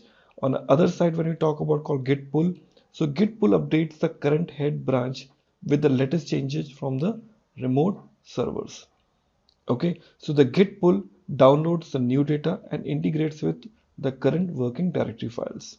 So it actually tries to merge the remote changes with your local ones. So that's the difference between git fetch and the git pull. So the next question comes here is, what is the merge conflict in Git and how it can be resolved? See, the merge conflict is very common when you have the common data is available between the branches, and in that point of time, which one to take, which one to avoid. So in such kind of scenario, the conflict automatically comes in. Clear now? So you actually does what? You go back and manually edit the file and decide which particular portion you would like to keep and which other portion you would like to discard. So that's how the git merge conflict you try to utilize it. Now, when we talk about the git merge conflict, how it can be resolved. So we have a called pull request which is available under the repository name and you click it there. So in pull request, actually, you click to pull the request with a merge conflict which you would like to resolve. So in the near bottom of your pull request, the click resolve actually conflicts. So you decide which one to keep, which one to basically avoid. So that something which really make your life even more simple to avoid the confliction, or in case in confliction comes, how to basically fix that up. Okay, so you can see now this kind of messages like in greater than, less than, and hyphen, equal to sign, this would be shown at a time of resolve. Okay, so you basically decide which one you want to take it. So if you have more than one merge conflict in your file, you just scroll down to the next set of conflict markers and repeat the steps. Okay, for 4 and 5 resolve, the merge conflict will be taken care. And once it is resolved, it will click as a result, which will be ready to get update to your existing branch. That's how exactly the merge conflict is really made up. Now, so once you have resolved all the merge, you can see the green color signal that says like, okay, there's no confliction available or no more conflict in your program. So you can simply merge the entire base branch into the head branch. Okay, so to merge your pull request, you click merge pull request. Okay, so git merge conflict, it arises when you have a multiple branches, when they are trying to merge with each other. So there are some common set of data or files which will be available in both the side. So in that point of time, it needs to be avoid confliction. So that's how it really works. So how you can resolve it? So you can also resolve the merge conflict using command line. So you simply open a git bash and navigate to this particular repository where the merge conflict is actually occurred, and then it generates the list of files which are actually affected by the conflict. So in this particular example, you can see there's a one styleguide.md file which has a got merge conflict. So you basically shoot up some command. Okay, so you open it in any editor like in VS Code editor, Atom. So you go to that location, open this particular file and manipulate and decide which one you really want. And likewise, you'll be in position to resolve all the conflict and discard all those changes whichever you're not interested in. Okay, so that's how the merge conflict is already taken care of. Okay, so what you're doing it right now, you are adding your files to the stages by saying git add dot, and after that you're committing it by using this commit. So now you can merge all the branches with using push. So those changes, okay, to your remote repository on your GitHub, and merge your command in a pull request. Okay, so that was a quick idea about how you can try to resolve the issue of Git conflict. Okay, so the next question comes here, that is called what is Git stash? So what is a Git stash? So imagine we are a developer and is working with the current branch and wants to switch the branch, okay, to the another branch, okay, to work on something else. Just imagine. And after that, what happens? But you don't want to commit the changes to your unfinished work because the changes are not yet decided. So you really don't want to commit those changes to your unfinished work. Okay, so the solution is called what? Is Git stash. Okay, so it basically tries to takes your modified tracked files and saves it on your stack of unfinished changes. That means these are not committed properly, so that you can reapply at any point of time. That is called Git stash. So what is the difference between Git merge and Git rebase? These are a very common question. See, suppose it says you are working on a new feature of your project and in a dedicated branch, and another team members updates the master branch with some new commits. Okay, and what is happening now? So to incorporate the new commits into your feature branch, like you have already initiated one job and your team members have already initiated the job in a parallel branch, and you feel okay, you want to merge both the features together. Okay, so what you will do? So you're going to create an extra merge commit every time you need to incorporate changes. So to pollute your feature branch histories. So here, what is happening now as an alternative to merging? See, as an alternative to merging, you can rebase the feature branch into the master. So it incorporates, or whatever the changes you want to incorporates, all the new commits in a master branch, number one, and it rewrites the project history by creating the brand new commits for each commit in the original branch. That's the difference between a git merge and a git rebase. So git is, as you know it very well, it is designed for the centralized repository system, and from the remote repository or from the local repository, you can basically try to update or retrieve whatever number of records you want. Okay, so to make it possible about the git, we have some, I would say, commands available. Like I talk about like in push, we talk about like in pull. So what is the difference? See, when you talk about like in push, you send the commit and ask them to update their branch. This actually requires that things to be right on their end. Are we clear? And the pull command, on the other hand, it is nothing but a call retrieve, which is called a kind of fetch, which gets the commit and has your git update to your report or remote tracking and get you the all latest updates. Are we clear now? So let's go ahead and talk about how we're going to be implementing this. Okay, so first of all, I will be going and creating a new empty repository by saying git space init. So you can see it is initializing the empty git repository inside this, and now I would like to create the new file and keep it inside. Okay, so if I have this file with me, okay, I'll put it under this or any file whichever I want. Suppose if I have this call uh, this, okay, and I put it under my git demo. Okay, it is there under my git demo now. Now what I can do, I can just use this statement like git space status. I can see we have one file and I'm saying git space add space dot, and once again I'm saying git status. All files are now tracked, and now I talk about git space commit space -m.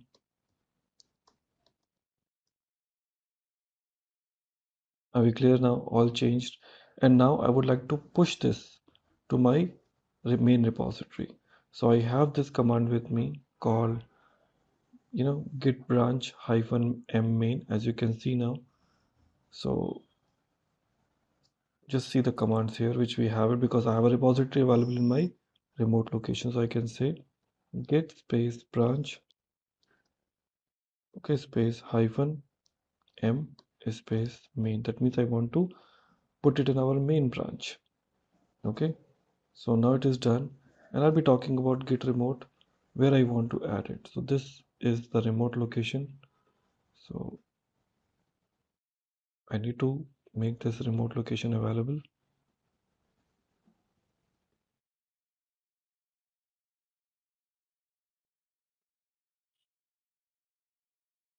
Paste it. Okay, and I can say git space push, okay, -u space main. Now you can see it is uploading and it's saying writing object and the records has been successfully taken. Okay, so this is how you're able to get all those into your application. Now you can see we have this React case study.docx is now available to us. Now we have an option called pull request. Are we clear? So what it is saying now, we're going to pull this request. Okay, so I can just say new pull request.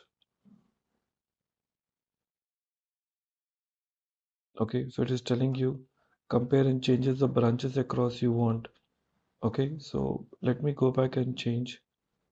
First of all, I go back to my code, which is git dem, and here, whichever the name I have it, I just use the file which I have it now. I say git space pull. Okay, and now you can see it is taking it up. Okay, now you can see the word is being taken, and that's what the pull is. So pull actually calls the git fetch, which gets a commit and has your git updates, your remote tracking name, and then runs the second command to update your branch. So the second command can combine the parallel development. So this is how the difference between push and the pull. Hey everyone, so now we're going to talk about some of the very common and useful commands provided by the Git and their practical usage. Okay, now the first command which we always use it with the Git, okay, that is called git config. We talk about like git config. So this config is basically provide the configuration, because if you want to push or pull the repository, so it should know about on which username and which email. So we talk about the set the author name and email address, okay, with your commits. It is very essential. Okay, so whenever you try to perform a commit, it basically keep all the names and email associated. So we say git config hyphen global, and you provide username, and then you provide the username, and in a similar way you provide the email. I just copy, and here you provide what user dot, and now in space you can give the username, and here you provide what email. Second command which we know it very well, that is called git space what init. That is for initializing the repository, as you have already seen. Next we talk about like in git space clone, okay, which is responsible to obtain the repository from the existing URL, the one which you have already taken it up. Then you have recently seen the command in my previous example, that is called git space add, okay, space file name, okay, or you can use asterisk. Asterisk means add all the files, and file name will be the specific file you want to talk about. You've already seen one command name called what, git space commit, which is to commit the records into your repository. We have also seen git space what status, to know about the current status of my repository, or my the statement like in which particular position it is. It is untracked, it is tracked, it is committed. So those status I want to know that. Clear now? So you talk about another command that is known as called git space reset. What this command does, so this git reset is basically unstage the file. Okay, unstage means earlier your file was staged, now it is unstaged but prevents, okay, or the preserve the file contents. It doesn't delete those contents, but reset means what it does, reset unstaged. When you say talk about add, it's staged. When you say reset, it unstaged, but it basically keep all the necessary data within that. Are we clear now? So these are some necessary commands are there, comes along with your git point. Hello everyone. So now we're going to talk about our next very interesting area of the git that is known as called what is a merge conflict and how to basically resolve that. Okay, see, in every situation where the work can be parallelized, in every situation where the work can be parallelized, work will eventually overlap. Sometimes two developers will change the same line of code in two different ways. In such cases, Git can't tell which version is correct. That time you have to decide. Okay, so to work with the merge conflict, okay, so Git gives you the clue. Like say like I have got two updates, which one you want to keep it? So that you would like to make it now. So to make it this possible, we will be using the system. Now to make it possible, I would like to create a one simple example of avoiding the git merge, or sorry, the git conflict. So first of all, I will say ls-l, nothing is there. So we are saying git space init. It will be initializing the repository ls-l. It would not be showing any, the hidden repository which is created, but certainly in my VS Code editor, I can see it is created for me. That's perfectly fine. Let me go back and create the new file here. Okay, and I just create using echo.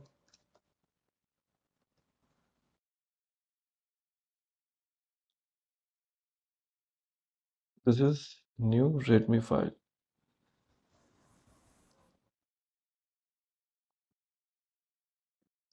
Okay, and the file name will be what? .md. Okay, you can see this new file has been created now. Okay, so what I'll be doing now, I can go back and change some content inside this. Okay, so first of all, let me check cat space readme.md. I can see this is a new file with me. Now I can say git space add space readme.md. Okay, and after that I can say git space commit space -m. I can say readme added. Okay, we can see now one file changed and is all done. So we just talk about git space status. It says on branch master, it is done. Okay, so that's it, it is there. Now let's go back and create a new branch now. So to create a new branch, what I'll be saying git space checkout. I'm going to create a new branch space -b. Okay, and I'm going to give the name call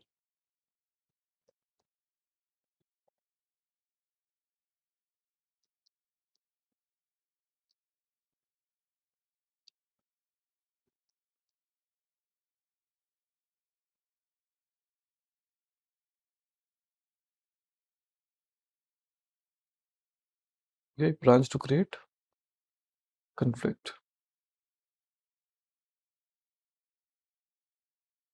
Okay, so we're saying git space checkout, okay, space -b, and we're just giving that name here. Okay, so we're just saying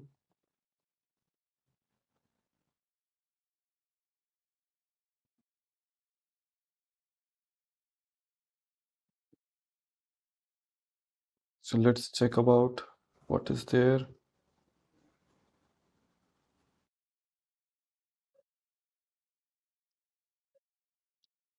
Okay, so we've created status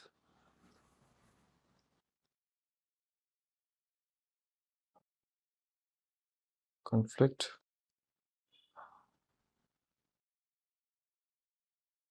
and the branch will be created and it will be shifting out there.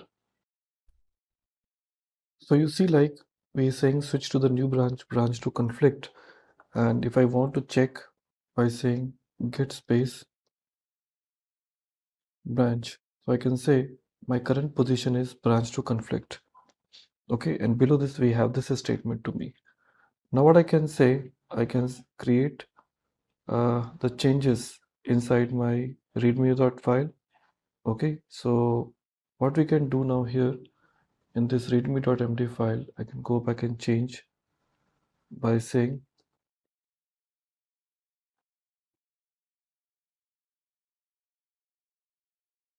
on the branch. Okay, this is an edit on the branch, and what we can do now, we can once again just check git space status. We can see the file has been modified now, and I can just use git space commit, okay, space hyphen m space, we can give a value call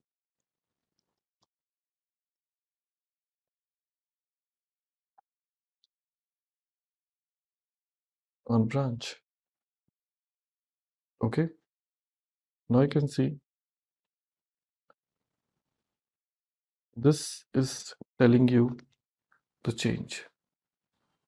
Okay, so we are saying one file change, two modifications modified, but yes, we haven't add those to make those changes, so we just need to say git space add space,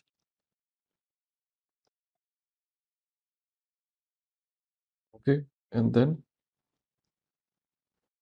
commit it. And now you can see one file change, two insertions. Now it is working because I did not add those. And once it is done, then we'll be switching back to our master branch. So right now readme.md have those changes. I'll go back to my master branch. We say git checkout master. Now you can see if I say git checkout master, it is having the older data which is available to us. Okay, and now I can just make the changes once again here. I can say this is master. Okay, now I can call git space status, and I can call git space add space readme.md, and we can just say git space commit space hyphen m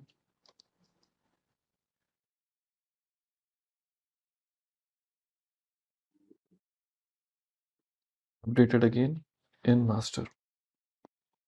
Okay, and you can see it's done. But now when we talk about like in merging, that the challenge will come. Now if I just talk about git space branch, so it is in master branch right now. So if I want to merge the master branch with this branch, so what I'll be doing now, so I will just use this option like in what git space merge. Okay, and we have a call branch, okay, underscore to underscore conflict. You can see now conflict came up. Are we clear now? It is saying auto merging, it's a conflict content, and you can see immediately it is telling you this is accept current changes, this is the master and this is an edit. Are we clear? So at this point of time you have to decide which one you want to keep and which one you want to avoid. So if you want to keep the which one that on edit which is done in a child branch, so what you can do, you can basically keep those, okay, and let those changes will be done by your application. Okay, so now when I say, you can say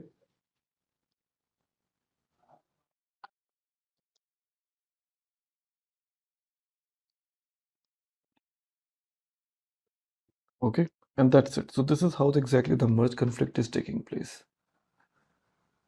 Okay, everyone. So now you can tell which other file you want to make. So that's how the final file which is available to you. And that's the beauty of what the conflict changes. I hope you're all clear. Okay, so the Git interview questions are over. Now we are heading towards an HTML interview questions. Now here are a few questions like what is an attribute in HTML? So you can consider the attributes are the properties that can be added into the HTML tag and that changes the way the tag behaves or it is displayed. Okay, so you can see here you have a call button. Okay, so attributes are added right after the name of the HTML tag. So button is an element for me, it's not an attribute. Okay, so what is a marquee in an HTML file? So marquee is something which keep on rotating. Okay, say for scrolling down the text page or the text on the web page, marquee is used. Sometimes you might have seen when you want to display some very important information, okay, which needs to scroll at the bottom or else the right after a specific period of time, you always use marquee. It is one of the very old element available under the HTML page. So it scrolls the image top, left, right, center automatically everywhere. So you always use marquee tags for rotating it. So the next is what is the semantic in HTML? See, semantics are HTMLs are nothing but a call another coding style. Okay, so when you talk about a semantics, so they are basically reinforcing the meaning of the contents. Like typically you have seen we are using div and span tag, but the div and span tag really don't make sense to us as an HTML reviewer unless I go inside those and get to know about what they're really doing it. So semantics are nothing but these are the standard tags. Are we clear? So you can see like here, like bold tag is not useful for the bold statement, as well as the italic tag is useful for what? For the italic tag. So instead of we are using strong and em tags. Are we clear now? So this makes more sense to us. Now the next thing is how do you display a table in an HTML web page? So obviously we have a got table tag, and under the table tag I can align the complete layout of my web page because of table head, table body, table row, table columns. There are multiple different type of elements which are available, okay, which are the part of table. It's just to basically align the content in a proper format. What is SVG? Okay, so SVG is basically known as a kind of a graphic which is written in a typical XML language. The SVGs are the high quality graphics which doesn't tear off when you basically grow and increase or zoom. So normally what happens, GIF image, you talk about JPEG images, after beyond certain point, their pixel get deteriorated, but here in SVG it never happens. So you go to any level when you want to zoom and you're gonna get accurate contents at any point of time. Okay, so these vector graphics are really typically 2D based diagrams and give you the X and Y coordinates in a regular systems. Next, how do you separate a section of text in HTML? To separate a sections of text in HTML, we always use what? Either BR, or else we use block code, or else we use what? A paragraph tag. So BR means anyways, it separate out the text and break the current line. Paragraph is used to again write a paragraph of text, and the block quotes is used to define the large quoted sections. Okay. Next is how do you create the nested web page in HTML? So obviously we have a different type of options that are available like an iframe. Okay, you mean to say page within a web page. Okay, so we can create a page within a web page with using iframe. So this is a very common questions we used to receive at the time of interview. Okay, the difference between ordered list and unordered list. So ordered list will give you the different ways to display the data in Roman format, in numeric digits, or else you can talk about like an alphabetical order. But the unordered list, it's completely unordered. You don't get any options like an ordered list. Okay, so the ordered list start with OL and unordered list starts with UL. In our HTML demos, I'm going to start with very first file that is known as called table demo. Like how we can offer you the table related tags inside the HTML. So table, as we know it very well, it is designed to organize your contents or give you the proper layout. So it is a very old technique we are using to align or to define a proper layout. So this HTML page will start working with the very first tag that is called table. Within this table, we will be using tr, that is called table row. Under this table row, we'll be using th called table heading, and inside this table heading, we're going to give call name. Like this, I copy, and here we say employee name. I say city, or I can say name city, and we can say department. 3 parameters I have it now, so called 3 different headings, and these headings are getting closed, and we're going to start working with another table row, and here we'll be providing the data. So again, another tr, again we'll be having this td. In this td, we can say admin. This will be the first attribute we're going to use. It's called admin, followed by another properties. We say admin mail.com, department I can say HR,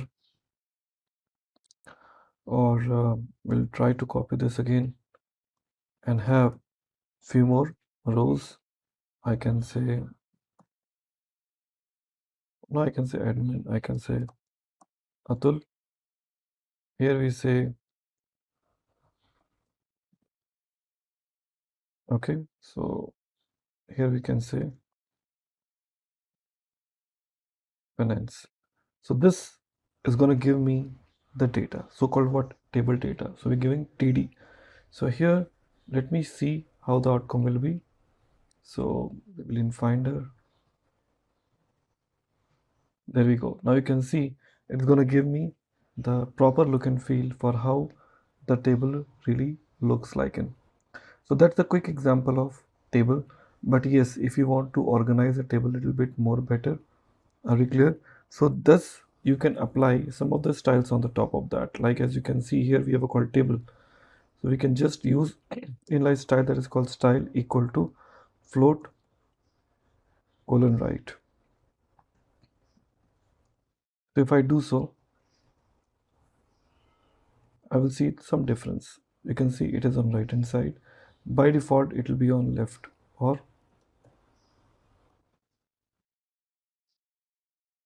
there's no center.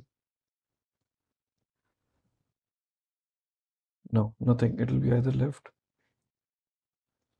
float left. Okay. So like this, you're going to offer the table. So this is a very simple example of like how the table can be created within your HTML. Next, after this table, we're gonna go ahead with some new ideas. Well, if you want to make this table even more attractive, we have some options with us by offering some styles. This example, we'll be seeing it in our upcoming demos in a CSS. So that is the table demo which we have recently seen. Going ahead, we'll be talking about like in how we can offer you the SVG, scalar vector graphics, that is there a feature added under the HTML 5.0. So how you'll be adding it, let's take a look. Let me add a new file called svg demo.html. Here let me add a template, and here onwards we'll be adding this svg. So svg itself is a tag. Okay, so we are using this svg here, and this svg we have to provide some standard width and height. So we say width equal to 100, and we just say height equal to 100. That's we are providing with the svg. Here if I try to see the outcome, because it would not show right now, but certainly we can add it and see what we can apply over here. So we have a called SVG. Let me add the first property called circle. Clear? So in this circle, we'll be offering the x and y coordinates. So we can say cx equal to, I can say 50 x. Okay, and we also use cy equal to, once again, 50, and followed by our radius equal to the way you want. So within this, I'll be offering the stroke, the surrounding part, but let's see. You can see it automatically came. The best part is, like, if you expand or zoom at whatever level, it won't go down, and that's the beauty. Okay, and here we can attach the some color strokes, whichever you want to give it here, that we can give it. So here we say stroke. Okay, and this is a circle, so we would like to offer the other properties. So this will be the stroke for me. So rather than writing this separate, I can better attach it here. Stroke equal to, you can just say black, and we can use this option like in stroke width, stroke hyphen width equal to, you can give 3, and followed by, you can use fill color which you would like to make it. So I can just say pink, like this. Okay, that's it. Let's check. Awesome, this looks beautiful. That is one of the basic example of like how you can use this SVG. Okay, so now we're going to talk about our next feature in a same continuation to the HTML. I'm going to talk about something called how you will be separating it out, the sections of HTML page. See, HTML page comes with loads and loads of data. Now how you'll be separating it out, now how you'll be arranging it properly to tell, like, okay, this particular section contains this related data. So in HTML5 we have a one beautiful feature comes that is known as called semantics. It is a feature of HTML5 that not only helps the Google, that is which we talk about called search engine optimization, that's called SEO, but also to make the developer's life even more easier to understand the contents what is there beneath. So let's go ahead and talk about our next feature called how you're going to be separating it out. So this node's called semantics. So we're going to talk about called semantics.html. Here we will start working with the same HTML tags with us. So here we will start working with the data. So we always have some predefined tags called, we will call header. Okay, I can say this is header, and after this we have a call footer. Can say this is footer. So this is how you can see more meaningful. We talk about like a nav. You see, like it is a nav. We can say this is menu nav. Okay, along with this navigation we can also offer call section. Okay, so under the sections you can have an articles. Okay, so we can say under the sections, let's talk about call article. So article, we can say this is article 1. Okay, and we can say this is article 2, and we can create n number of sections in my code. Okay, and after that we can have summary. Okay, which can defines the for details elements. So like there are lot many available, so if you can just take a look to the semantics, you really won't find any difference, but yes, it is a separators. Okay, so used heavily inside the HTML based applications. So that's how you are defining the separators into your code. So it looks more even easy to understand what is there under. So that's how we define this layouts. Well, coming to the next area of our HTML, we're going to talk about something called how you're going to be defining, okay, a nested HTML page. So nested HTML page, we have a feature that means page under page. So that's called iframe. Iframe is a feature, okay, that helps the user to define the page under the page. And how do we use that? Let's take a look. So under the body section, okay, I will be offering iframe. Okay, so I can just use h3. I say iframe demo, and within this I'll be using iframe tag. You can say iframe src equal to, I can just give the name of Simplilearn. So you can just go ahead, sorry, spelling wrong. So you can just see the simplilearn.com, that is the website. So I can just copy this, okay, and offer this iframe src equal to https simplilearn.com. Okay, and that's it. So we have a call frame border. I really do not want a frame border. If you want, you can just add the initial value, clear, and you can talk about call style in a same level. Okay, so you can just say style. In style, you can also offer some other type of details too. Okay, let's see how we use it. So here we are talking about our style part. So style, you can just say height. So height, you can define how much height you want. So I can just say 300 pixels. Okay, and also we can offer the width. So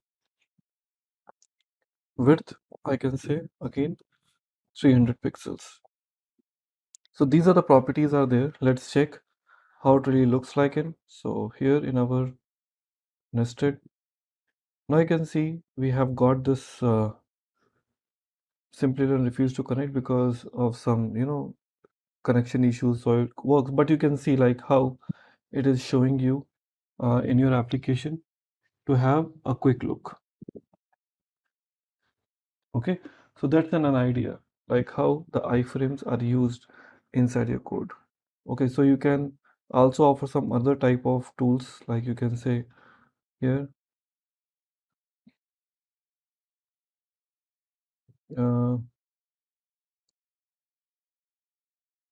if I say google.com, see it's gonna show you like this. Okay, because of security issues it is not. If I just go to the inspect area, you can say console, they say cross origin, same origin, so this issues normally comes. Okay, but anyways, that is how I told you to use this frames into your code. Well, going to the next area of this HTML, that's called defining the list. Now this is once again a very interesting area of HTML, okay, where you're gonna get the different set of display if you want to display the data in the form of list. So if you have in a form of array, you want to display this in a form of list, you can certainly get it. So HTML has got inbuilt tags available for the list. Two different type of tags are available. One is called ordered list and second called unordered list. Ordered list always starts with OL. Yeah, it always starts with OL called ordered list. Under this we'll be using LI, that stands for list items. So you can give the items like I'm talking about, like in soap. Okay, and another one I can just take is called mobiles. Next we are talking about machines. So that is called ordered list. So this ordered list gonna give you the idea of like how the data really looks like, and you can see now. Okay, and this also you can change look, okay, while using this type equal to. Options are there, like you want to have a numbering, which is the by default option. If you want to use alphabetical, you can see it is showing the alphabetical Roman numbers. That is called ordered list. The other hand, we have this option like in UL called unordered list. And on this unordered list, you won't get any kind of sequences, but yes, the data would be available to us, but there'll be no sequence kept in. So here, this is called UL.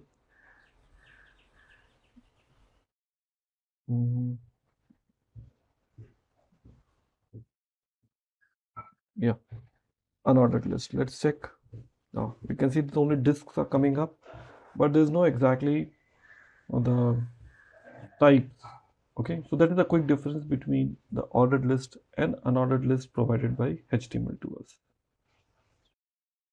Okay, so we have already seen the difference between ordered list and unordered list. Now it's time to talk about our another type of interview questions, which is regards to your CSS. Now, in CSS interview, the first question they always ask you like, how do you add CSS styling in HTML? So we have different ways to include. Number one, we have a called inline CSS, where we use the element and within that we try to add a CSS content. That is called inline CSS. Second is called external style sheet. Okay, where you can just use as a secondary or the external CSS file and just include it into your existing HTML page. Okay, that is the additional file which you write it in a CSS and you include it in HTML. And third is called, which is the internal style sheet, which you write it within your HTML. But the only difference happens when you talk about external, it is reusable across multiple web pages. Now, the different type of CSS selectors which are available. So we have a different selectors like a universal selector which is available, where you use the asterisk sign and select all the elements and offer the common style. Second, we talk about element type selector, where you have the specific element name into your mind and you offer that particular type of selector. ID selector is responsible to select the particular element with having the proper ID. Class selector, which starts with a dot class, okay, and having the class name. We talk about descendant selector. So in descendant selector, you basically try to select all the elements which are the part of that. Okay, so you are selecting this container and under that all the child elements of the box. Okay, so we're talking about like in what of your descendant selector, we talk about called child combinator.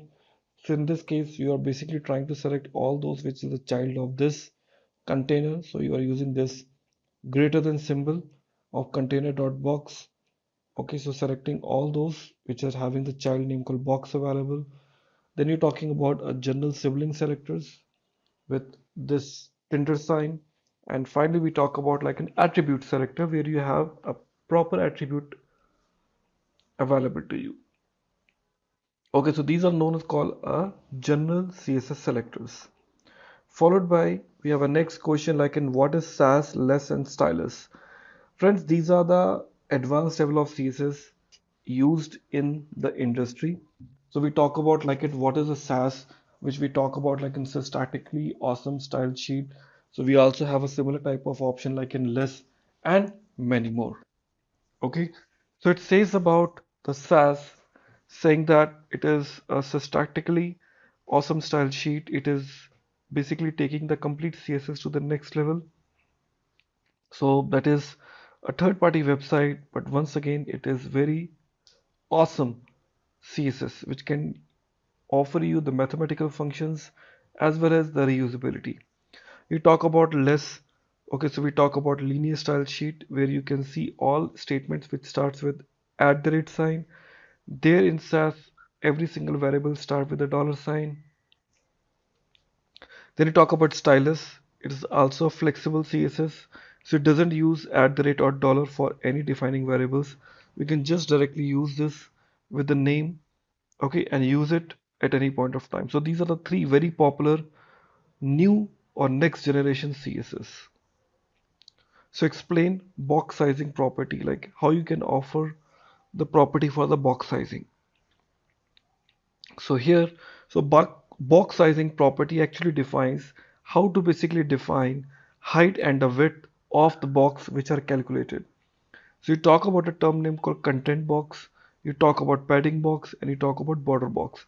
Typically we use three different type of box: content, padding, and border box. In a content box, these are the default width and the height which can apply to the elements content which are there under the content box. Okay, padding box are, here you talk about the dimensions which are added to the box elements of the content padding. Third, which is available called border box. So here the dimensions added to the content padding and the border. Now what are the different way to hide the element in a CSS? So we have a different way. Either we can use display none. That means whatever is there inside a DOM, it won't be visible to you. Second option is visibility hidden. That is another property through which you can eliminate the visibility. But the thing is, like, it is not visible to the user, but this element is added to the DOM and takes up the space.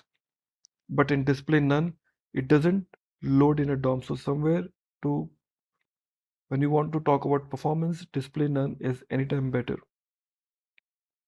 And second called position absolute. So this can be made to the appear outside the screen. So three different options are available.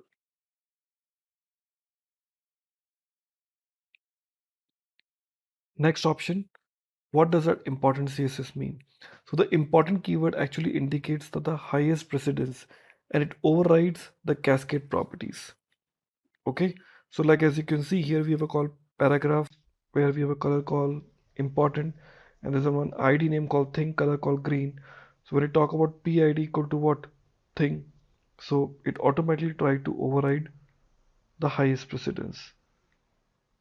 Okay, now what are the CSS sprites? CSS sprites is a technique where you can basically take a larger image, okay, download it in a single shot and try to cut down into the pieces and utilize the way you always want. Okay, so if you're using this small images separately,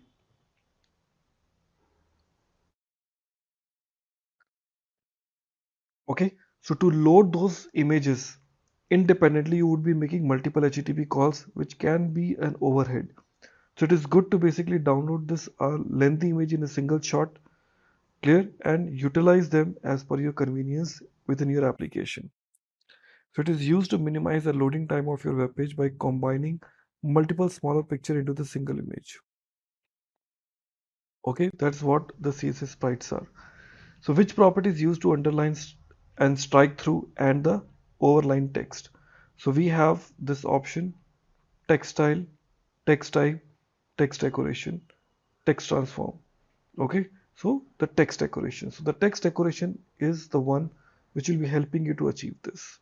So I would like to demonstrate some of the CSS related features. The very first feature is like how many ways are there to add CSS inside your code. So here I'll be creating a new file name called index.html.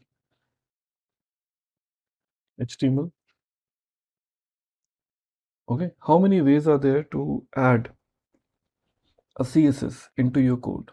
So there are three different ways are there. Okay, the number one, which is known as called external CSS, internal CSS, and inline CSS. External CSS means you have some CSS features externally used and that you want to make it available locally. Okay, let's take a look. Here I'm going to create the new file under the CSS demo that is known as called styles.css, and here we can write some normal styles, like I can talk about body. In this body we can just say background color equal to, let's say, pink. Okay, and I want to include this inside my local environment. So here in my head section I would like to use link. Okay, so you can see we have an options available name called link rel equal to style sheet href equal to style, but my class name is styles. Let's say styles.css and check how it works. So here you can see now the background color is changed to what? To pink. That is called external CSS. The best part of the external CSS is to give you the reusability factor. So if any other HTML file want to use the same style, it can be easily used. Second is called internal style sheet. Internal style sheet means you'll be having, or some of them say it is a kind of embedded style sheet where you have the styles available locally, and that starts with style tag. Here you define suppose h1, and in this h1, suppose if I say color, I'm saying suppose blue, and here we are defining the h1. Okay, I'm saying welcome to heading, and if I just try, you can see now this internal style sheet is utilized here. That is known as called internal or embedded style sheet. And the third, which is known as called inline style sheet, where you offer the style, okay, to the element itself, which is uh, I say try to avoid. It is not recommended to use because it, you lose out the meaning of elements completely. So we just use this statement like in what text. Suppose we talk about text. So with this, we will be using this as style tag equal to text align. And if I just use center, so you will see here. So all three styles are applicable in the same page. That is called internal style sheet. That is called inline style sheet. And this is known as called external style sheet. So I'm sure we got the idea about how the three style sheets are utilized together. Well, going ahead and taking it towards another very interesting area of our CSS called different type of CSS selectors. See, ultimate goal of CSS is what? To apply the style on your target elements. Okay. So in CSS we have called multiple type of ways to select your elements. In CSS it is known as called CSS selectors. Okay, so CSS selectors are used to select the content where you want the style to be applied. Okay, so there are multiple type of selectors are available. First type of selector you've already seen, that is called element selector.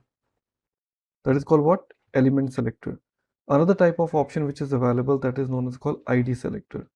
That means if I have a one h3 content with me and I can say this is heading 3, and if I want to utilize here call h3 and I say what class equal to, give the name, I can just say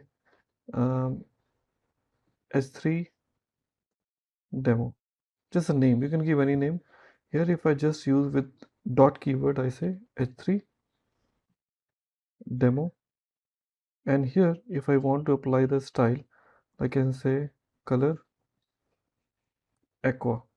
That means it will be applicable only on those particular classes which color equal to what? Aqua. Let's take a look. There you go. Okay, so you got to know this is known as called what? CSS selector. Another option which is available called ID selector. That means similar elements can be now accessed through help of IDs. Like if I remove this class and if I use ID equal to s3 demo, so you don't use dot, you rather use what? Hash. Okay, and give the color the way you want. Suppose if I want to talk about like an blue violet, so now you will see it looks like this. Okay, so that's called ID selector. So element selector we have seen, class selector we have seen, ID selector we have seen. Now we talk about universal selector. Universal selector means what? That means all elements will be selected, like it starts with asterisk and I say align, text align, center. If I see, that means all the elements will be aligned to the center.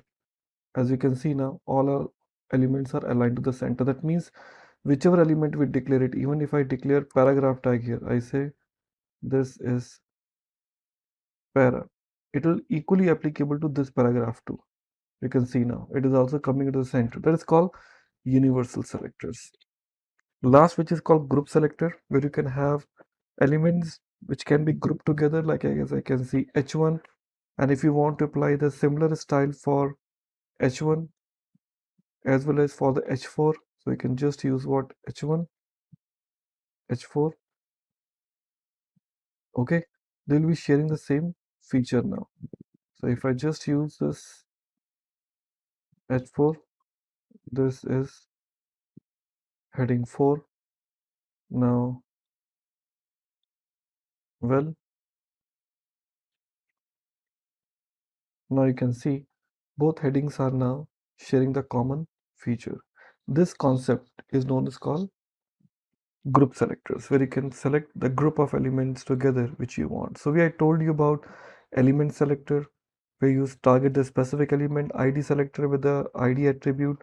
Class means you always use with the ID class. ID, when you talk about universal, you talk about asterisk, you talk about group selector, when you're trying to turn the group of elements which you want to utilize it together. So these are the quick benefits and the ways how we define it. Okay, thank you. Okay, so now we will be talking about our next feature, okay, in this CSS, that is known as called what is the difference between, or how many ways are there to hide the elements.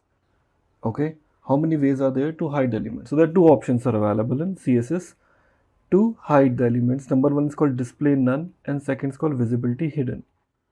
Okay, now let me try to show you this examples. So as of now, I'm removing this all records whichever is there under the style and removing it all. Okay, now let's make it very simple. So it is called like hiding the elements. We have two options, either we can use display none or else we can use visibility hidden. So display none removes the element from the normal flow of the page. Are we clear? And visibility hidden leaves the element in the normal flow. Are we clear? But occupies a space in a DOM. That means it would not be showing the elements in your browser, but behind the scene it will take the space, so it will be quite heavy. So display none is a better option compared to the visibility hidden. Both options are designed to hide the elements. Let me show you very simple example here. So first statement, what I'm trying to do is here I'm defining this ex1, and this ex1 we are using this a space href equal to hash, okay, and we're using style. Okay, in style we are saying display colon none, so I won't be displaying it. Okay, and here after that I close this and I say unseen. Okay, after this I am breaking it here, fine, and copy the same and pasting it below. You say like ex2. Well, ex1 is saying what? Display none, and style here we are not be using this, rather we'll be saying visibility. Which option we are using? This visibility, and this visibility will be checking visibility hidden. In such case, when I try to run the example, you see like both the options are not visible, but when I say inspect,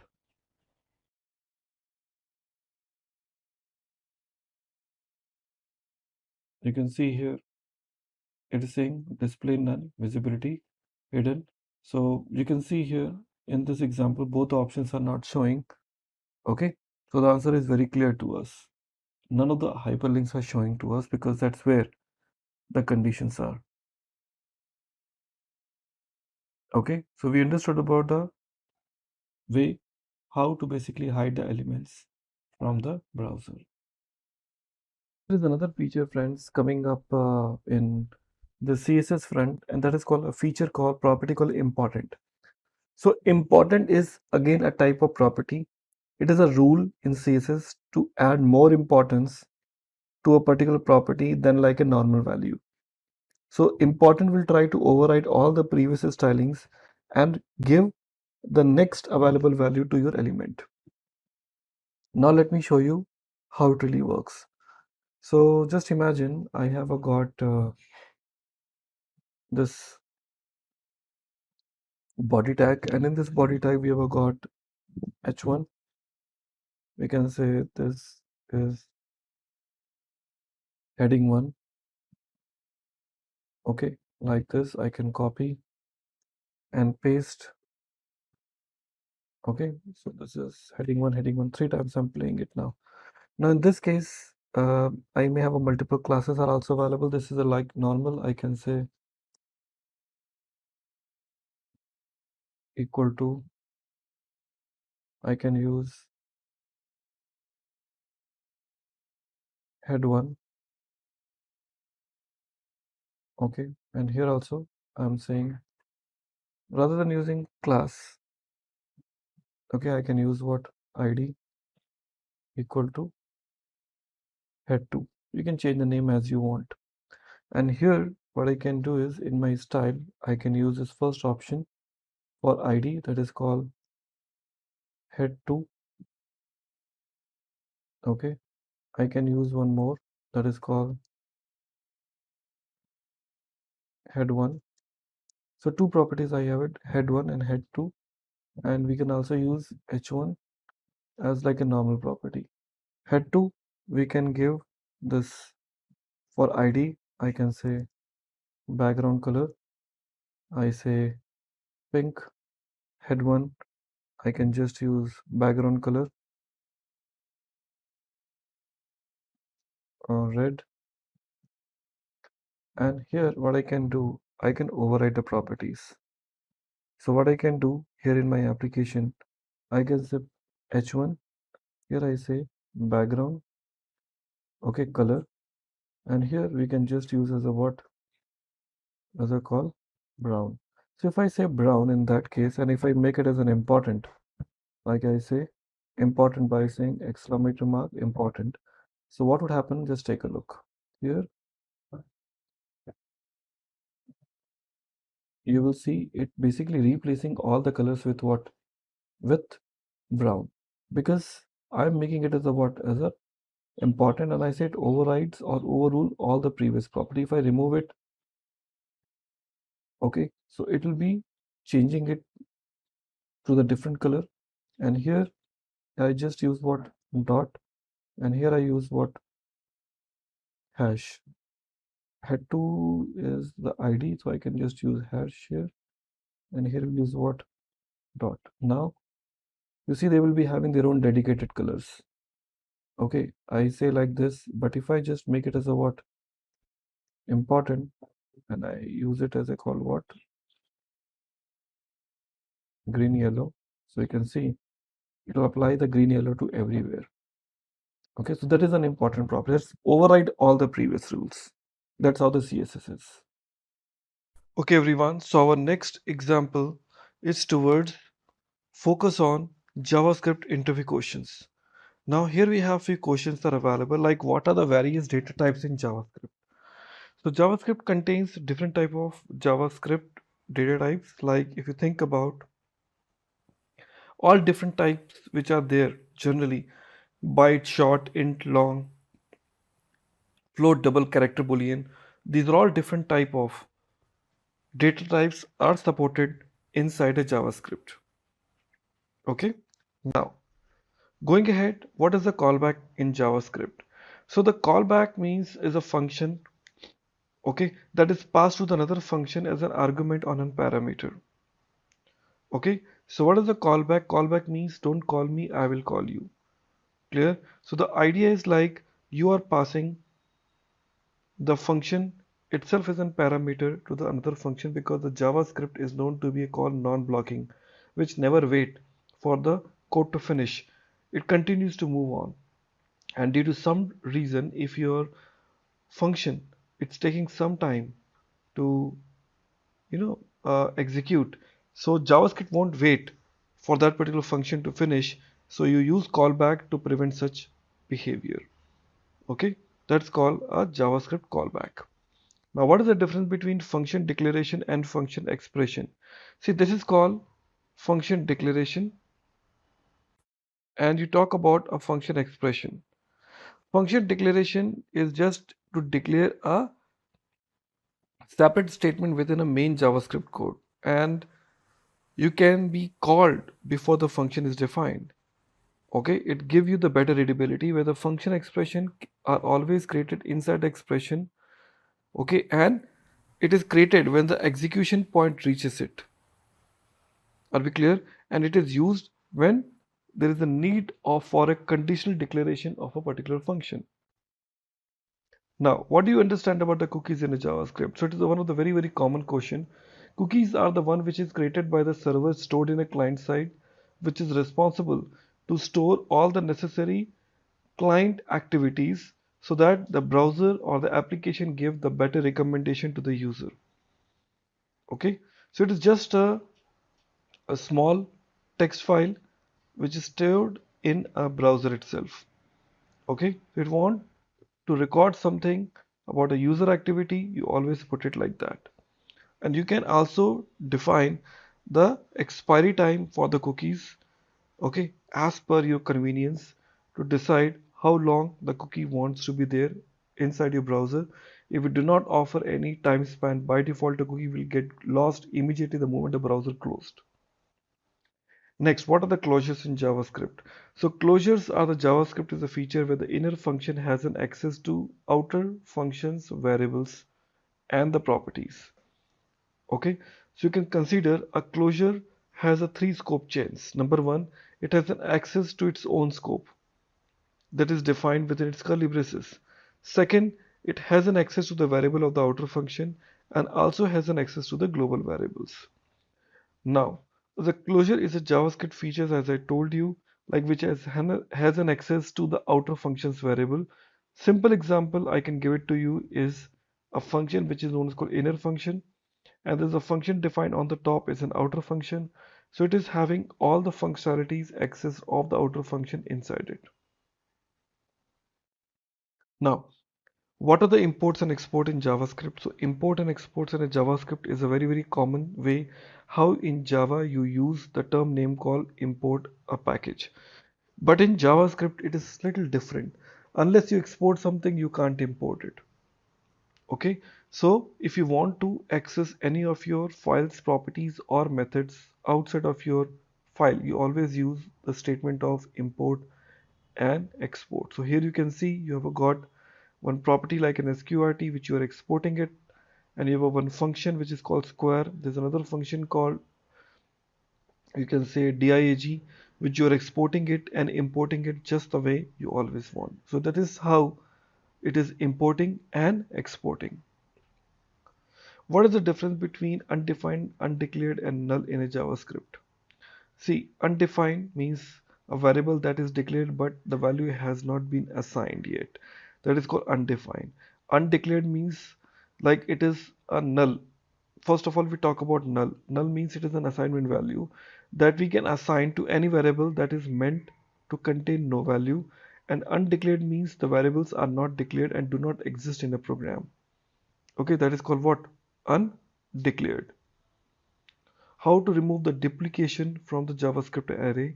So you basically needs to use the standard filter methods. Okay, this is basically responsible to help you to analyze whether we have some duplicates available or not. So we'll be using filter methods.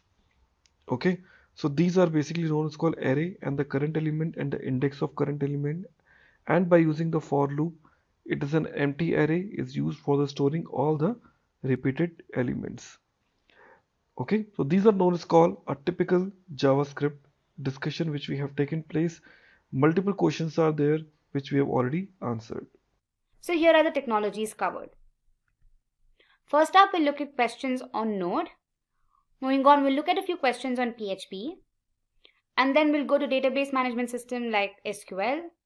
And then we'll look at Docker, Jenkins, Maven, and Selenium. So I hope these questions help you, and let's dive right in. Hello, this is Matthew, and we're going to be going through some of the simple questions that you would be asked during a Node.js interview. What we're going to do is we're actually going to break out the section into 3 key areas. There'll be beginner questions, there'll be intermediate questions, and advanced questions. And the expectation is, as you go through this video, is that these questions could be pushed together as you're going through the interview. Kind of think of it like this, is if you've answered the beginner questions that you would get asked at the beginning of the interview with confidence and surety, then the client is going to then jump to those intermediate and advanced questions quite quickly. And they're looking for people who can help them serve and solve their problems at that more intermediate and advanced level. So let's just get started. So the first question you're probably going to be asked is, what is Node.js? Do you know what it's for? And essentially, Node.js is one of the most popular, if not the most popular, open source cross-platform JavaScript programs. It allows you to build out web applications that run on the server. It's extremely flexible. It allows you to implement a lot of solutions outside of just the core programming runtime. And it allows you to build solutions extremely quickly in an open source mindset for DevOps. It is used essentially for creating client-side web applications. We'll see this later on, and you may want to talk a little bit about using Express.js and how you can build out APIs to work with Node.js and connecting to databases such as MongoDB. And that is also really good for being able to store data-intensive applications that are asynchronous and event-driven in their model. And this is important when you're talking about creating applications that can scale rapidly. So you're going to then be asked, how does Node.js work? Well, Node.js itself is actually built on the V8 engine, and the V8 JavaScript engine is the same engine that runs JavaScript in your Chrome web browser extremely fast. It allows for high output and non-blocking through your I/O input and outputs, and is single-threaded event loop. So you're going to be then asked, where can you use Node.js? And the reality is the applications for Node.js keep expanding, but there are some core applications that you can work with Node.js right now, such as web applications, distributed system, and network applications. Probably referencing the web applications is a really good starting point, because here you can actually talk about maybe some examples that you've done where you're building out some of these web applications. Indeed, one of the things that you want to be consistently doing and peppering your answers with is examples of work that you have done. Now, it doesn't matter if those examples are purely experimental or training examples that you've done. The fact that you've actually worked with Node.js and created a distributed system or a web application is really valuable, because it shows the person that you're meeting with that you have knowledge and understanding and practical experience of applying the theory of working with Node.js with the practice of working with Node.js.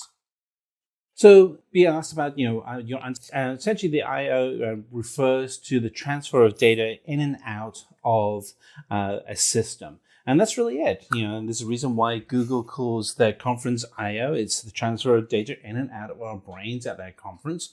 The application is the same here. It's about moving data in and out of systems through using Node.js. And that every event can be tracked, whether it's on a physical device, a network, or files within a system. Again, it's input and output. So let's go through, and you're going to be asked, can you explain the difference between front-end and back-end development? And this is a question that I get asked a lot when I'm meeting with clients. People get really confused about what is the difference between front-end and back-end development. Bottom line, front-end is what gets resolved inside of your web browser or the app on your mobile device. Back-end is what gets resolved, essentially what we call the back office or server-side applications, but that's becoming more and more synonymous for what gets run in the cloud. So web applications really get a lot of the functionality of a web application gets run in the front end. Anything with CSS, HTML5, client-side JavaScript, it's all going to get run in the front end. Everything else, such as connecting to a database, gets run behind the scenes in the back end. And anything that's going to have like graphics is going to be on the front end. APIs are going to be run on the back end. And then just finally, some of the scripting languages that you use on the front end. So HTML, CSS, JavaScript, those are all common core scripting languages that you would use. You can use frameworks such as AngularJS and React.js or Vue. Those would be front-end frameworks. Back-end frameworks would include Java, PHP, Python, and Node.js are some of the back-end technologies. You could also throw in there .NET as well. It's just a whole litany of front-end and back-end technologies and frameworks that you can use. And this is actually a good point to kind of explain the experience you have outside of just working with Node.js, but other technologies that you've been working with that potentially that the client is also using. So another question you're going to be asked when you're looking at Node.js is, can you tell me about NPM? And so when somebody asks you what is NPM, the first thing you're going to respond is, do you mean Node Package Manager? And the reason why you want to respond like that is that you want to qualify their question with understanding that you know what they're talking about, but you want them to verify that. And so Node Package Manager is NPM. And it's responsible for packaging all of your modules that you're working with in Node.js. And we have a whole series of videos that we've done on Node.js, and every single one of them includes references to NPM. So you're going to be asked, okay, you told me what it is, can you go into a little bit more details, so you can provide two main functionalities. And so one of them is being able to manage online repositories of modules and packages. So you can go to like search.nodejs.org and you can find packages that you can install into your solution, such as Express.js. And it also provides a command line utility that allows you to manage your packages very quickly through terminal window or command line. I use VS Code a lot, Visual Studio Code, and it has a command line utility built right into it that allows me to interact with NPM. So what are some of the modules in Node.js? And so, modules in Node.js, they're essentially like JavaScript libraries. So you can think of some of the JavaScript libraries that you may have used. The functionality is somewhat the same, but they're designed for Node.js and to run on the server. And there are ways in which you can go ahead and create some of those modules. So for instance, if we're creating a web server, you can actually use the require command to be able to require that the server be there. So the example we have on the right-hand side shows that we really do need to have HTTP, which is a web server, and we require that to be installed. And so that if you're running that NPM package, it will actually install the HTTP server, and then you can actually write some code to actually then listen on the local host port 2000 for where you'll be running your application. And there are just, there's a whole bunch of modules that come with Node.js right out of the gate. And here are some of the modules that you have. We also referenced just earlier on, HTTP is a core module for running a web server. You have a utility function that is useful for developers to assess features within your Node.js project. You have a URL module for any URL parsing you'd be doing. And you also have a stream, which allows you to be able to stream data in and out of your system and be able to manage how that's being worked. And then zlib, which allows you to compress and decompress files so that you can keep your storage of files to a minimum. So a question you're going to be asked is, why is Node.js being preferred over backend technologies such as Java and PHP? And particularly with Java, it's a very mature, stable language. It's been around for more than 20 years. PHP runs some of the most powerful and largest websites out there, such as Facebook. So why would you use Node.js? Well, the first response is kind of a gimme, but it is really fast. And if you watched any of the videos that we've done on Node.js, building out solutions and developing the solutions, you'll see just how fast it is. The second is the really kind of the secret sauce with Node.js is the Node Package Manager. And the Node Package Manager allows you to install additional functionality such as Express or Mongo as a database into your solution really quickly. And there's over 50,000 bundles available for Node Package Manager. If you're building out a real-time application that's data intensive and you need to have APIs quickly developed, then Node.js is really the great solution for you. It allows you to build out these solutions really quickly. And there is a easy synchronization between the server and the client due to the code base. And then finally, because the structure of Node.js is JavaScript, if you are making the pivot from being a front-end web developer to Node.js, it's just going to make it a lot easier for you to pick up Node.js because you have that common language of JavaScript. And on top of that, JavaScript is the world's most popular scripting language. So let's talk about some of the differences between Angular and Node.js. And so the reason why this question may come up is the person interviewing you is seeing whether or not you do know the difference between a front-end framework and a back-end framework. And this is one of those questions where you can go, well, there are differences, but the differences are because they complement each other. So Angular is a front-end development framework, whereas Node.js is a server-side framework. Other differences, though, between the actual frameworks themselves is that Angular is written in TypeScript, which is a modification of JavaScript. Node.js is written in C and C++. Angular is used for building out single-page client-side web applications. And so that's a key word there is client-side, whereas Node.js is about building out fast and scalable server-side network applications. Again, the two complement each other. Angular splits web applications into the MVC and model view control components, whereas Node.js generates a lot of database queries. It does more than that as well, but you can think of Node.js as that glue to your database. So let's talk a little bit about when you're connecting to a database with Node.js. And so you're going to probably be asked, what is the most popular database used with Node.js? And there are a couple. MongoDB is largely the most popular NoSQL cross-platform database.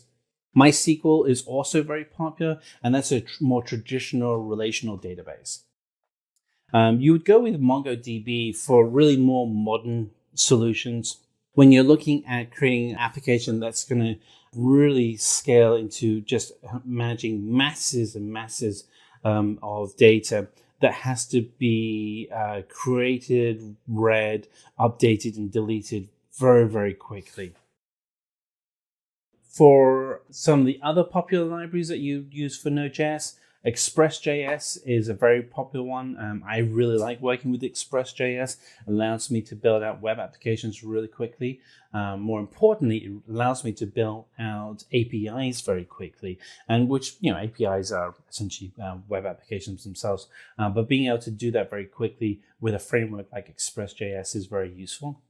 Mongoose is an application that makes connecting to a Mongo database really easy. So here is an example of Express.js, which is in itself really a flexible but a solution that you can do lots with, and Mongoose, which is a more focused solution, which allows you make it easier to connect to your databases. So, what are the pros and cons of working with Node.js? There's lots of ways, and we explained this earlier on, that you can actually build out applications that run on the cloud. Why would what are the pros and cons? So a pro is that Node.js is extremely fast at processing an event-based model. It really is fast. A con is if you have something that is a very heavy computational task, it's not so good at that. Now, I will caveat that Node.js is getting better all the time. And so you might have to provide an example of what a very heavy computational task is. And that may be calculating a risk on an insurance application against many, many variables. That may be something that's seen as computationally very heavy. But what you can do in that example is you can then offload the task to another solution that's designed for it and use APIs to pass the data back and forth. Pro, JavaScript is used for building out your applications with Node.js. Great, lots of people know JavaScript. A restriction, and again, this is evolving as JavaScript itself evolves, is that when you do a callback, you may end up doing lots of nested callbacks, if you're doing something that's very complicated. Again, another way around the con, and so this is one of the things that I always look for, is if you have a blocker or a barrier, how do you get around that barrier?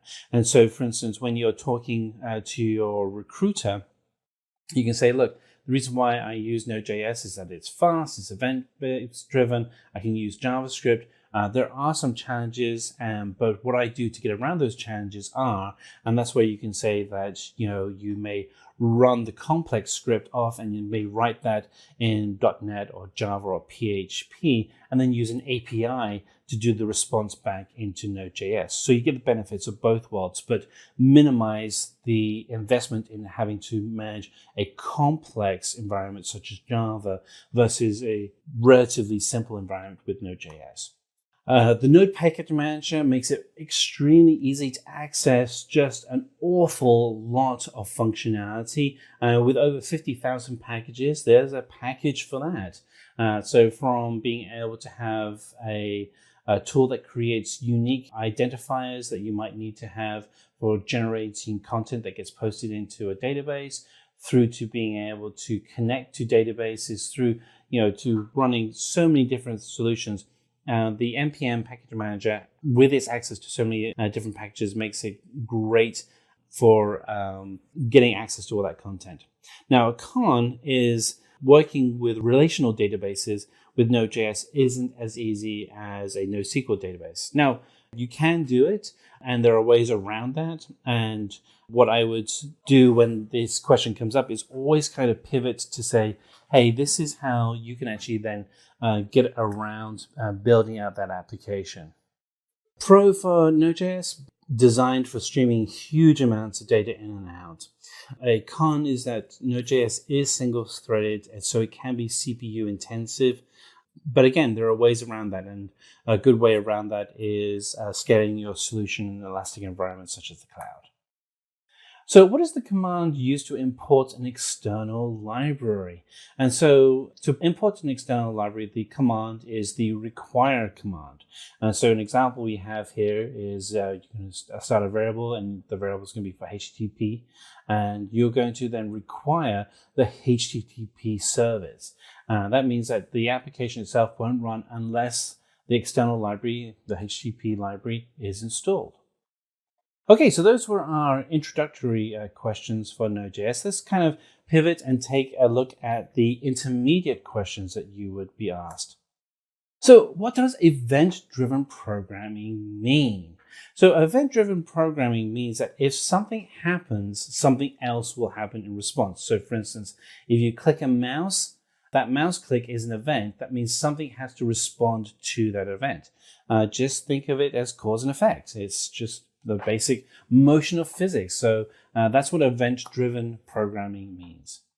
You also look at it as a callback function so that when an element is executed, something will happen in response. So what is an event loop in Node.js? So an event loop in Node.js is when you do an asynchronous call. And what that essentially means is that you are sending out data, and then a non-blocking input-output from Node.js is pulling data back in.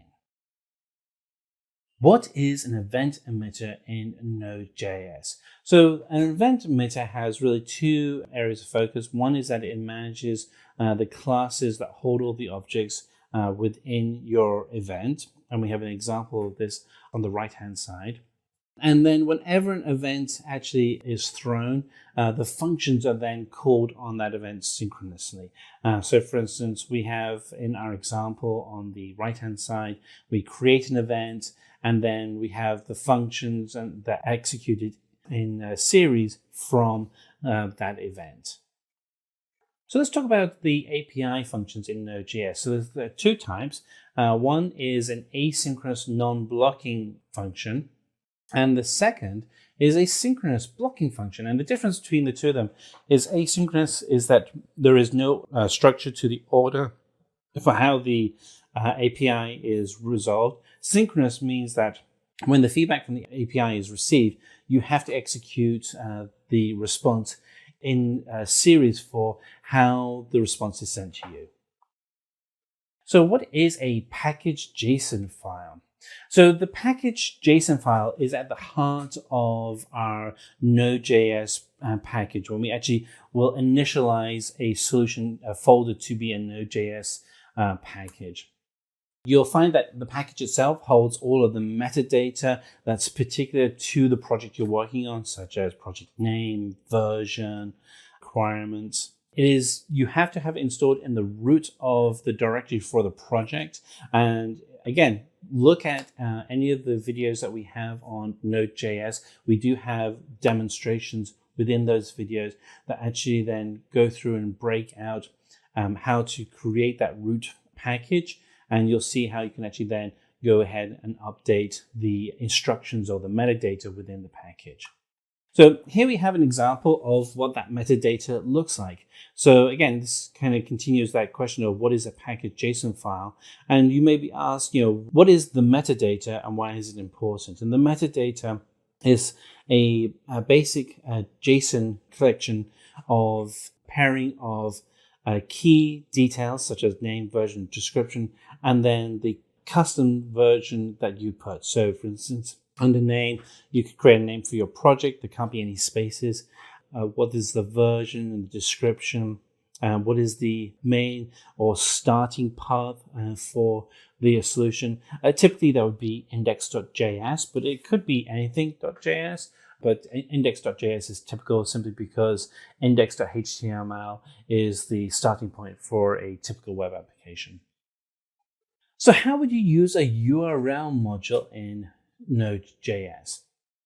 So with a URL module, what it allows you to do is really two things. One is that it provides the resolution and parsing of a URL for utilities in your application. And then it allows you to extend your module with built-in solutions and split up the web address into a readable format. So in this example, we have the URL and the response it would give for that URL, which would then be a year and month, and it would be in a readable format. So it would read out as 2020 and then the month. So what is Express.js? Now you've heard me mention this a couple of times in the video, and we actually have a separate video on Express.js. But Express.js is a web application framework that allows you to build out web solutions for both mobile and traditional desktop right inside of Node.js. So it's very easy to use. Being able to install WebJS is as simple as requiring Express to be installed. In the example that we have here on the screen, it's a full solution of showing how to actually build out a solution with WebJS. So in this example, you start off the first two lines, require Express to be installed, and the install comes from Node Package Manager. Then we have a simple application that will then send to the browser window a hello world message confirming that Express is up and running. And then the third block of content, starting with var server, actually will define the port where your application is going to run. So in this instance, the port is going to run on localhost, and the port will be port 8081. And so you can actually go to localhost :8081. And when you do that, that will trigger the application that will forward up the message hello world. And it's all coming from Express.js. So what are streams in Node.js? So streams are objects that allow you to read and write data continuously back and forth within your application. And there's really four different types of streams. There's readable, writable, duplex, and transform. The readable one is streams for which data can be read. The writable is streams that you can actually write to. A duplex is a stream where it is both readable and writable. And transform are streams that can manipulate the data while it is being read or written.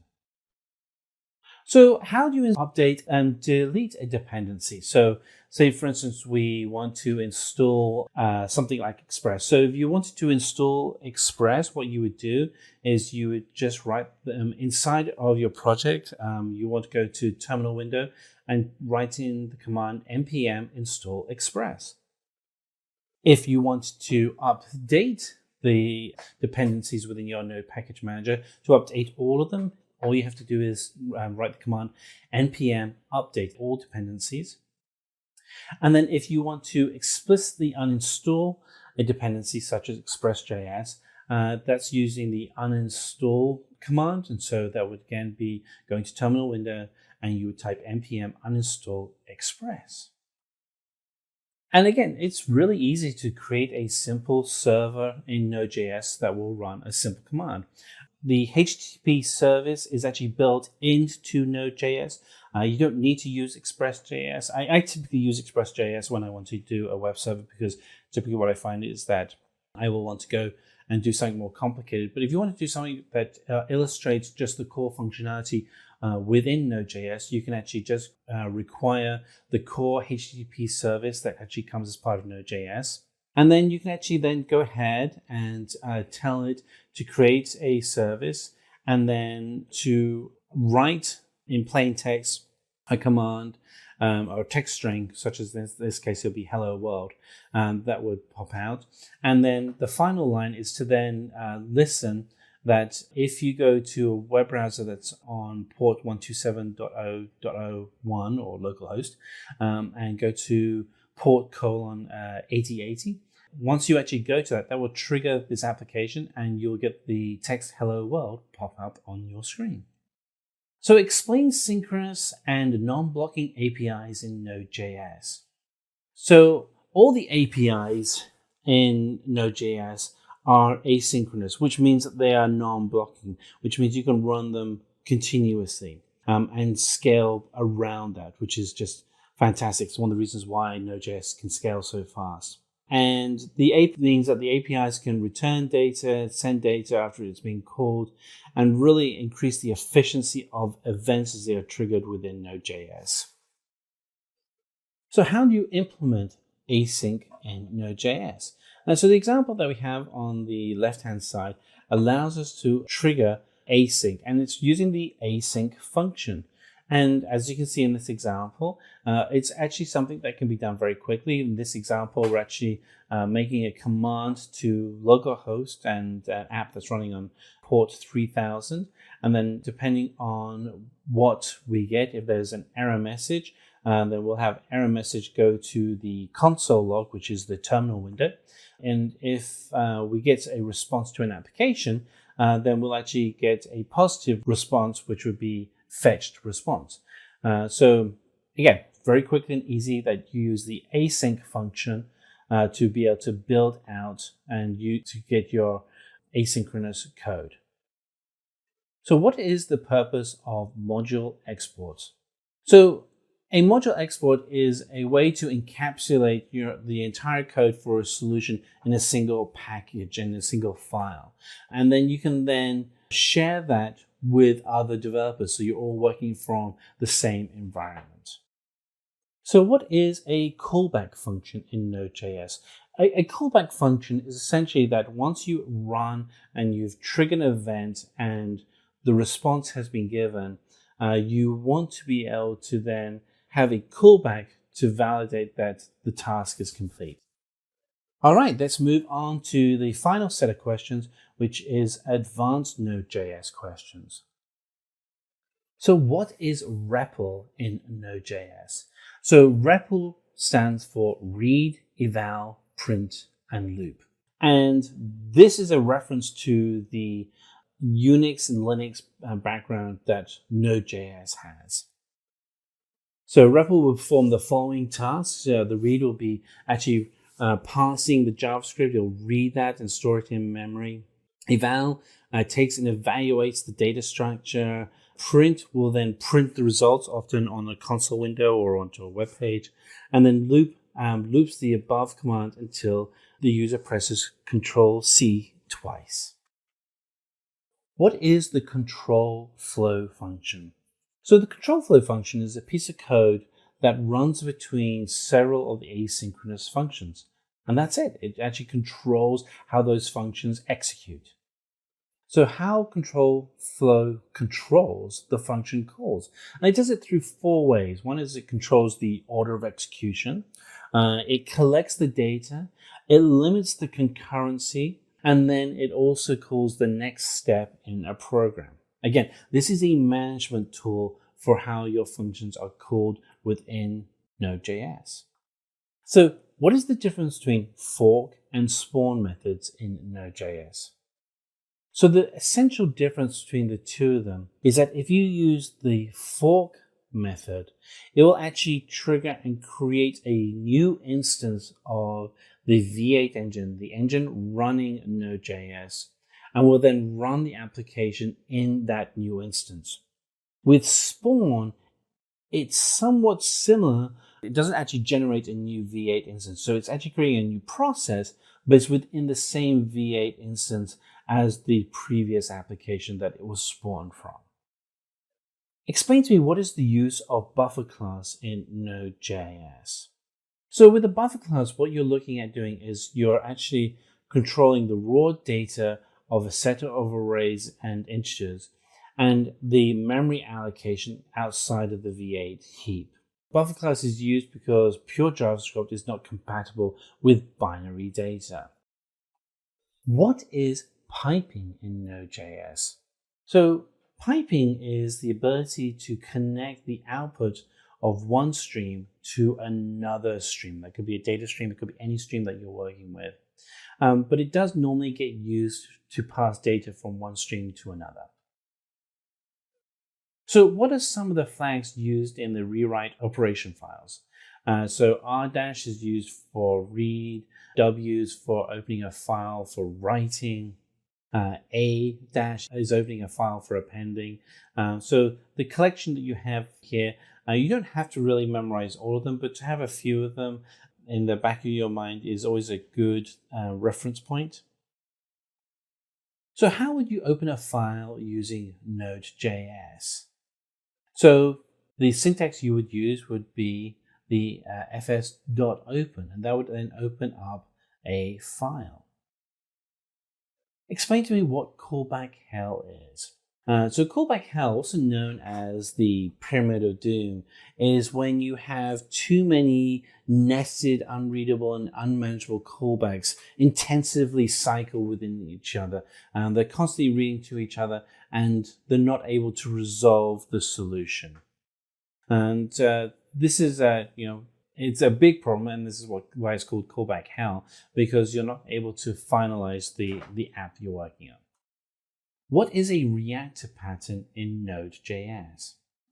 And so a reactor pattern is a concept of non-blocking I/O operations. Can you explain to me the test pyramid for Node.js? So the test pyramid, and this is standard for testing for all DevOps, is really split into 3 key areas. You have unit tests, integration tests, and then end-to-end or E2E tests. The unit tests are tests that you actually do in your raw code that you're working on, and the goal there is to be able to validate that the code you're writing is consistently working. Integration allows you to have tests that integrate your raw code that you're working with in your application with other areas of an application. And then end-to-end is the whole system, the whole interface, as it were, for your solution. Describe the exit codes of Node.js. So an exit code is a specific code that identifies the end of a specific process. And examples of exit codes are unused, uncaught fatal exception, fatal error, internal JavaScript evaluation area. These are all good examples of exit codes. So what is middleware? Can you explain the concept of middleware in Node.js? So with middleware, it is the ability to be able to connect to a system and get data from it that's outside of Node.js. So this may be executing a type of code, or updating and modifying a request in response to a specific type of object. finishing the request response cycle. Can you explain to me what are the types of HTTP requests that you may use when working with Node.js?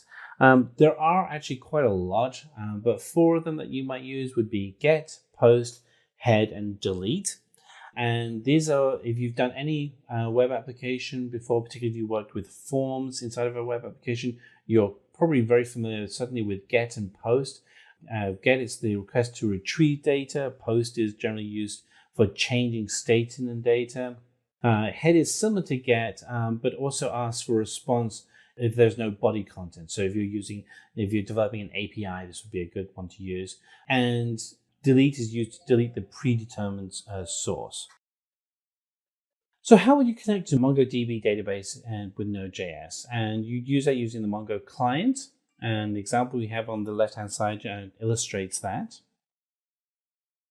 What is the use of node_env? And so the node_env is an environment variable that stands for node environment in express server. So the example we have on the right-hand side allows you to illustrate how you would do that for, say, a production environment. So what are some of the various timing features in Node.js? So the timing functions that you could use here, set timeout and then clear timeout, and use to schedule code execution that you'd have inside of your application. You also have set interval and clear interval to execute a block of code up multiple times in your application. Set intermediate and clear intermediate to execute code that is at the end of your application. We'll discuss some of the frequently asked questions in PHP interviews. Now, the questions are categorized in 2 sections, beginner and advanced questions. So, without any further ado, let us get started with the beginner questions. Now, the most basic question is, what is PHP? So PHP stands for Hypertext Preprocessor. It is a server-side scripting language that is embedded into HTML and is generally used for dynamic web development. PHP is also a very compatible language. That is, it also works efficiently with almost 20 different databases such as MySQL, PostgreSQL, etc. Next question, what is a session in PHP? Now, sessions in PHP are used to store data for users under a unique ID, which can be then used across multiple web pages of a website. Next, what is peer in PHP? Now, peer stands for PHP Extension and Application Repository. It is a framework and repository for the reusable components. Focus on reusable components of PHP containing code snippets and libraries. Next, is PHP considered a case-sensitive language? So this is a very often asked questions in interviews. So PHP is partially case-sensitive, since variables in PHP are case-sensitive while functions and user-defined functions are not. Next, name different types of data types in PHP. So different data types in PHP include integer, float, string, boolean, array, object, null, and finally resource. So there are total 8 different data types that exist in PHP. Next question, how is echo different from print? Now echo, it can output multiple strings at a time, while in case of print, it can output only a single string. Now echo does not have a return value, while print always returns 1. That is the reason that is echo is faster, because it does not have to return a value, while print is slower in comparison to echo because it always returns a value. Now, as you can see, both of these commands, echo and print, are used in the exact same way. Next, what are the rules for naming a variable? Now there are certain rules which you have to follow, or certain good coding practices which you have to follow while naming a variable in your PHP code.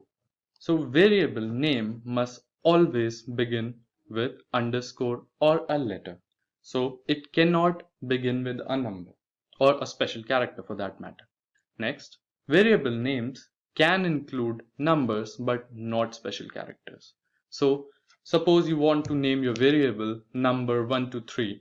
So you can use this variable, but you cannot use number @123 since special characters are not included.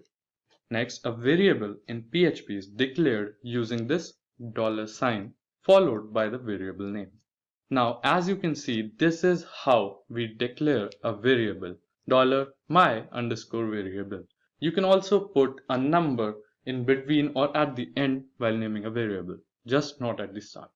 Next, name some popular PHP frameworks. So some of the popular PHP frameworks include Symfony, CodeIgniter, CakePHP, and Laravel. Moving on, how to check if a defined variable is null or not. So isAdd function is used to check if the defined variable has any value or not. So to use this, suppose you have this block of code in front of you.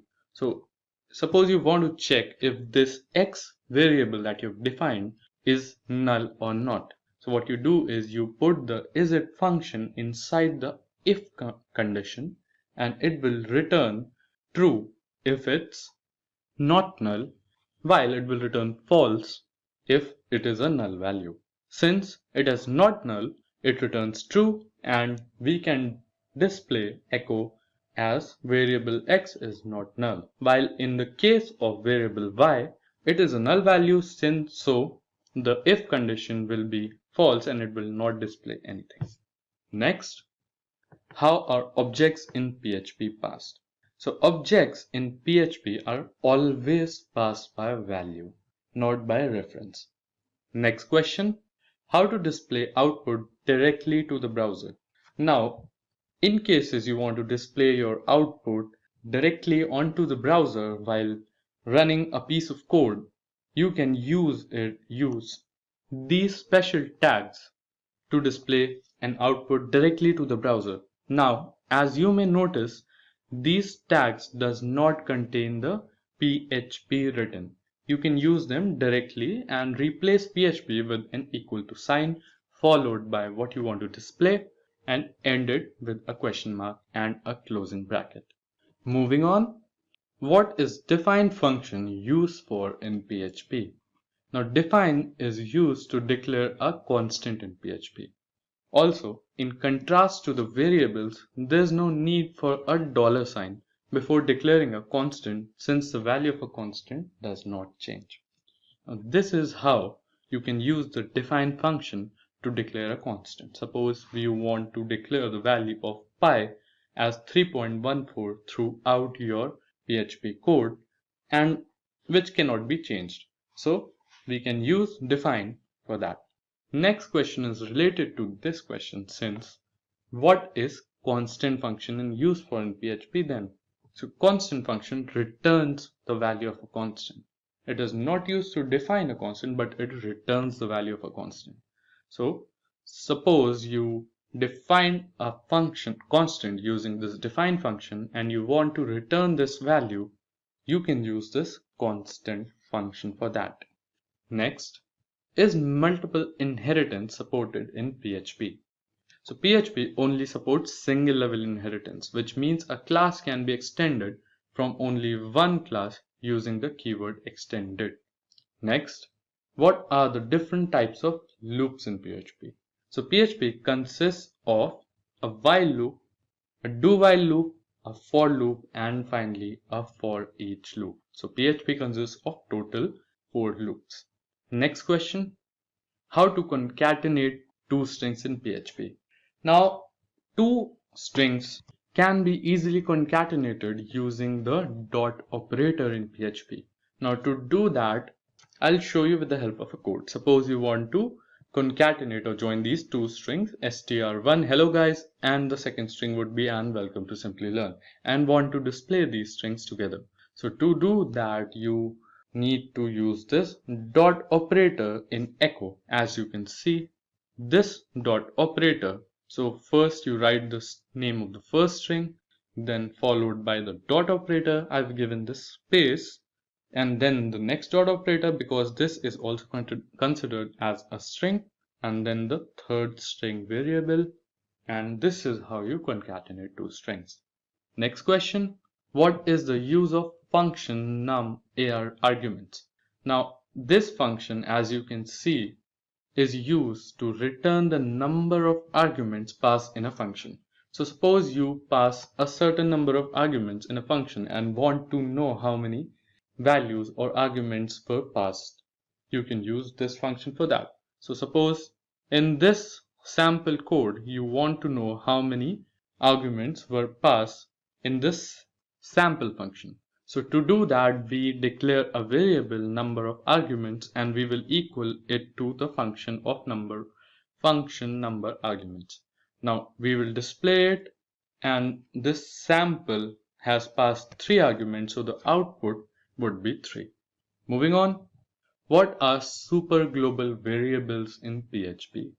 Now some predefined variables in PHP are known as super global variables because they are always accessible from any function, file or class regardless of the scope. So in all, they are globally accessible. So suppose you write a piece of code and you declare a variable inside it, it would be a local variable and could be accessed only in that part of the code. But in case of super global variable, they are accessible throughout the entire code. They include global, server, request, post, get, files, env, cookie, and session. Moving on, how to invoke single line and multi-line comments.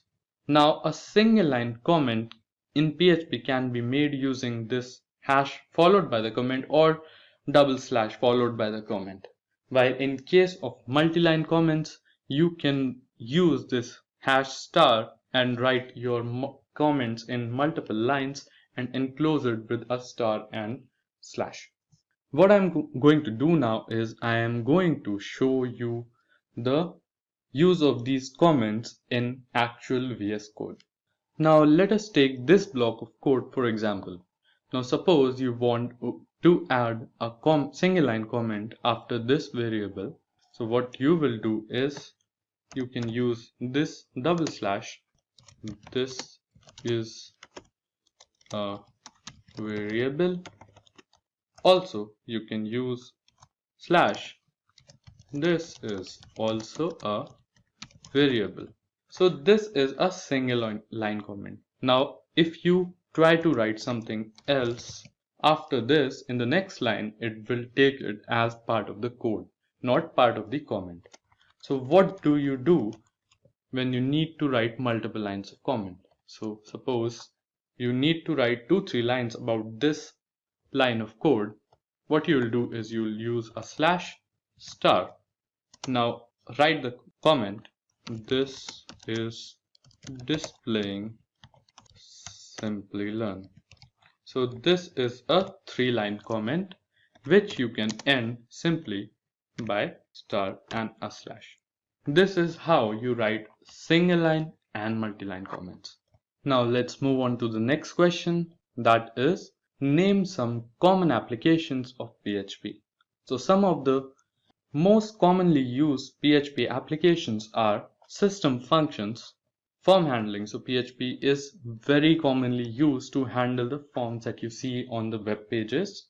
CRUD tasks. Now CRUD tasks are create, read, update and delete. So when you will be working with databases, this is a very important part of using databases, that is CRUD, and PHP is used very commonly in that. Next, accessing cookies, variables and set cookies. And finally, data encryption. PHP provides security through some of its frameworks, which can be used and is used very commonly throughout a lot of websites. So now that we have gone through the beginner level questions that are frequently asked in PHP interviews, let us now move on to the advanced level questions. So the first question would be, how can you execute a PHP script from the command line? Now, a PHP script from a command line can be executed by opening the command line and inside the command line you have to specify the name of the script or name of the PHP file that you want to run. Suppose you want to run a php_script.php, so you type in the name of the PHP script that you want to run, and that particular PHP script will be executed. Next, differentiate between a dollar variable and $$ variable. So what is the difference between the two? Now, in case of a single dollar variable, it is a simple variable that is simply used to store data. So as we discussed earlier, it is a variable that we define to store different data types, that is integer, float, strings, etc. While a $$ variable is a reference variable of variable. So this is used to reference already existing variables. Now, to use or to understand how these two work, you can see this particular block of code here. Now, in this code, what you need to focus on is this is a simple variable hello, which contains the string welcome to Simplilearn, and we have defined another variable as var, which contains the string hello.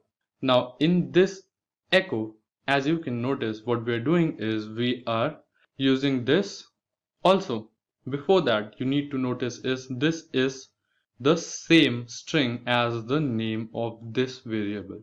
So first we are displaying this variable and then we are referencing this variable here. So what it is doing is it is referencing the value to another variable.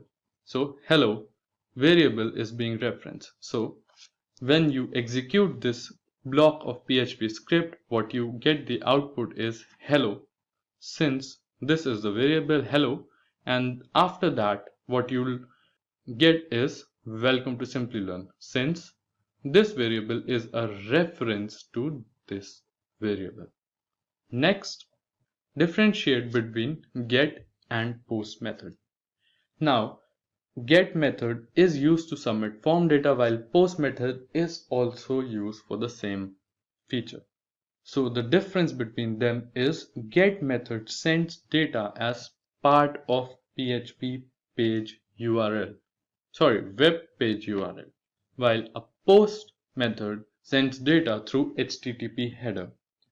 In get, the data, since the data is being sent through the URL, it is displayed in the URL of the web page, so it is not secure, while in case of post method it is a secure form of data transfer.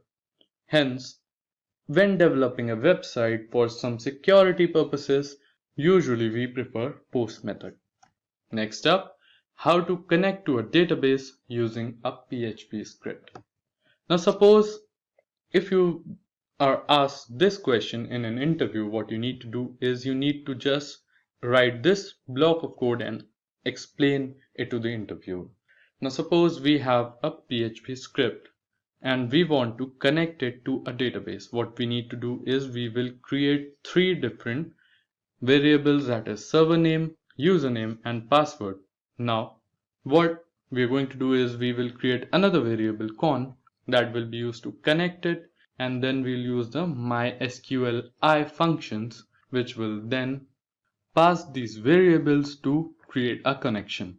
So these variable values are localhost, username, password. These are the default values. Now to check if the connection is connected, what we are going to do is we will use an if condition.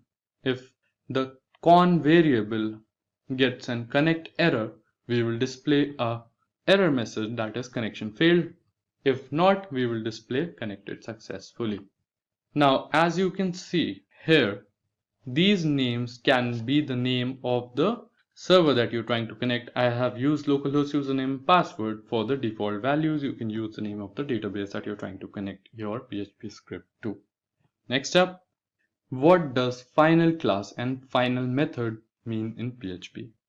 Now a final class in PHP means that the class cannot be extended, while a final method means that it cannot be overridden. Now as you can see in this block of code, we have used the final keyword for a class and the final keyword for a function. Now suppose this final class is being inherited by this child class. What the program will return is an error, because once you use this final keyword, this class cannot be inherited. And similarly, suppose this function is trying to be overridden by this part of the code, it cannot be because we have used the final function. Next question, differentiate between function overloading and overriding.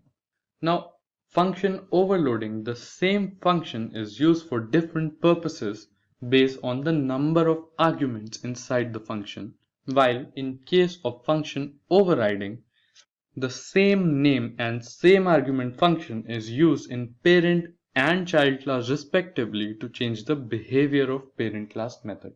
Now let me show you and demonstrate the difference with an example. So let us look at this code.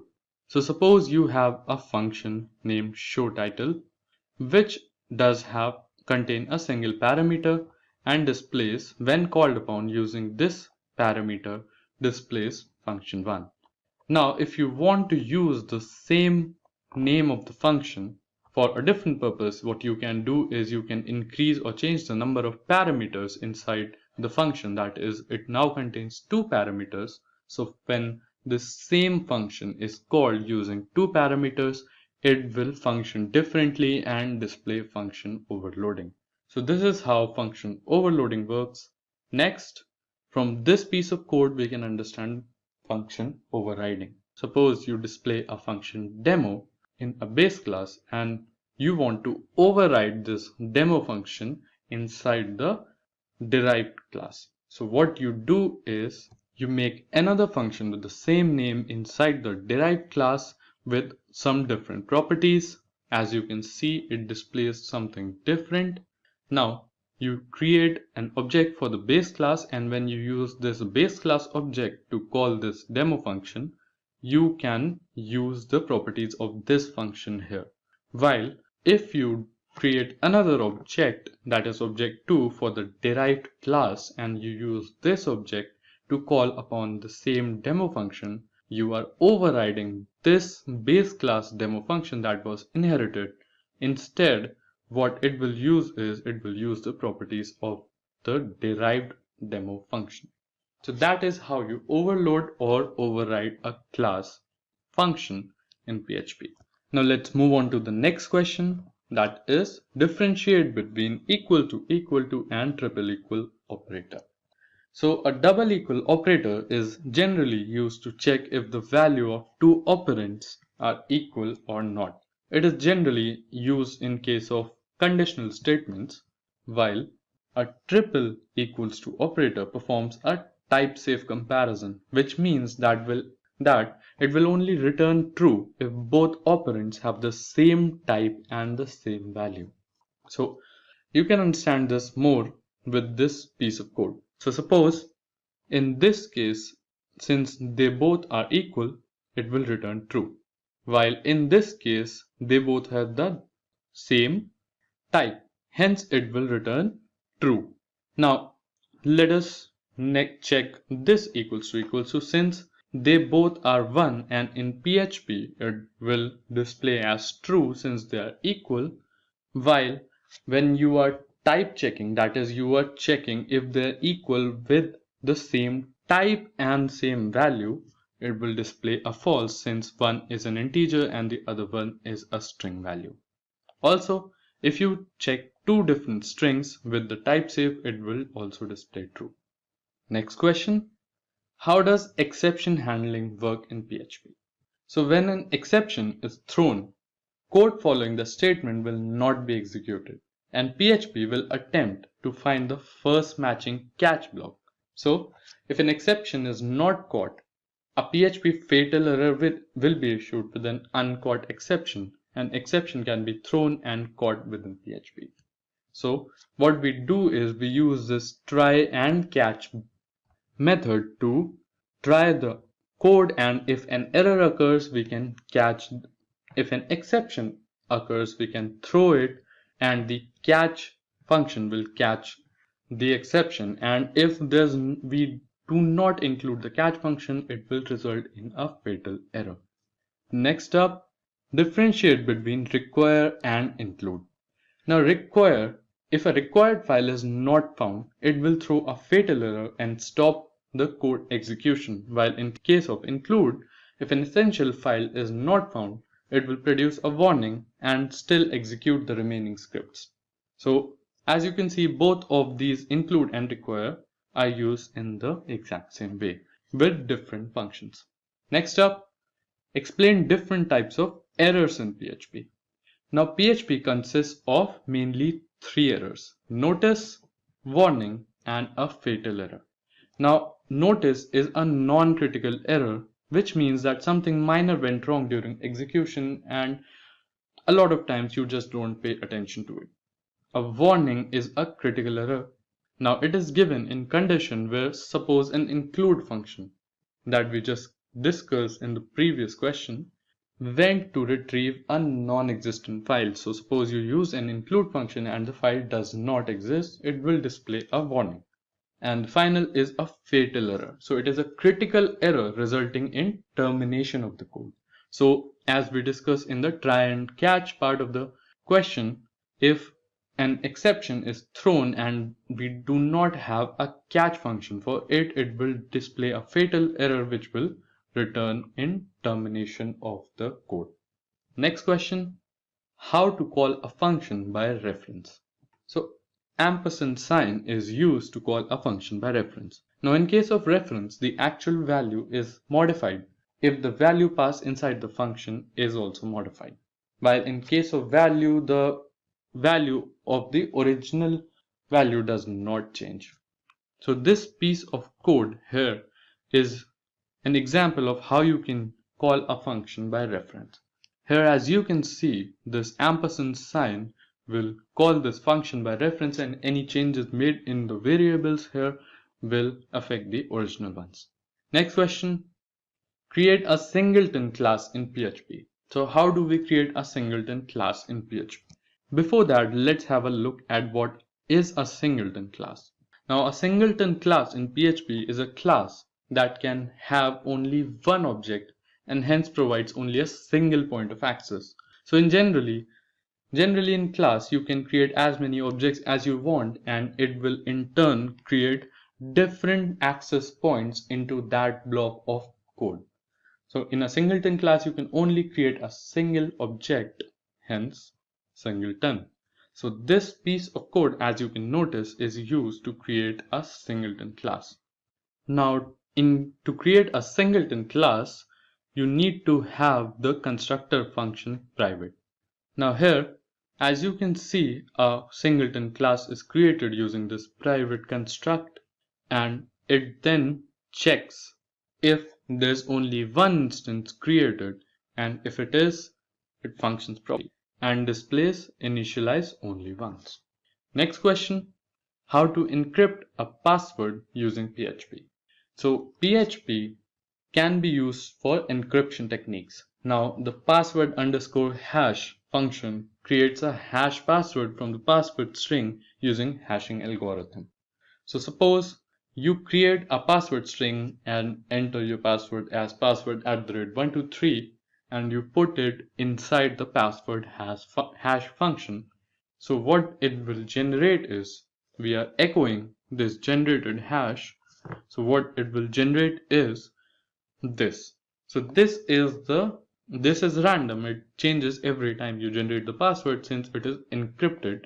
And same when you pass this password to the database using hashing algorithm, even in the database the password will not be visible. So your data is secure. Next question, mention different sorting functions for arrays in PHP. Now let us understand this question in the VS Code.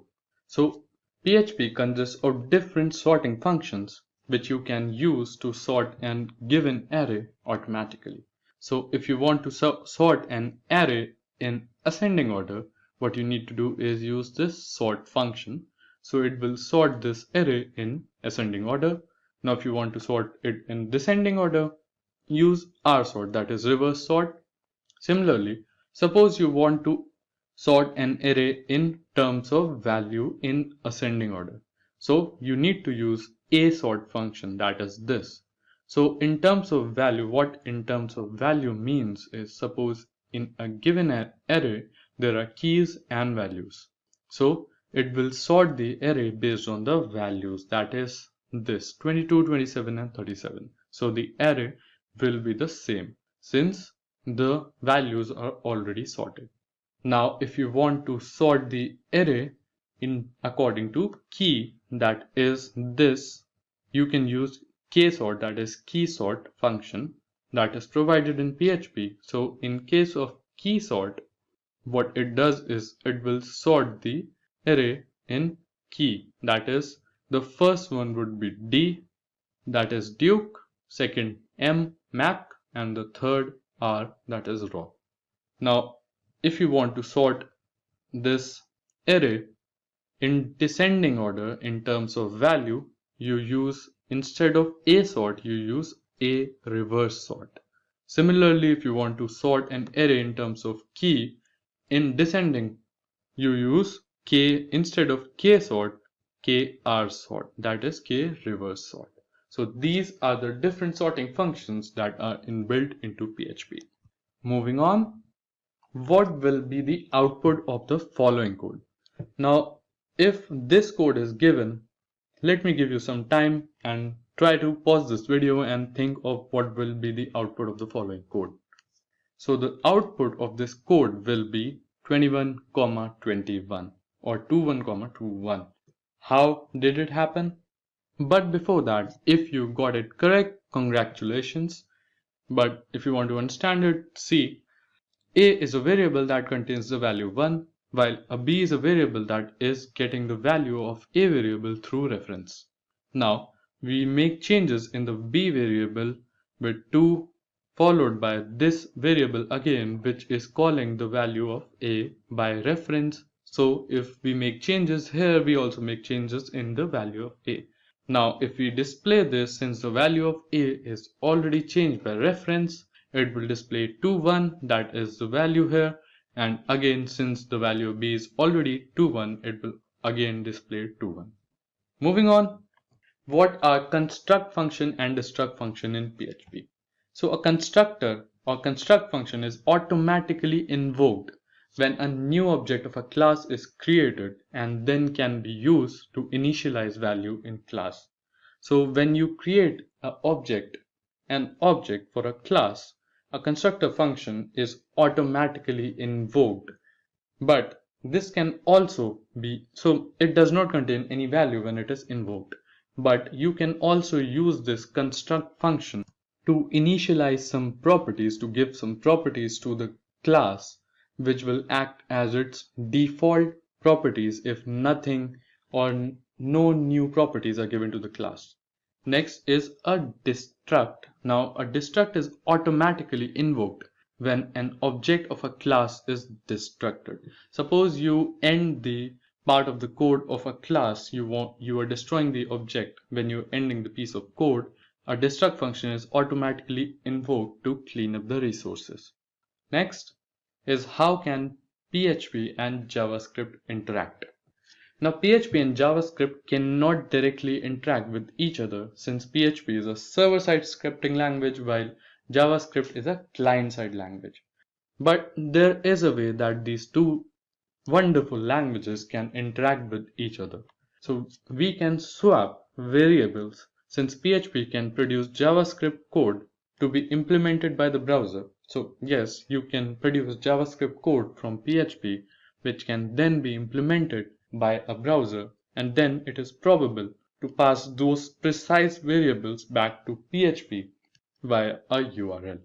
Next question is, explain type hinting in PHP. Now in PHP, type hinting is used to specify the expected data type, that is array, object, interface, etc. for an argument in a function declaration. Now during a function call, suppose if argument does not match the expected data type, the runtime will display an error and that is a fatal error, and the program will then terminate. Now in this code here, what we are doing is we are type hinting. So this code is for string type hinting, and this code is for integer type hinting.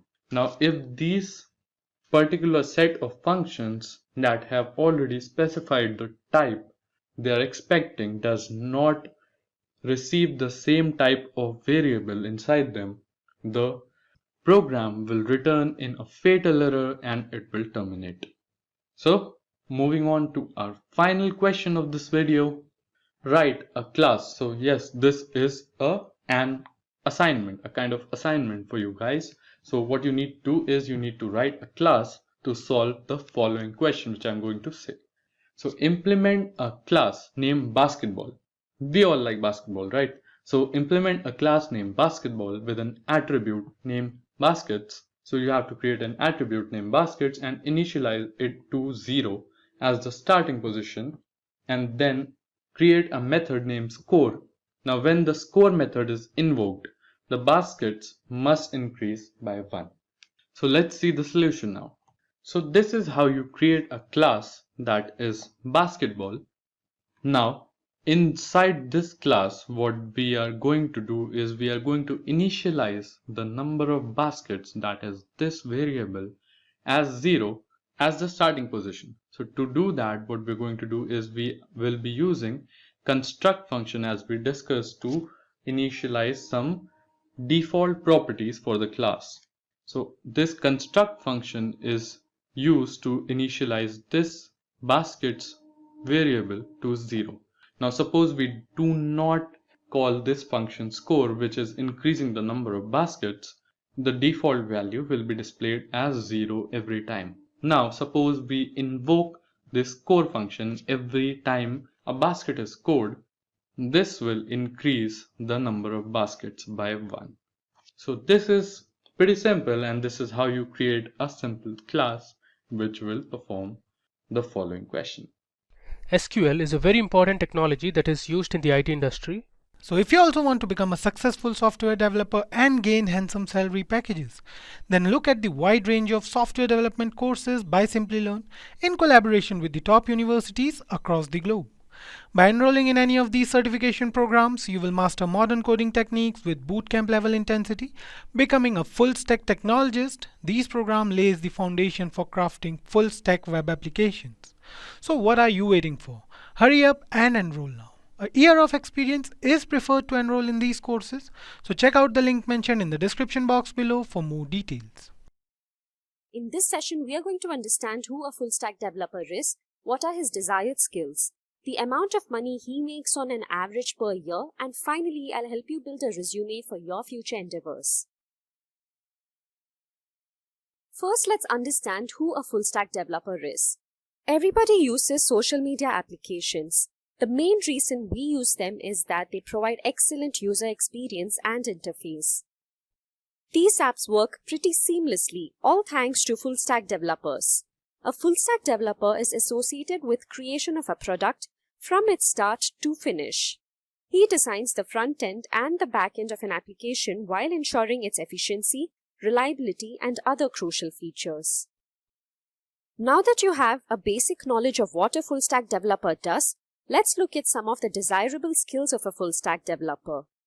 First up, for the front-end development, you should have a good understanding of HTML and CSS. HTML, short of Hypertext Markup Language, governs the appearance of text and images on the screen.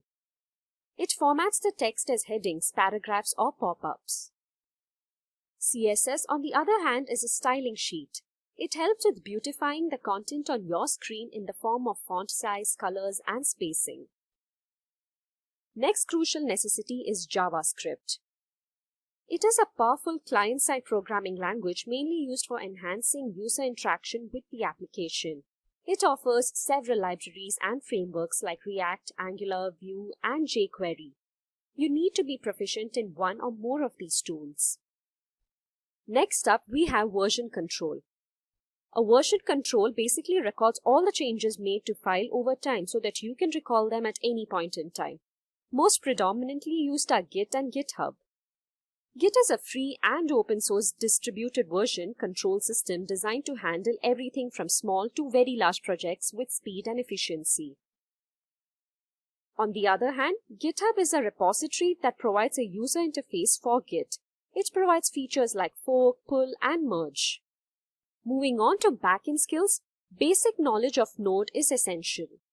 Node is the hottest JavaScript runtime environment around right now, used by a ton of applications and libraries. If you're writing applications for the server NodeJS, you need to be familiar with the environment. Next up is Python. Python is used for several reasons when it comes to full-stack developers.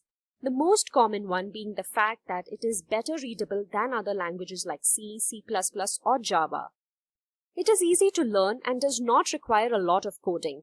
It also comes with many libraries and frameworks and has a thriving community for developers. Django is a high-level Python framework that performs actions like authentication, database migration, and URL routing, among others.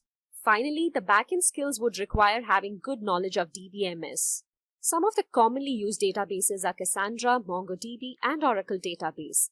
You should be able to update the databases and retrieve information as and when needed. A full-stack developer needs to possess some basic soft skills as well. First up is creativity. The developer must understand the objectives of the project and should create a product that engages the target audience. Next up, we have strategic planning. Planning is a critical phase in any development lifecycle. The developer should possess the aptitude to strategically plan the design, development, and implementation phases. This helps streamline the process. Next up, we have analytical skills. As the name suggests, it's crucial to analyze the information and make decisions so as to maximize efficiency. Now, these are skills that one develops when they're exposed to, but a good sense of understanding is required. Problem-solving skills are again crucial to predict any errors and develop a bug-free application. From the business perspective as well, problem-solving skills play a significant role in ensuring the smooth conduction of tasks. And finally, we have time management skills. The developer must be able to meet the deadlines while ensuring proper execution of his tasks. Moving on, let's look at the full-stack developer's salary. In India, the average salary of a full-stack developer is about 5,90,000 rupees per annum. In the US, the average salary of a full-stack developer is around $75,000. Now, if you wish to make a career as a full-stack developer or wish to look out for better opportunities, a good resume is key. First, let's look at a sample resume for a fresh graduate. First up is personal information. Mention your name and contact information. Moving on to summary, write a few lines about yourself and skills that you are proud of. Make sure you keep the section brief and to the point. Next, go ahead and provide the links to your LinkedIn profile, GitHub repository, and blogs, if any. In the next section, mention the projects you have worked on. Write a sentence or two about the objective of your projects. Moving on to internships, mention the name of the company you have interned for, along with your role, responsibilities, and the time duration. Again, ensure that you keep it short and simple. This adds credibility to your profile. You can also go ahead and mention the university you're graduating from and your final graduate score. Lastly, mention your skills. This is an important section since you will be judged based on your skills. You can first mention all the technical skills that you're confident about. Mention some soft skills and extracurricular activities that you participated in. Now, let's look at a sample resume for an experienced developer. The personal information remains the same. However, in summary, you can mention your years of experience and your designation in the previous company. Go ahead and provide the links to your LinkedIn profile, GitHub repositories, and other links you feel worth mentioning. Moving on to experience, clearly mention the name of your previous company, your tenure, and the designation. Mention the responsibilities your role came with. Make sure that you don't over-exaggerate. Use short, powerful words like developed, designed, managed, and supervised. Mention any awards or recognitions you have received. This adds a lot of credibility to your resume. You can also provide your academic information like the name of your university, the year of graduation, and your graduate score. Finally, talking about skills, prioritize them according to the job requirement and mention them. In the non-technical skills section, you can mention a few soft skills that you're proud of. If need be, you can also mention a scenario where they came in handy. If you wish to mention some other hobbies or activities, go ahead and mention them. Having said all this, it is vital to not lie on your resume. Make sure the information you provide is accurate and not misleading. Web development projects, we have divided this video into 3 parts. The first part is for beginners. Moving on to the first project for beginners, we have a personal portfolio website for beginners. Creating a personal portfolio website is an excellent starting point. You must become familiar with fundamental web development technologies like HTML, CSS, and JavaScript. Learning part to create. You should start by learning HTML, CSS, and JavaScript through online tutorials and courses. The first step is to design your portfolio layout using HTML and CSS, focusing on responsive design principles. Add interactivity with JavaScript, such as creating a navigation menu or interactive sections. Practice by building and refining your portfolio over time. At the end, host your portfolio using GitHub Pages for free hosting or Netlify for additional features.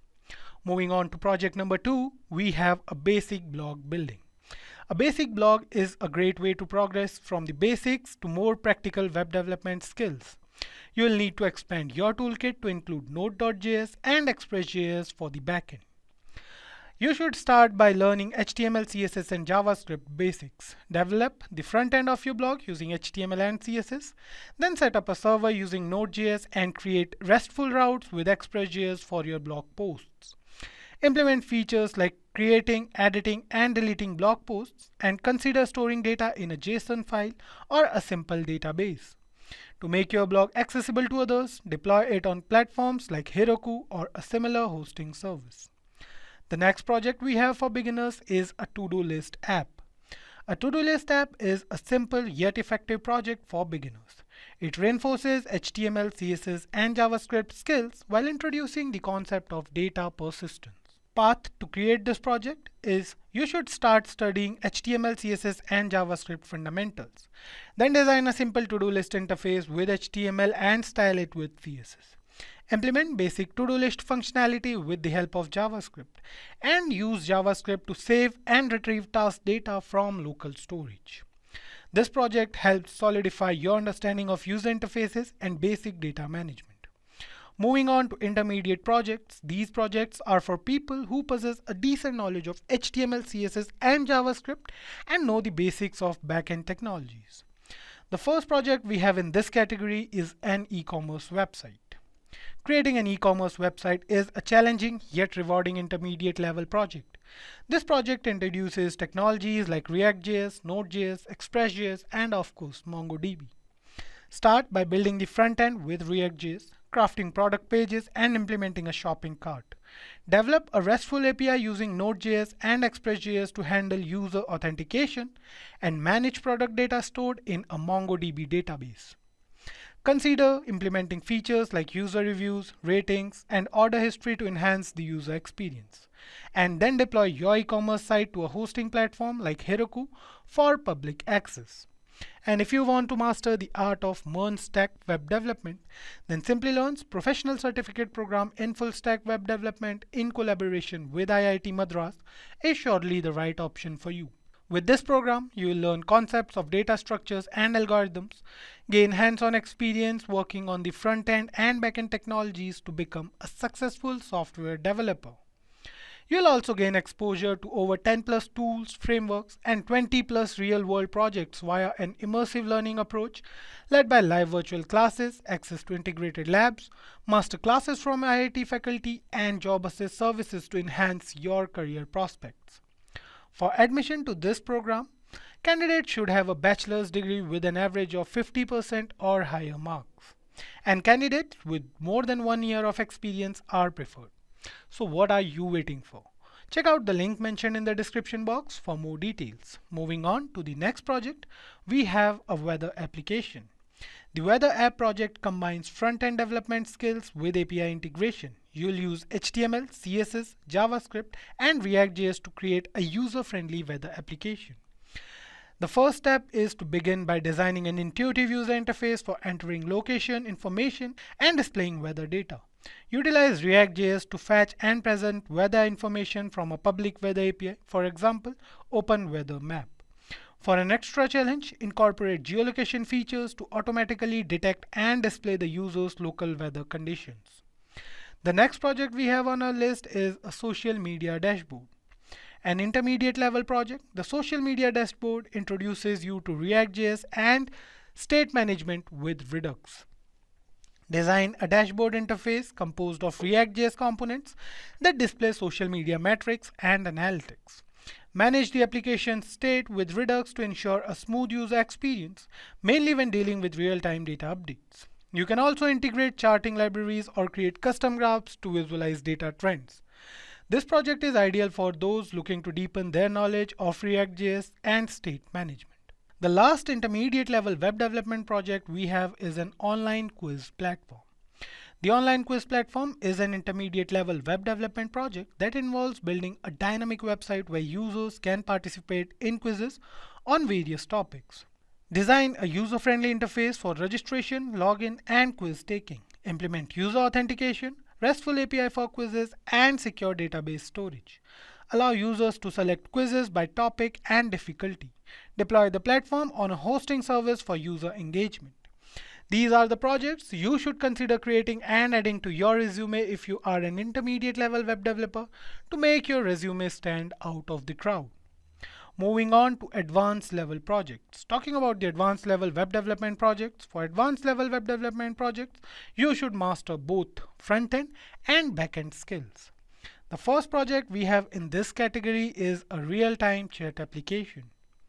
An advanced project, the real-time chat application drives into real-time communication and WebSocket technology. Design a user-friendly chat interface with React.js components and create a WebSocket server using Node.js and Socket.io to enable real-time messaging. Implement user authentication and private messaging feature for a complete chat experience. Hosting this project may require more advanced server deployment techniques. The next project we have in this category is a content management system. Building a content management system or CMS is an ambitious advanced project encompassing various web development technologies.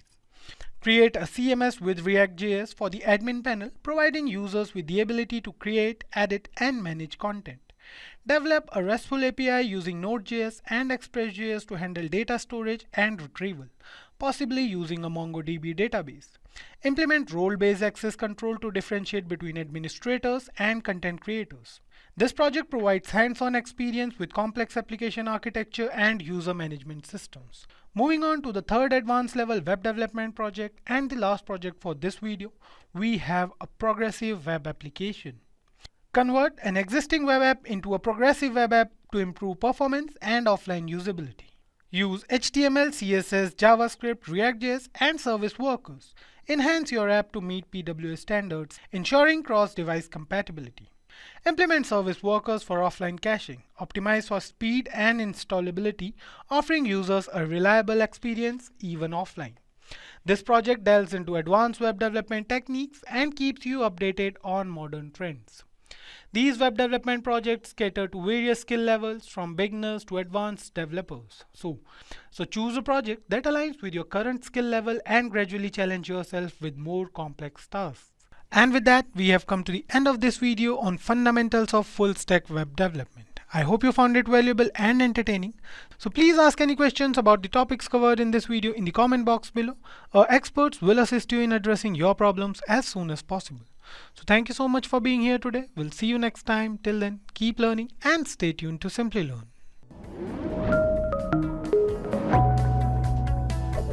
Hi there, if you like this video, subscribe to the Simplilearn YouTube channel and click here to watch similar videos. To nerd up and get certified, click here.